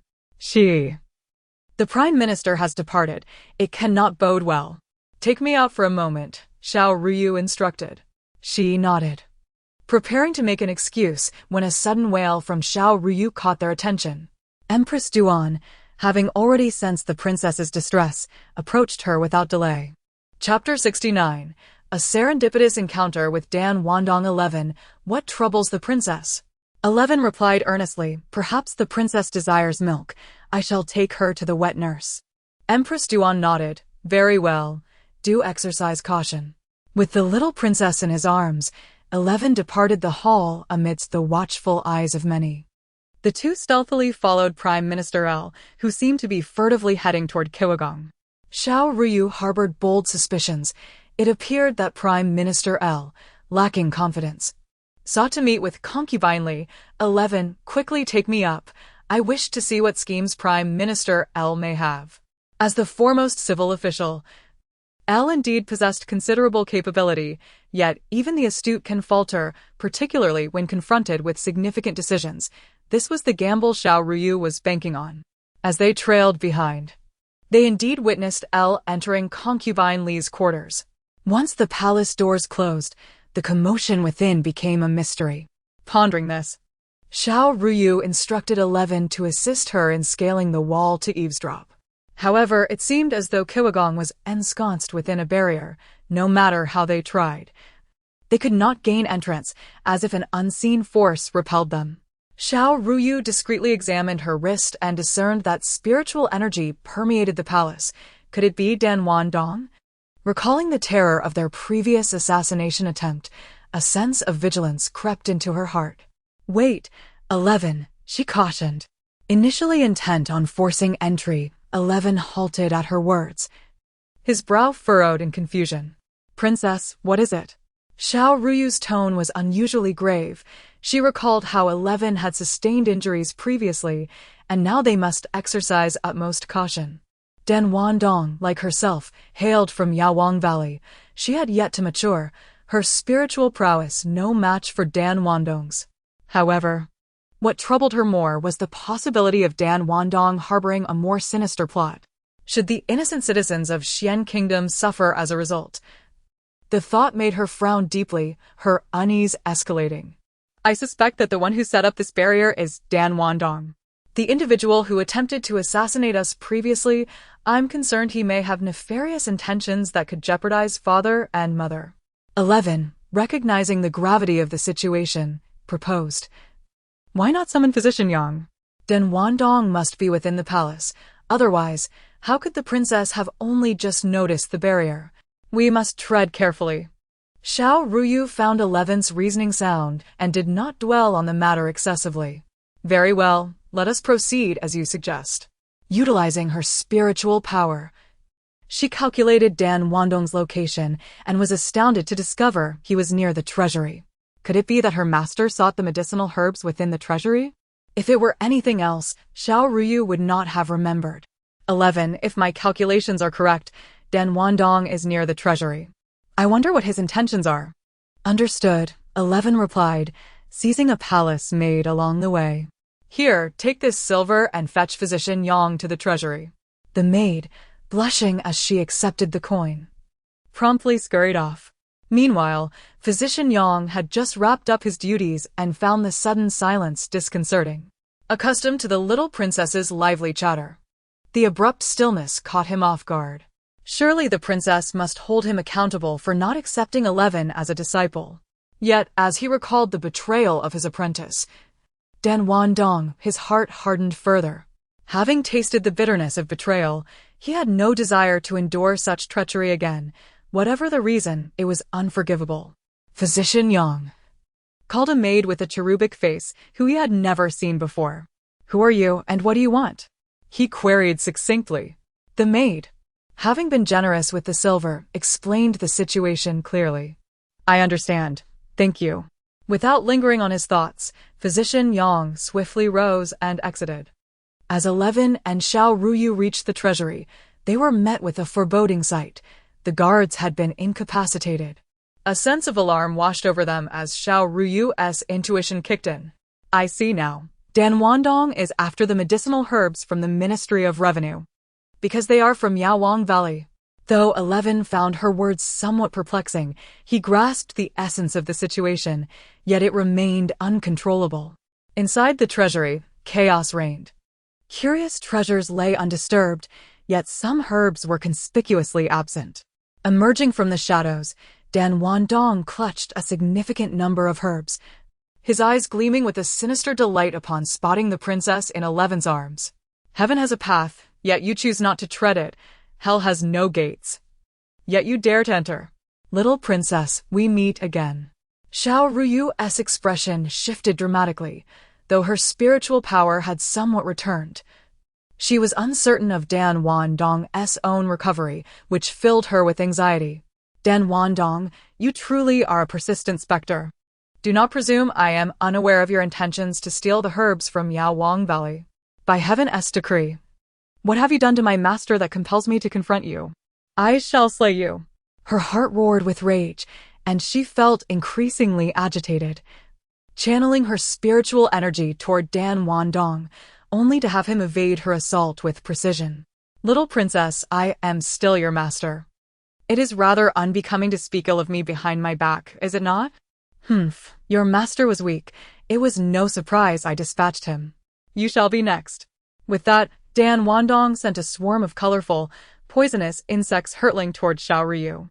11 swiftly placed the princess aside and positioned himself to shield her from the oncoming threat. As the insects approached, Xiao Ruyu utilized her spiritual power to obliterate them. With his sword drawn, 11 defended the princess while launching lethal strikes at Dan Wandong, but the latter deftly avoided each blow. To kill me, you are not yet worthy. Perhaps in your next life, you may practice more, lest you become a source of mockery. The commotion within the treasury escalated, alerting the imperial guards stationed in the capital. Their leader swiftly appeared, glaring menacingly at Dan Wandong. Eliminate him. The imperial guards quickly surrounded Dan Wandong. Realizing he could not eliminate 11, he turned his sword toward Xiao Ruyu, declaring, had it not been for your interference, this predicament would not have arisen. You must be weary. Allow me to grant you an early departure. With that, he brandished his blade, poised to strike at Xiao Ruyu's face. Chapter 70. Chancellor Lu's rescue. Shan Wandong acted swiftly, as 11 swiftly moved to carry Xiao Ruyu aside, managing to avert disaster. Frustrated by repeated failures, Shan Wandong inwardly cursed Xiao Ruyu as a calamity, lamenting his own misfortune.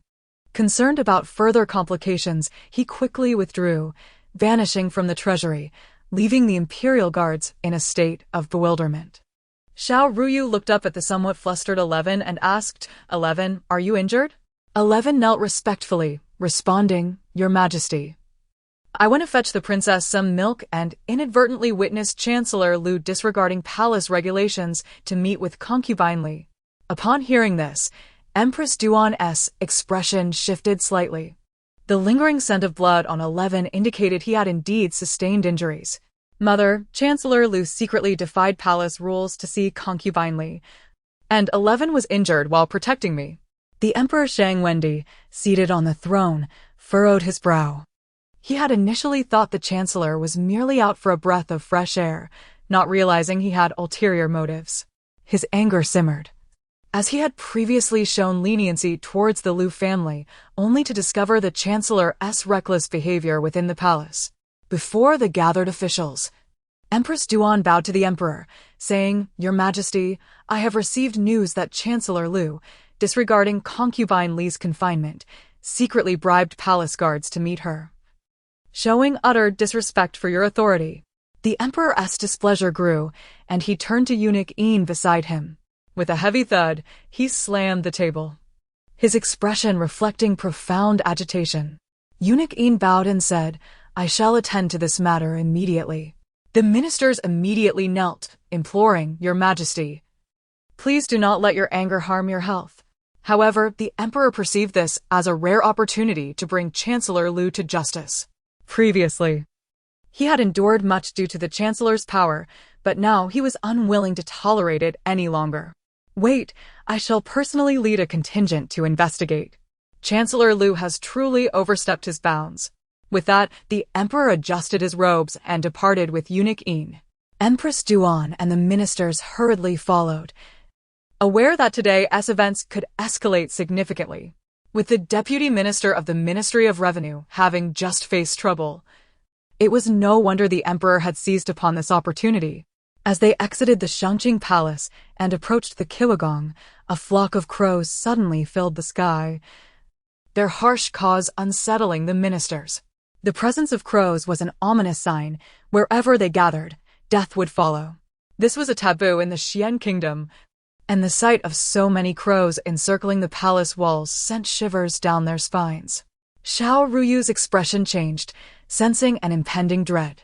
Initially, she thought Shan Wandong's appearance was related to the treasury's herbs, but now she felt as if the fog had lifted to reveal a chilling truth.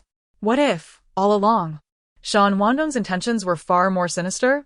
What if he aimed for her father or mother instead? 11. Ensure the Imperial Guards protect my mother and father. The malevolent Empress was evidently using the Calamity Star to endanger the kingdom, although she was but a mere weed. She had to be eradicated for the sake of the people. You must perish. At the same time, 11 confirmed that the assailant at that moment was indeed Shan Wandong. Xiao Ruyu sensed the abnormality and waved her small hands urgently. Mother, be cautious. There's an assassin. He means to kill you. Her spiritual energy had yet to recover from previous exertions, leaving her powerless. Empress Duan sidestepped to evade Shan Wandong's attack, only to see the blade's edge glint as a wicked smile crept across Shan Wandong's face. Foolish monarch, you have been deceived by the Empress, mistaking a calamity star for a blessing.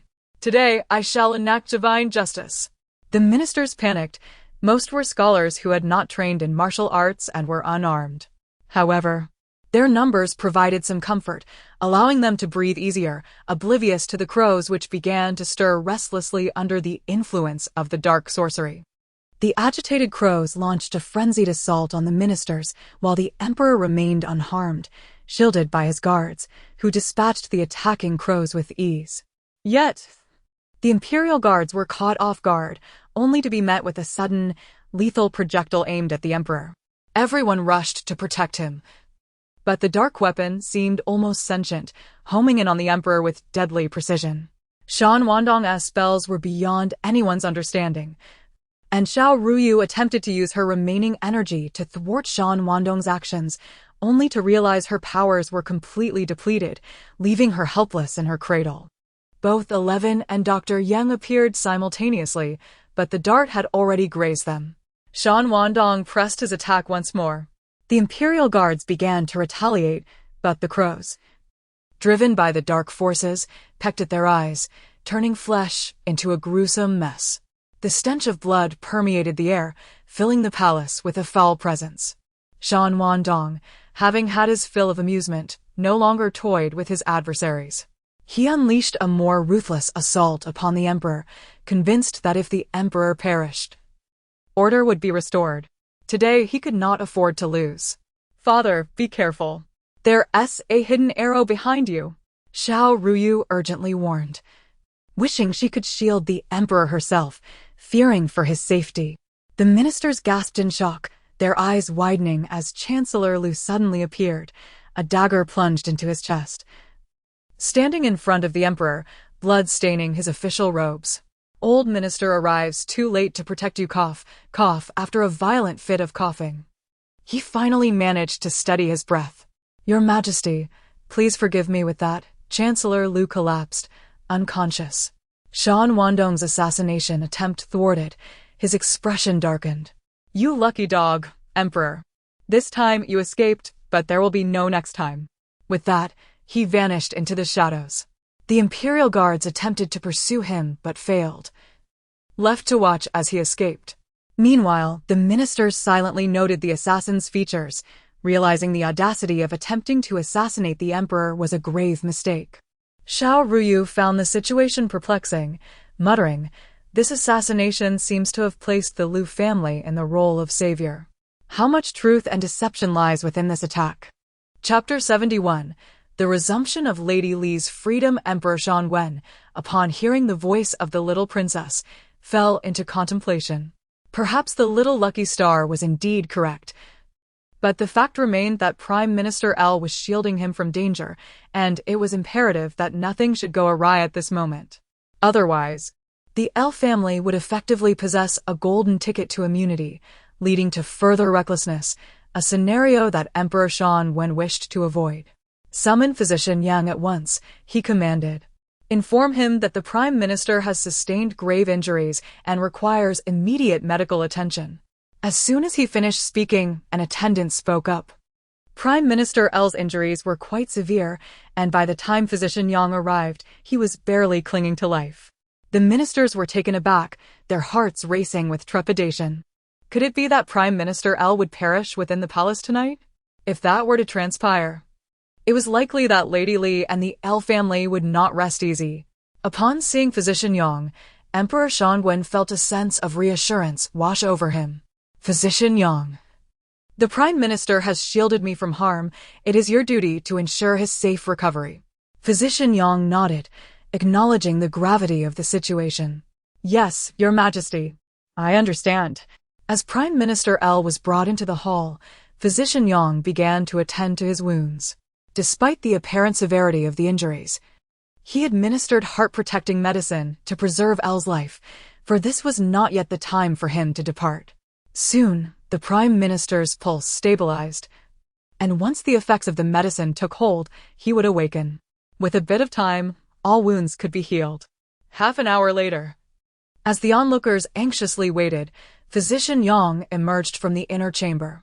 Your Majesty, the Prime Minister is out of danger and is not facing any significant issues.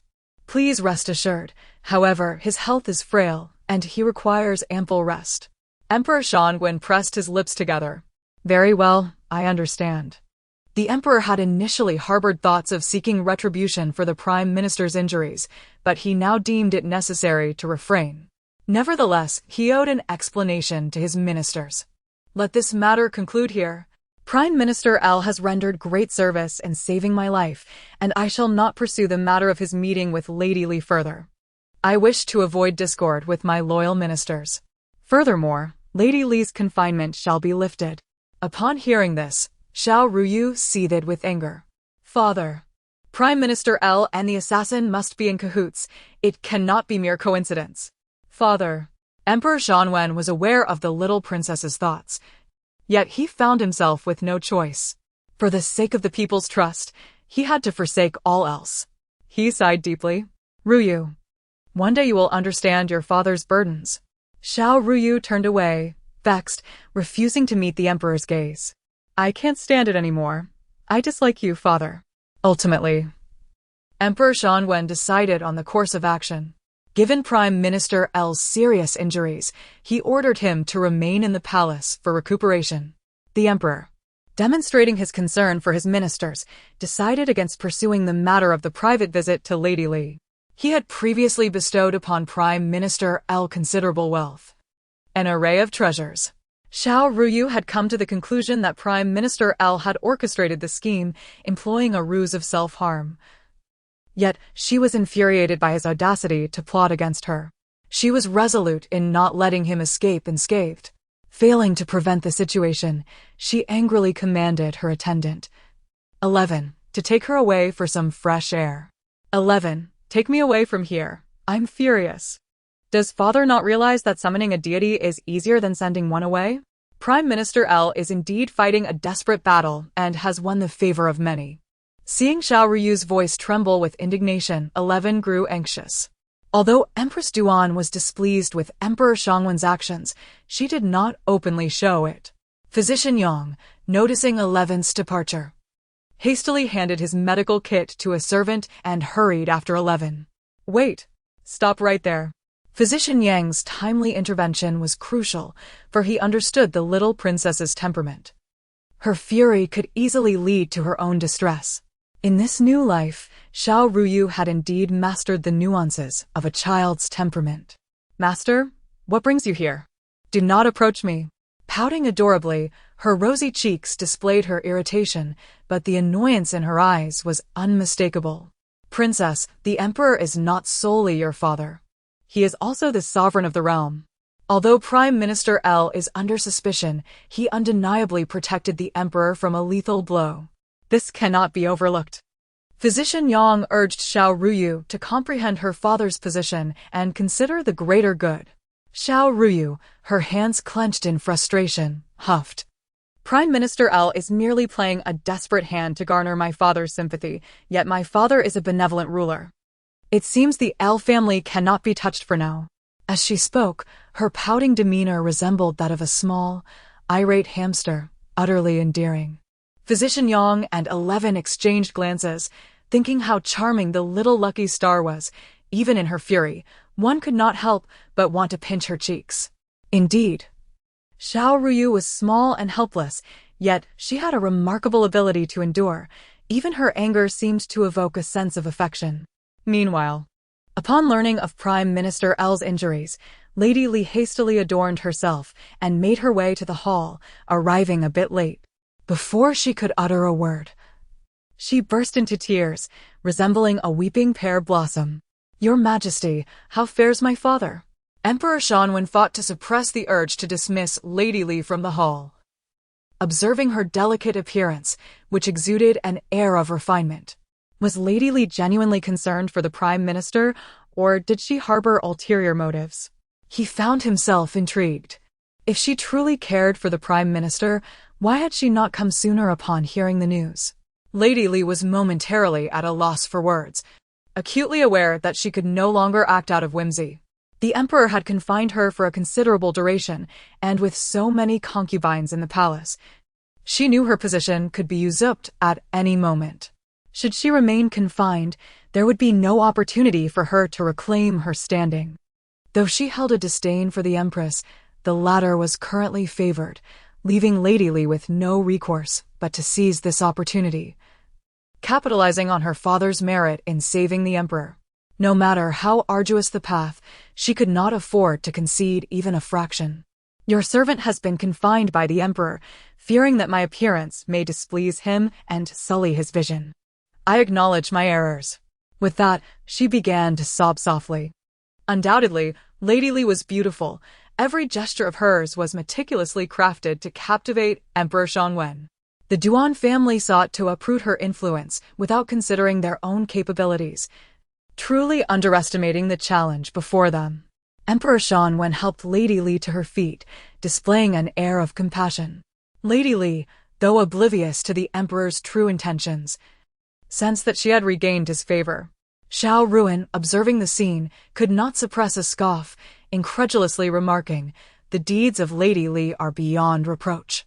It seems as though she has not merely protected my father, but has instead facilitated his rise."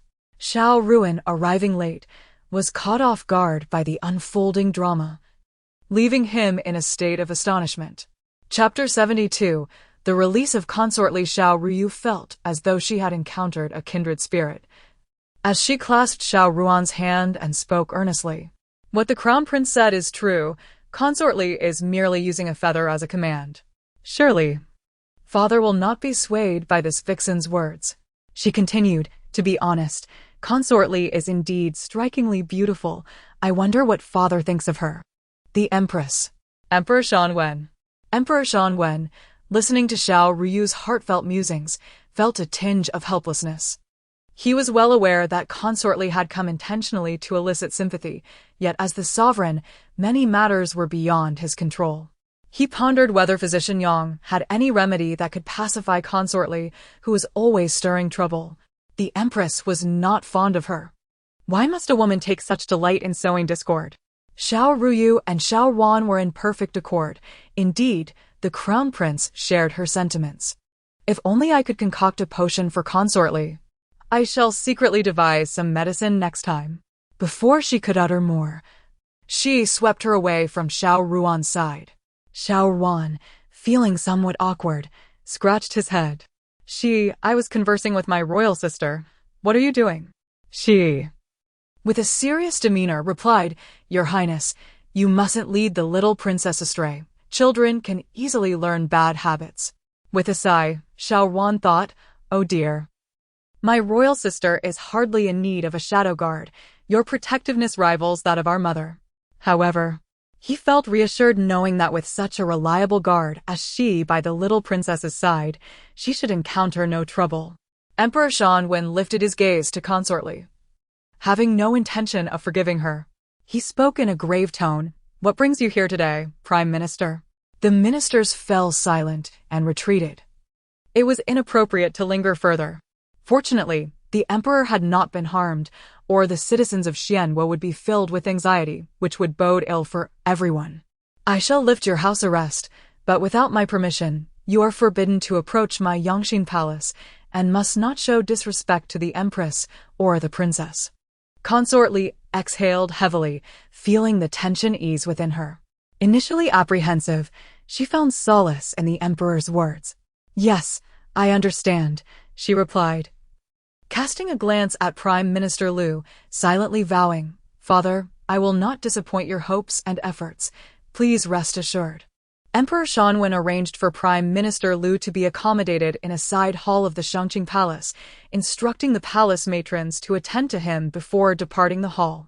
He needed to clarify the details surrounding today's assassination attempt and the identity of the assailants. The words of the little princess echoed in his mind. In truth, Emperor Shanwen harbored doubts. Could it be that this was indeed a play orchestrated by Prime Minister Lu himself? Yes, Your Majesty. Once the storm had calmed, Emperor Shanwen dismissed the banquet and instructed eunuch Yin to escort the ministers out of the imperial city.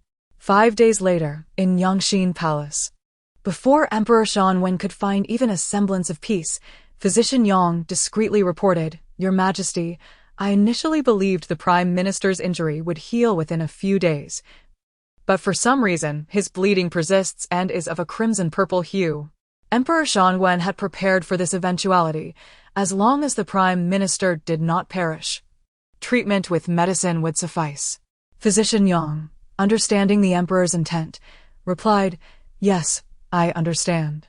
As the Emperor attended to state affairs, he had just taken a sip of tea when a disturbance arose outside the hall. The newcomer was Matron Wei, usually poised and meticulous in her duties. But now she rushed in with an anxious expression, promptly kneeling before Emperor Shanwen. Your Majesty, you must hurry to see the Empress Dowager. 5 days ago, upon learning of your assassination attempt, she was greatly distressed and has yet to regain consciousness. The Emperor's previously calm demeanor suddenly turned frantic. He approached Matron Wei and urgently inquired, why was the Empress not attended by a physician? And why was I not informed sooner? Matron Wei, I have always valued you. How could you be so careless? Matron Wei, with her head bowed in remorse, realized her mistake and simply explained, I summoned the imperial physician. And she took several doses of medicine. At first, the Empress was stable, but her condition has worsened. Upon hearing this, Emperor Shanwen lost his composure. Matron Wei, summon Physician Yang to attend to the Empress Dowager's chambers immediately. Matron Wei, sensing the urgency, hastened to comply, fearing the Empress Dowager's condition might deteriorate further. Though it was merely a scare, the Dowager's behavior was indeed peculiar. Meanwhile, the Empress cradled Xiao Ruyu in the imperial garden, enjoying a bowl of meat porridge when Matron Wei's unusual appearance caught her attention. What troubles you, Your Majesty? Emperor Shanwen replied gravely, There has been an incident regarding Mother. Empress Duan did not press for details, but entrusted the little princess to Xi's care and followed the emperor to Shouwen Palace. Xi, find out what has happened to grandmother. I recall her health being robust. How could there be an issue? Xi nodded, holding the little princess as he inquired with the palace maid who had been attending in the hall, soon learning the full story. It was said that the Empress Dowager had fainted due to distress, and despite the imperial physician's visit, she had not regained consciousness and was even speaking incoherently in her sleep. Matron Wei, alarmed for the Dowager's safety, had sent for the emperor. Xiao Ruyu remained silent for a moment, sensing something amiss.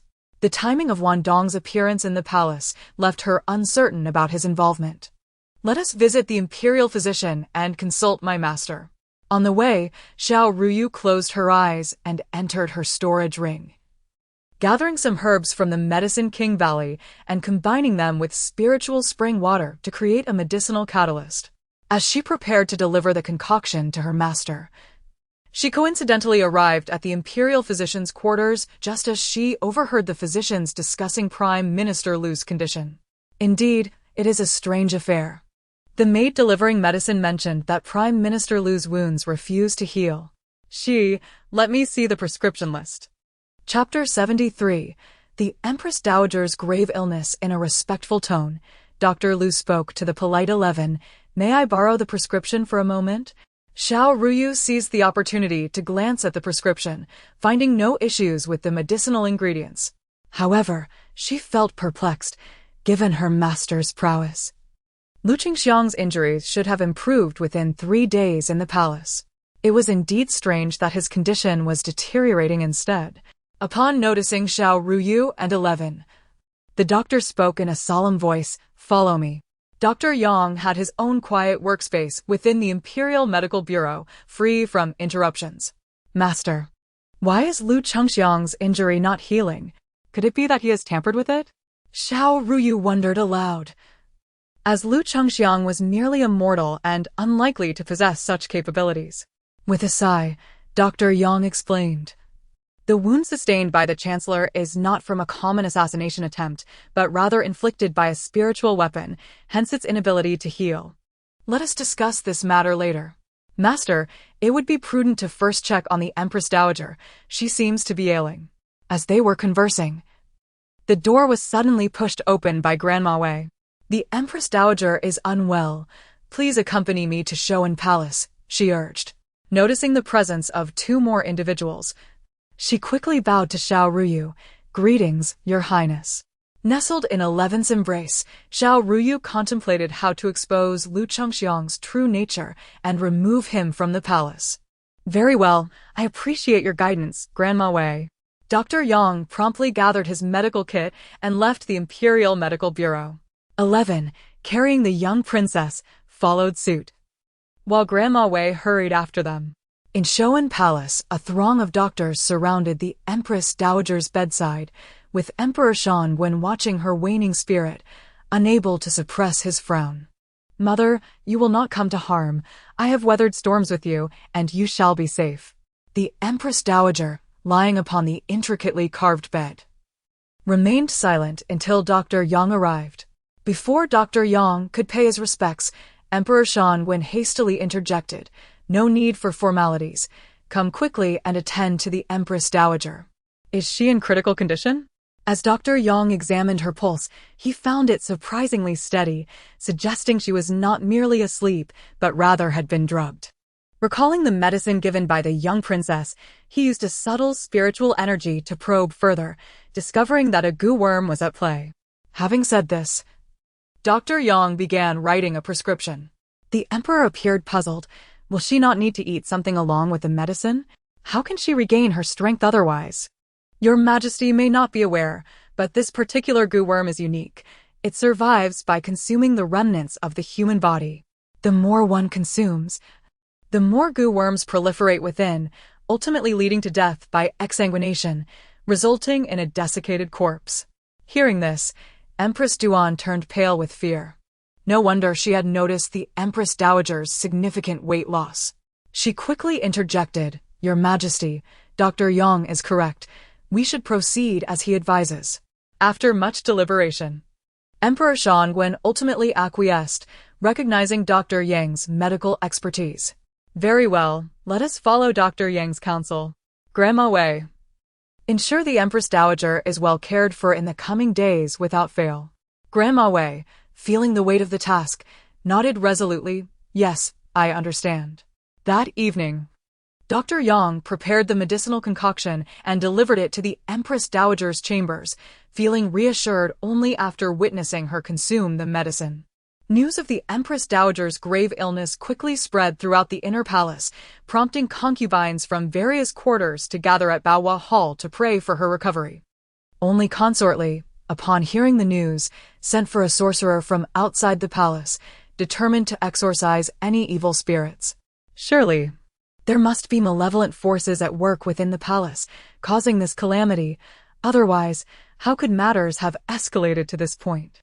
After finishing her milk at noon, Xiao Ruyu insisted that 11 take her to Qingqing Palace, eager to ascertain whether Lu Chengxiang's ailment was genuine or feigned. Your Majesty, my loyalty is as steadfast as the heavens can attest. I would never harbor disloyalty. My family is willing to serve the court with utmost dedication, yet I cannot part with the only daughter I have in the palace. Should I depart, I implore your Majesty to treat Consort Li with kindness, for my sake. With that, Lu Chengxiang broke into tears. Xiao Ruyu was momentarily at a loss for words. She had encountered many pretentious individuals, but never one so brazenly deceitful. Especially not a man.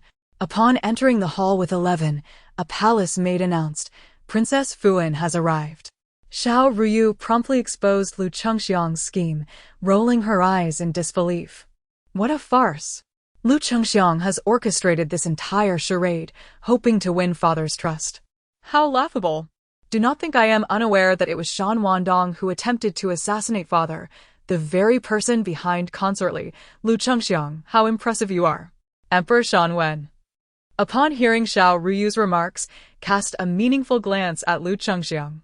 His little princess was so indignant she was on the verge of an outburst. He trusted her judgment. Lu Chengxiang is indeed cunning.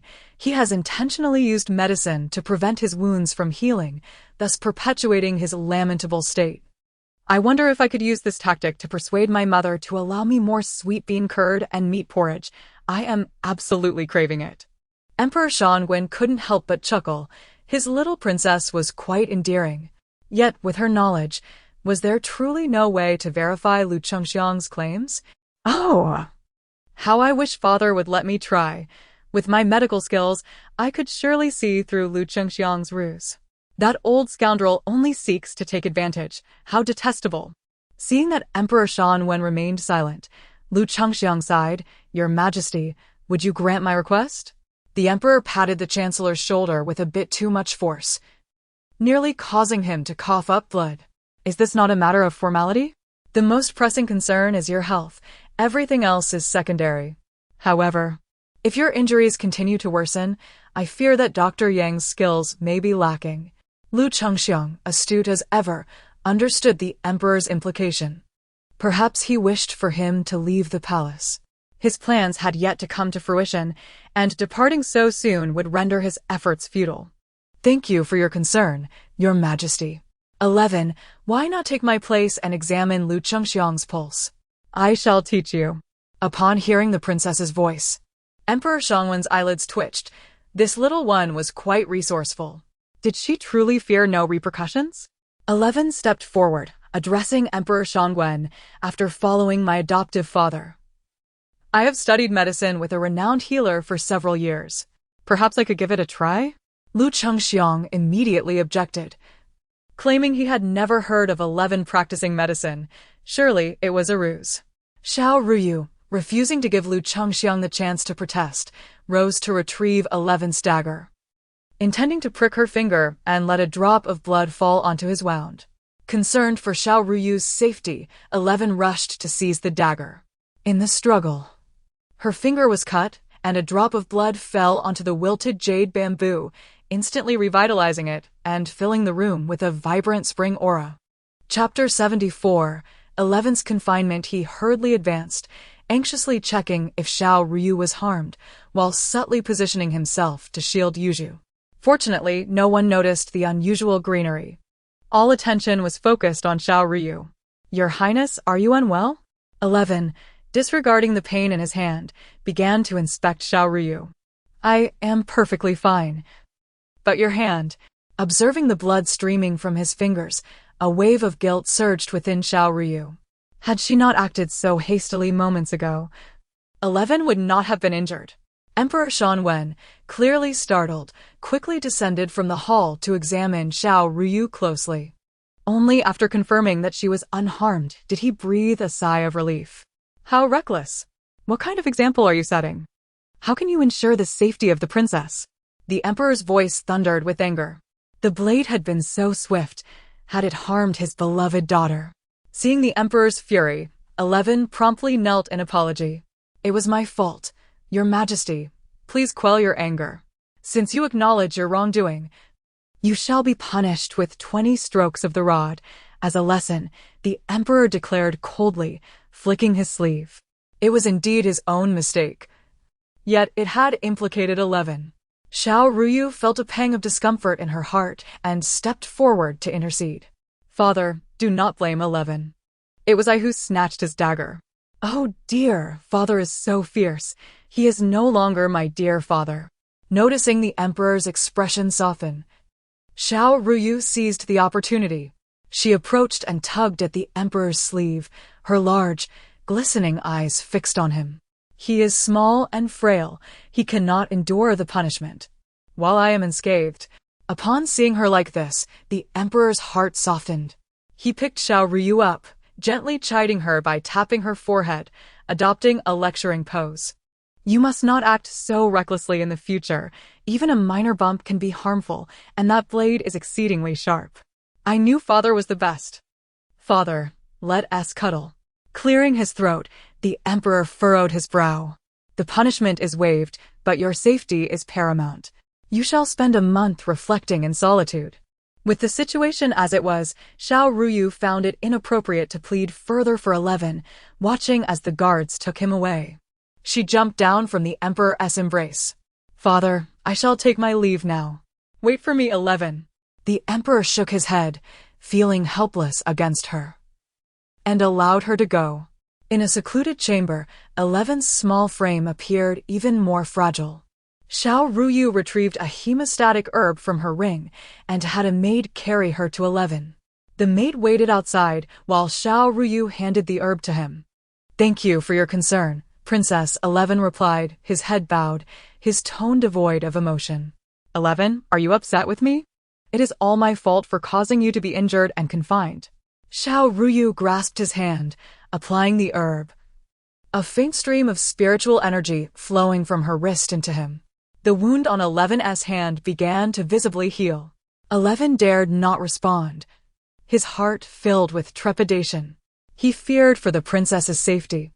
Xiao Ruyu felt warmth in her heart and was about to say something when a powerful hand lifted her from behind. Master? The man behind her was indeed Physician Yang. This place is too cold. It is not suitable for the princess to remain here. Ignoring her protests, Physician Yang carried her away from the confinement. Master, what are you doing? 11 is injured. Physician Yang placed her on a chair, his expression stern. Today, you were too impulsive and heedless.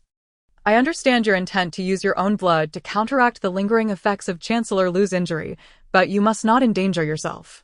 Xiao Ruyu recognized that her master was concerned for her well-being, though she felt conflicted. Master is even more protective than in the last life. What are you daydreaming about? Physician Yang pinched her cheek gently. Noticing his tone soften, Xiao Ruyu seized the moment to discuss 11. Master, you saw how devoted 11 is to me today in the hall. He possesses spiritual roots. It would be a shame to let that talent go to waste. Why not take him on as your disciple? I would like him to be my junior brother. Xiao Ruyu blinked her large eyes, tugging at his sleeve eagerly. Physician Yang's expression stiffened at the mention of junior brother, memories of betrayal from his past resurfacing vividly. Enduring such pain himself was one thing. Imparting his lifelong knowledge to another was a risk he could not bear. What if he became the next Dan Wanding? The thought of Xiao Ruyu's future as an enemy was too much to contemplate. No, I cannot accept him as a disciple. Physician Yang gently removed her hand, his tone unexpectedly firm. Seeing his outright refusal, Xiao Ruyu momentarily abandoned the thought. Several days passed. Chancellor Lu's illness lingered, refusing to improve, as he remained in the palace. Over these days, she had been racking her brain to devise a plan to expose Chancellor Lu's scheme, but had yet to come up with a viable strategy. Chancellor Lu is truly cunning and thick-skinned. What wicked ideas might he be concocting while lingering in the palace? Hearing her thoughts, Empress Duan could not help but smile. Her daughter's wit was increasingly sharp. With 11 absent, the days felt increasingly dull. In the afternoon, Physician Yang arrived at the Empress's palace. Your Majesty, the Empress Dowager has been taking the medicine according to my prescription daily, yet her condition shows no signs of improvement. It is quite peculiar. This was the first time Physician Yang had encountered such a perplexing situation, prompting him to seek Xiao Ruyu's insight. What? The Empress Dowager has not improved? That shouldn't be the case. Xiao Ruyu's heart brimmed with confusion. Mother, please take me to visit the Empress Dowager. In the Shoan Palace, as Empress Duan embraced Xiao Ruyu and stepped through the entrance, they heard a voice from within. Your Majesty, after careful calculation, I fear the Empress Dowager's persistent illness may be due to someone. The sorcerer paused, gauging Emperor Shangwen's expression. Noticing his demeanor remained unchanged, he continued. Someone in the palace has placed a curse on the Empress Dowager. Chapter 75. The Curse Impudent. Emperor Shangwen exclaimed, his face darkened with rage. How could one discern the authenticity of such an ethereal matter as a curse? The sorcerer promptly knelt, bowing his head in a gesture of sincerity, asserting he bore no intention of deceit.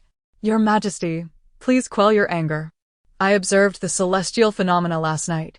The palace was engulfed in crimson light, pointing directly to the Empress Dowager's quarters. This is unmistakably indicative of a curse, and I have personally witnessed it. Until this curse is resolved, the Empress Dowager's ailment will persist, ultimately deteriorating her health. He knelt fervently, painting a vivid picture as though he had witnessed the cursed object with his own eyes. What is happening? Why is grandmother yet to recover? The previous medicinal concoction could not have failed. A familiar voice reached his ears, and Emperor Shanwen raised his gaze to find Xiao Ruyu had arrived. Your Majesty, I pay my respects, she curtsied, her eyes lingering on the sickbed of the Empress Dowager. I must see grandmother, she implored, attempting to advance, only to be halted by a palace maid. Princess, the Empress Dowager has just taken her medicine and is now resting. Although slightly displeased at being restrained, Xiao Ruyu resigned herself to waiting for the Empress Dowager to awaken. Meanwhile, Emperor Shanwen was grappling with a headache in the outer hall, as the sorcerer adamantly insisted that a curse had been cast upon the palace, causing the Empress Dowager's prolonged illness. For her sake, he had no choice but to order a thorough investigation into the matter. Proclaim a decree this afternoon. Conduct a meticulous search of the 6 palaces. Any suspicious items must be brought forth immediately. A vast entourage began rummaging through the 6 palaces, and to facilitate the search, Emperor Shanwen commanded all the consorts to relocate to Shoan Palace. Anticipation hung in the air as everyone awaited the truth to unfold. Li Fei, who had been under house arrest for an extended period, also made an appearance. Ever since her last encounter with the Emperor concerning the incident involving Lord L, he had not summoned her again. Upon seeing Emperor Shanwen, she yearned to draw closer, yet decorum restrained her. Seizing the moment when no one was paying attention, Xiao Ruyu stealthily slipped into the Empress Dowager's chambers. After examining her pulse once more, she felt a surge of alarm. Who has cast this curse upon grandmother? While it may not directly claim her life, if it solidifies, her health will gradually decline. Over time, the Empress Dowager may suddenly perish. I cannot believe the sorcerer's claims hold truth. Emperor Shangwen's countenance darkened, his grip on the dragon throne tightening until his knuckles turned white. The revelation that such malevolence existed within the palace was shocking. Fortunately, it was discovered early. Had the Empress Dowager succumbed to death, identifying the perpetrator would have been nearly impossible. As the hours passed, when it seemed nothing would be uncovered, a panicked eunuch hurriedly entered, falling to his knees. Your Majesty, we have discovered this item within the palace. Emperor Shangwen's gaze sharpened as he focused on the object, his expression instantly turning cold. The sorcerer rushed forward to inspect it, then knelt in submission. Your Majesty, this is indeed the cursed object. All eyes strained to see, revealing a doll resembling a straw figure, densely embedded with silver needles, its surface inscribed with bloody characters that made everyone gasp in horror. It bore the Empress Dowager's surname and birth date. From which palace was this retrieved? Emperor Shangwen's tone was icily severe, his aura radiating an oppressive force that rendered all afraid to meet his gaze. The Empress's eyelids twitched, sensing something amiss. Just then, the eunuch began to stammer. It was found in the inner chamber of the Empress. As these words hung in the air, the hall fell into a profound silence. What? Who dares to slander my mother? Preposterous! How could such filth exist within my chambers? The Empress retorted sharply, her cold demeanor palpable. The eunuch quickly bowed his head. Your Majesty, this object was indeed found within the Empress's palace. Other eunuchs present can attest to it. Emperor Shanwen furrowed his brow, his gaze fixed upon the cursed doll.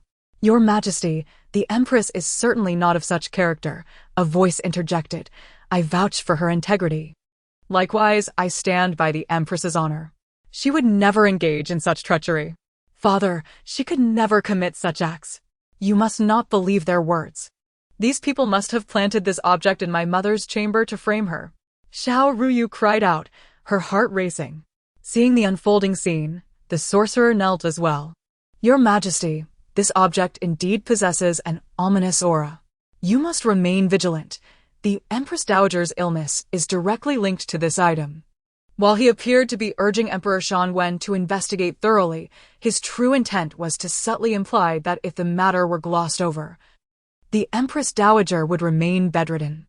However, if they halted the inquiry now, it would be impossible to provide the Empress Dowager with a satisfactory resolution. Emperor Shanwen sighed heavily. Father, you are being foolish. Do you no longer love Mother? Do you not love me? Bad father, bad father. Although she understood the complexity of the situation, Xiao Ruyu could not suppress her distress. As anxiety welled up within her, her wrist began to feel warm. Is there a spirit present? She immediately realized, her gaze turning to the doll. This figure undoubtedly harbored secrets. Father, this doll is suspicious. Allow me to examine it. She tugged at Emperor Shangwen's trousers. Desperate to reach it, yet her petite frame could not bridge the distance. Emperor Shanwen, already overwhelmed, ordered the doll to be taken away for investigation.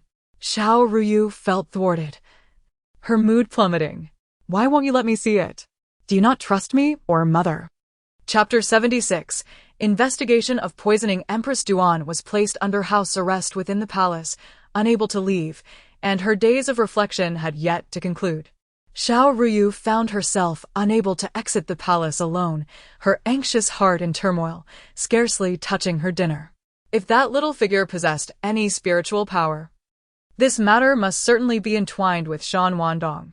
In the stillness of the deep night, when all within the palace had succumbed to slumber, Xiao Ruyu tossed and turned, her keen ears attuned to the sounds outside. A faint click echoed as a door creaked open, followed by the soft rustle that soon faded away. Xiao Ruyu understood that this was the night watch maid changing shifts. With a flick of her fingers, she released a fragrant powder, causing the guard at the door to inhale it and gradually drift into a drowsy state.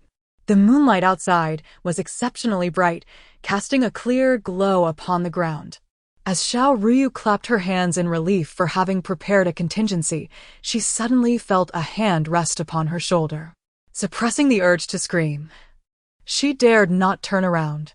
Who is it? What is it? Is it a person or a ghost? How terrifying! A melodious voice, sweet yet slightly muffled, broke the silence. Do not be afraid, Princess, it is I. Xiao Ruyu's eyes brightened at once, and she turned to throw herself into Xi's embrace. Did you intend to frighten me to death in the dead of night? She whispered, discreetly pulling Xi to a secluded spot. How did you slip out without being discovered? Seeing Xi's gaunt figure, her heart swelled with guilt. Xi made a gesture for silence. I have already heard about today's events.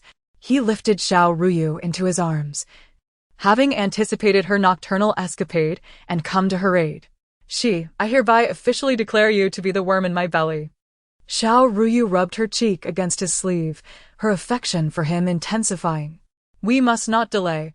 Let us swiftly seek out the little villain. The two youths, akin to mischievous sprites, began to stealthily make their way towards the Yongxin Hall. Due to their diminutive statures, they went unnoticed along the way. After much effort, they arrived at the study. Xiao Ruyu attempted to enter through the main door, but was halted by Xi's outstretched hand. He pointed towards the window, suggesting they enter from that side. Who is it? Who is there? Just as they concealed themselves in the grass, they were unexpectedly detected by patrolling guards. In a moment of panic, Xi lowered his voice sharply. Meow meow. It's just a stray cat, one guard muttered before continuing on their rounds. Xiao Ruyu clung to him, a glimmer of amusement in her eyes. I did not expect you to be so clever, Xi. I was preparing to incapacitate them. Moreover, your imitation of a kitten is quite endearing. After climbing through the window, Xiao Ruyu pointed to a small box upon the desk. In broad daylight, I saw Father place that little figure inside. Xi opened the box, and Xiao Ruyu instantly sensed a presence of spiritual energy. She took the little figure, attempting to probe its origins with her own spiritual power, but found nothing. Strange, it seems something has been smeared upon it. Xiao Ruyu murmured, examining the figure closely. Princess, we should leave, she advised, reminding her that they could not linger here. Should they be discovered, both would face punishment. Upon returning to her chambers, Xiao Ruyu took the opportunity to scrutinize the little figure more closely. By the faint candlelight, she indeed discerned something amiss. On the underside of the figure, there were traces of dark red blood, indicating it had been there for some time. Immediately, she closed her eyes to investigate with her spiritual power, seeking the source of the blood. Sure enough, moments later, she opened her eyes, realizing that the blood belonged to the Empress Dowager. If this were the case, it would make sense. The one who cast the spell must have taken the Empress Dowager's blood, infused it with spiritual energy, and inscribed the Empress Dowager's birth date upon the figure, thus completing the curse. Seeing her eyes open, Xi's concern was palpable. Princess, do you have any leads? Xiao Ruyu revealed a determined smile. Tomorrow you shall accompany me to the Shoan Palace. Together we shall unearth the mastermind behind this. The following day, Xi led a search and finally unearthed a clue. In a side hall, a maidservant beside the Empress Dowager knelt, her face pale with fear. Before her lay a small vial containing blood, within which peculiar, writhing insects crawled. Xiao Ruyu leaped down from Xi's side, seizing the vial, discreetly probing it with her spiritual power. Quickly, summon Fodder.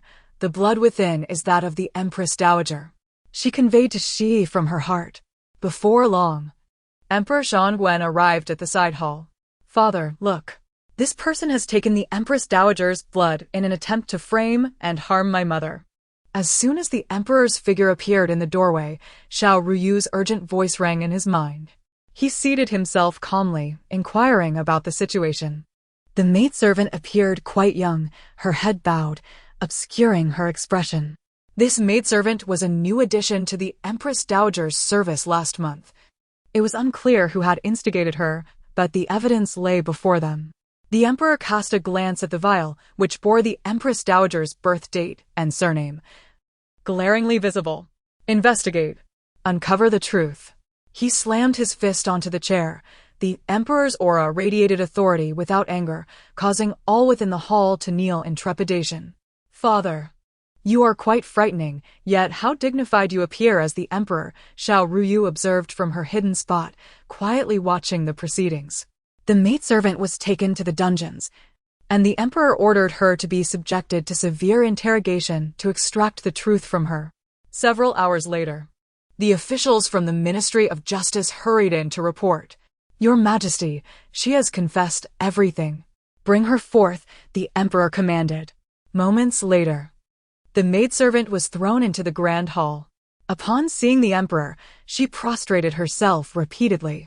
I deserve to die 1,000 deaths. I will tell everything. Witnessing her battered form, nearly unrecognizable, Xiao Ruyu gasped. Indeed, the Ministry of Justice is not idle. She must have been compelled by someone. Father, you must uncover the mastermind behind this.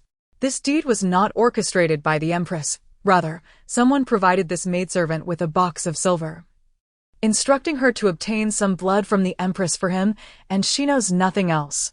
The maidservant divulged everything, yet remained silent regarding the mastermind. Who incited you to harm the Empress Dowager and frame the Empress? Speak, and I shall grant you a complete corpse. The Emperor's gaze was icy as he pressed further. It is. The maidservant stammered, about to utter the first syllable when her expression suddenly changed. She has been poisoned.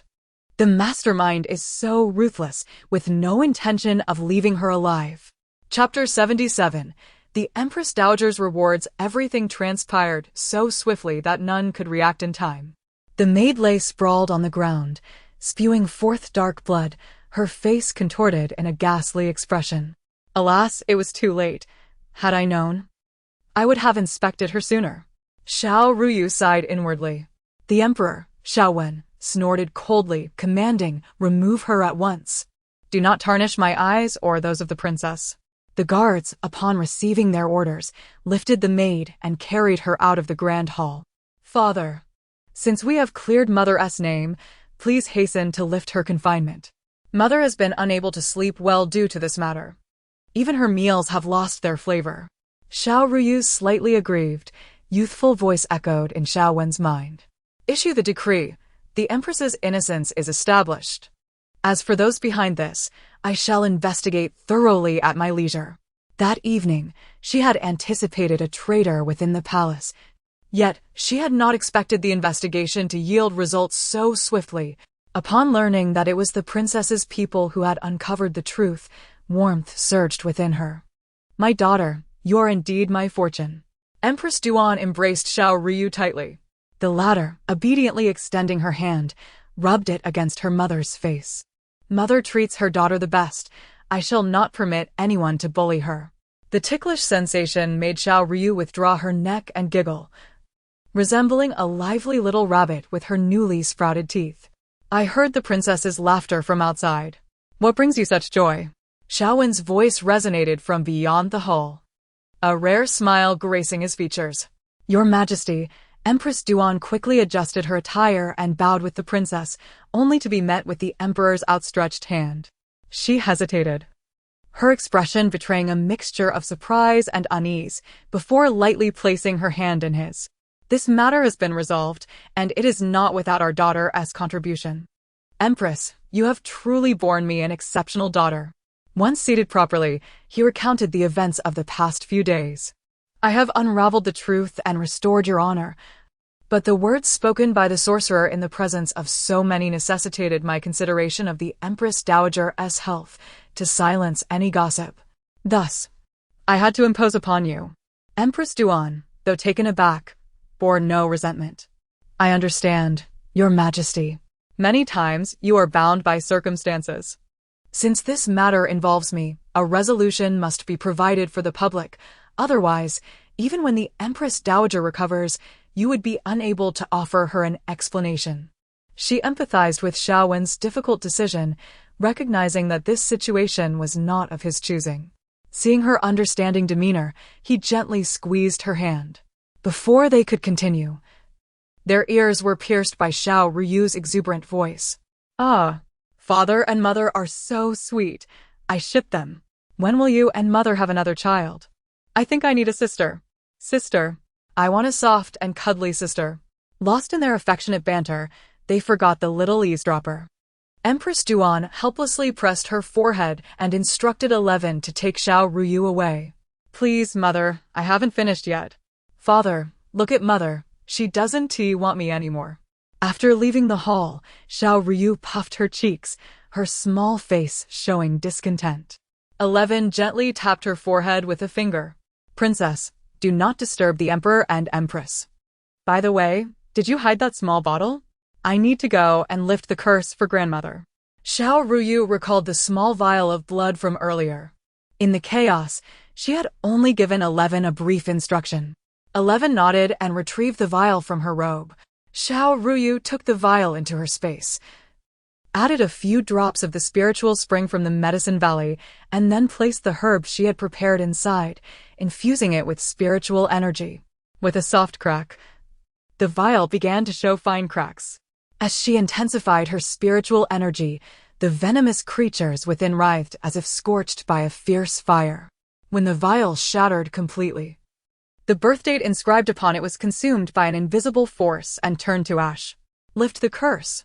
The following day, within the Shoan Palace, while the Empress Dowager was ensnared in a nightmare, she caught a fleeting glimpse of Xiao Ruyu's figure. Just as she pondered this, a sudden lightness enveloped her, the oppressive sensation dissipating, and her mind gradually cleared. Water. Bring me some water. She propped herself up, her once feeble limbs beginning to regain strength. The palace maids rushed in, astonished to see the Empress Dowager sitting up. Your Majesty, do you feel better? While the Empress Dowager was still in a state of confusion, one of the maids fell to her knees, frightened. Your Majesty, you must not say such things. I shall summon the imperial physician at once. Physician Yang hurriedly arrived, and after examining the Empress Dowager's pulse, his worried expression vanished instantly. Your Majesty, miraculously, your illness has improved. Though you remain somewhat weak, your previously erratic pulse is now steady. His eyes brightened, and suddenly recalling something, he continued, could it be that divine favor has cured the Empress Dowager's ailment? The Empress Dowager pondered this momentarily, her thoughts drifting to Xiao Ruyu's face. When she had visited the palace the previous day, the Empress Dowager had sensed her touch upon her skin. Could it be that she is indeed a blessing bestowed upon me by the heavens? Recently, the plague in the Xian kingdom has been eradicated, the populace is at peace, and prosperity reigns throughout the realm. Therefore, I hereby decree a universal amnesty. My granddaughter, Xiao Ruyu, gifted with extraordinary intelligence and a blessing that spans the land, holds a special place in my heart. Thus, I bestow upon her a generous reward of 2,000 acres of land. From this day forth, she shall receive an annual stipend of 1,000 taels of gold and fine silks. So ordered. Chapter 78. The Grand Bestowal of the Six Palaces. The Empress, Duan, gazed incredulously at the imperial edict in her hands. It was beyond her expectations that the Empress Dowager would grant such lavish rewards to Xiao Ruyu. Thank you, grandmother, Xiao Ruyu exclaimed, her eyes sparkling as she mentally counted the rewards. How much? 1,000 taels of gold. 2,000 acres of land. Have I truly reached the pinnacle of my life? Duan, the Empress, felt an overwhelming joy for her. Since the founding of the Xian kingdom, she was the first princess to receive such generous treatment. May the Empress and the Princess proceed to Shouan Palace to conduct the bestowal ceremony, announced Granny Wei before departing. Duan lifted Xiao Ruyu into her arms, her face alight with happiness. The Empress Dowager valued the princess so dearly that even if the Empress were not by her side in the future, she would still have protection. I will stay by Mother's side and go nowhere. You must not abandon me, Xiao Ruyu thought, glancing at the rosy-cheeked Empress Dowager and feeling grateful. Fortunately, the curse was resolved in time. It is a pity that the mastermind behind it remains elusive. Who could have instigated that maid? This thought echoed in her mind, and as it reached the Empress Dowager's ears, she narrowed her eyes, casting a tender gaze at Xiao Ruyu. After the ceremony concluded, 11 carried Xiao Ruyu away. Noticing her slightly gloomy expression, he could not resist inquiring, is there something troubling the princess? Sighing internally, Xiao Ruyu remained silent, her discontent unvoiced. Upon hearing of her rewards, her two cousins genuinely rejoiced for her. Little princess, come let your cousin hold you. Have you grown taller recently?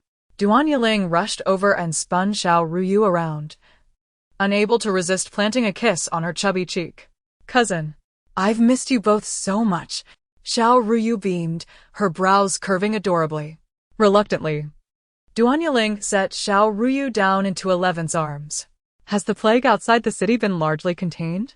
Xiao Ruyu silently pondered. Duan Yiheng nodded. The refugees have mostly recovered from the plague, and the station troops are preparing to disperse. The refugees are immensely grateful to the court.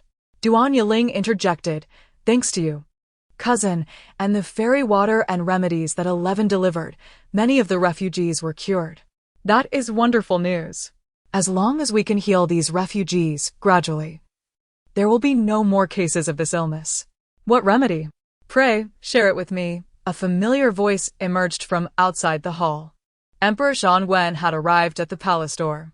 Duan Yiling and the others quickly knelt in reverence. Father, you have come. Please hold me, Xiao Ruyu pleaded, flapping her small hands, but the emperor did not take her. I overheard you discussing the remedy for the plague. Is it the princess who devised it? The princess cares for the refugees and worries about their persistent illness. It is my fault for involving her in this matter, if blame is to be assigned. Let it rest with me. Seeing him take the blame entirely upon himself, Xiao Ruyu felt a pang of emotion. No, father, it was I who insisted on treating them. It has nothing to do with my cousins. Please do not hold them responsible. It turned out that the cure for the plague truly originated from this princess. The emperor's heart surged with tumultuous emotions, and his expression softened. I shall not blame you. Rise. Emperor Shangwen embraced Xiao Ruyu, his eyes filled with affection. Truly, as the divine had said, this daughter was the blessing of the Xian kingdom. I knew father would be the best. You are the finest father in the world. Xiao Ruyu's words brought a smile to the emperor's lips. Father, having done such a benevolent deed for the realm, should I not be rewarded? Xiao Ruyu blinked her large, glistening eyes. Speak of your desires. I shall grant them all, the emperor replied, his gaze softening with indulgence. Well, I do not wish for much, as grandmother has already granted me many splendid gifts. However, the other concubines in the palace donated considerable sums during the plague, and mother has labored day and night over this matter. Why not honor them in mother-s name? It would also fulfill mother-s intentions. The emperor nodded slightly. The 6 palaces indeed deserved generous rewards. By the emperor's command, the decree is issued. In accordance with heavenly mandate, the esteemed virtues of the rear palace are recognized. Thus, the grand bestowal of the 6 palaces is hereby proclaimed. Defei, possessing both virtue and talent, well-educated, is hereby conferred as De Huang Guifei. Wenfei, dignified and virtuous, is hereby conferred as Wen Guifei. Lu Fei, astute and intelligent, is hereby conferred as Lu Guifei. Upon receiving the decree, the concubines bowed in gratitude to the emperor and empress. In Changning Palace, Li Fei, upon hearing that the grand bestowal of the 6 palaces did not include her, dug her nails deeply into her flesh, her eyes ablaze with venomous fury. Cursed empress, cursed calamity. When I regain favor, I shall. As De Fei's rank was elevated, Xiao Wan also attended the ceremony. To celebrate the grand bestowal of the 6 palaces, Emperor Shangwen hosted a grand banquet for all within the palace to rejoice together. As the banquet commenced, Xiao Wan settled into an inconspicuous corner, savoring the fine wine. At some point, Prime Minister Liu had seated himself beside him.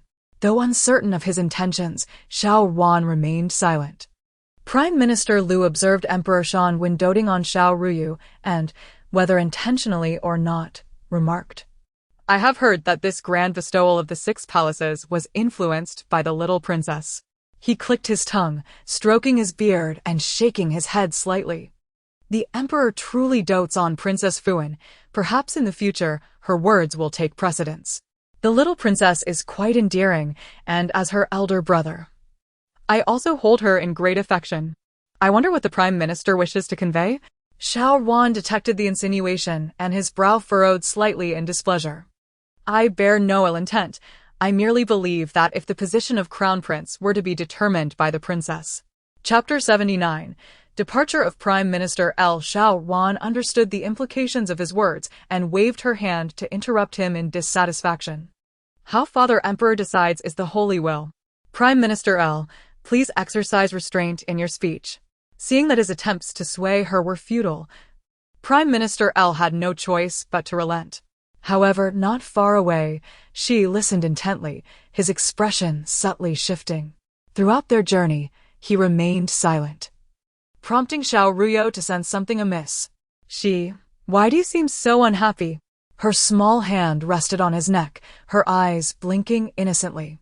After a moment of silence, she replied, Princess, I believe you should be wary of the Crown Prince in the future. Xiao Ruyu, puzzled, gazed at him with her clear, childlike eyes. Why do you say that? Did you hear something today? Struggling to articulate his thoughts, she hesitated before sharing what he had overheard. I trust the Crown Prince. To his surprise, Xiao Ruyu shook her head earnestly and resolutely. The Crown Prince is not that kind of person.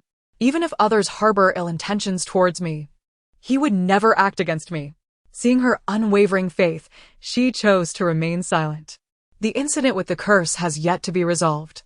Perhaps we should follow Prime Minister L and see what schemes he is up to.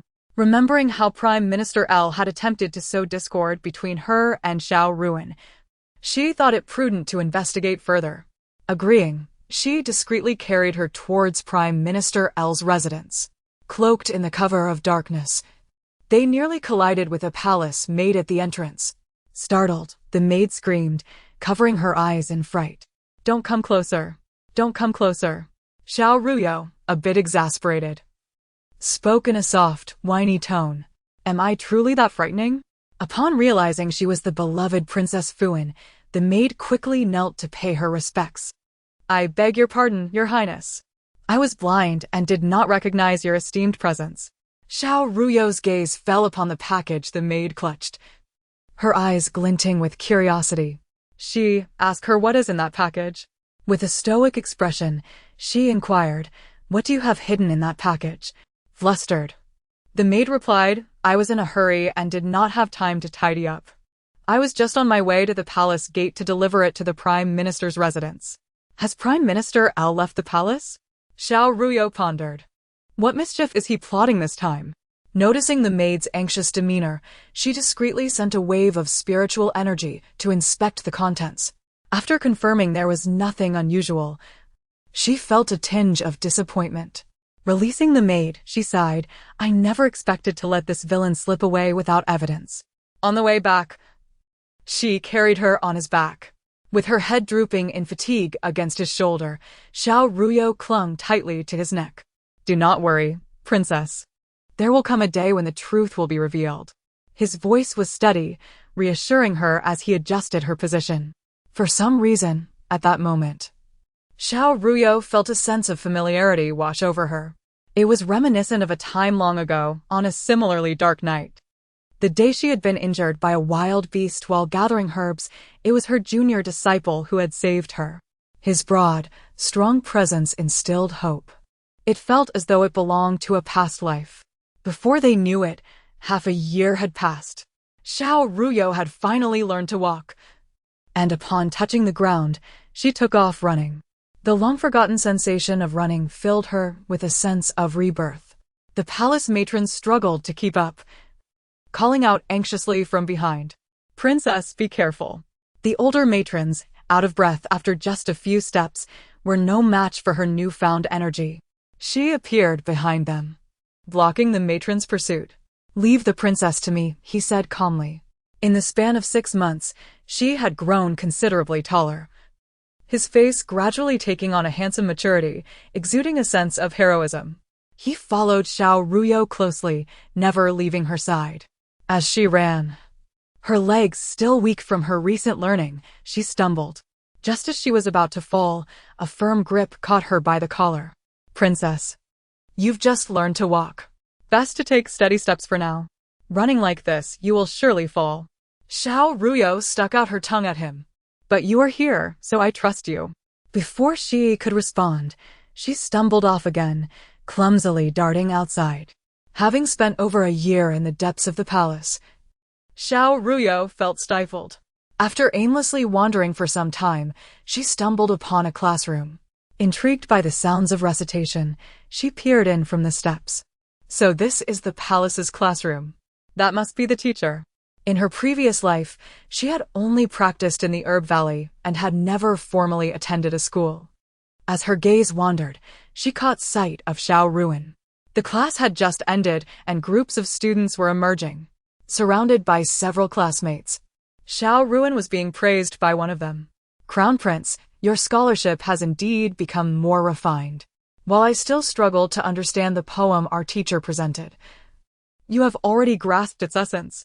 The sycophantic tone of the speaker drew discontented glances from the others. Hey. Why do you get to say all the flattering things? The Crown Prince is not to be compared with someone like you. Feeling slightly embarrassed, Xiao Ruyu humbly rubbed his nose. If you had read these collections in advance and reflected upon them, you would surely understand them just as I do. No. How could we ever compare to the Crown Prince? Even if I, Guan Pei Qian, were to gain another brain, I could never match your brilliance. The one who had spoken first continued to flatter Xiao Ruyu. However, nearby, Xiao Ruyu was growing increasingly agitated. That name sounded increasingly familiar. Guan Pei Qian. It's him. The villain. A childish voice suddenly broke through, causing Xiao Ruyu to pause and look down. Xiao Ruyu was staring angrily at the scene unfolding before her, her thoughts racing. This Guan Pei Qian is the one who later conspired against the Crown Prince, inciting him to vie for the throne and framing him in various schemes. Such a treacherous character. Crown Prince, you must keep your distance from him. Chapter 80. Whispers in the Palace. Xiao Ruyu's anxious voice resonated clearly in Xiao Ruin's ears. Had it not been for their instigation, the Crown Prince would not have fallen victim to the grave accusation of treason and met such a dismal fate in the prison. Hearing the tragic fate that awaited him caused Xiao Ruin's hand, which held the poetry collection, to tremble slightly. Guan Peiqian continued to chatter incessantly, excitedly suggesting they take Xiao Ruin out of the palace for some leisure. A new place for Kuju had opened in the capital. Why not go and have some fun? The others eagerly chimed in, agreeing that it must be tedious for the Crown Prince to remain cooped up in the palace every day. A break was in order. I have matters to attend to today, so I shall not accompany you, he said, quickly departing before the idle sons of officials could protest any further. Well done, elder brother. It is wise to keep your distance from such people, Xiao Ruyu thought, silently giving a thumbs up to Xiao Ruin. Just then, Xiao Ruin approached her and scooped her up. What brings the little princess here?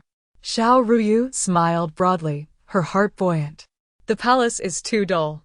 I wanted to see if there was anything interesting, but I ended up here instead.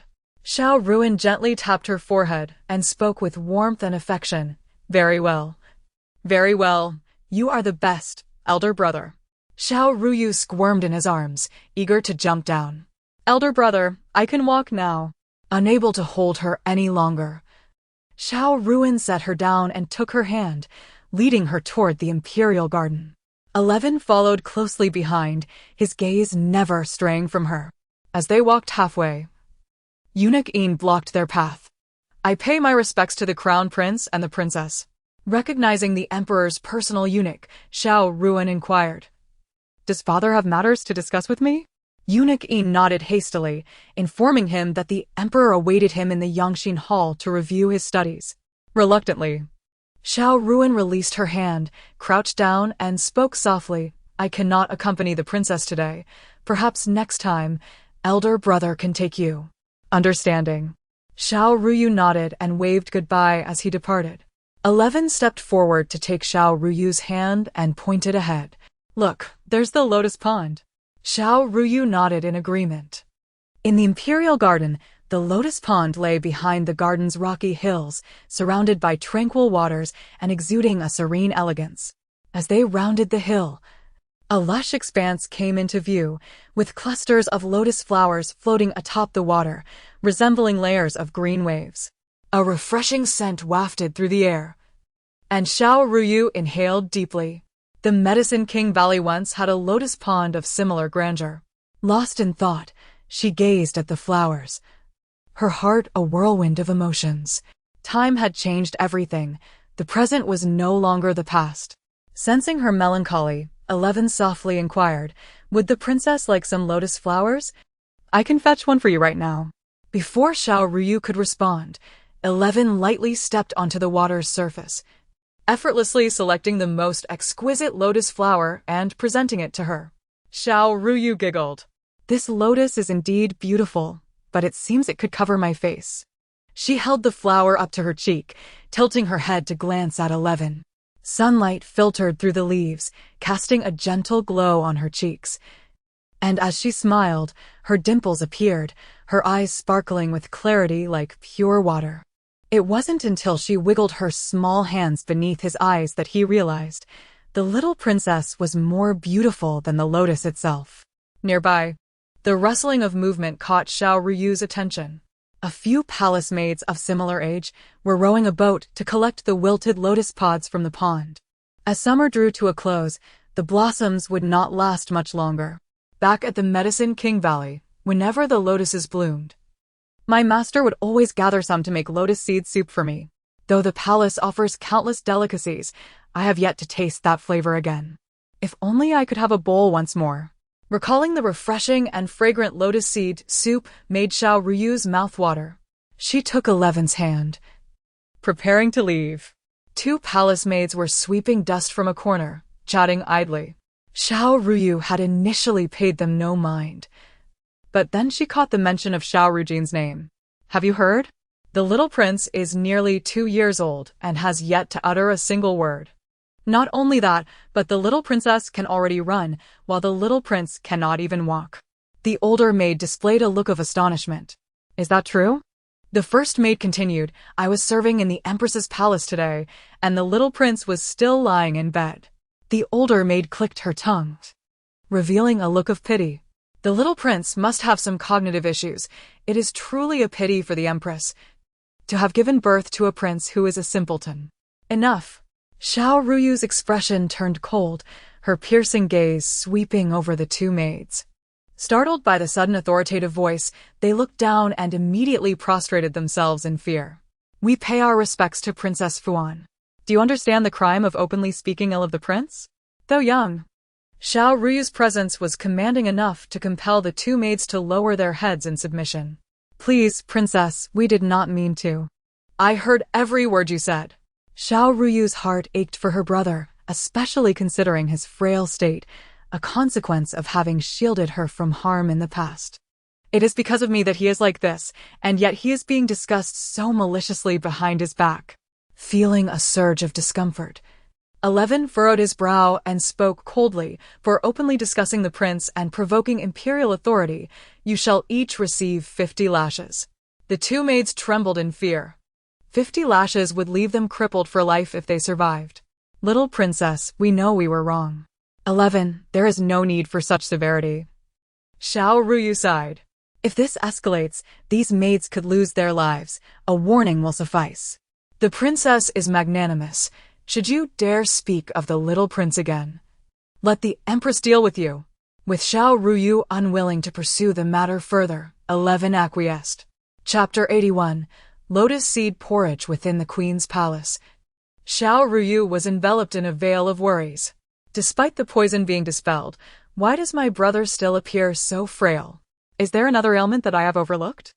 Lost in her thoughts, she stepped into the chamber of Xiao Rujin, which was presently devoid of any attendants, who waited patiently at the entrance. Xiao Ruyu felt a twinge of dissatisfaction.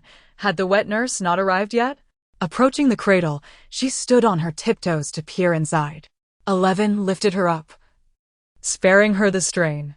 Xiao Rujin possessed a delicate, fair face, his eyes bearing a striking resemblance to Xiao Ruyu's. His bright, lustrous eyes darted around. And upon noticing his sister's arrival, he broke into a smile, reaching out with his tiny hands, though only incoherent babbles escaped his lips. My brother resembles our mother.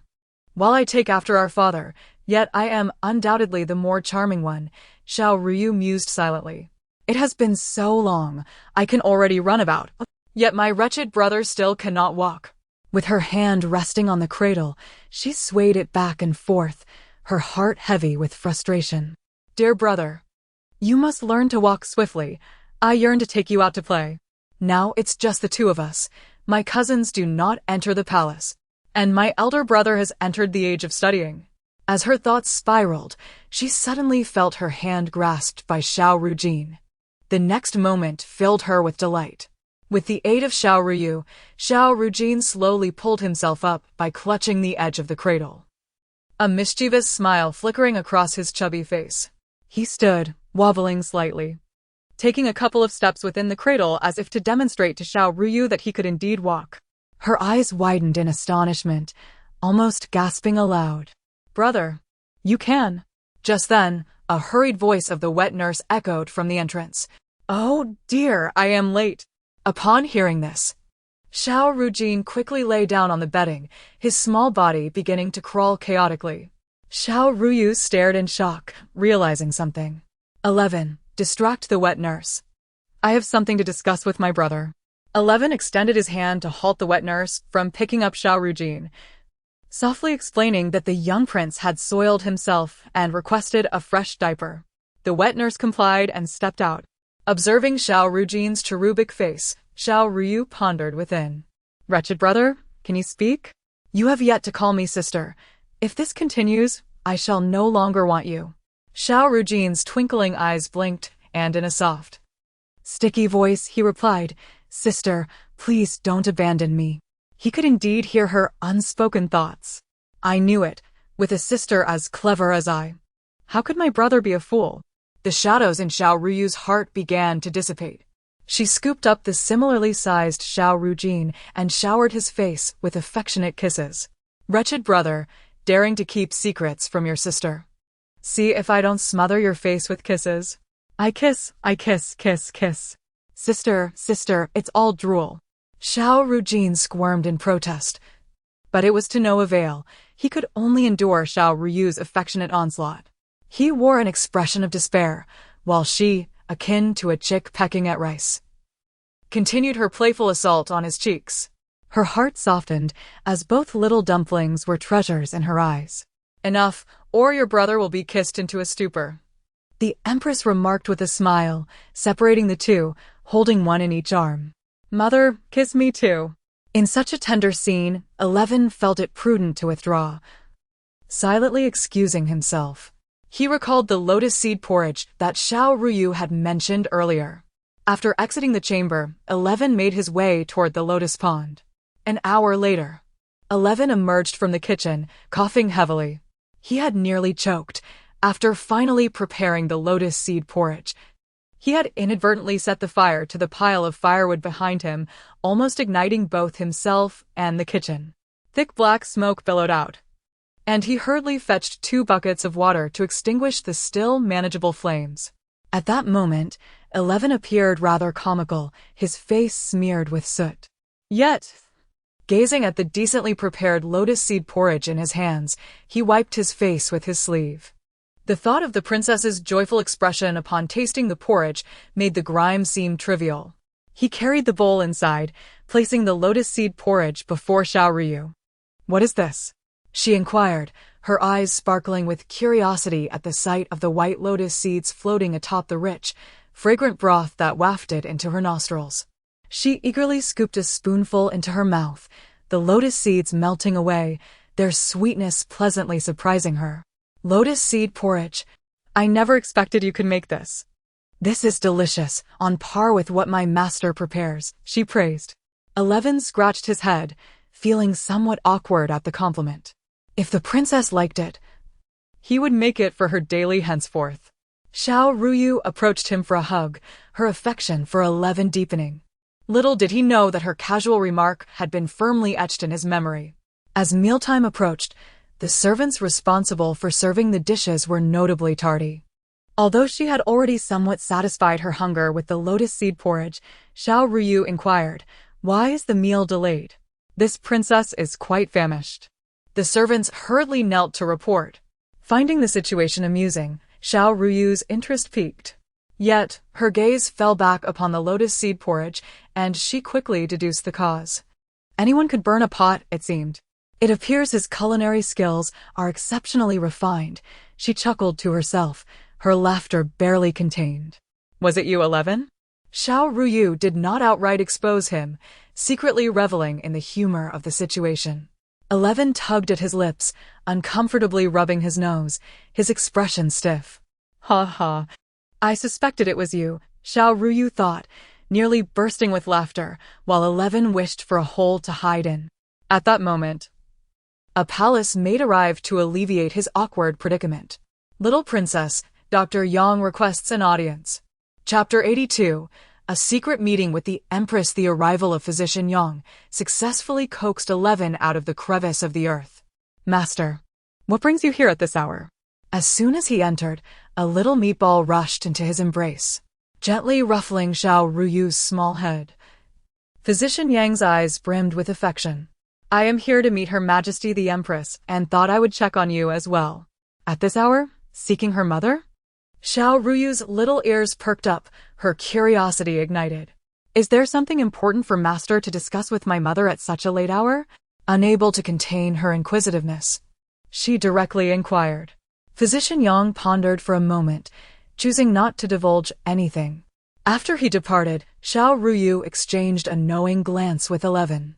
Leaning against the door, Xiao Ruyu strained to listen, her heart racing with anxiety. What could Master possibly need to discuss with my mother? I can't hear a thing. Just as her impatience peaked, 11 lifted her and placed her by the window. Xiao Ruyu's eyes brightened, and she quickly pressed her ear against the pane. Faintly, a few words danced into her ears, yet they remained indistinct. In her urgency, Xiao Ruyu accidentally cracked the window open a sliver. Who goes there? The authoritative voice of Empress Duan resonated, laced with caution. 11, run. Startled, Xiao Ruyu tightened her grip around 11's neck. Together, they swiftly vacated the scene without drawing any attention. Once they were out of danger, Xiao Ruyu sighed with relief, though her mind was still troubled. Perhaps it was just a stray cat in the palace, Physician Yang reassured her, though his demeanor remained grave. What brings you to see me today? Empress Duan inquired, as she poured herself a cup of tea. Physician Yang's brow furrowed deeply. Recently, while tending to Chancellor Lu's recovery in the palace, I noticed something amiss. Pray tell, Empress Duan urged. While preparing medicinal concoctions, I found that the medical bureau was lacking several rare herbs. Though the amounts were not large enough to attract suspicion, their continued decline coincided with Chancellor Lu's arrival, which raised my concerns. Physician Yang's expression was somber. I examined the ledger of the medical bureau and discovered that during Chancellor Lu's stay, the Minister of Revenue, under the pretense of his recovery, had requested numerous precious prescriptions from the royal physicians. Consequently, the rare herbs in the medical bureau have been nearly depleted. Is this true? Empress Duan queried, her eyes narrowing. Indeed, and furthermore, I took the liberty of investigating whether these herbs were truly utilized for Chancellor Lu's ailment. Ultimately, I found that these medications were not for his treatment, but were taken by Lu Zongyuan for illicit trade. Some of these herbs fetched exorbitant prices on the market. Empress Duan's brow furrowed deeply, her eyes glinting with cold fury. To pilfer from the palace to fill their coffers, how audacious of the Lu family. Physician Yang sighed, a sense of helplessness evident in his tone. While I have uncovered these transgressions, I am but a solitary figure and lack the means to trace the whereabouts of the herbs. Knowing your connections, I implore you to investigate this matter thoroughly. The audacity of the Lu family is intolerable. We have yet to settle previous grievances, and now they dare to extend their reach into the palace. Empress Duan would not permit such insolence to persist. Very well, I shall ensure this matter is resolved and provide you with a satisfactory explanation. Upon exiting the Empress's quarters, before Physician Yang could fully step outside, a sweet voice called out to him. Master, master, slow down. Turning back, he found the clever and spirited Xiao Ruyu. Her curiosity was palpable as she tugged at his sleeve, her eyes twinkling. What did you discuss with my mother? Physician Yang sighed, lifting her into his arms.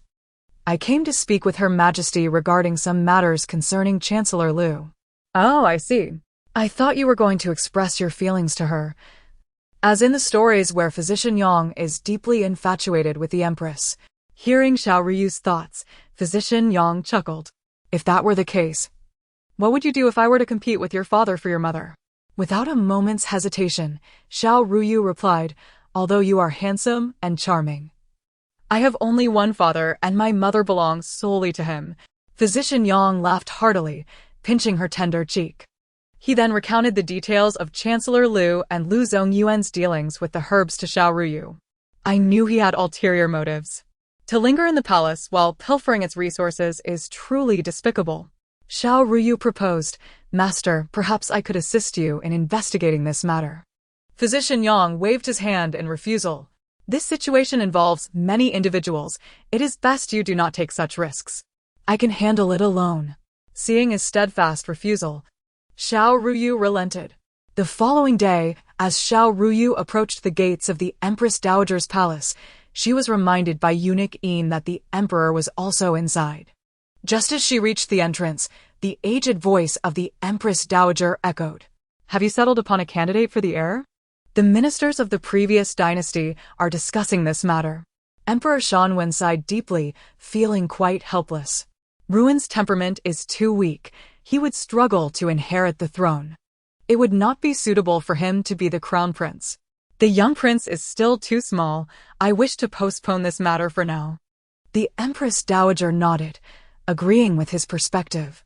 From a young age, while Ruin has shown humility and kindness and excelled in his studies, his character is indeed ill-suited for the position of crown prince. The eldest prince, though of good nature, is certainly not weak. Xiao Ruyu could no longer contain herself, striding into the hall and interrupting their discussion. Chapter 83. The Emperor's praise. Both Emperor Shang and Empress Dowager Xiao were momentarily taken aback, their gazes falling upon the small mound of glutinous rice. I pay my respects to father and grandmother. Xiao Ruyu remembered the etiquette and gracefully performed the bow. When I was abducted by thieves, it was my elder brother who risked his life to rescue me. She recounted the perilous ordeal her brother Xiao Wan had faced to save her, illustrating his loyalty and benevolence. It was evident that with loyal ministers by his side, her elder brother was destined to become a wise ruler in the future. Though young, the seriousness etched on Xiao Ruyu's face conveyed her unwavering conviction.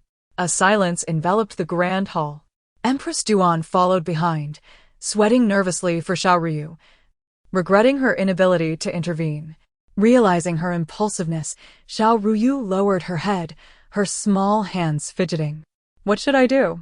Why is father not speaking? Is he upset? After a brief moment, a hearty laugh resonated from above. Xiao Ruyu lifted her gaze to find Emperor Shang smiling as he pulled her into his embrace. I did not expect my beloved Princess Fuan to possess such insight at such a tender age. It brings me great joy. With a sigh of relief, Xiao Ruyu nestled into the Emperor's arms. I knew father cherished me the most and would not be angry. Empress Dowager Xiao gazed at Xiao Ruyu with affectionate eyes, reaching out to pat her little head. The princess's temperament bore a striking resemblance to the young emperor, unafraid of anything. Thank you for your praise, grandmother. Xiao Ruyu.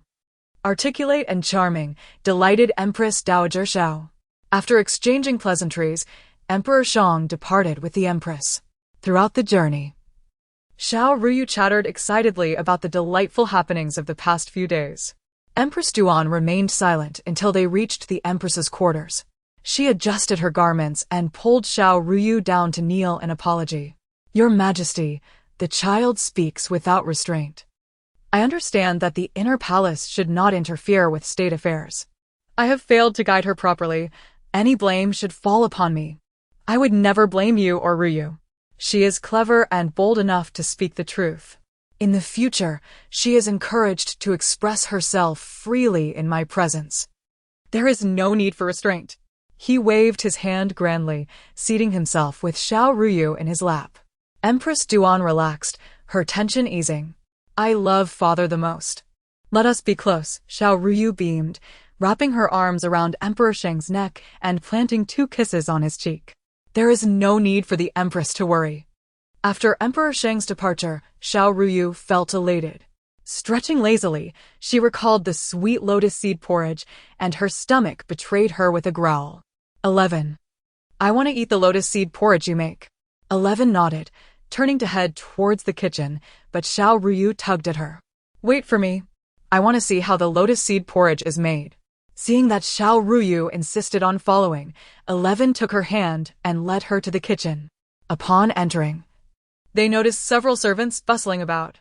It was lunchtime, and the servants hurriedly prepared the meals to be sent to the Empress's quarters.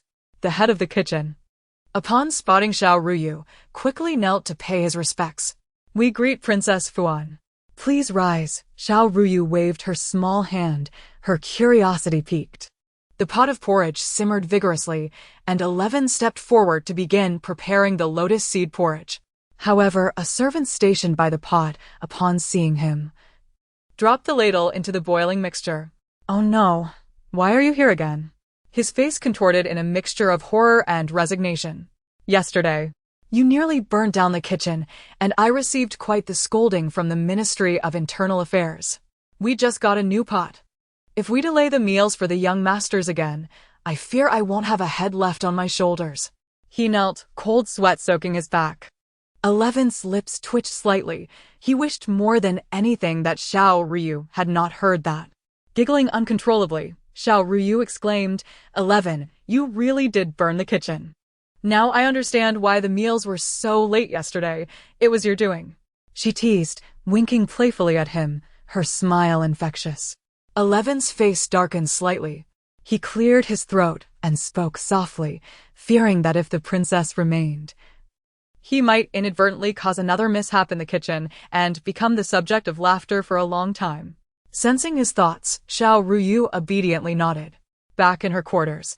Feeling utterly bored, Xiao Ruyu bounced around the hall before deciding to find her mother. Just as she stepped outside, she encountered Physician Yang entering the Empress's palace. Master, Master, Xiao Ruyu called, wobbling over to him. Rarely did Physician Yang fail to lift her into his arms. Instead, he merely patted her head. Princess, be good. I must first see the Empress. Xiao Ruyu's face fell slightly, her lips pouting. Then you may go, Master. After he left, she peeked through the door, quickly approaching the entrance of her quarters. Seeing the closed door, her disappointment deepened. A glance at the open window caught her attention, and her eyes brightened. I must hear what Master and Mother are discussing. If Master still harbors feelings for Mother, I must intervene early. As she tiptoed toward the window, she realized that at her height, she could barely reach the window frame. If only 11 were here, she thought, turning to leave. What is the princess doing here? Why not go inside? A voice came from behind her, startling Xiao Ruyu. Turning, she saw Consort Lu smiling warmly at her. I pay my respects to Consort Lu. Consort Lu lifted her small arm, her gaze curiously scanning past Xiao Ruyu. Is the Empress not in the palace today? Why is the door closed during the day? With that, she stepped forward to investigate. Oh no. Master is still inside. I must not let Consort Lu find out. Even if there is nothing between Mother and Master, rumors could easily distort the truth. Xiao Ruyu felt a surge of panic, but quickly composed herself. She had a clever idea and tugged at Consort Lu's sleeve. Consort Lu, will you play with me for a while? She blinked her big, watery eyes, feigning a pout. 11 is busy, and Mother is occupied. My brother cannot play with me either. I am all alone. Her small, pleading voice melted Consort Lu's heart, and she quickly squatted down to embrace Xiao Ruyu. Chapter 84. Empress Lu gazed at the red-rimmed eyes of Princess Xiao Ruyu and spoke softly. Whatever the little princess wishes to play, I shall take you there. Xiao Ruyu's eyes twinkled as she wrapped her arms around Li's neck.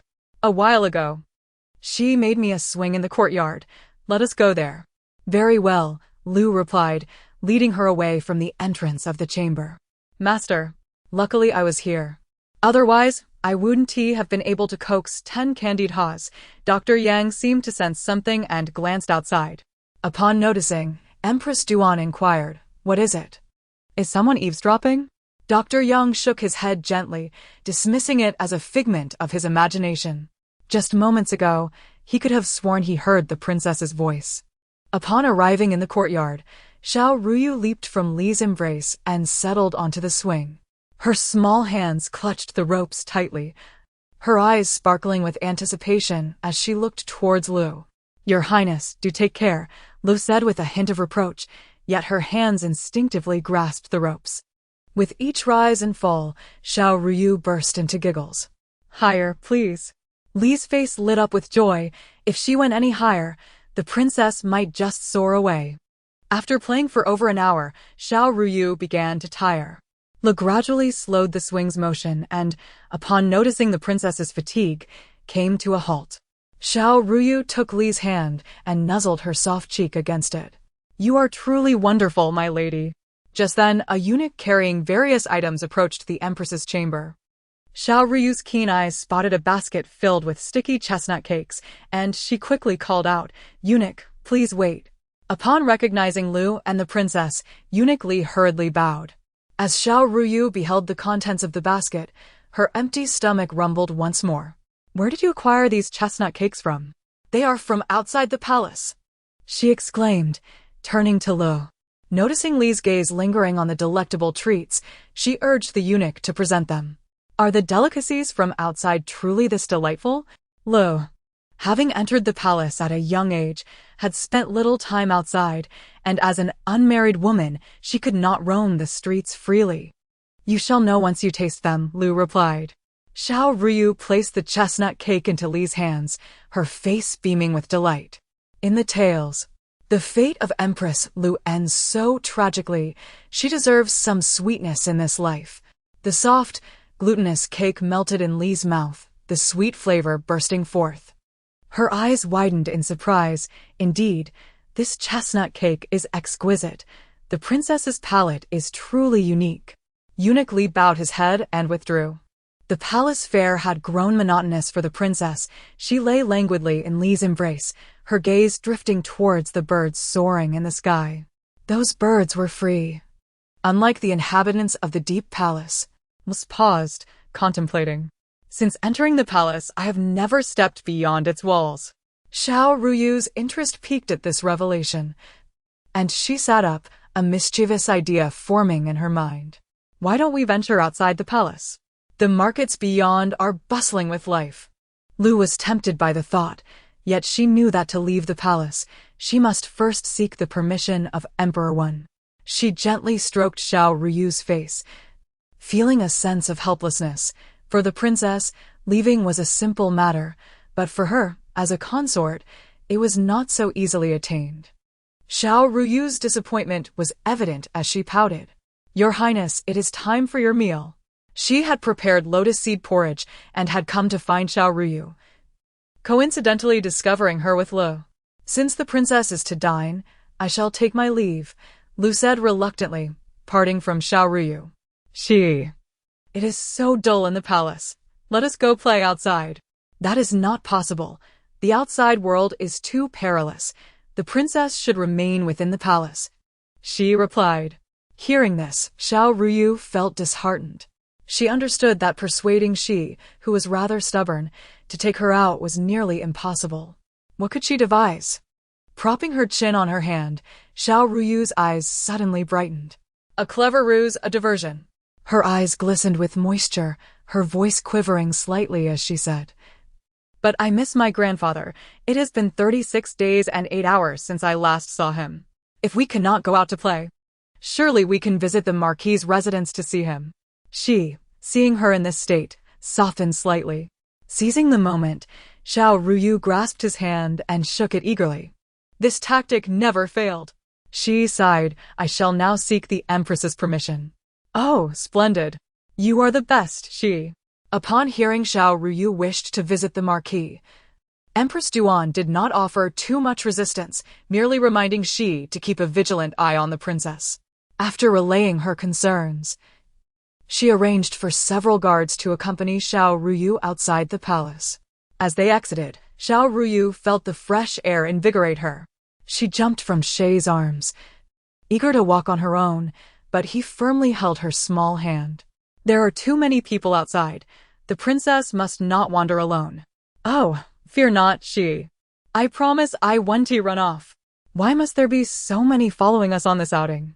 Ask them to disperse. Shi shook his head, calmly reminding her. These are guards sent by the Empress to protect you. They cannot be dismissed. Then let them keep their distance, just far enough to watch over us. Very well. 100 meters should suffice. Unable to refuse Xiao Ruyu, Shi reluctantly gave the instruction. The marketplace was bustling, filled with throngs of people and a continuous stream of horse-drawn carriages, the air alive with calls and songs, a cacophony of vibrant sounds. Xiao Ruyu gazed at everything with wonder, pulling Shi towards a stall selling pastries. This one, that one, and the other. Please pack them all up. She waved her hand grandly, directing the vendor to gather the jujube cakes, chestnut cakes, persimmon cakes, and fried dough twists. Chapter 85. The vendors encounter the vendor. Noticing that Xiao Ruyu and Shi were merely children, chuckled playfully. Little ones, where are your guardians? These treats must be purchased with silver. Shi, quickly fetch the silver. We cannot allow him to look down on us, Xiao Ruyu whispered, signaling him with her eyes. Shi rummaged through his clothing, producing a silver ingot, which he placed on the vendor's stall. Is this sufficient? The vendor, taken aback by the wealth displayed by the young duo, quickly altered his demeanor. Quite enough. I shall package these delicacies for you right away. He skillfully wrapped the pastries Xiao Ruyu had mentioned earlier and handed them to Shi, who secured them in a cloth bag slung over his shoulder. This scene did not go unnoticed by an observer lurking nearby, who spat out what he had in his mouth and stealthily followed them. "Princess, we must head to the Marquis's residence," she whispered into Xiao Ruyu's ear, cautious not to reveal her identity aloud. The streets were less crowded than before, with only a few travelers scattered about. As they walked, a figure blocked their path. "Where are you two little ones off to?" he inquired, a false smile plastered on his face, his eyes gleaming with cunning. From the moment Xiao Ruyu and she entered the market, he had fixated on them, noting their expensive silk garments that starkly contrasted with the commoners around. After confirming that no guardians accompanied them, he had followed them to this spot. Xiao Ruyu remained silent, simply conveying a message to Shi through her thoughts. "He clearly harbors ill intentions. We must leave at once." Disregarding the man, Shi attempted to bypass him. The man, seeing their indifference, brandished 2 skewers of candied hawthorn in front of them. "Oh, wait. Look what I have." Xiao Ruyu felt a wave of annoyance wash over her. "He thinks 2 skewers of candied hawthorn will deceive us? Is he not of sound mind?" The man shook the skewers, attempting to lure them. "I have plenty of delicious pastries at home. Come with me." Growing impatient, Shi's voice turned frosty. "Step aside." Taken aback by his cold tone, the man paused. Realizing his ruse was failing, he swiftly reached for Xiao Ruyu. "You're asking for trouble." Before he could react, Shi spun around, firmly planted his feet, and evaded the man's grasp. With one hand, he securely held Xiao Ruyu, while the other grasped the man's wrist. A swift twist followed, accompanied by a sickening crack. As the man's hand dislocated, he fell to the ground, rolling in agony, beads of sweat dotting his forehead. "Damn it! I, a grown man, cannot be overpowered by 2 little brats." Enraged, the man drew a knife. "Shi, be careful. He has a knife," Xiao Ruyu warned, her voice tinged with anxiety, as she summoned her energy into her palm. Before the man could advance, several guards descended from above, swiftly pinning him to the ground. "Forgive us, Your Highness, for our tardiness." "Your Highness?" The man's pupils dilated in shock, dread creeping into his heart. Shi kicked the knife away, his gaze icy as a deep, unfathomable pool. "Attempting to assassinate a princess is a capital offense. He shall be delivered to the authorities for proper judgment." Before the man could struggle, the guards dragged him away. Sensing Shi's low spirits, Xiao Ruyu turned to him. "Shi, that was absolutely incredible." Shi paused, glancing down at Xiao Ruyu, who gazed up at him with sparkling eyes. "You took him down in no time, truly worthy of being the princess's personal guard." Xiao Ruyu transformed into an adoring fan, showering him with praise. Shi, feeling a bit bashful, scratched his head, his expression softening. "It is my duty to protect the princess, no need for such compliments." Knowing this flattery resonated with him, Xiao Ruyu secretly reveled in her thoughts. Initially, Xiao Ruyu had not paid attention to the commotion until a series of anguished cries reached her ears. Meow, meow, the cries grew increasingly pitiful, dwindling in strength as they continued. "Is there a hurt kitten nearby?" Xiao Ruyu's ears perked up, and she followed the sound to a group of children gathered around a small white kitten. The kitten's front paw seemed injured, its fur stained crimson. The children cruelly toyed with it, laughing heartlessly at its suffering. The kitten's agonized cries pierced Xiao Ruyu's heart, a wave of fury rising within her. "She, chase them away. How can they treat a kitten like this? It's utterly despicable." Her tiny fists clenched, for while humanity is inherently good, it does not absolve the malice displayed by these children. They were born as villains. Understanding her intent, she stepped forward and bellowed, "What are you doing?" Seeing she tower over them, the children scattered, muttering curses under their breath. The kitten licked its wounded fur, its body marred and battered. Its back was devoid of fur, revealing a ghastly sight of blood and flesh.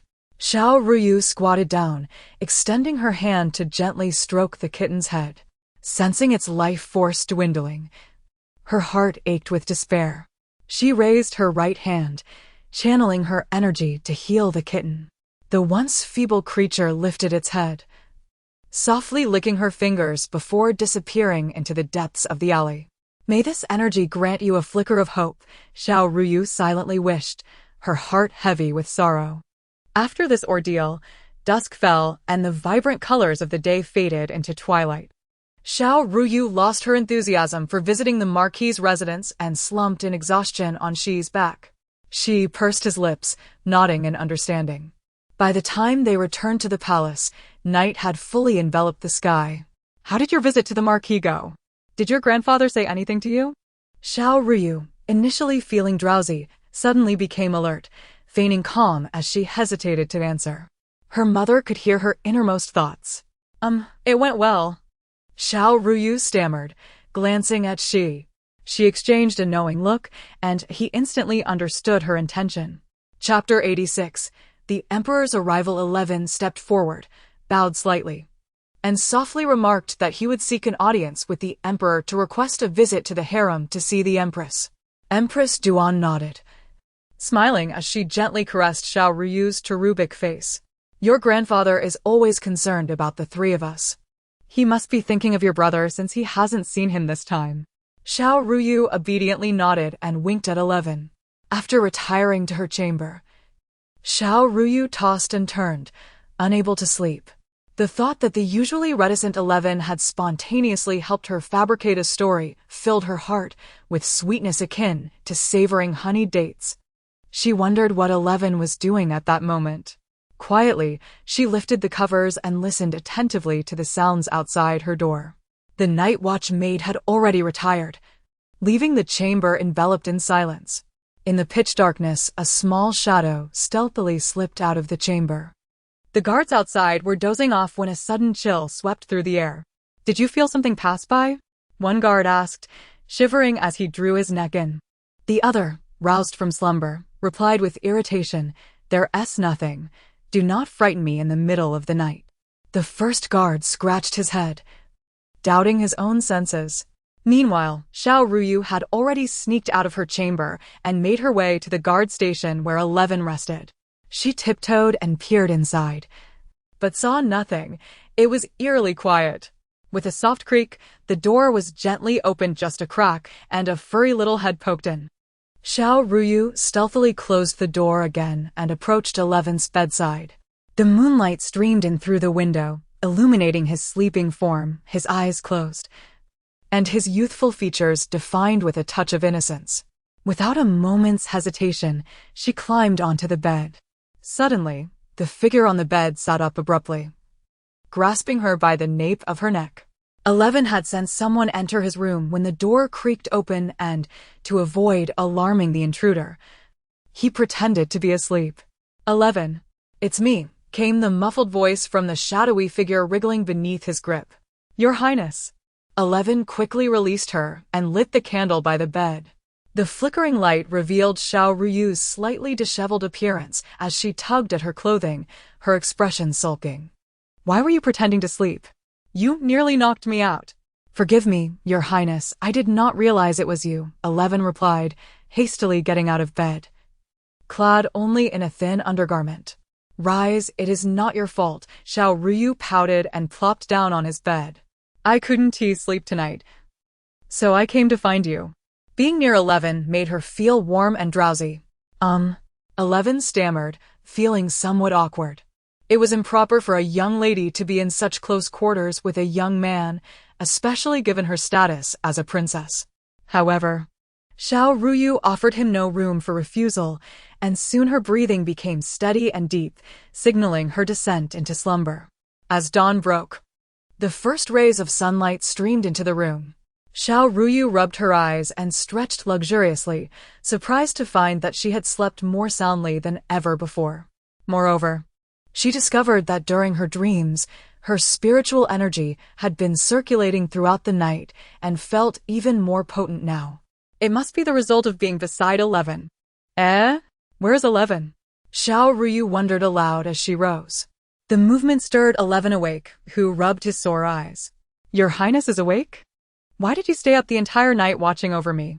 Noticing the heavy dark circles under his eyes, Xiao Ruyu felt a pang of guilt. 11 hesitated, opting for a different explanation. It is not quite proper for a princess and I to share a bed. Understanding his rigid sense of propriety, Xiao Ruyu rested her chin on her hand and said nothing more. Just then, a shrill voice nearly shattered the tranquility of the chamber. Ah! The wet nurse gasped in horror at the sight of the empty bed, collapsing to the floor. What in the world is going on? How can you make such a racket in the morning, disturbing the Empress and the princess? Granny Cui scolded as she strode in, her face etched with displeasure. Upon seeing the empty bed, her complexion drained of color. The little princess is missing? Hearing this, she felt her legs weaken, but Granny Cui quickly supported her. Empress Duan suppressed her panic and began to analyze the situation calmly. This is within the palace. You must have wandered off to play. Quickly, search for her. Upon her orders, all the servants in the palace ceased their tasks and turned the chamber upside down in search of the little princess. One servant hurriedly pushed open Eleven's door. My lord, the little princess is missing? He collided with Xiao Ruyu, who had just opened the door. Their eyes meeting in mutual surprise.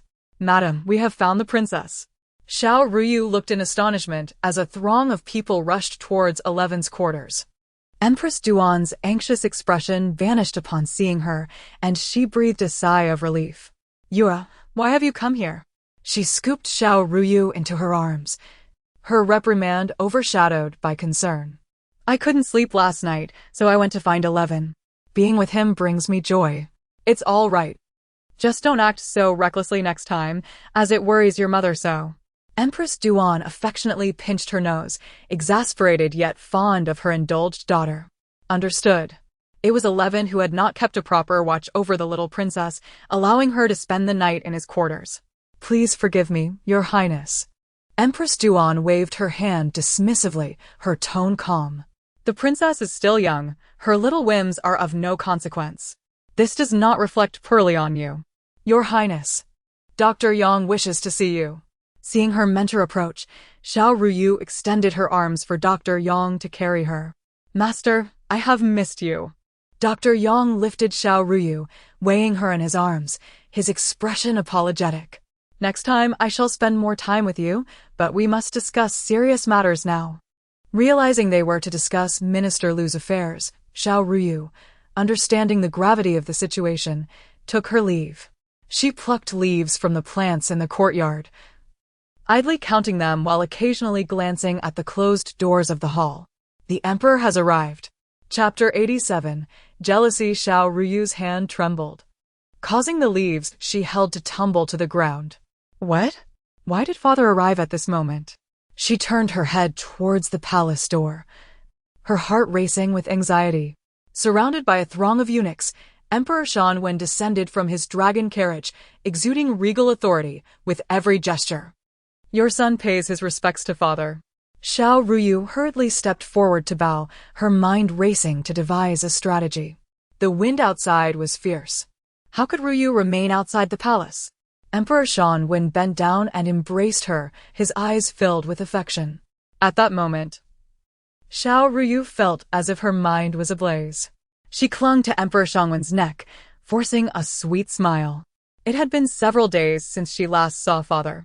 She missed him dearly. Noticing her erratic responses, Emperor Shanwen's gaze shifted to the grand hall behind him. He furrowed his brows in surprise and stepped inside.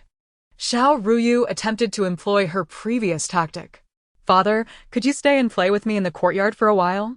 Father. Yet Emperor Shanwen was not as easily deceived as concubine Lu. He dismissed her with a curt remark. Later, I shall accompany Ruyu. I have matters to discuss with the Empress. With no way to stop him, Xiao Ruyu could only watch as Emperor Shanwen entered the hall. It's over. Father will surely misunderstand now. Resigned, she covered her eyes with her small hands, looking utterly despondent. Upon seeing Emperor Shanwen enter, Empress Duan was momentarily taken aback before straightening her attire to bow. Your humble servant pays her respects to your majesty. Physician Yang also knelt in greeting. Emperor Shanwen did not respond, instead lifting his dragon robe to sit upon the throne. The atmosphere felt thick with unspoken tension, and a palpable pressure filled the hall. rendering everyone silent. Physician Yang. After a brief pause, Emperor Shanwen spoke in a measured tone. The inner palace is where the consorts reside. Have you been visiting too frequently of late? In the future, without my summons, there is no need for you to come to the Empress's palace. Impeccable eunuch. Please escort Physician Yang out. Though his tone was casual, perceptive individuals could discern that the emperor was on the brink of fury. Empress Duan signaled to Physician Yang, who understood immediately and withdrew. Unbeknownst to them, Emperor Shanwen had witnessed the entire exchange, his brow furrowing deeper. Empress, I hear that Physician Yang has known you since childhood. It is surprising that after all these years, he still shows such concern for you, visiting your palace more frequently than I do. Empress Duan paused for a second, catching the underlying sarcasm in his words. Was it his insistence, or had you tacitly permitted it? Oh! What a sour scent fills the air. Xiao Ruyu cautiously peeked out from behind, noticing the grim expressions on both their faces. She stepped forward, tugging at Emperor Shangwen's sleeve, murmuring to herself, "Father, your jealousy is so palpable that I can smell it from 800 meters away. I shall inform the servants not to put vinegar in today's dishes. Your jealousy is nearly making me faint." Upon hearing her words, both adults were taken aback. Emperor Shanwen awkwardly rubbed his nose, feigning anger as he looked at Xiao Ruyu. Ruyu, what nonsense! How could I possibly be jealous? Empress Duan also gazed at him in disbelief. Could he truly be envious of his own emotions? Father is merely being stubborn. If not for jealousy, why would his expression be so grim, even sending away my master? Mother, father loves you. He simply finds it difficult to express. Xiao Ruyu propped up her cheeks, her face round and gleaming as she observed them. Father, do not be angry with mother. She and Physician Yang are investigating a significant matter. It concerns the L family colluding with imperial physicians to sell medicinal materials. Upon hearing this, Emperor Shangwen's furrowed brow relaxed. Is there truly such a matter? Xiao Ruyu raised her brows, looking pleased. Of course. When have I ever lied to you, father? When has mother ever lied to you? After clearing up the misunderstandings, Emperor Shanwen spoke with a hint of remorse.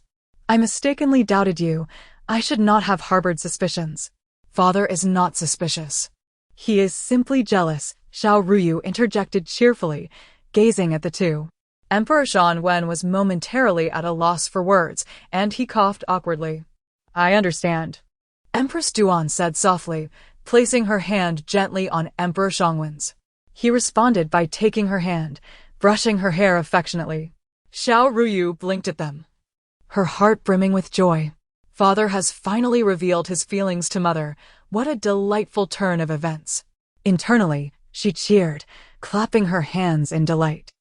Just as she was reveling in the moment, 11 picked her up. Princess, it is time for your meal. 11, ever perceptive, carried Xiao Ruyu out of the hall. Although she was not quite finished with her enjoyment, the mention of the lotus seed porridge he had prepared made her eagerly follow him. That night, it was only natural for Emperor Shanwen to stay in the Empress's palace. Princess, His Majesty will be staying tonight. You should sleep with this servant. The wet nurse gazed at Xiao Ruyu's charming face, her heart fluttering. No, Xiao Ruyu shook her head vigorously. I want to sleep with 11. The wet nurse's smile froze. Caught in a dilemma. But, Princess, this is against the rules. I don't care. I want to sleep with 11. With that, she leapt from the wet nurse's arms and dashed towards 11's quarters. The wet nurse could not stop her and hurried after her, calling out, Princess, Princess. 11 was just preparing to extinguish the lights when a little dumpling rushed into his arms. 11, I want to sleep with you tonight. He repeatedly refused. Princess. That is absolutely not acceptable. Yet the next moment, Xiao Ruyu's eyes glistened with tears. Here we go again. 11 sighed in exasperation, listening to her tearful complaints. Mother is monopolized by father tonight, and I can't sleep anywhere else. Just for one night, please. Seeing her pleading expression, 11's resolve softened. After sending the wet nurse away, Xiao Ruyu happily sat on the bed. 11 arranged the bedding for her and spread his own mattress on the floor. Aren't you going to sleep with me? Chapter 88. Bedwetting. Xiao Ruyu gazed at him in confusion, recalling that he had kept vigil by her bedside the last time as well. Shi's eyelids drooped. His lips pressed tightly together. Please do not make it difficult for Shi, Your Highness. If others were to discover this, it would tarnish your reputation. And Shi cannot bear that burden. Upon hearing his words, Xiao Ruyu pondered, feeling that she might have inadvertently put him in a difficult position. She extinguished the candle, plunging the room into darkness. Your Highness, it is time to rest, he said, tucking in her blankets before lying down on the floor, turning away and falling silent. An hour later, Xiao Ruyu found herself lost in thought, unable to sleep. Shi, are you asleep? She called, leaning over the bedside to peek at him. Shi did not respond, his steady breathing the only sound. Disappointed, Xiao Ruyu kicked off her covers and tossed and turned before finally drifting off to sleep. In the night, Shi opened his eyes, his expression obscured in the darkness. He rose to see Xiao Ruyu kicking her covers again and tucked them in for her. Observing her cherubic face, he wondered what she was dreaming about as she drooled slightly from the corner of her mouth. She chuckled softly, wiping away the drool with the edge of his sleeve, feeling a flicker of tenderness within. At that moment, in her dreams, Xiao Ruyu was surrounded by a feast. Her teacher smiling at her as he presented her with a bowl of lotus seed soup. Take your time. I made plenty, he encouraged. Warmth surged within her, and she hurriedly scooped a bowl for him. Teacher, you must eat too. Xiao Ruyu felt a sense of familiarity with the face of her junior disciple, but could not clearly discern his features no matter how hard she tried. Eager to open her eyes, she noticed her eyelids felt unusually heavy. In a sudden shift, she found herself submerged in the hot springs of Yaowang Valley. The warmth enveloped her lower half, providing a comforting sensation. Wait, why is only my bottom wet? She abruptly woke, her body stiffening in realization. Oh no! I wet the bed. Panic surged through her mind like a stampede of wild horses. After all, she was still a child and couldn't fully control this body. But to think that she had wet the bed while sleeping here with Shi. How could she face him after this? Feeling utterly defeated, Xiao Ruyu squirmed. The sensation akin to being submerged in water made her uncomfortable. Cautiously, she peered down, noticing that Shi seemed still asleep. Relieved, she hastily attempted to sneak out of bed, desperate to escape this mortifying situation. However, as soon as she rose, Shi awakened. Rubbing his sleepy eyes, his mind still a little foggy, he said, Your Highness is awake. The next moment, a heart-wrenching wail escaped her lips, instantly snapping him to attention. Wah!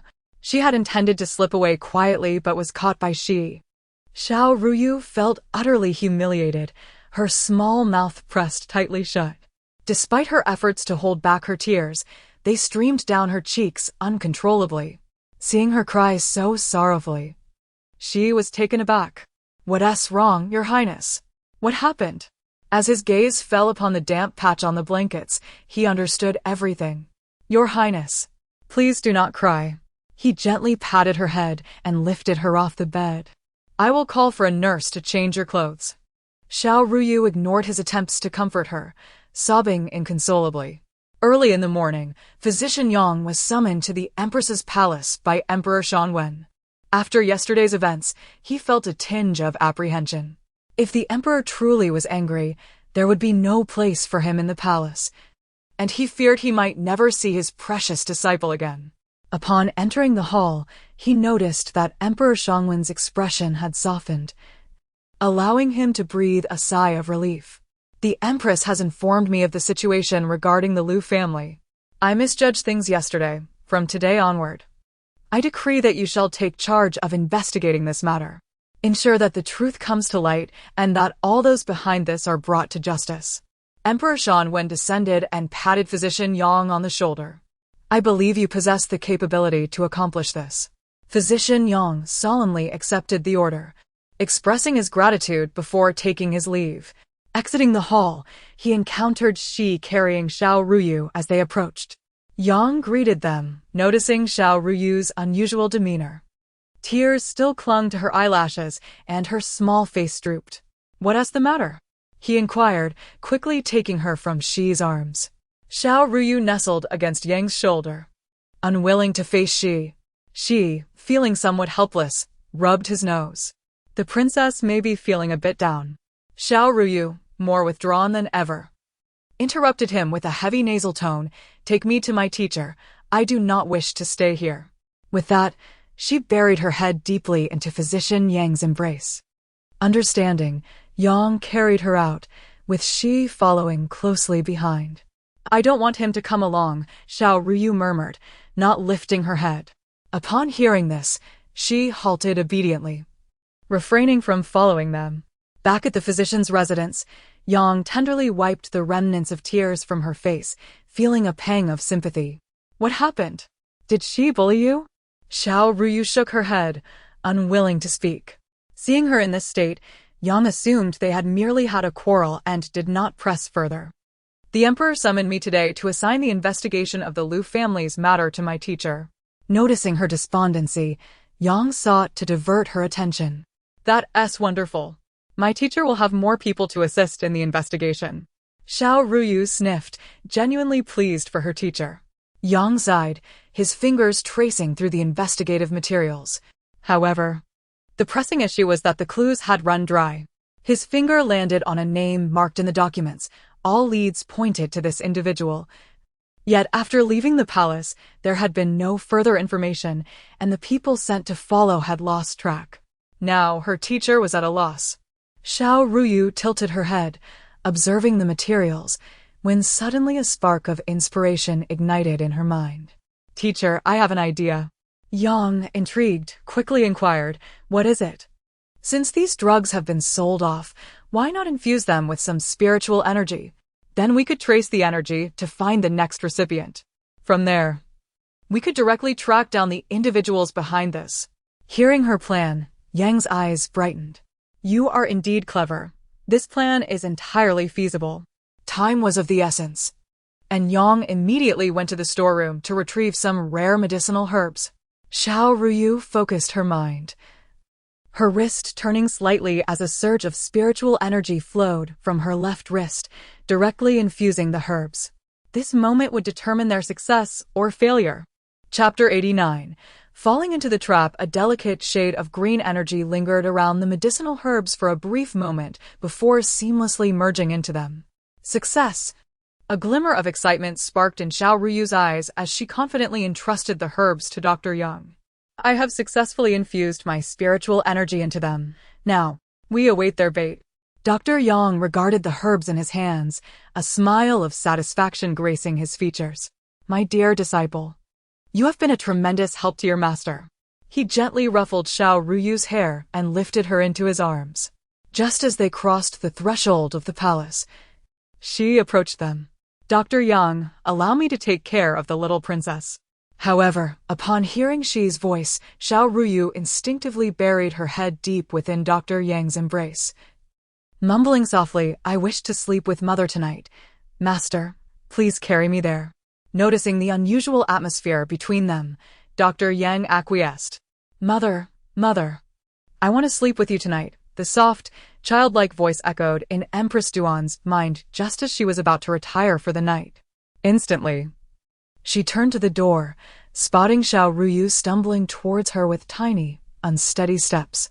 "Oh dear, what made you think of sleeping with your mother tonight?" The Empress scooped Xiao Ruyu into her arms and placed her on the bed. Xiao Ruyu raised her little eyebrows, a grin spreading across her face. "I came because I missed you, mother. Let us cuddle." At the break of dawn, Xiao Ruyu lazily rolled over, feeling a subtle ripple of spiritual energy in her wrist. Rubbing her sleepy eyes, she quickly became alert upon realizing the herbs were gone. Recognizing this, she sprang from her bed and summoned a servant. "I must find Dr. Yang." The servant promptly complied, scooping her up and rushing out. As they passed the palace entrance, she stood alone in the wind, watching Xiao Ruyu's departing figure, frozen in place. Xiao Ruyu, oblivious to his presence, focused solely on the herbs. Upon reaching the physician's quarters, she eagerly approached Dr. Yang, only to find a grave expression on his face. "Master, the herbs have been taken." Dr. Yang nodded, indicating he was already aware, and led her to the storage area. Opening the empty container, Xiao Ruyu reached in with her small hand, probing around. Indeed, traces of spiritual energy remained. She then channeled her energy to trace the herb's whereabouts. After a brief moment, beads of sweat began to form on her forehead. Her spiritual energy was too thin to pinpoint the exact location. However, based on the energy's general direction, she concluded that the herbs had been taken out of the palace. "Master, we must leave the palace quickly. They are likely headed for a transaction," Xiao Ruyu urged anxiously. Dr. Yang immediately took her hand, and with the command token in hand, they hurriedly exited the palace. Outside, a horse-drawn carriage awaited them. Dr. Yang placed Xiao Ruyu inside, and she sensed the energy again, pointing toward the southwest. "In that direction, we must follow." To avoid alarming their pursuers, Dr. Yang instructed the coachman to proceed at a measured pace. As the carriage ambled through the streets, the energy became more pronounced. Lifting the carriage curtain, Xiao Ruyu noticed they had entered a bustling thoroughfare. The throngs of people made it difficult for her to locate the source of the energy. Passing a tea house, she suddenly felt a tightening sensation in her wrist. Glancing outside, she spotted a scholarly-looking man carrying a coarse cloth bag, gripping it tightly. The energy emanated from within that very bag. Xiao Ruyu immediately signaled to Dr. Yang, urging him to descend from the carriage. "Master, that man in the green robe, he has the herbs in his bag."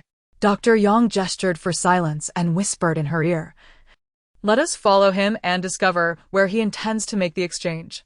Xiao Ruyu nodded, and cradled in Dr. Yang's arms, they cautiously trailed behind. "The western part of the city? That is where the L family estate lies," Xiao Ruyu thought, her excitement mounting as the truth seemed tantalizingly close. Could the transaction location be there? Without further hesitation, she accompanied Dr. Yang onward. Just ahead, the scholar murmured to himself. At that moment, Xiao Ruyu sensed an unsettling shift in the atmosphere. Her keen intuition warned her that everything was unfolding too smoothly. Before she could contemplate further, Dr. Yang led her into the woods. The scholar halted suddenly, turning to face them. "Not good. Master, we've walked into a trap," she internally screamed, tugging at Dr. Yang's neck to retreat. "We must leave this place." But it was too late. Several imposing figures descended from the trees, their faces obscured by thick black cloth. The scholar laughed maniacally. "You've been following me for quite some time. Today, you shall learn what it means to have no place to rest in death." He snatched a sharp dagger from one of the assassins and advanced towards them. Dr. Yang's expression darkened. He had not anticipated that the man had already discovered their presence and had deliberately lured them here. He narrowly dodged the attack, clutching Xiao Ruyu tightly.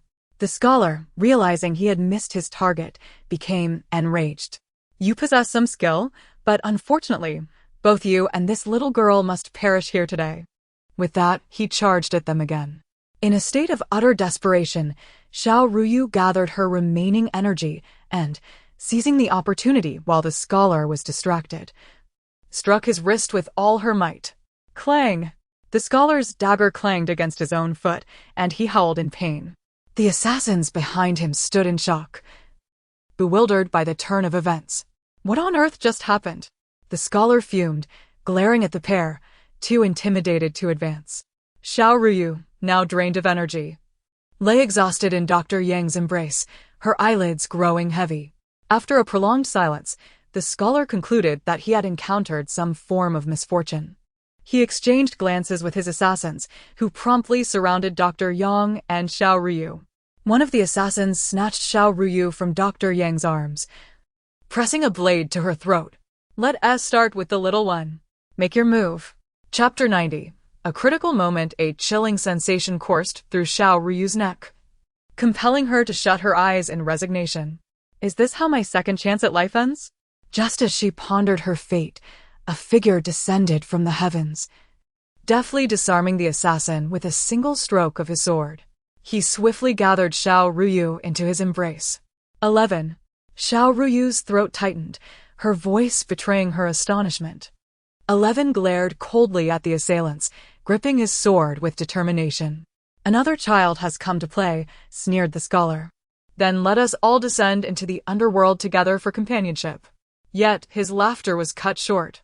Hundreds of Imperial guards galloped forward, encircling the assassins. Seeing this, the scholar attempted to flee but was swiftly subdued by the guards. The other assassins, intent on fighting back, met their demise in swift execution. The leading guard dismounted and knelt before Xiao Ruyu. Your Highness, we beg for forgiveness. We arrived too late to your aid. Quickly, let my mother check for any injuries. Xiao Ruyu gently shook her head. Fortunately, when you departed, 11 warned me of impending danger, prompting me to summon the guards immediately. She cast a glance at 11, lowering her head in embarrassment as she recalled the incident of wetting the bed a few days prior. Very well. Mother will report to your father. The captives have been secured. You shall remain here. After the Empress Dowager departed, 11 stepped forward, eager to lift Xiao Ruyu.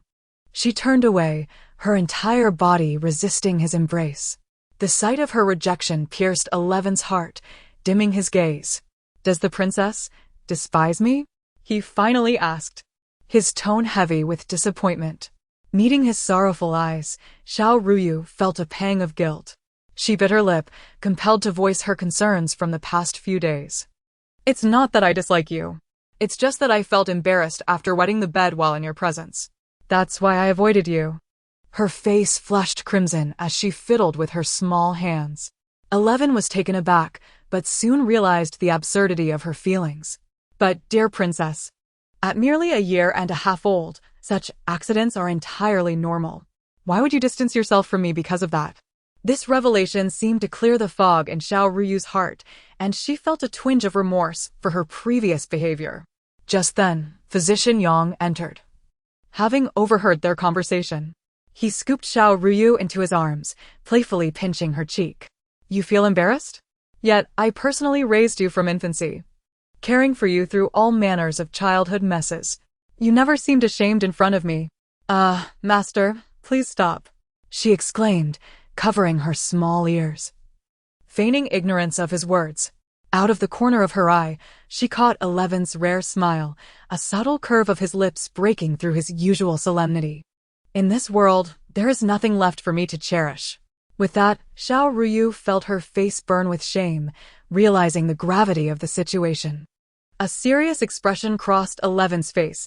It was time to take action. He had come to the Empress Dowager for a decree, and how many they could apprehend would depend on the unfolding circumstances. After hearing Physician Yang's intentions, she replied with resolve, we must investigate thoroughly. Meanwhile, in the prison, the captured scholar, unable to withstand the torturous interrogation, divulged the location of the transaction that day, right at the tea house. Coincidentally, this tea house was under the ownership of the Liu family. It was destined to be an extraordinary night. As evidence began to mount against the Liu family, Emperor Shangwen's face darkened with displeasure. He slammed the evidence onto the table, his gaze icy. Summon Prime Minister Liu to the palace at once. Liu Mansion. Why is there still no news after an entire day? Seeing his anxious demeanor, Liu Zongyuan attempted to reassure him. Perhaps they encountered some delay. Impossible. It has been hours. Prime Minister Liu waved dismissively, his eyes fixed on the entrance of the estate. A sense of foreboding gripped him, as if something ominous was about to unfold. Suddenly, a servant rushed in, stumbling before them. Speak clearly. What news do you bring? Prime Minister Liu, already irate, kicked the servant aside. The Emperor has issued a summons for you to present yourself at the palace immediately. The servant lay prostrate on the ground, afraid to make a sound lest Prime Minister Liu's wrath be directed at him. At this hour, the Emperor calls for me. Prime Minister Liu's legs buckled beneath him, and he collapsed into a chair. Liu Zongyuan hurried to support him, worry etched on his face. Father, do not panic. I shall accompany you. If it truly is. Before he could finish, Liu Zongyuan knelt, his expression resolute. No matter what, you must ensure your safety. I will protect you. Prime Minister Lu nodded, and the two, harboring their own secrets, set forth. In the Empress's palace, news arrived that Emperor Shan Wen was still engaged in court rituals. The Empress Dowager glanced at the time, a wave of concern washing over her. Xiao Ruyu, standing nearby, noticed her mother's troubled expression and approached her. Mother, are you thinking about that matter again?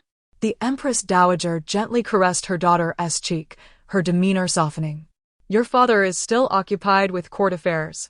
Later, I shall take you to deliver some supper. Yes, yes. Father loves osmanthus cake. Let us bring him extra pieces.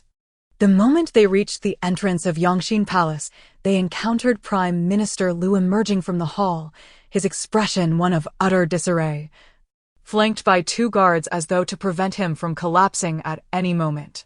Your Majesty, please wait. Chapter 91.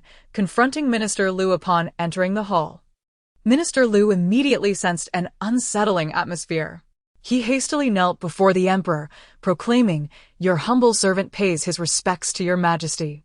With cautious trepidation, he dared to glance at the emperor, noting his ashen complexion, and cautiously inquired, "Might I ask the reason for summoning me at such a late hour?"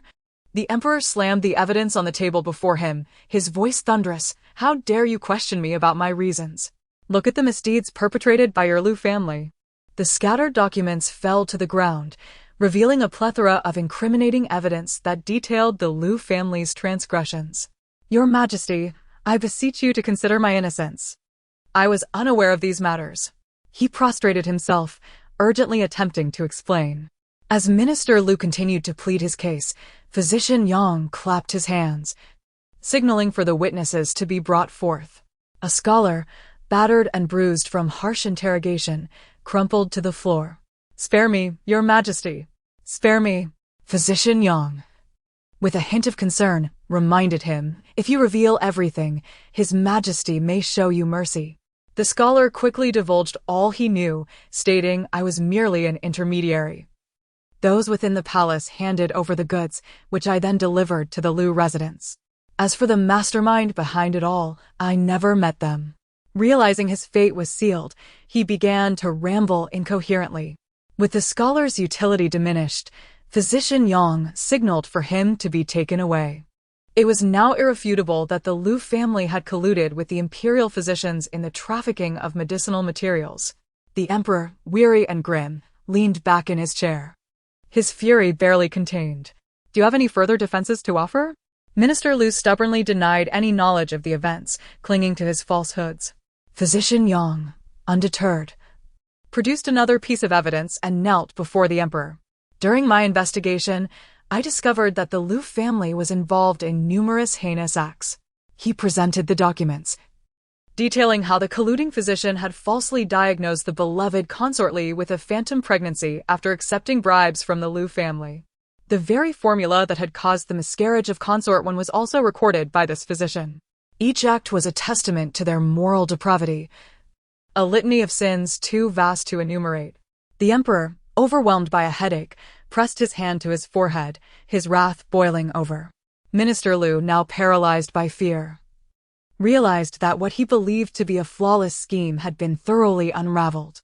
The emperor, disinterested in further dialogue, waved his hand dismissively, issued the decree. Before he could finish, Lu Zongyuan burst into the hall, disregarding the warnings of eunuch Yin. "Your Majesty, please forgive my intrusion." He knelt and bowed deeply, exclaiming, "All of this was orchestrated by me, with no involvement from Minister Lu. My father was entirely unaware of these matters. It was my sole decision." The sudden appearance of Lu Zongyuan interrupted the proceedings, and the emperor narrowed his eyes, fixing his gaze intently upon him. "Is that truly the case?" Lu Zongyuan, avoiding direct eye contact, lowered his head as if steeling himself. "My father has been recuperating in the palace, and I took advantage of his absence to collude with the physicians. I alone am responsible for all these transgressions. I implore your Majesty, in consideration of my father's advanced age, to spare him the consequences." The emperor's anger intensified at Lu Zongyuan's admission. "Why would you do such a thing? I have treated your family with favor. With unwavering conviction, Lu Zongyuan accepted full responsibility for the misdeeds. I allowed greed to cloud my judgment, seeing the opportunity to sell palace herbs for a high price, thus colluding with the physicians. As for the matters concerning Consort Li and Consort Wen, he hesitated, then continued, I have only one sister, whom I have cherished since childhood. Hearing of her misfortunes in the palace compelled me to take such desperate measures. You sought to harm my heirs out of love for your sister? The emperor's rage erupted, and he issued a decree. Lu Zongyuan, the eldest son of the Lu family, is hereby stripped of his position as Minister of History and banished to the frontier. Lu Zongyuan collapsed to the ground, accepting his fate with a heavy heart. Thank you for your mercy. As he was led away, he dared not cast a glance at Minister Lu. Minister Lu clenched his fists within his sleeves, unable to meet his son's gaze. This had been his son's sacrifice to save the family, to protect the entire Lu clan. One must be forsaken. The emperor understood this, yet it was not the time to eradicate the Lu family entirely. Enough, you may leave, he commanded, gesturing for Minister Lu to be escorted out. Out of sight, out of mind. Physician Yang, noticing Minister Lu's trembling form, had several guards follow closely behind him. Minister Lu appears unwell. Do take care of him, he instructed. Empress Duan was approached by Minister Lu, her expression clouded with suspicion. Do you require something, Minister Lu? Xiao Ruyu scrutinized Minister Lu, pondering why the emperor had spared him. Why has he not been imprisoned? Minister Lu cast a furtive glance around the hall, subtly insinuating, His Majesty is preoccupied with state affairs. It is inappropriate for the Empress to interfere at such a late hour. Is the Empress not entitled to assist in the matters of governance as the matriarch of the 6 palaces? She retorted. Do you harbor discontent towards me, Minister Lu? I would never dare. He stammered. With an aura of authority, Empress Duan's presence intimidated Minister Lu, prompting him to retreat hastily. The emperor, having gathered all the evidence, issued a decree to remove all individuals involved in this scandal. Consequently, the Lu family's influence within the palace was significantly diminished. After completing these tasks, the emperor leaned back in his dragon throne, feeling utterly drained. Eunuch Yin approached with news, Your Majesty, the Empress and Princess Fuan request an audience at the gates. Upon hearing that Xiao Ruyu had arrived, the emperor's demeanor softened. Allow them to enter. As the door opened, a small bundle rushed into his arms. With you and Wea by my side, I find great solace. Chapter 92. The Transfiguration of the Cauldron. Empress Duan received the osmanthus cake from the palace servant behind her, her face radiant as she placed it before Emperor Shanwen. Yuer suggested bringing several more pieces for the emperor. Father, hurry and taste this. It is made by Mother's own hands. The emperor raised an eyebrow, surprised that the empress could make osmanthus cake. He was eager to savor it. Xiao Ruyu's eyes sparkled as she fed the cake to Emperor Shanwen, watching him with great anticipation.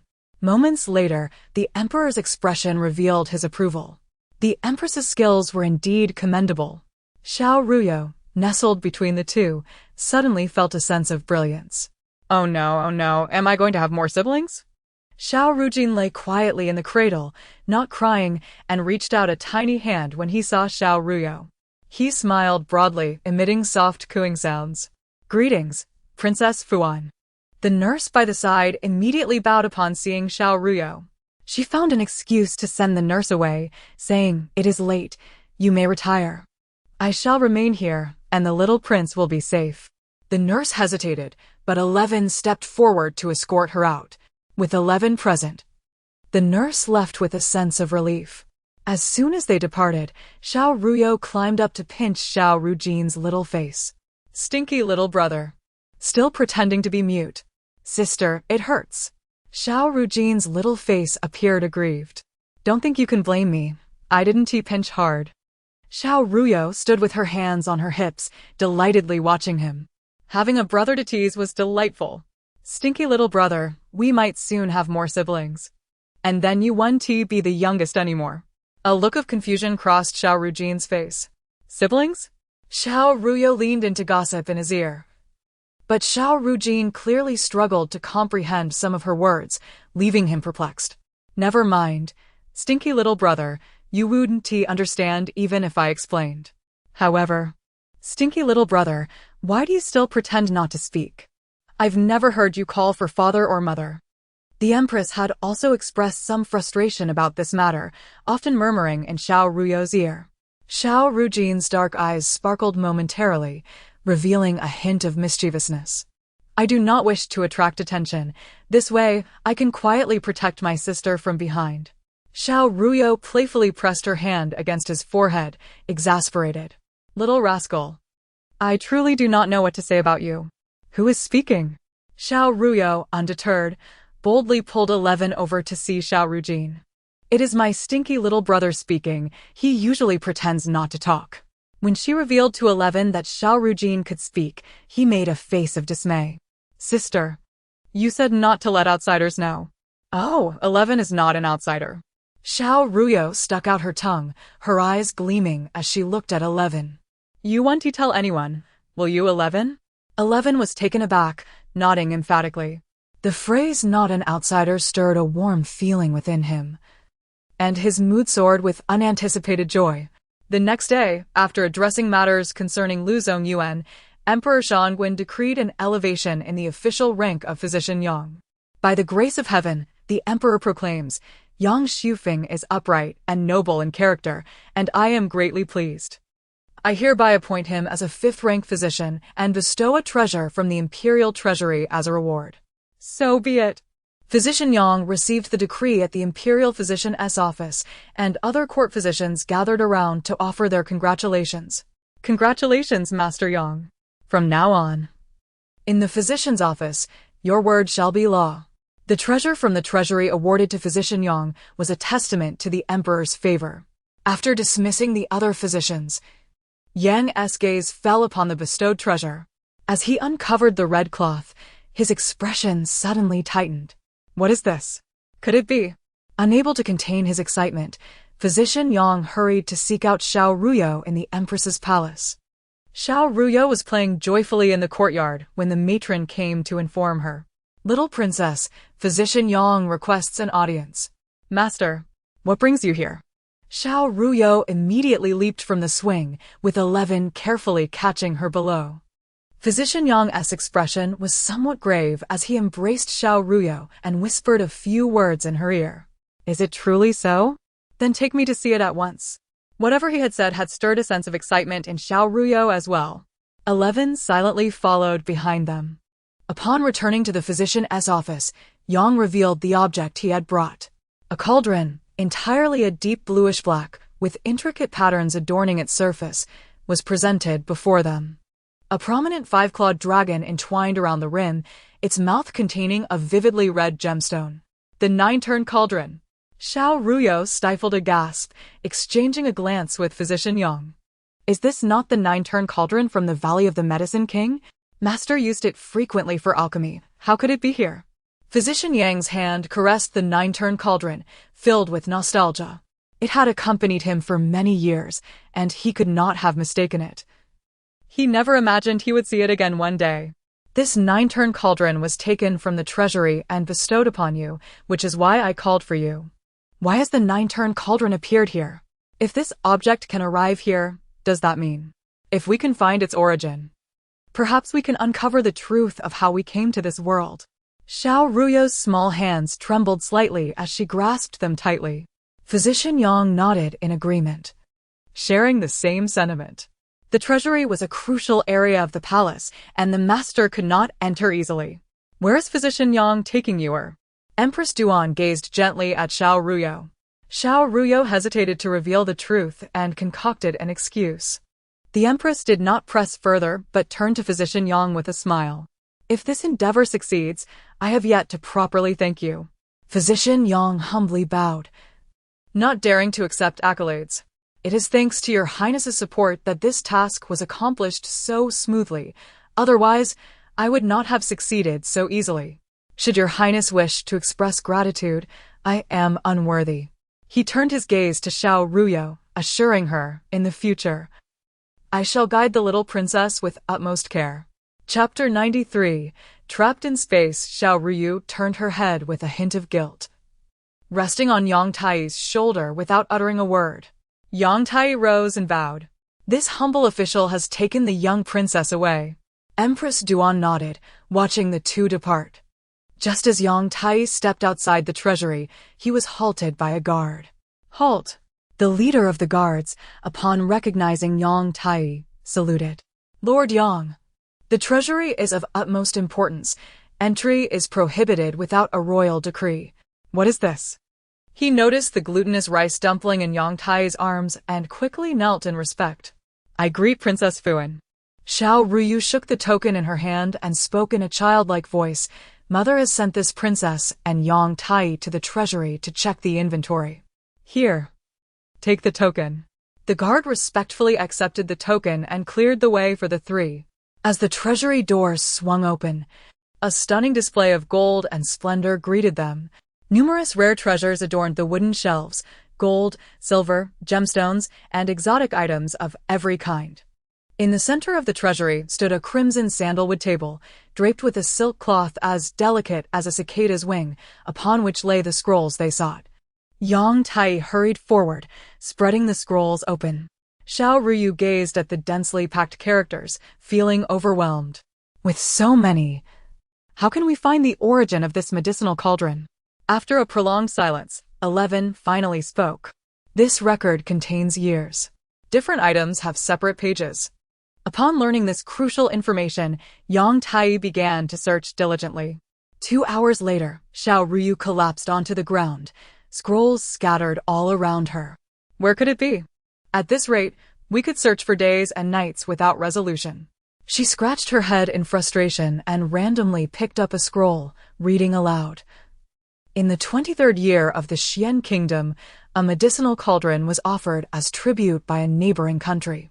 She quickly sat up and handed it to Yang Tai. Master, could this be the one?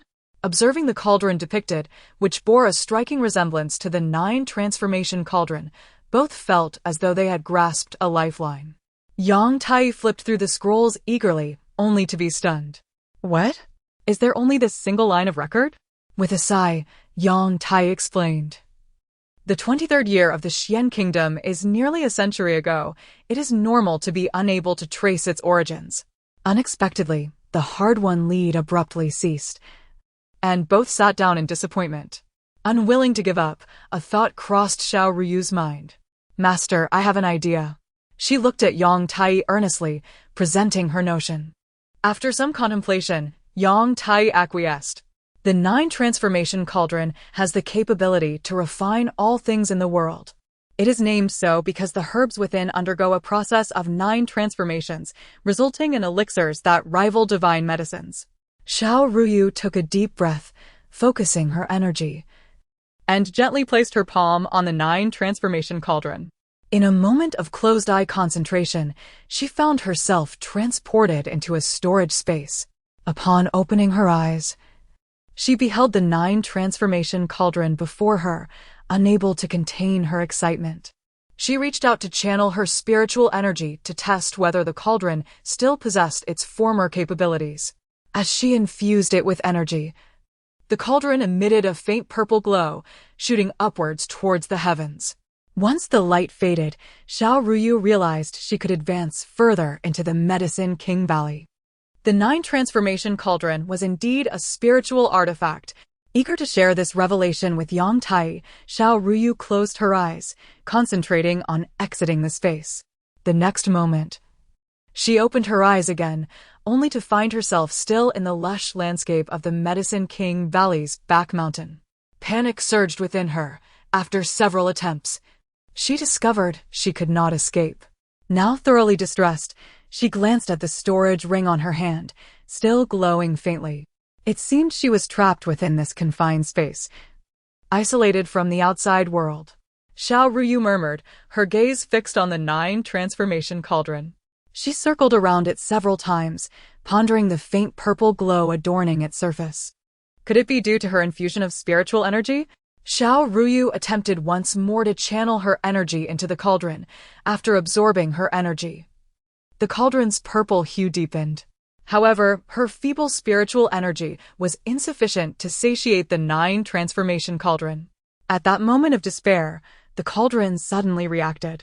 The energy that had been absorbed was now expelled. Upon closer inspection, the released energy was several times more potent than before. A thought flashed through Xiao Ruyu's mind. She quickly sat down, circulating her dantian to absorb the rich energy. To her astonishment, the 9 transformation cauldron could enhance her cultivation. If this continued, once her spiritual energy reached a certain density, she would undoubtedly be able to break the barrier and escape. Time became an indistinguishable blur for Xiao Ruyu as she lost track of days and nights. Estimating several months had passed, her spiritual energy grew increasingly robust, and her cultivation steadily advanced. Finally, one day, Xiao Ruyu abruptly opened her eyes, swiftly gathering a powerful surge of spiritual energy. With a flick of her hand, she struck the 9 transformation cauldron, causing its purple glow to transform into a deep violet. As the barrier shattered, Xiao Ruyu emerged from the space. The first sight that met her eyes was 11 standing before her. 11. Xiao Ruyu leaped into his embrace, her voice tinged with tears. 11, bewildered, noticed her large tears streaming down and quickly reached out to wipe them away. Between sobs, Xiao Ruyu asked, "What year and month is it now? Have my parents been searching for me? And you? Why do you appear utterly unfazed? Have you already forgotten this, princess? What has happened, your highness?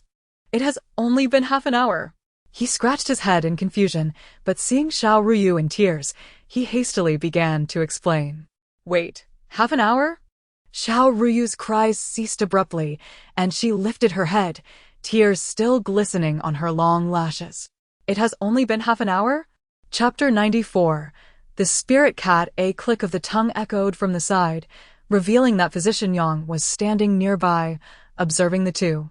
The moment you emerged," sought out 11, forgetting your master entirely. "Look at you, crying so much that your little face resembles a painted kitten." Physician Yang reached out and playfully flicked Xiao Ruyu's nose, a radiant smile adorning his face. Xiao Ruyu sniffled, her voice tinged with a nasal tone. "I have been inside for several months, yet it seems only half an hour has passed outside. The 9 turns cauldron trapped me in a space, and I cultivated for several months before I could emerge." Physician Yang squinted thoughtfully. The capabilities of the 9 turns cauldron had been scarcely explored by the master, and it was unexpected to encounter such an occurrence. Xiao Ruyu flipped her palm, revealing a surge of rich spiritual energy. "However, this misfortune has turned into a blessing. With the help of the 9 turns cauldron, my cultivation has significantly improved." Just then, the energy in her hand flickered. Xiao Ruyu's expression changed slightly as she began to investigate with her spiritual power. "This is bad. There is spiritual energy wreaking havoc in the palace. It must be Dan Wandong. Father and mother are in danger." Upon hearing her words, Physician Yang's expression darkened. "Where is it? How dare they invade the palace again? Follow me." Xiao Ruyu immediately began to trace the dissipating spiritual energy, which led her to the outer court of the Lufei Palace. The energy vanished ahead, and a white shadow darted out, catching Xiao Ruyu off guard as it pounced on her. "Princess, be careful." 11 rushed forward, but it was too late. Xiao Ruyu was knocked to the ground, yet she felt no pain. Meow. Staring at the white cat before her, she was momentarily stunned. "A white cat? Spiritual energy? Wait. Why does this white cat look so familiar?" The tuft of black fur between its brows, wasn't it the feeble little kitten Xiao Ruyu saved that day? The white cat and Xiao Ruyu stared at each other, and it cautiously licked her cheek with its tongue. "Her Highness, the Lufei has arrived." Hearing the commotion, Lufei hurried out of the palace. Upon seeing the little white cat, she approached it, her fluffy tail swaying. "Where did this little cat come from?" Lufei exclaimed with delight, squatting down to pet its head. The little white cat obediently lowered itself, purring contentedly as Lufei stroked it. Tears welled up in Lufei's eyes. Ever since Xiaobai left, she lacked the courage to raise another cat. She gently cradled the little white cat in her arms. Observing this tender scene, Xiao Ruyu suddenly realized something. The life she had bestowed upon the little white cat that day had manifested here. Since Her Highness adored this little cat, it would be best to let her raise it. Xiao Ruyu tilted her head, her eyes sparkling as she gazed at Lu Fei. Really? Then I must thank the little princess. Lu Fei held the little white cat tightly, nearly shedding tears of joy. Xiao Ruyu's eyes darted around. However, this little cat still lacks a name. Allow me to bestow one upon it. Let it be called Ergo, the little white cat. Lu Fei, Physician Yang, and others. What a pity. I thought it was Dan Wandong. Lu Fei stopped the others, cradling the white cat. I was just about to pay my respects to Her Majesty the Empress. Let us go together. The group proceeded towards the Empress's palace. Along the way, Xiao Ruyu playfully teased Ergo. Its temperament was exceedingly gentle, never flaring up no matter how it was touched. As they passed the residence of Li Fei, Xiao Ruyu glanced inside, both intentionally and unintentionally. Suddenly, Ergo stood up, restless, gazing toward Li Fei's direction, emitting low whimpering sounds. What is the matter? Lu Fei noticed Ergo's unusual behavior and quickly inquired. Xiao Ruyu, too, felt curious. Ergo bore a hint of spiritual energy, indicating it sensed something amiss. Several imperial physicians emerged from the entrance of Li Fei's residence. Their footsteps hurried as they exited. What do? We must report to the emperor at once. The two whispered to each other, their expressions fraught with anxiety. Stop. Physician Yang stepped forward, halting the two. Greetings, Master Yang. The imperial physicians bowed upon recognizing him. What troubles you so? Physician Yang asked. The physicians hesitated, stammering, Li Fei, she has seen blood. There are signs of labor. The word struck Xiao Ruyu like lightning, her eyes widening in disbelief. What? Wasn't Li Fei faking her pregnancy? How could she possibly give birth? The physicians rushed to report to Emperor Shanwen, bidding farewell to Physician Yang in haste as they departed. Back in the Empress's palace, Xiao Ruyu pondered the peculiarity of the situation. The being in Li Fei's womb cannot possibly be a child. How could there be signs of labor? This wicked woman must be employing some trick again. 11, take me to see. 11 nodded in acknowledgement, carrying Xiao Ruyu toward Li Fei's residence. Upon their arrival, the guards saluted upon seeing the princess. Your Highness, the Emperor has decreed that no one may enter. I beg your pardon for this rudeness. Xiao Ruyu did not press the matter, turning to leave. Since her father had stationed someone to guard Li Fei's palace, she could wait patiently for news. Finding herself bored, Xiao Ruyu sought out Xiao Rujin. As soon as she entered, she headed straight for Xiao Rujin's cradle. Hey, sister, put me down. Xiao Rujin was lifted and set on the ground. I don't care. My annoying little brother must play with me today.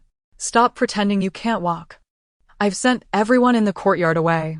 Seeing his disgruntled expression, Xiao Ruyu placed her hands on her hips, exuding an air of authority. All right. I will play with you, sister. In the courtyard, Xiao Ruyu cheerfully brought out a ball. Today, while mother is away, let's run around in the courtyard. Catch it. Xiao Rujin quickly focused, tracking the ball's position. To the left. At Xiao Ruyu's command, he dashed to the left. Witnessing the smile on Xiao Rujin's face brought joy to Xiao Ruyu's heart. Suddenly, a burning sensation pierced her chest. Xiao Ruyu clutched her heart, sensing a looming danger. Something is coming. She looked up to see a disheveled woman standing at the palace entrance, her face pale and expression ghastly. It was Li Fei. How could she be here? Chapter 95, Death by Explosion. Before anyone could react, the furious consort had already closed in. Her movements were ghostly swift, as if manipulated by some unseen force. Her eyes glowed with rage, blood-red pupils glaring. It is all your fault, you calamity. You have caused my brother to be exiled to the borders. You shall die. Princess, get away. 11 sensed the impending danger and sprinted over from 5 meters away. But it was too late. The consort's claws had already reached Xiao Ruyu, gripping her wrist tightly. This woman has gone mad. Xiao Ruyu struggled desperately. but the strength of a child was no match for an adult. Her wrist was painfully constricted, and the consort's face was twisted with fury. 11 managed to reach her just in time and executed a flying kick that struck the consort squarely. She fell to the ground, blood spilling from her lips. With a malevolent glare, she suddenly flicked something out from her sleeve. 11, not noticing, drew his sword and pointed it at the consort to prevent her from advancing.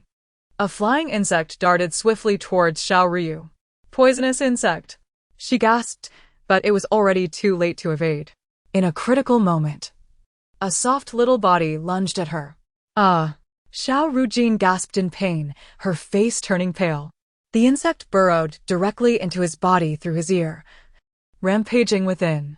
Little brother, what has happened to you? Her gaze fell on Xiao Ruyu's struggling face, and she immediately grasped his small hand, biting his fingertip to draw blood. Black blood trickled from his fingertip, and Xiao Ruyu swiftly infused her spiritual energy into him.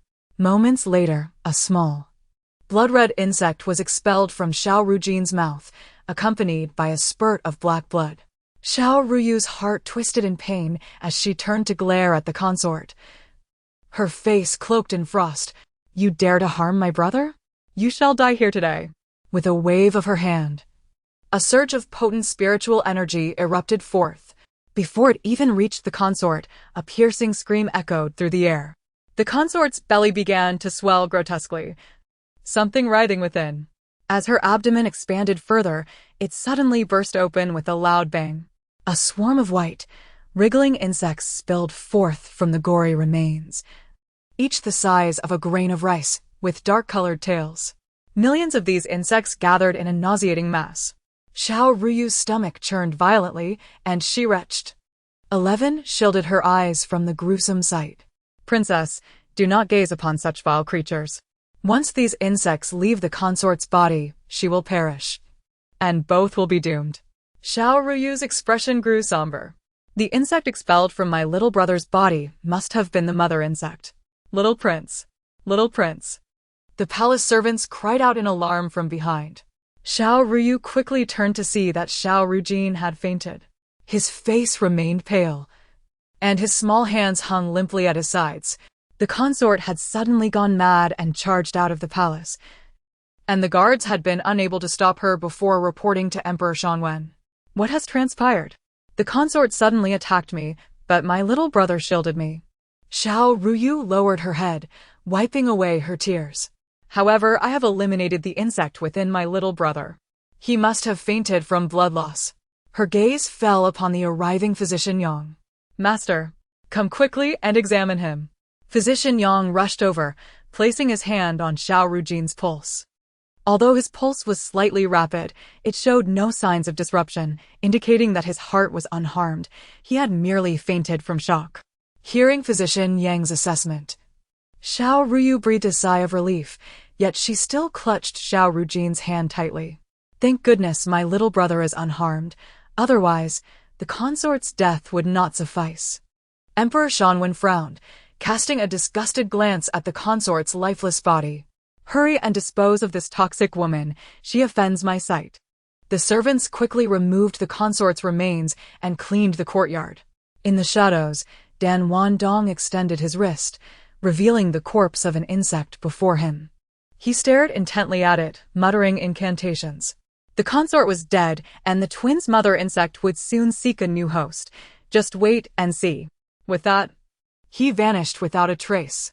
At the minister's residence, Minister L was engulfed in sorrow over L Zongyuan's exile, which had halved his power. A servant rushed in, drenched in sweat. He cautiously raised his eyes to Minister L, stammering, I report to the minister it is not good. The consort has passed away. What? Minister L gripped the armrest of his chair, sitting upright in disbelief.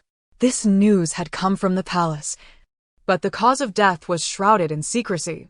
The servant, terrified and drenched in sweat, continued, It is said that the consort's death was extremely tragic, with not even a whole corpse remaining. Minister L slumped helplessly in his chair. It was over. Everything was utterly ruined. His daughter had died suddenly, and his son was exiled. If he remained in the court, he would tread on thin ice. His expression darkened as he summoned a servant. "Bring me writing materials." That night, a letter of resignation was presented to Emperor Shangwen. He frowned as he opened the letter, which was unexpectedly from Minister L. "Your Majesty, I find myself overwhelmed and unable to fulfill my duties. Furthermore, my ungrateful son has proven to be disloyal. I hereby resign from my position as minister and request permission to return to my homeland." Emperor Shangwen crumpled the letter into a ball and hurled it to the ground in anger. "Calm yourself, Your Majesty." Empress Duan presented a bowl of soothing tea to Emperor Shangwen, her expression troubled. "What of Jiner? Is he still unconscious?" Upon seeing the Empress approach, Emperor Shangwen reined in his fury and inquired with concern. "He remains unconscious. Yueya is still beside him." Empress Duan sighed, speaking with a hint of implication. The consort had relied on the L family's power, acting as a co-conspirator. I overlooked her misdeeds, believing some correction would suffice. Yet now, she has extended her hand toward where the Empress's words awakened Emperor Shangwen to the truth.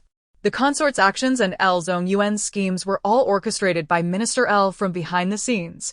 He feared that I would implicate his entire clan, which is why he resigned and retreated. In that case, his pupils narrowed as he raised his hand to pen a decree. Seizing this opportunity, Emperor Shangwen purged all of Minister L's supporters from the palace, demoting everyone who had been close to him and lowering the ranks of the rest. Thus, the L family's power waned. Chapter 96. The Gu and Xiao Ruyu. Within the queen's palace, Xiao Ruyu lay with her eyes tightly shut. Though her complexion had improved somewhat, she remained in a state of unconsciousness. Xiao Ruyu leaned against the bedside, grasping her little brother's hand, her eyes brimming with tears. "It's all my fault, dear brother. Please wake up. Why did you shield me? I would rather be the one lying here." Guilt-ridden, she gently caressed Xiao Ruyu's pale face, tears cascading down her cheeks. Seeing her in such distress, 11 pursed his lips. There is no need for the princess to feel guilty. At this, Xiao Ruyu looked up at 11 in confusion. If Li Fei's initial target was indeed the young prince, the princess would have stepped in to protect him as well. Thus, regardless of the circumstances, the bond between the princess and the young prince was profound, with each willing to stand in front of the other. Surprised by 11's rare outpouring of words meant to comfort her, Xiao Ruyu felt a pang in her heart, and tears streamed down her face. After an indeterminate time spent crying, exhaustion overcame her, and she eventually dozed off at the bedside. 11 gazed at her weary visage, marked by traces of tears that had yet to dry. He reached out to gently wipe them away before carefully lifting her up. At that moment, a faint voice emerged from the bed. "Sister." Xiao Ruyu slowly opened his eyes and turned to see 11 cradling Xiao Ruyu. Under Xiao Ruyu's gaze, 11's ears flushed red, and he hastily set Xiao Ruyu down, awkwardly touching his warm ears. "Dearest brother, you have finally awakened," Xiao Ruyu exclaimed, awakened by the commotion. And upon seeing Xiao Ruyu's tilted head, she dashed forward and embraced him, weeping profusely. "I thought you had forgotten your sister. Let me check on you." She pinched Xiao Ruyu's cheeks, and after confirming his well-being, she burst into tears again. Xiao Ruyu, nearly suffocated by her tight embrace, looked at the tears splattered on him with a sense of helplessness. "Sister, your tears are on my face." Xiao Ruyu paused, then composed herself and sniffled. "I will fetch the master to check your pulse." 11. Please summon the master. "Master, how is it? Is there anything wrong with my dear brother?" The young prince was not gravely harmed. His pulse had stabilized. However, Physician Yang regarded Xiao Ruyu's pallor with suspicion. Why had he not regained his color after such a long time? Perhaps he was merely frightened. He should recover with some time. Xiao Ruyu consoled herself, sensing a vague unease about the situation that she could not articulate. She reassured herself that perhaps she was simply overthinking it. After leaving Xiao Ruyu's chamber, Xiao Ruyu walked with Physician Yang outside. "Master, I feel this matter is not as simple as it seems. My heart is always uneasy. holding his hand. She continued her musings as they walked. Physician Yang stroked his chin and sighed softly. He too felt something was amiss, yet the pulse did not indicate any abnormalities.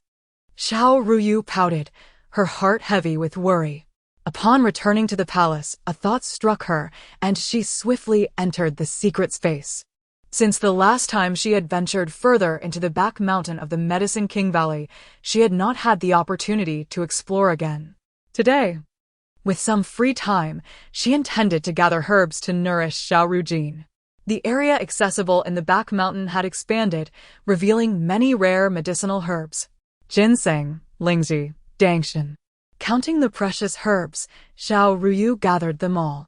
This should suffice to replenish my dear brother's health, she murmured to herself, collecting the matured herbs. The following day, Xiao Ruyu presented these herbs to 11. 11. Take these rare herbs and brew a comprehensive nourishing soup for my dear brother to drink. I believe he will recover swiftly. Early in the morning, the concubines of the palace gathered to pay their respects. Empress Duan sat gracefully on her throne, a slight smile gracing her lips. Consort One, with an air of excitement, remarked, "It is indeed retribution. With Li Fei's demise, the harem is much quieter now." Consort Lo, holding ergo, reminisced about the departed Xiaobai, sighing with relief that she would no longer need to live in fear. As the others rejoiced over Li Fei's death, Xiao Ruyu energetically approached. Greetings to all the esteemed ladies, her childlike voice drew their attention. Little princess, come here for a hug, Consort Lu exclaimed, her heart swelling with joy as she extended her arms. I wonder how my dear brother is faring. Mother should accompany me to check on him. Just as the concubines prepared to take their leave, Granny Cui entered with a grave expression. Your Majesty, the young prince has fainted again. Empress Duan, startled, grasped Xiao Ruyu's hand and urged, quickly summon Physician Yang. The group hurriedly made their way to Xiao Rujin's chamber. Xiao Ruyu approached to examine her brother, finding nothing amiss, though a sense of puzzlement lingered. By this time, Physician Yang had arrived. Hurry, see to Jiner. Empress Duan, unsteady and supported by attendants, pointed towards Xiao Rujin. Physician Yang promptly checked the young prince's pulse. Is there truly nothing wrong? Why does Jiner keep fainting repeatedly? He inquired patiently. The young prince is still quite young. Having been startled, his spirit is unsettled. He needs time to recuperate. As Physician Yang stood, his gaze fell upon a bowl of soup nearby. He picked it up and sniffed, understanding dawning upon him. After Empress Duan left, Physician Yang called Xiao Ruyu. This soup was brewed from the rare herbs of the Medicine King Valley, correct? Xiao Ruyu nodded, biting her lip. What is it, master? The soup should not pose any problems. Physician Yang sighed deeply, gently patting her head. I understand your eagerness to save the young prince, but the potency of these rare herbs is too strong for his young body to endure. Thus, it was revealed that Xiao Rujin's fainting spells stemmed from this very bowl of soup. Master, I carefully controlled the dosage. Logically, this reaction should not have occurred. Xiao Ruyu felt increasingly perplexed. Regardless, it would be best to limit the young prince's intake of this herbal soup in the future. I will prescribe some gentler nourishing remedies instead. Chapter 97. The reappearance of the goo worm. Xiao Ruyu felt an overwhelming sense of guilt, her heart heavy with melancholy over the past few days. She, noticing her despondency, often attempted to bring her joy, yet Xiao Ruyu remained in a state of gloom, even neglecting her cherished swing, instead choosing to linger beside Xiao Rujin in silence. Witnessing her daily sorrow, she could not help but feel a pang of discomfort in his heart. As time passed unknowingly, nearly 7 days slipped by. Xiao Ruyu, as was her custom, sought out her sister upon waking. Sister, why have you been so attached to me lately? Xiao Rujin inquired, her complexion having improved somewhat, yet still concerned for her sister's perpetual sadness. Moreover, you have scarcely smiled these days. I simply wish to stay by your side. Fearing that vile worm might torment you again, Xiao Ruyu replied, mustering a faint smile as she affectionately ruffled his hair. Why is she not with you today? Xiao Ruyu asked, glancing behind her to find that she, usually inseparable from her, was absent. Xiao Ruyu paused, suddenly aware of this fact.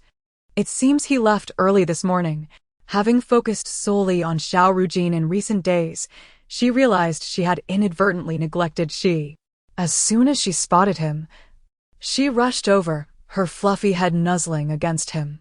Xi, where have you been? Why have I not seen you all day? Her tone was imbued with a hint of grievance. She retrieved a small trinket from his pocket, and when Xiao Ruyu looked closely, she discovered it was a wooden rattle. Its surface adorned with intricate carvings and its drumhead crafted from leather. What is this? Xiao Ruyu inquired with curiosity, shaking it gently to produce a cheerful sound. Her eyes sparkled with delight as she continued to play with it. She imitated a street vendor, demonstrating how to use the rattle for her. Where did you find this treasure? Xiao Ruyu asked, her face lighting up with joy. Observing the princess's recent melancholy, she had specially ventured beyond the palace to procure this delightful toy, as the merchant had claimed it was excellent for cheering children. Xiao Ruyu burst into laughter, seeing herself as still a child in Xi's eyes. Her spirits lifted somewhat. She retired early to bed that night. These past days had left her in a state of constant tension, fearing that Xiao Ruyu might faint again. Fortunately, he appeared much better today. Lost in thought, Xiao Ruyu soon drifted into a deep slumber. Suddenly, sharp nails intruded upon her vision. She awoke with a start, the terrifying visage of concubine Li looming before her. Her eyes filled with venomous hatred, almost touching Xiao Ruyu's own. Xiao Ruyu, should I perish, I will drag your brother down with me. None of you shall find peace. Concubine Li shrieked, her hand reaching out fiercely towards Xiao Ruyu's neck. Xiao Ruyu instinctively reached out to intervene, but her grasp fell short. No, she gasped, awakening drenched in cold sweat. The midnight breeze was chilling, penetrating her very bones. It was merely a dream. She clutched her heart, feeling a twinge of pain. She needed to check on her dear brother. Pushing open the door, she was surprised to find Xi standing at the threshold. Before she could inquire, he preemptively explained that he had sensed she would awaken and had come to wait for her. Xiao Ruyu beckoned him for a comforting embrace, burying her head in his chest. Take me to see my brother. I have a feeling he is not well. She complied, leading her to Xiao Ruyu's chamber. He had already fallen asleep, his breathing steady and calm. Xiao Ruyu peered at him for a long time, beginning to think her worries unfounded. When her peripheral vision caught something unusual, a goo worm writhing beneath his neck. The worm was only visible through the shape it formed beneath the skin. Startled, Xiao Ruyu focused again, only to find the spot empty. No! The goo worm must be within him, she exclaimed. She, fetch Master Yang immediately. Moments later, the drowsy physician Yang was dragged in by Xi, bewildered. What has happened? He murmured, still groggy. Master, I just saw a goo worm on my brother. Xiao Ruyu eagerly relayed her discovery. Instantly alert, Yang furrowed his brow. If the goo worm had indeed not been eradicated, it needed to be addressed promptly. If it were to mature within his body, extraction would become exceedingly difficult. He inhaled sharply and began to thoroughly examine Xiao Ruyu alongside Xiao Ruyu. Awakened by their commotion, Xiao Ruyu blinked groggily. Sister, what is the matter? Do not move. I must check your body, Xiao Ruyu instructed. Confused by Yang's skeptical gaze, she fretted, wondering if the princess had been mistaken in her observation. Yet, after another thorough inspection, there was no sign of the goo worm or any anomaly whatsoever. Could it be that I truly misjudged? She murmured. Yang sighed, lifting Xiao Ruyu into his arms. You have been too tense these days. It is time you took a proper rest.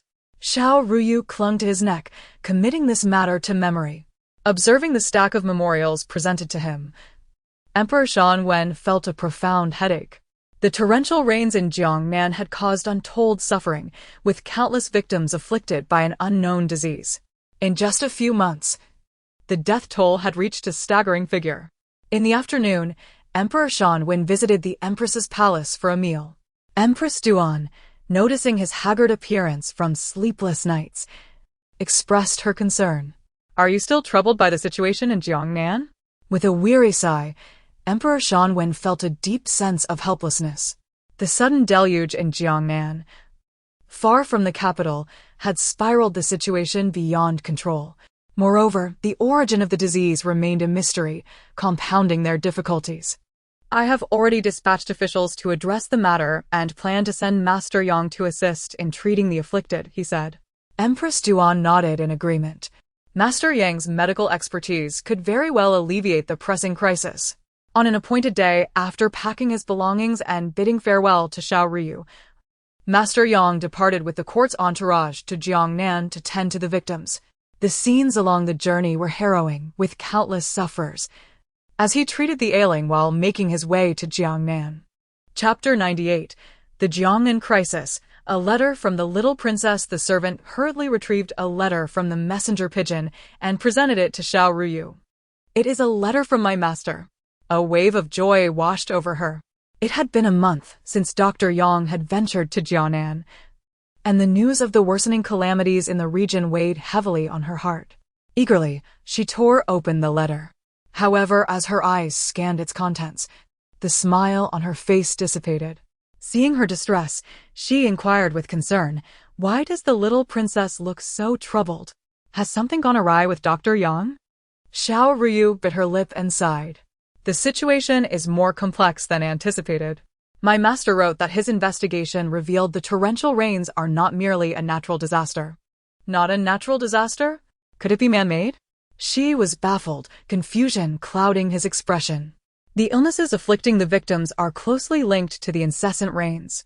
As long as the rain does not cease, there will always be those who fall ill, Xiao Ruyu patiently explained, her mind drifting to distant memories. She vaguely recalled a certain curse that could summon unending storms. If it were to be mixed with some form of venomous insect, the rainwater could carry the essence of disease.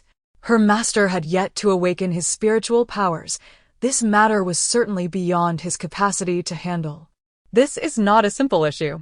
The fact that my master has written now indicates he is struggling to cope. A look of anxiety crept across Xiao Ruyu's delicate features. We must go find him, she. But the journey to Jiangnan is perilous, with countless victims. It is not safe for the princess to travel. But my master is in danger. Moreover, we will have assistance upon our arrival in Jiangnan. Xiao Ruyu attempted to negotiate. Danger lurked everywhere, coupled with rampant disease. She could not allow the princess to take such risks. Regardless of her pleas, he remained resolute in his refusal. Xiao Ruyu tried to employ her charm. Yet for the first time, she turned a blind eye. The torrential rains and rampant illness had instilled fear nationwide. He would not permit the little princess to venture into peril. Just as Xiao Ruyu continued her coaxing, a voice emerged from the bed. Sister, are you going to Jiangnan? Xiao Rujin stirred from her slumber, having overheard their conversation. Xiao Ruyu was taken aback and quickly leaned over the bedside. You little rascal, why are you awake? Yes. Sister wishes to travel to Jiangnan, but she disagrees. She said this while casting a pitiful glance at Shi. He averted his gaze, feigning ignorance. Xiao Rujin scratched her head, recalling a conversation from a few days prior. When the eldest brother visited her 3 days ago, he mentioned his plans to study in Jiangnan. A sudden epiphany struck her. Sister, you could accompany the eldest brother. That way, should any danger arise, you need not fear with him by your side. Xiao Ruyu beamed, planting a kiss on her sister's chubby cheek, her eyes narrowing in delight. Who would have thought my little brother, who usually seems so foolish, would be so clever at a critical moment? Sister. Xiao Rujin pouted, pretending to be upset. Xiao Ruyu then bounced back to Shi, tilting her head adorably. Shi. You cannot refuse now. With you and the eldest brother, all villains will be chased away. Please let me go, she pleaded, her voice sweetly lingering.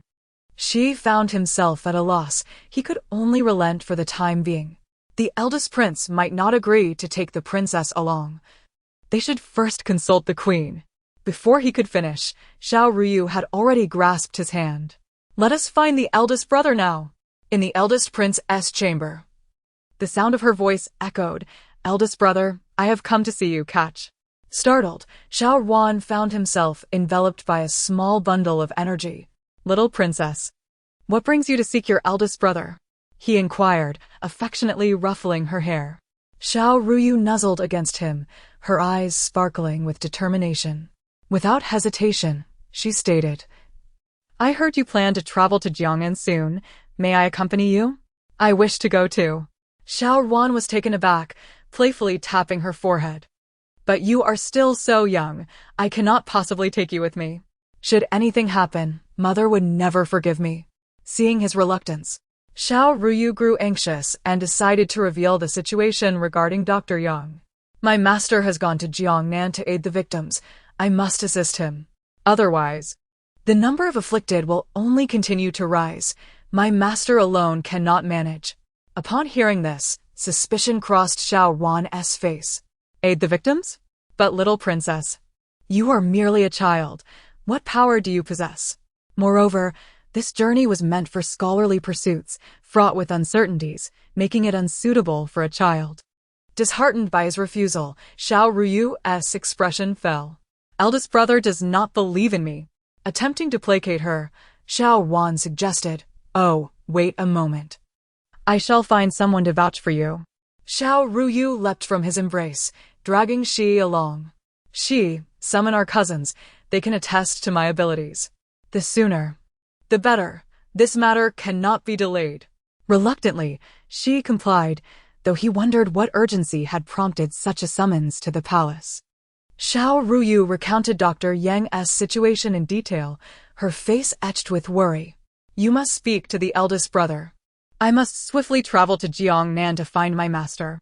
Leave this to us. We shall ensure the little princess is praised to the heavens, they assured her. Xiao Ruyu chuckled. That is not necessary. I merely need the eldest brother to believe in me. As the three of them stood before him, Xiao Ruan sighed, resting his forehead in resignation. Has the little princess summoned reinforcements? Setting aside his poetry, he listened intently as they recounted Xiao Ruyu's heroic deeds. Indeed, during the plague in the capital, her prescriptions proved even more effective than Dr. Yang's. Yes, and the divine water she provided us afterward was nothing short of miraculous. We witnessed its efficacy firsthand. We believe the little princess possesses such capabilities. Chapter 99. Escaping the imperial palace, observing the earnest expressions on their faces. Xiao Ruan felt a mix of belief and skepticism. Could it truly be so? Was the little princess not conspiring with the two of you to deceive this prince? I swear, if there is even a hint of falsehood, I shall. Perhaps I shall leave that for another time. Duan Yiling lowered his head, stealing glances at Xiao Ruan from time to time. Xiao Ruan's expression softened considerably as he picked up Xiao Ruyue. No. Xiao Ruyue clung to his neck with an innocent look. Father would never allow me to go. Big brother can quietly take me along. I promise I won't cause you any trouble. This. Xiao Ruan appeared conflicted. Rest assured, big brother, the little princess is quite clever. She may even prove valuable. Duan Yiling quickly added upon seeing Xiao Ruan's hesitation. Under their persuasion, Xiao Ruan ultimately agreed. Fearing the palace attendants might find out, he hastily began to pack some belongings. As he rummaged through his things, he heard Xiao Rujin's voice from behind. Sister, are you going to Jiangnan? Turning around, Xiao Ruyue saw Xiao Rujin standing at the door, staring intently at her. How did you get out of bed? The master said you need to rest more. She approached and took Xiao Rujin's small hand, her tone laced with concern. I'm fine now, Xiao Rujin replied, glancing at the luggage in her sister's hand. Aware of the plan coming to fruition. How about it? My idea is brilliant. Isn't it? Shouldn't you reward me? Seeing him seek praise, Xiao Ruyue playfully pinched his palm. Hearing his words, a warm current flowed through her heart.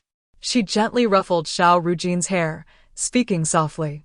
Xiao Ruyue extended her arms and embraced Xiao Rujin tightly. Xiao Rujin solemnly nodded in agreement.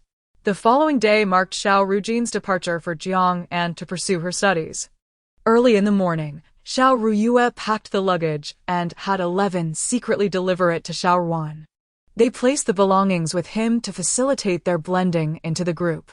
As the prince prepared for his educational journey, the palace held a grand farewell ceremony for Xiao Ruan, with sounds of drums and gongs resounding throughout. At noon, in front of the main hall, several lion dancers celebrated his departure with rhythmic drumming. The lively lion dance at the entrance was a magnificent spectacle. This journey would surely not disappoint. Xiao Ruan was determined to internalize all that he saw and learned. Emperor Shanwen patted Xiao Ruan on the shoulder, his eyes filled with trust. Xiao Ruan nodded earnestly. I will not fail to meet the expectations of my father and mother. With that, he turned and made his way through the lion dancers to the waiting carriage.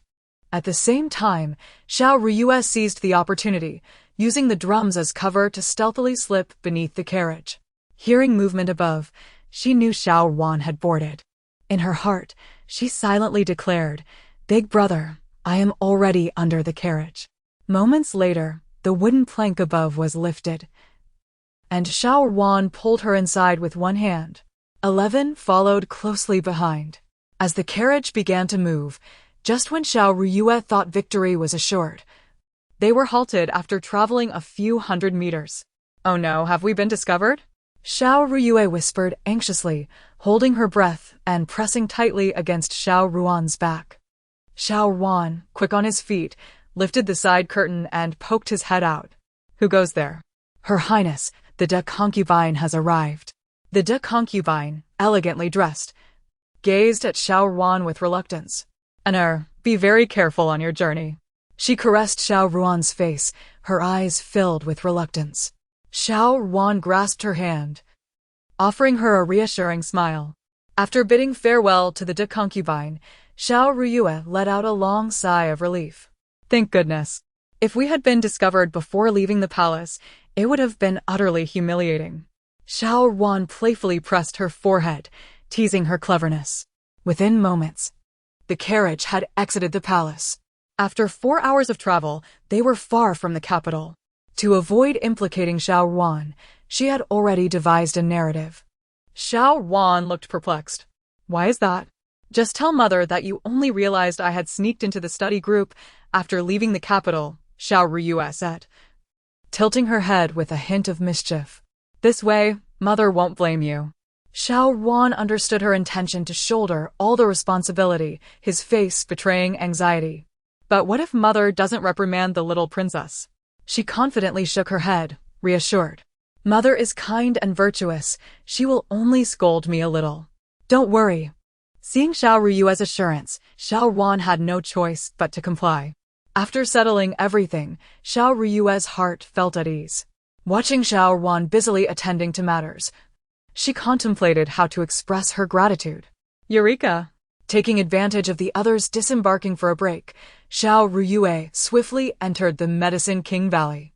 She headed straight to the back mountain, searching for various medicinal herbs, Songmu, Huangbai, Yuanji. 11 remained vigilantly by her side, wary of anyone noticing anything unusual. With a handful of herbs in hand, she waited for Xiao Ruan to finish resting before offering them to him. What are these? Xiao Ruan asked, bewildered by the assortment of herbs. Xiao Ruyu's large eyes sparkled with confidence as she looked at him. These are all precious items. Big brother need only take them to know their worth. Chapter 100. Resting at the post station, Xiao Ruan hesitated for only half a second before placing the herbs into his mouth.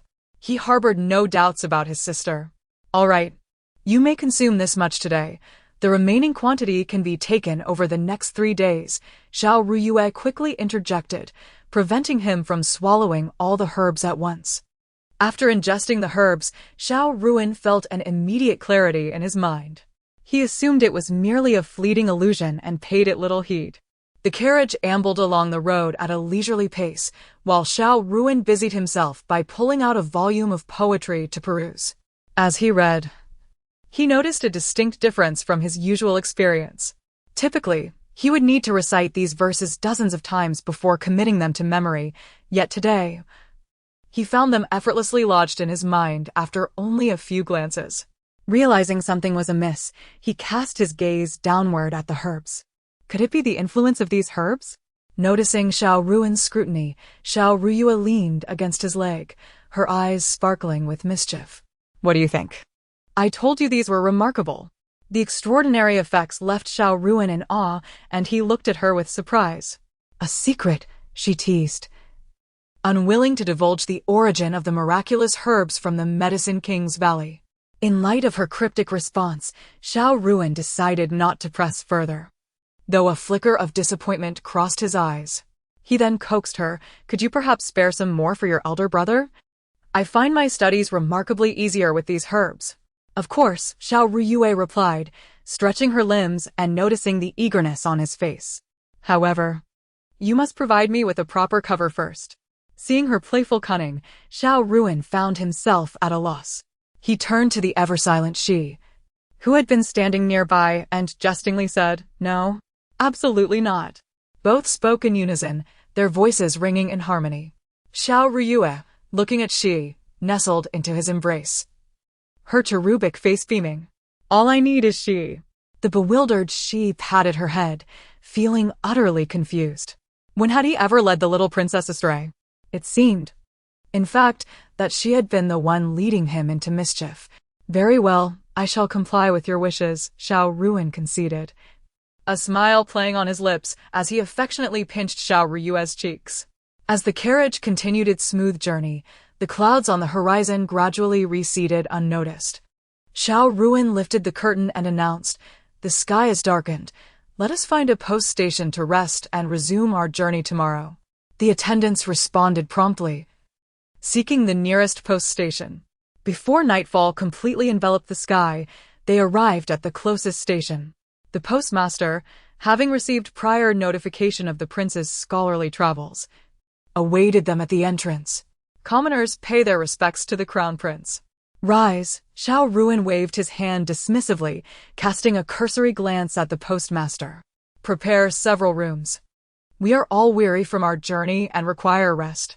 Yes, your highness, the postmaster quickly led them to the rooms that had been prepared in advance. Without a moment's thought, Xiao Ruyu headed towards Shi's room, as she was accustomed to sleeping beside him. Not 2 steps later, her collar was seized by Xiao Ruin. Where do you think you are going, little princess? He asked, perplexed. She pointed towards Shi without hesitation. I am, of course, going to sleep with Shi. Upon hearing this, Xiao Ruin's brow furrowed tightly, a trace of displeasure flickering in his eyes. No, it is inappropriate for a princess of your stature to share a room with a guard.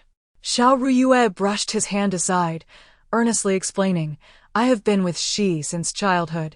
There is no distinction of status between us. Xiao Ruin hesitated, struggling to articulate his thoughts. That is not the point, dear sister. It is simply, there is a difference between genders. Tonight, I will have a maid attend to you. You shall sleep in the room next to mine. With that, he disregarded Xiao Ruyu's protests and unceremoniously carried her into a room. Brother, I often sleep with Shi in the palace. Xiao Ruyu pouted, her small lips forming a sulky expression. Xiao Ruin spoke to her with earnestness. It is one thing for mother to indulge you, but now that we are outside, and you bear the title of princess, we must avoid any potential scandal. He gestured toward the postmaster downstairs. If this were to reach the common folk, they would surely gossip. Xiao Ruyu understood her brother's intentions were for her own good, yet she remained reluctant. After Xiao Ruin departed, a waiting maid entered, bowing respectfully. Your Highness, I shall sleep on the floor beside you. If you require anything, please do not hesitate to call. Feeling a surge of frustration, Xiao Ruyu pointed towards the door.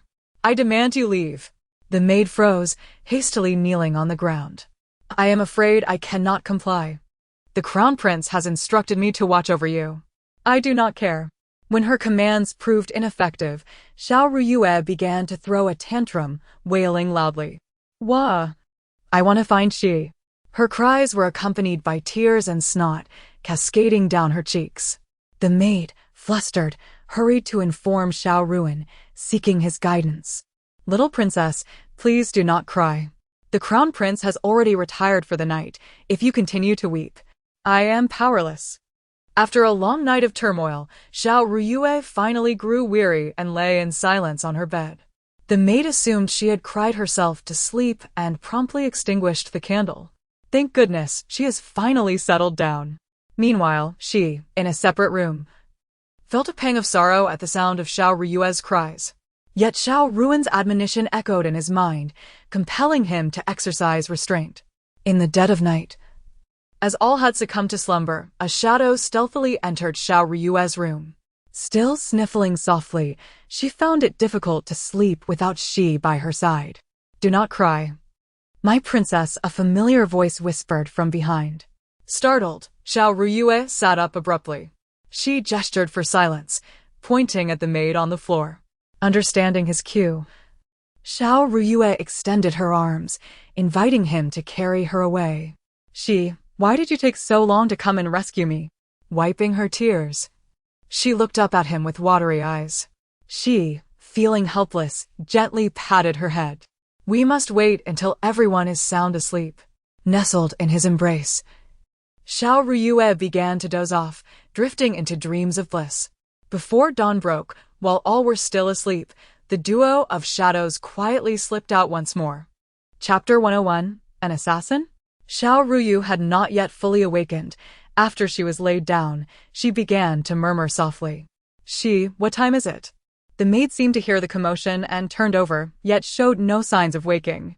She quickly covered her mouth, and upon seeing the maid's stillness, she sighed in relief. Leaving the warmth of her embrace, she stretched lazily and felt a twinge of melancholy. At breakfast the next day, Xiao Ruan glanced at Xiao Ruyu, noticing her drooping head, indicating she was still upset. He eagerly lifted a pastry from the table, his tone infused with concern. Little princess, do try this. Thank you, Brother Huang, Xiao Ruyu replied listlessly, ignoring the pastry he offered. Xiao Ruan's outstretched hand froze in midair, and the atmosphere grew palpably awkward. Seeing this, she stepped in between them, taking the pastry and placing it before Xiao Ruyu. Letter from the capital. At that moment, a servant rushed in, shattering the uncomfortable silence. He knelt before Xiao Ruan, presenting a letter. Ruan, since Yue has accompanied you, you must take good care of her. She has a bit of a temper, so I hope you will be more accommodating. The journey is long. May you travel safely. It was a letter from their mother. Xiao Ruan exclaimed in surprise. With the Empress having sent a message instructing him to look after Xiao Ruyu, he felt a sense of relief. Upon hearing these words, Xiao Ruyu's small face, previously sullen, brightened. As she read the contents of the letter, she thought to herself, Mother truly understands and cares for me the most. This sentiment reached Xiao Ruan's ears, and he extended his hand, wishing to pat her head. Noticing his subtle gestures, Xiao Ruyu realized that her previous actions had likely hurt him. A pang of guilt flickered in her heart. Although she was still somewhat angry with Xiao Ruan, her ire had diminished significantly. She took a piece of jujube cake from the table and stuffed it into her mouth, savoring the sweet flavor. Her cheeks puffed as she spoke. This jujube cake is indeed delicious. Thank you, Brother Huang. Observing her voracious appetite, Xiao Ruan couldn't help but smile. Do not rush. It's all for the little princess. That night, they stayed at the same place for another night. Xiao Ruyu, reflecting on the day's events, decided not to make things difficult for Xiao Ruan and, after dinner, voluntarily retreated to her own room. When the maid came to attend to her that evening and found her resting early, she sighed in relief, grateful not to be troubled today. After extinguishing the candle, she lay down on the floor, not far from the bed. In the pitch-black night, her bright eyes darted around. Hearing the maid's steady breathing, she quietly slipped out of bed. Holding her breath, she tiptoed on her little feet. How could she be so obedient? Cautiously opening the door, she made her way towards Shi's room. At the door, she cracked it open and silently thought, Shi, it's me. I'm here to find you. She peeked out, quickly scanning the area for any sign of others, then swiftly pulled her inside. In the darkness, no one noticed Xiao Ruan's door slightly ajar. Standing at the threshold, Xiao Ruan's gaze fell upon Xi's door, and after a moment of exasperation, he shook his head. Very well, if the little princess wishes it, let her be. The next day, as dawn broke, they set off on their journey. The further south they traveled, the milder the weather became. Xiao Ruyu lifted the curtain of the carriage, gazing curiously at the scenery outside. Since arriving here, she had yet to venture far. The melodious chirping of birds and fragrant flowers filled her senses, washing away the weariness of the long journey. After crossing a tumultuous river, the sky gradually darkened with clouds. As they progressed further, a dampness began to permeate the air. Xiao Ruan pulled out a map for a glance, his brow slightly furrowing. Ahead lay the Jiangnan region. It would not be long before rain began to fall. Xiao Ruyu also sensed the shift in the weather. The boundary of the rain was strikingly clear.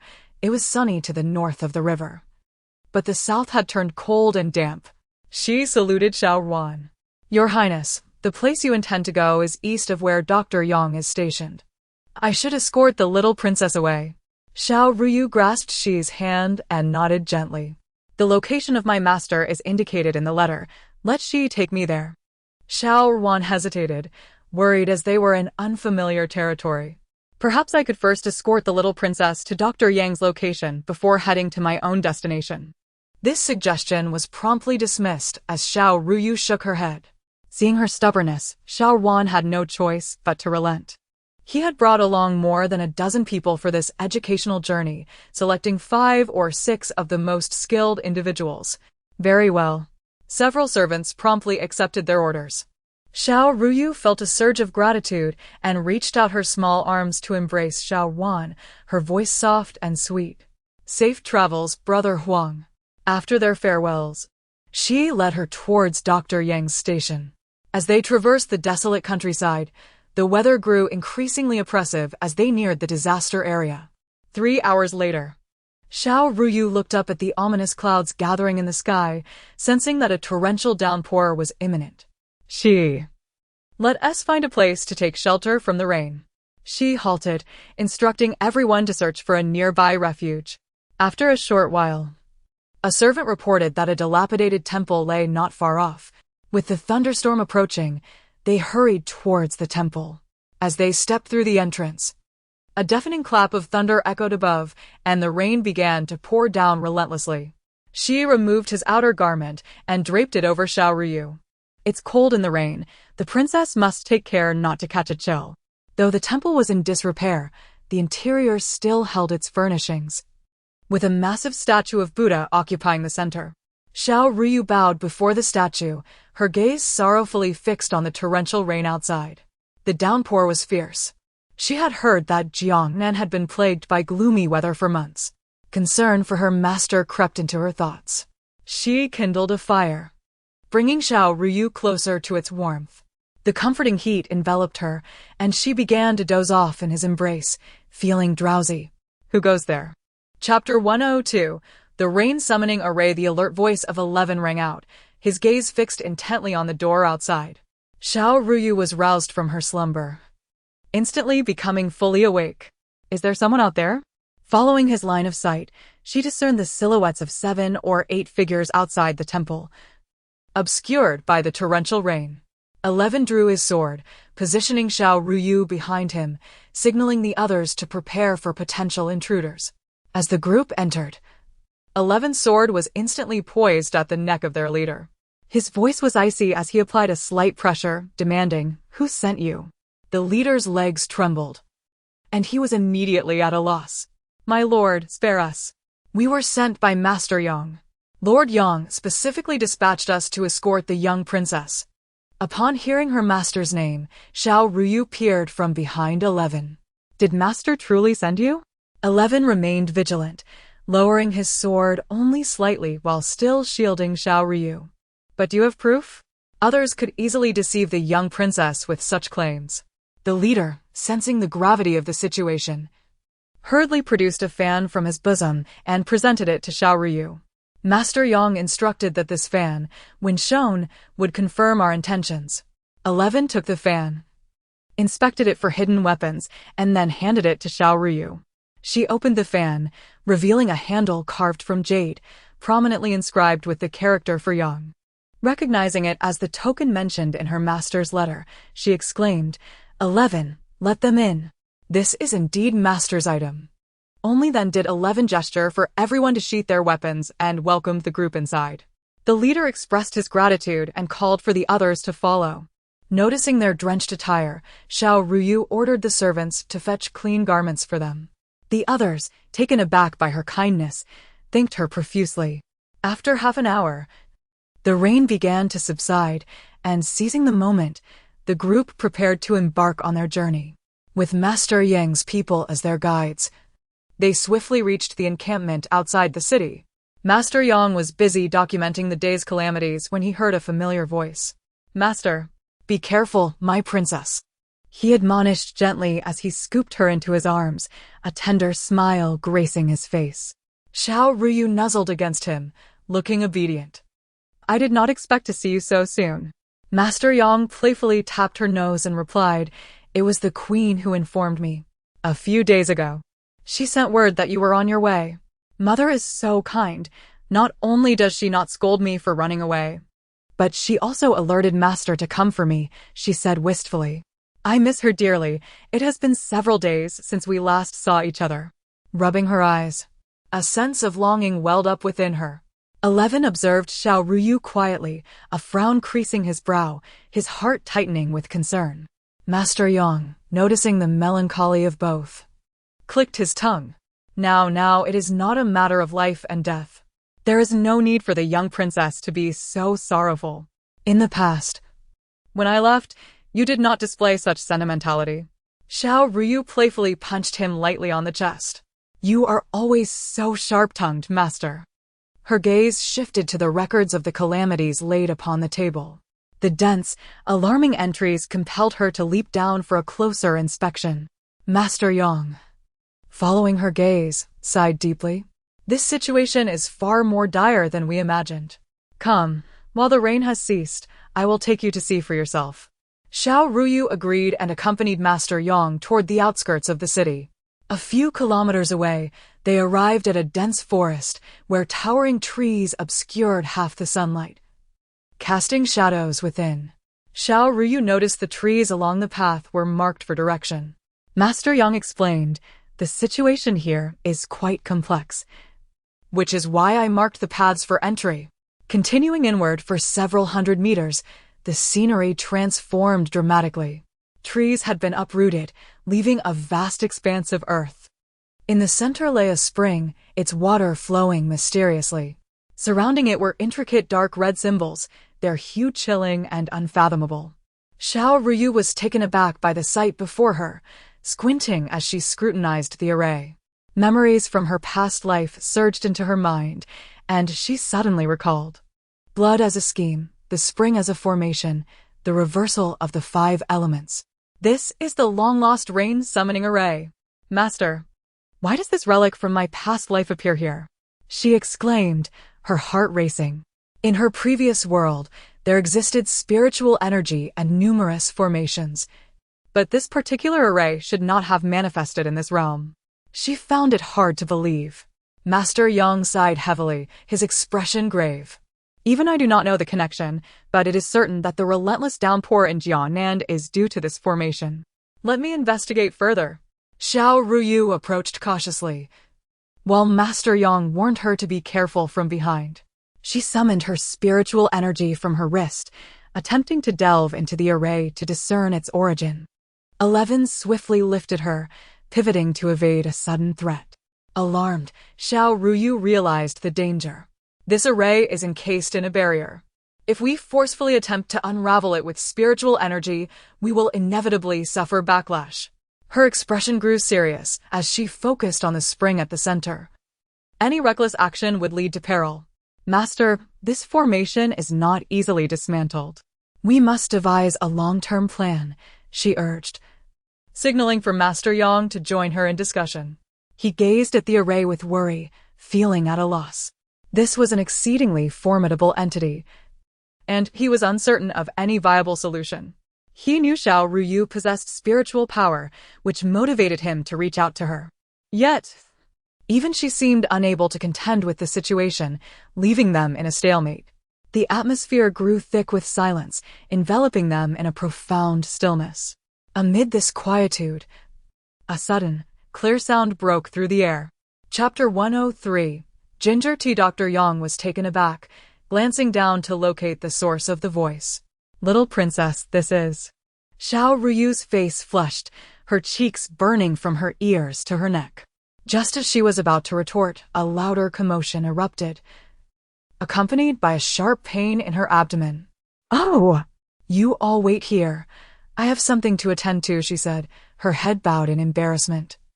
Before dashing into the nearby woods, Dr. Yang quickly grabbed her arm, suppressing a laugh. "Don't follow her. If you do, the princess will ignore you for several days." It was only then that she realized, feeling a bit sheepish as he scratched his head.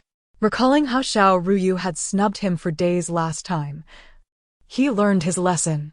Dr. Yang nodded, watching Shi's retreating figure, resting his chin in contemplation. This Shi was surprisingly attentive to his precious apprentice. After a bout of relief, the agonizing pain in Xiao Ruyu's abdomen subsided somewhat. Yet, having embarrassed herself in front of so many, she covered her face, feeling unworthy to face Shi again. "It's all this wretched weather's fault. It made me catch a chill and suffer from diarrhea." In a fit of anger, she kicked a small stone away, contemplating an escape. With her head bowed, she could not bear to confront Shi. Dr. Yang's voice broke her reverie, tinged with suppressed amusement. "Master, you're teasing me again." Xiao Ruyu exclaimed, raising her head in indignation, only to find it was merely Dr. Yang. She scanned the surroundings, but saw no sign of Shi. Relieved, she exhaled audibly. Her gaze settled on the rain-calling formation, her eyes gleaming with determination. This formation has seized the fortunes of this place, which explains the prolonged suffering of the victims. Surely, someone has orchestrated this from behind the scenes, causing unrest among the populace. Upon returning to their quarters, the two delved into the intricacies of the formation. As Xiao Ruyu examined the map drawn by Dr. Yang, she realized the forest was vast, intersecting the 4 major cities of Jiangnan. She pointed to the location of the formation on the map, situated in a prime geomantic site. Facing south and shaded, it was ideally suited for such an arrangement, indicating the formation's creator had invested considerable thought. The pressing question was how to shatter the formation in one decisive strike. Xiao Ruyu fell into deep contemplation, her mind racing back to the peculiar spring she had encountered. Why was there a spring in a place devoid of water? Could it be that a river flows beneath this forest? The rain-calling formation undoubtedly relied on a steady stream, and if that were indeed the case, that river must be the key to breaking the formation. "Master, we must return to the formation's core tomorrow. I have some hypotheses that require verification," she declared, walking into the room while searching for Shi. After a thorough glance around, she found no trace of him. Just as she was pondering this, she pushed open the door to their quarters, and a strong scent of ginger assaulted her senses. She instantly wrinkled her nose and waved her hand. The smell was overwhelmingly potent, causing her discomfort. Inside, smoke swirled around, and in the center, a figure busied himself. Upon closer inspection, she recognized the missing Shi. "Shi, what on earth are you brewing?" "It smells dreadful," Xiao Ruyu inquired, approaching curiously to see a pot of dark yellow tea. Shi, noticing the princess's chill, insisted, "This ginger soup is excellent for the stomach. Drink it while it's hot."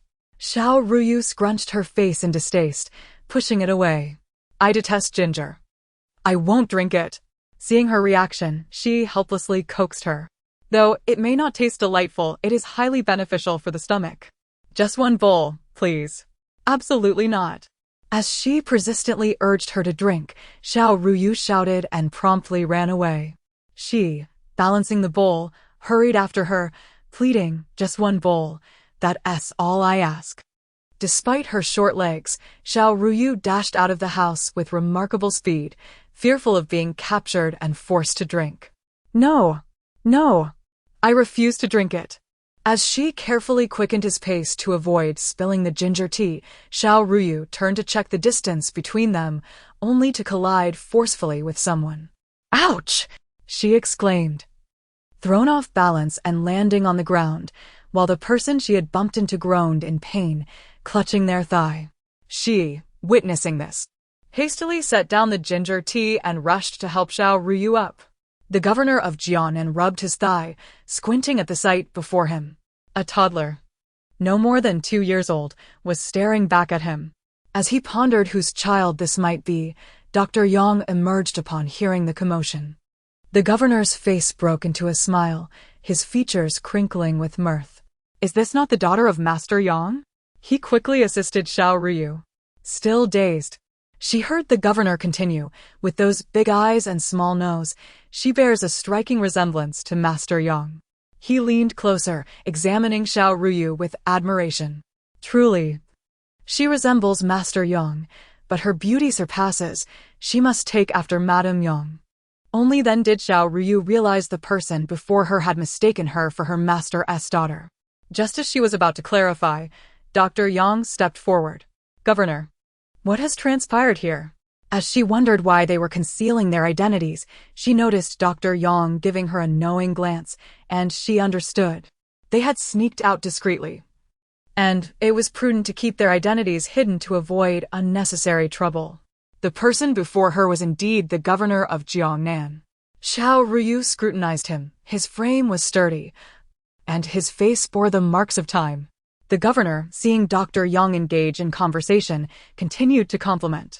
You are truly fortunate, Master Yang, to have such a stunning wife and a clever daughter. What more could one desire in life? Hearing his flattery, both Dr.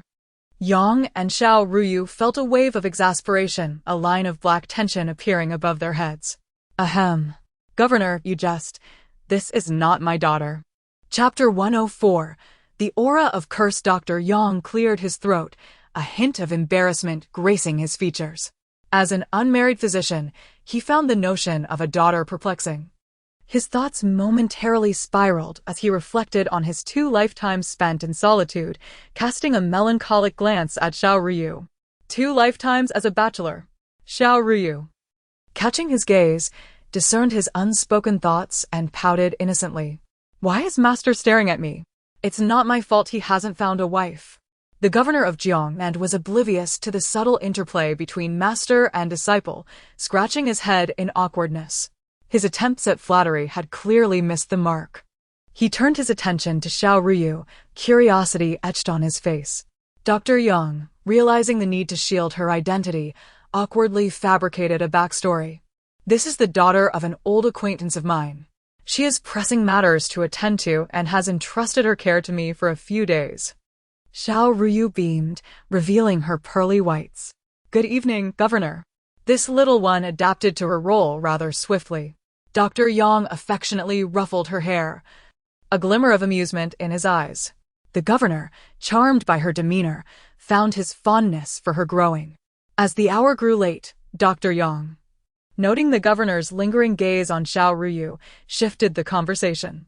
My mind is wandering. I almost forgot. The governor, suddenly recalling his purpose, looked troubled, his expression rife with concern. In recent days, all the officials managing disaster relief in the county have fallen ill. We are severely understaffed, and assistance is desperately needed in the disaster-stricken areas. The governor bowed to Dr. Yang, his eyes pleading.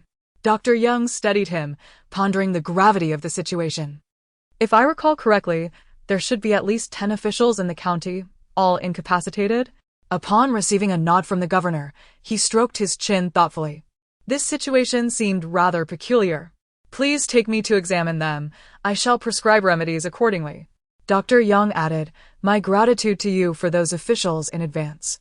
The governor expressed his deep appreciation, bowing repeatedly. Why not let me help Master diagnose the illness? Xiao Ruyu pouted, tugging at Dr. Yang's hand. He sighed, hesitating as he considered her request. The little princess was not in the best of health and required rest. Moreover, the exact nature of the illness was still unknown. Should it be a mysterious plague, It would be ill-advised for her to accompany him. With a firm gesture, he gently removed her hand and departed with his medical kit. If you don't want me to go, then I won't. Xiao Ruyu plopped down on a chair, sulking, yet her eyes remained glued to Dr. Yang's retreating figure. The moment he stepped outside, she sprang from her seat. 11, quickly, let's follow Master.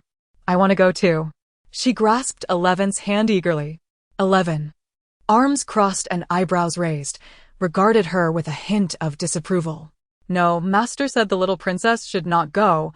It is for your own good. Unless... A mischievous glint flashed in his eyes. Xiao Ruyu, not hesitating, inquired, unless what? 11 produced a bowl of ginger soup from behind, placing it before her. If the little princess drinks this bowl, I will agree to take her along. Xiao Ruyu gritted her teeth, attempting to negotiate.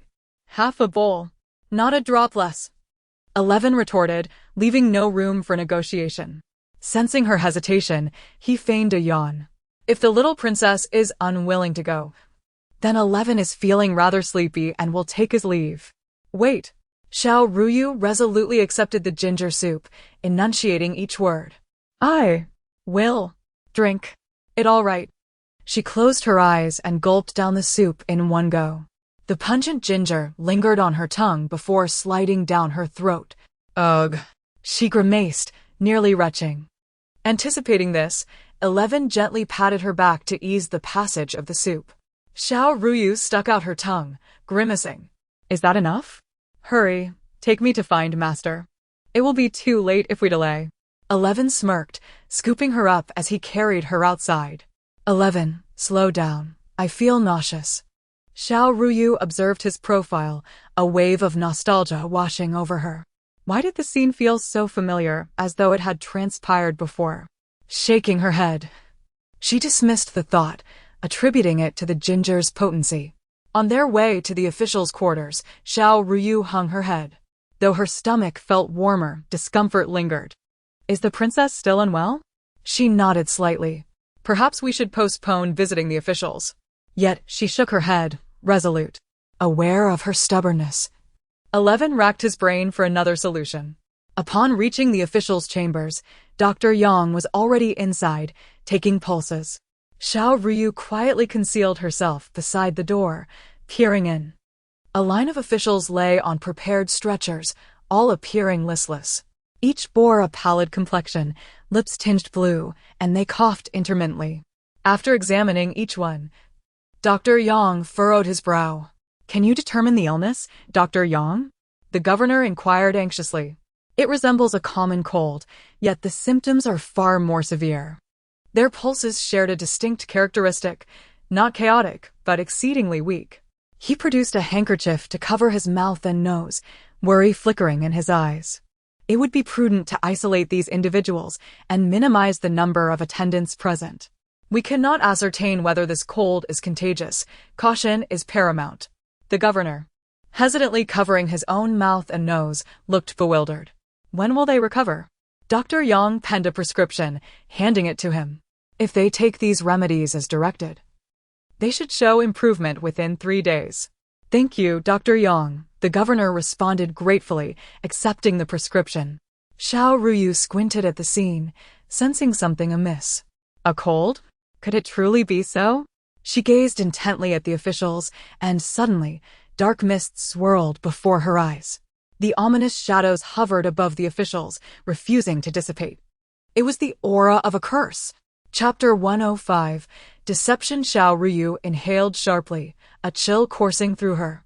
In her previous life, she possessed the clarity to perceive the fates of others, but in this lifetime, though devoid of such abilities, she could still vaguely sense certain ominous presences. The dark entities surrounding her were unmistakably cursed. Attempting to treat them as mere ailments would only exacerbate the situation. Gurgle, gurgle. Before Xiao Ruyu could convey the truth to Physician Yang, her stomach betrayed her with an embarrassing growl. 11 quickly repositioned her, trying to muffle the sound. Yet, the noise caught the attention of the governor of Jiangnan, who glanced curiously towards the door. What was that sound? Cough, cough. Physician Yang immediately recognized it as his insignificant disciple, making another appearance. He cleared his throat to cover the noise. It was late. It must be Ziyuan. The governor did not dwell on it and nodded. Indeed, it has been a taxing day for you, my lord. After exchanging pleasantries, both men exited the room. As they passed the door, Physician Yang cast a discreet glance outside, finding it empty. It seemed the two little rascals had slipped away. Along the way, Xiao Ruyu clung to 11's neck, resting her head on his shoulder as she turned to look back. Seeing that the governor had not followed, she sighed in relief. Thankfully, her master had provided cover. She patted her chest in gratitude, though her stomach continued to churn. Noticing her pale complexion, 11 spoke with concern. Little princess, you must consume more ginger soup, otherwise, your stomach won't recover. I refuse. I would rather endure the pain than drink that vile ginger soup. How unbearably bitter it is. The mere thought of that bowl of yellowish ginger soup made her stomach churn anew. 11 caught her words. Was the little princess complaining about the bitterness? After returning to their room, 11 took the remaining ginger soup outside. Seeing his actions, Xiao Ruyu assumed he had finally decided to spare her and sprawled out on the bed. After a long day of discomfort, she relished the chance to finally rest. However, less than the time it takes for an incense stick to burn, just as Xiao Ruyu was drifting into sleep, the unmistakable scent of ginger wafted into the room. She sniffed the air and confirmed it was indeed the ginger soup. 11. I told you I won't drink it. Xiao Ruyu sprang from her bed like a fish leaping from water, tearfully gazing at 11 as he entered with a steaming bowl of ginger soup. 11 placed the bowl in front of her. When she turned her head away, he simply positioned it on the other side. Seeing her obstinacy, a slight smile tugged at the corners of his mouth. As the ginger soup vanished from view, Xiao Ruyu's confusion mounted until she heard 11's voice. Little princess, what do you see here? She looked at his palm, where several brightly colored candies lay, quietly awaiting her attention. Where did you get this candy? Xiao Ruyu perked up, leaning forward from the bed to grasp the candy. 11 deftly withdrew his hand, leaving her empty-handed. If you desire the candy, you may partake in the medicine. He placed the candy into his sleeve and lifted the bowl of ginger soup. After taking a hearty sip, he offered her a piece. Xiao Ruyu gazed at the bowl of ginger soup, licking her lips. Well, what of it?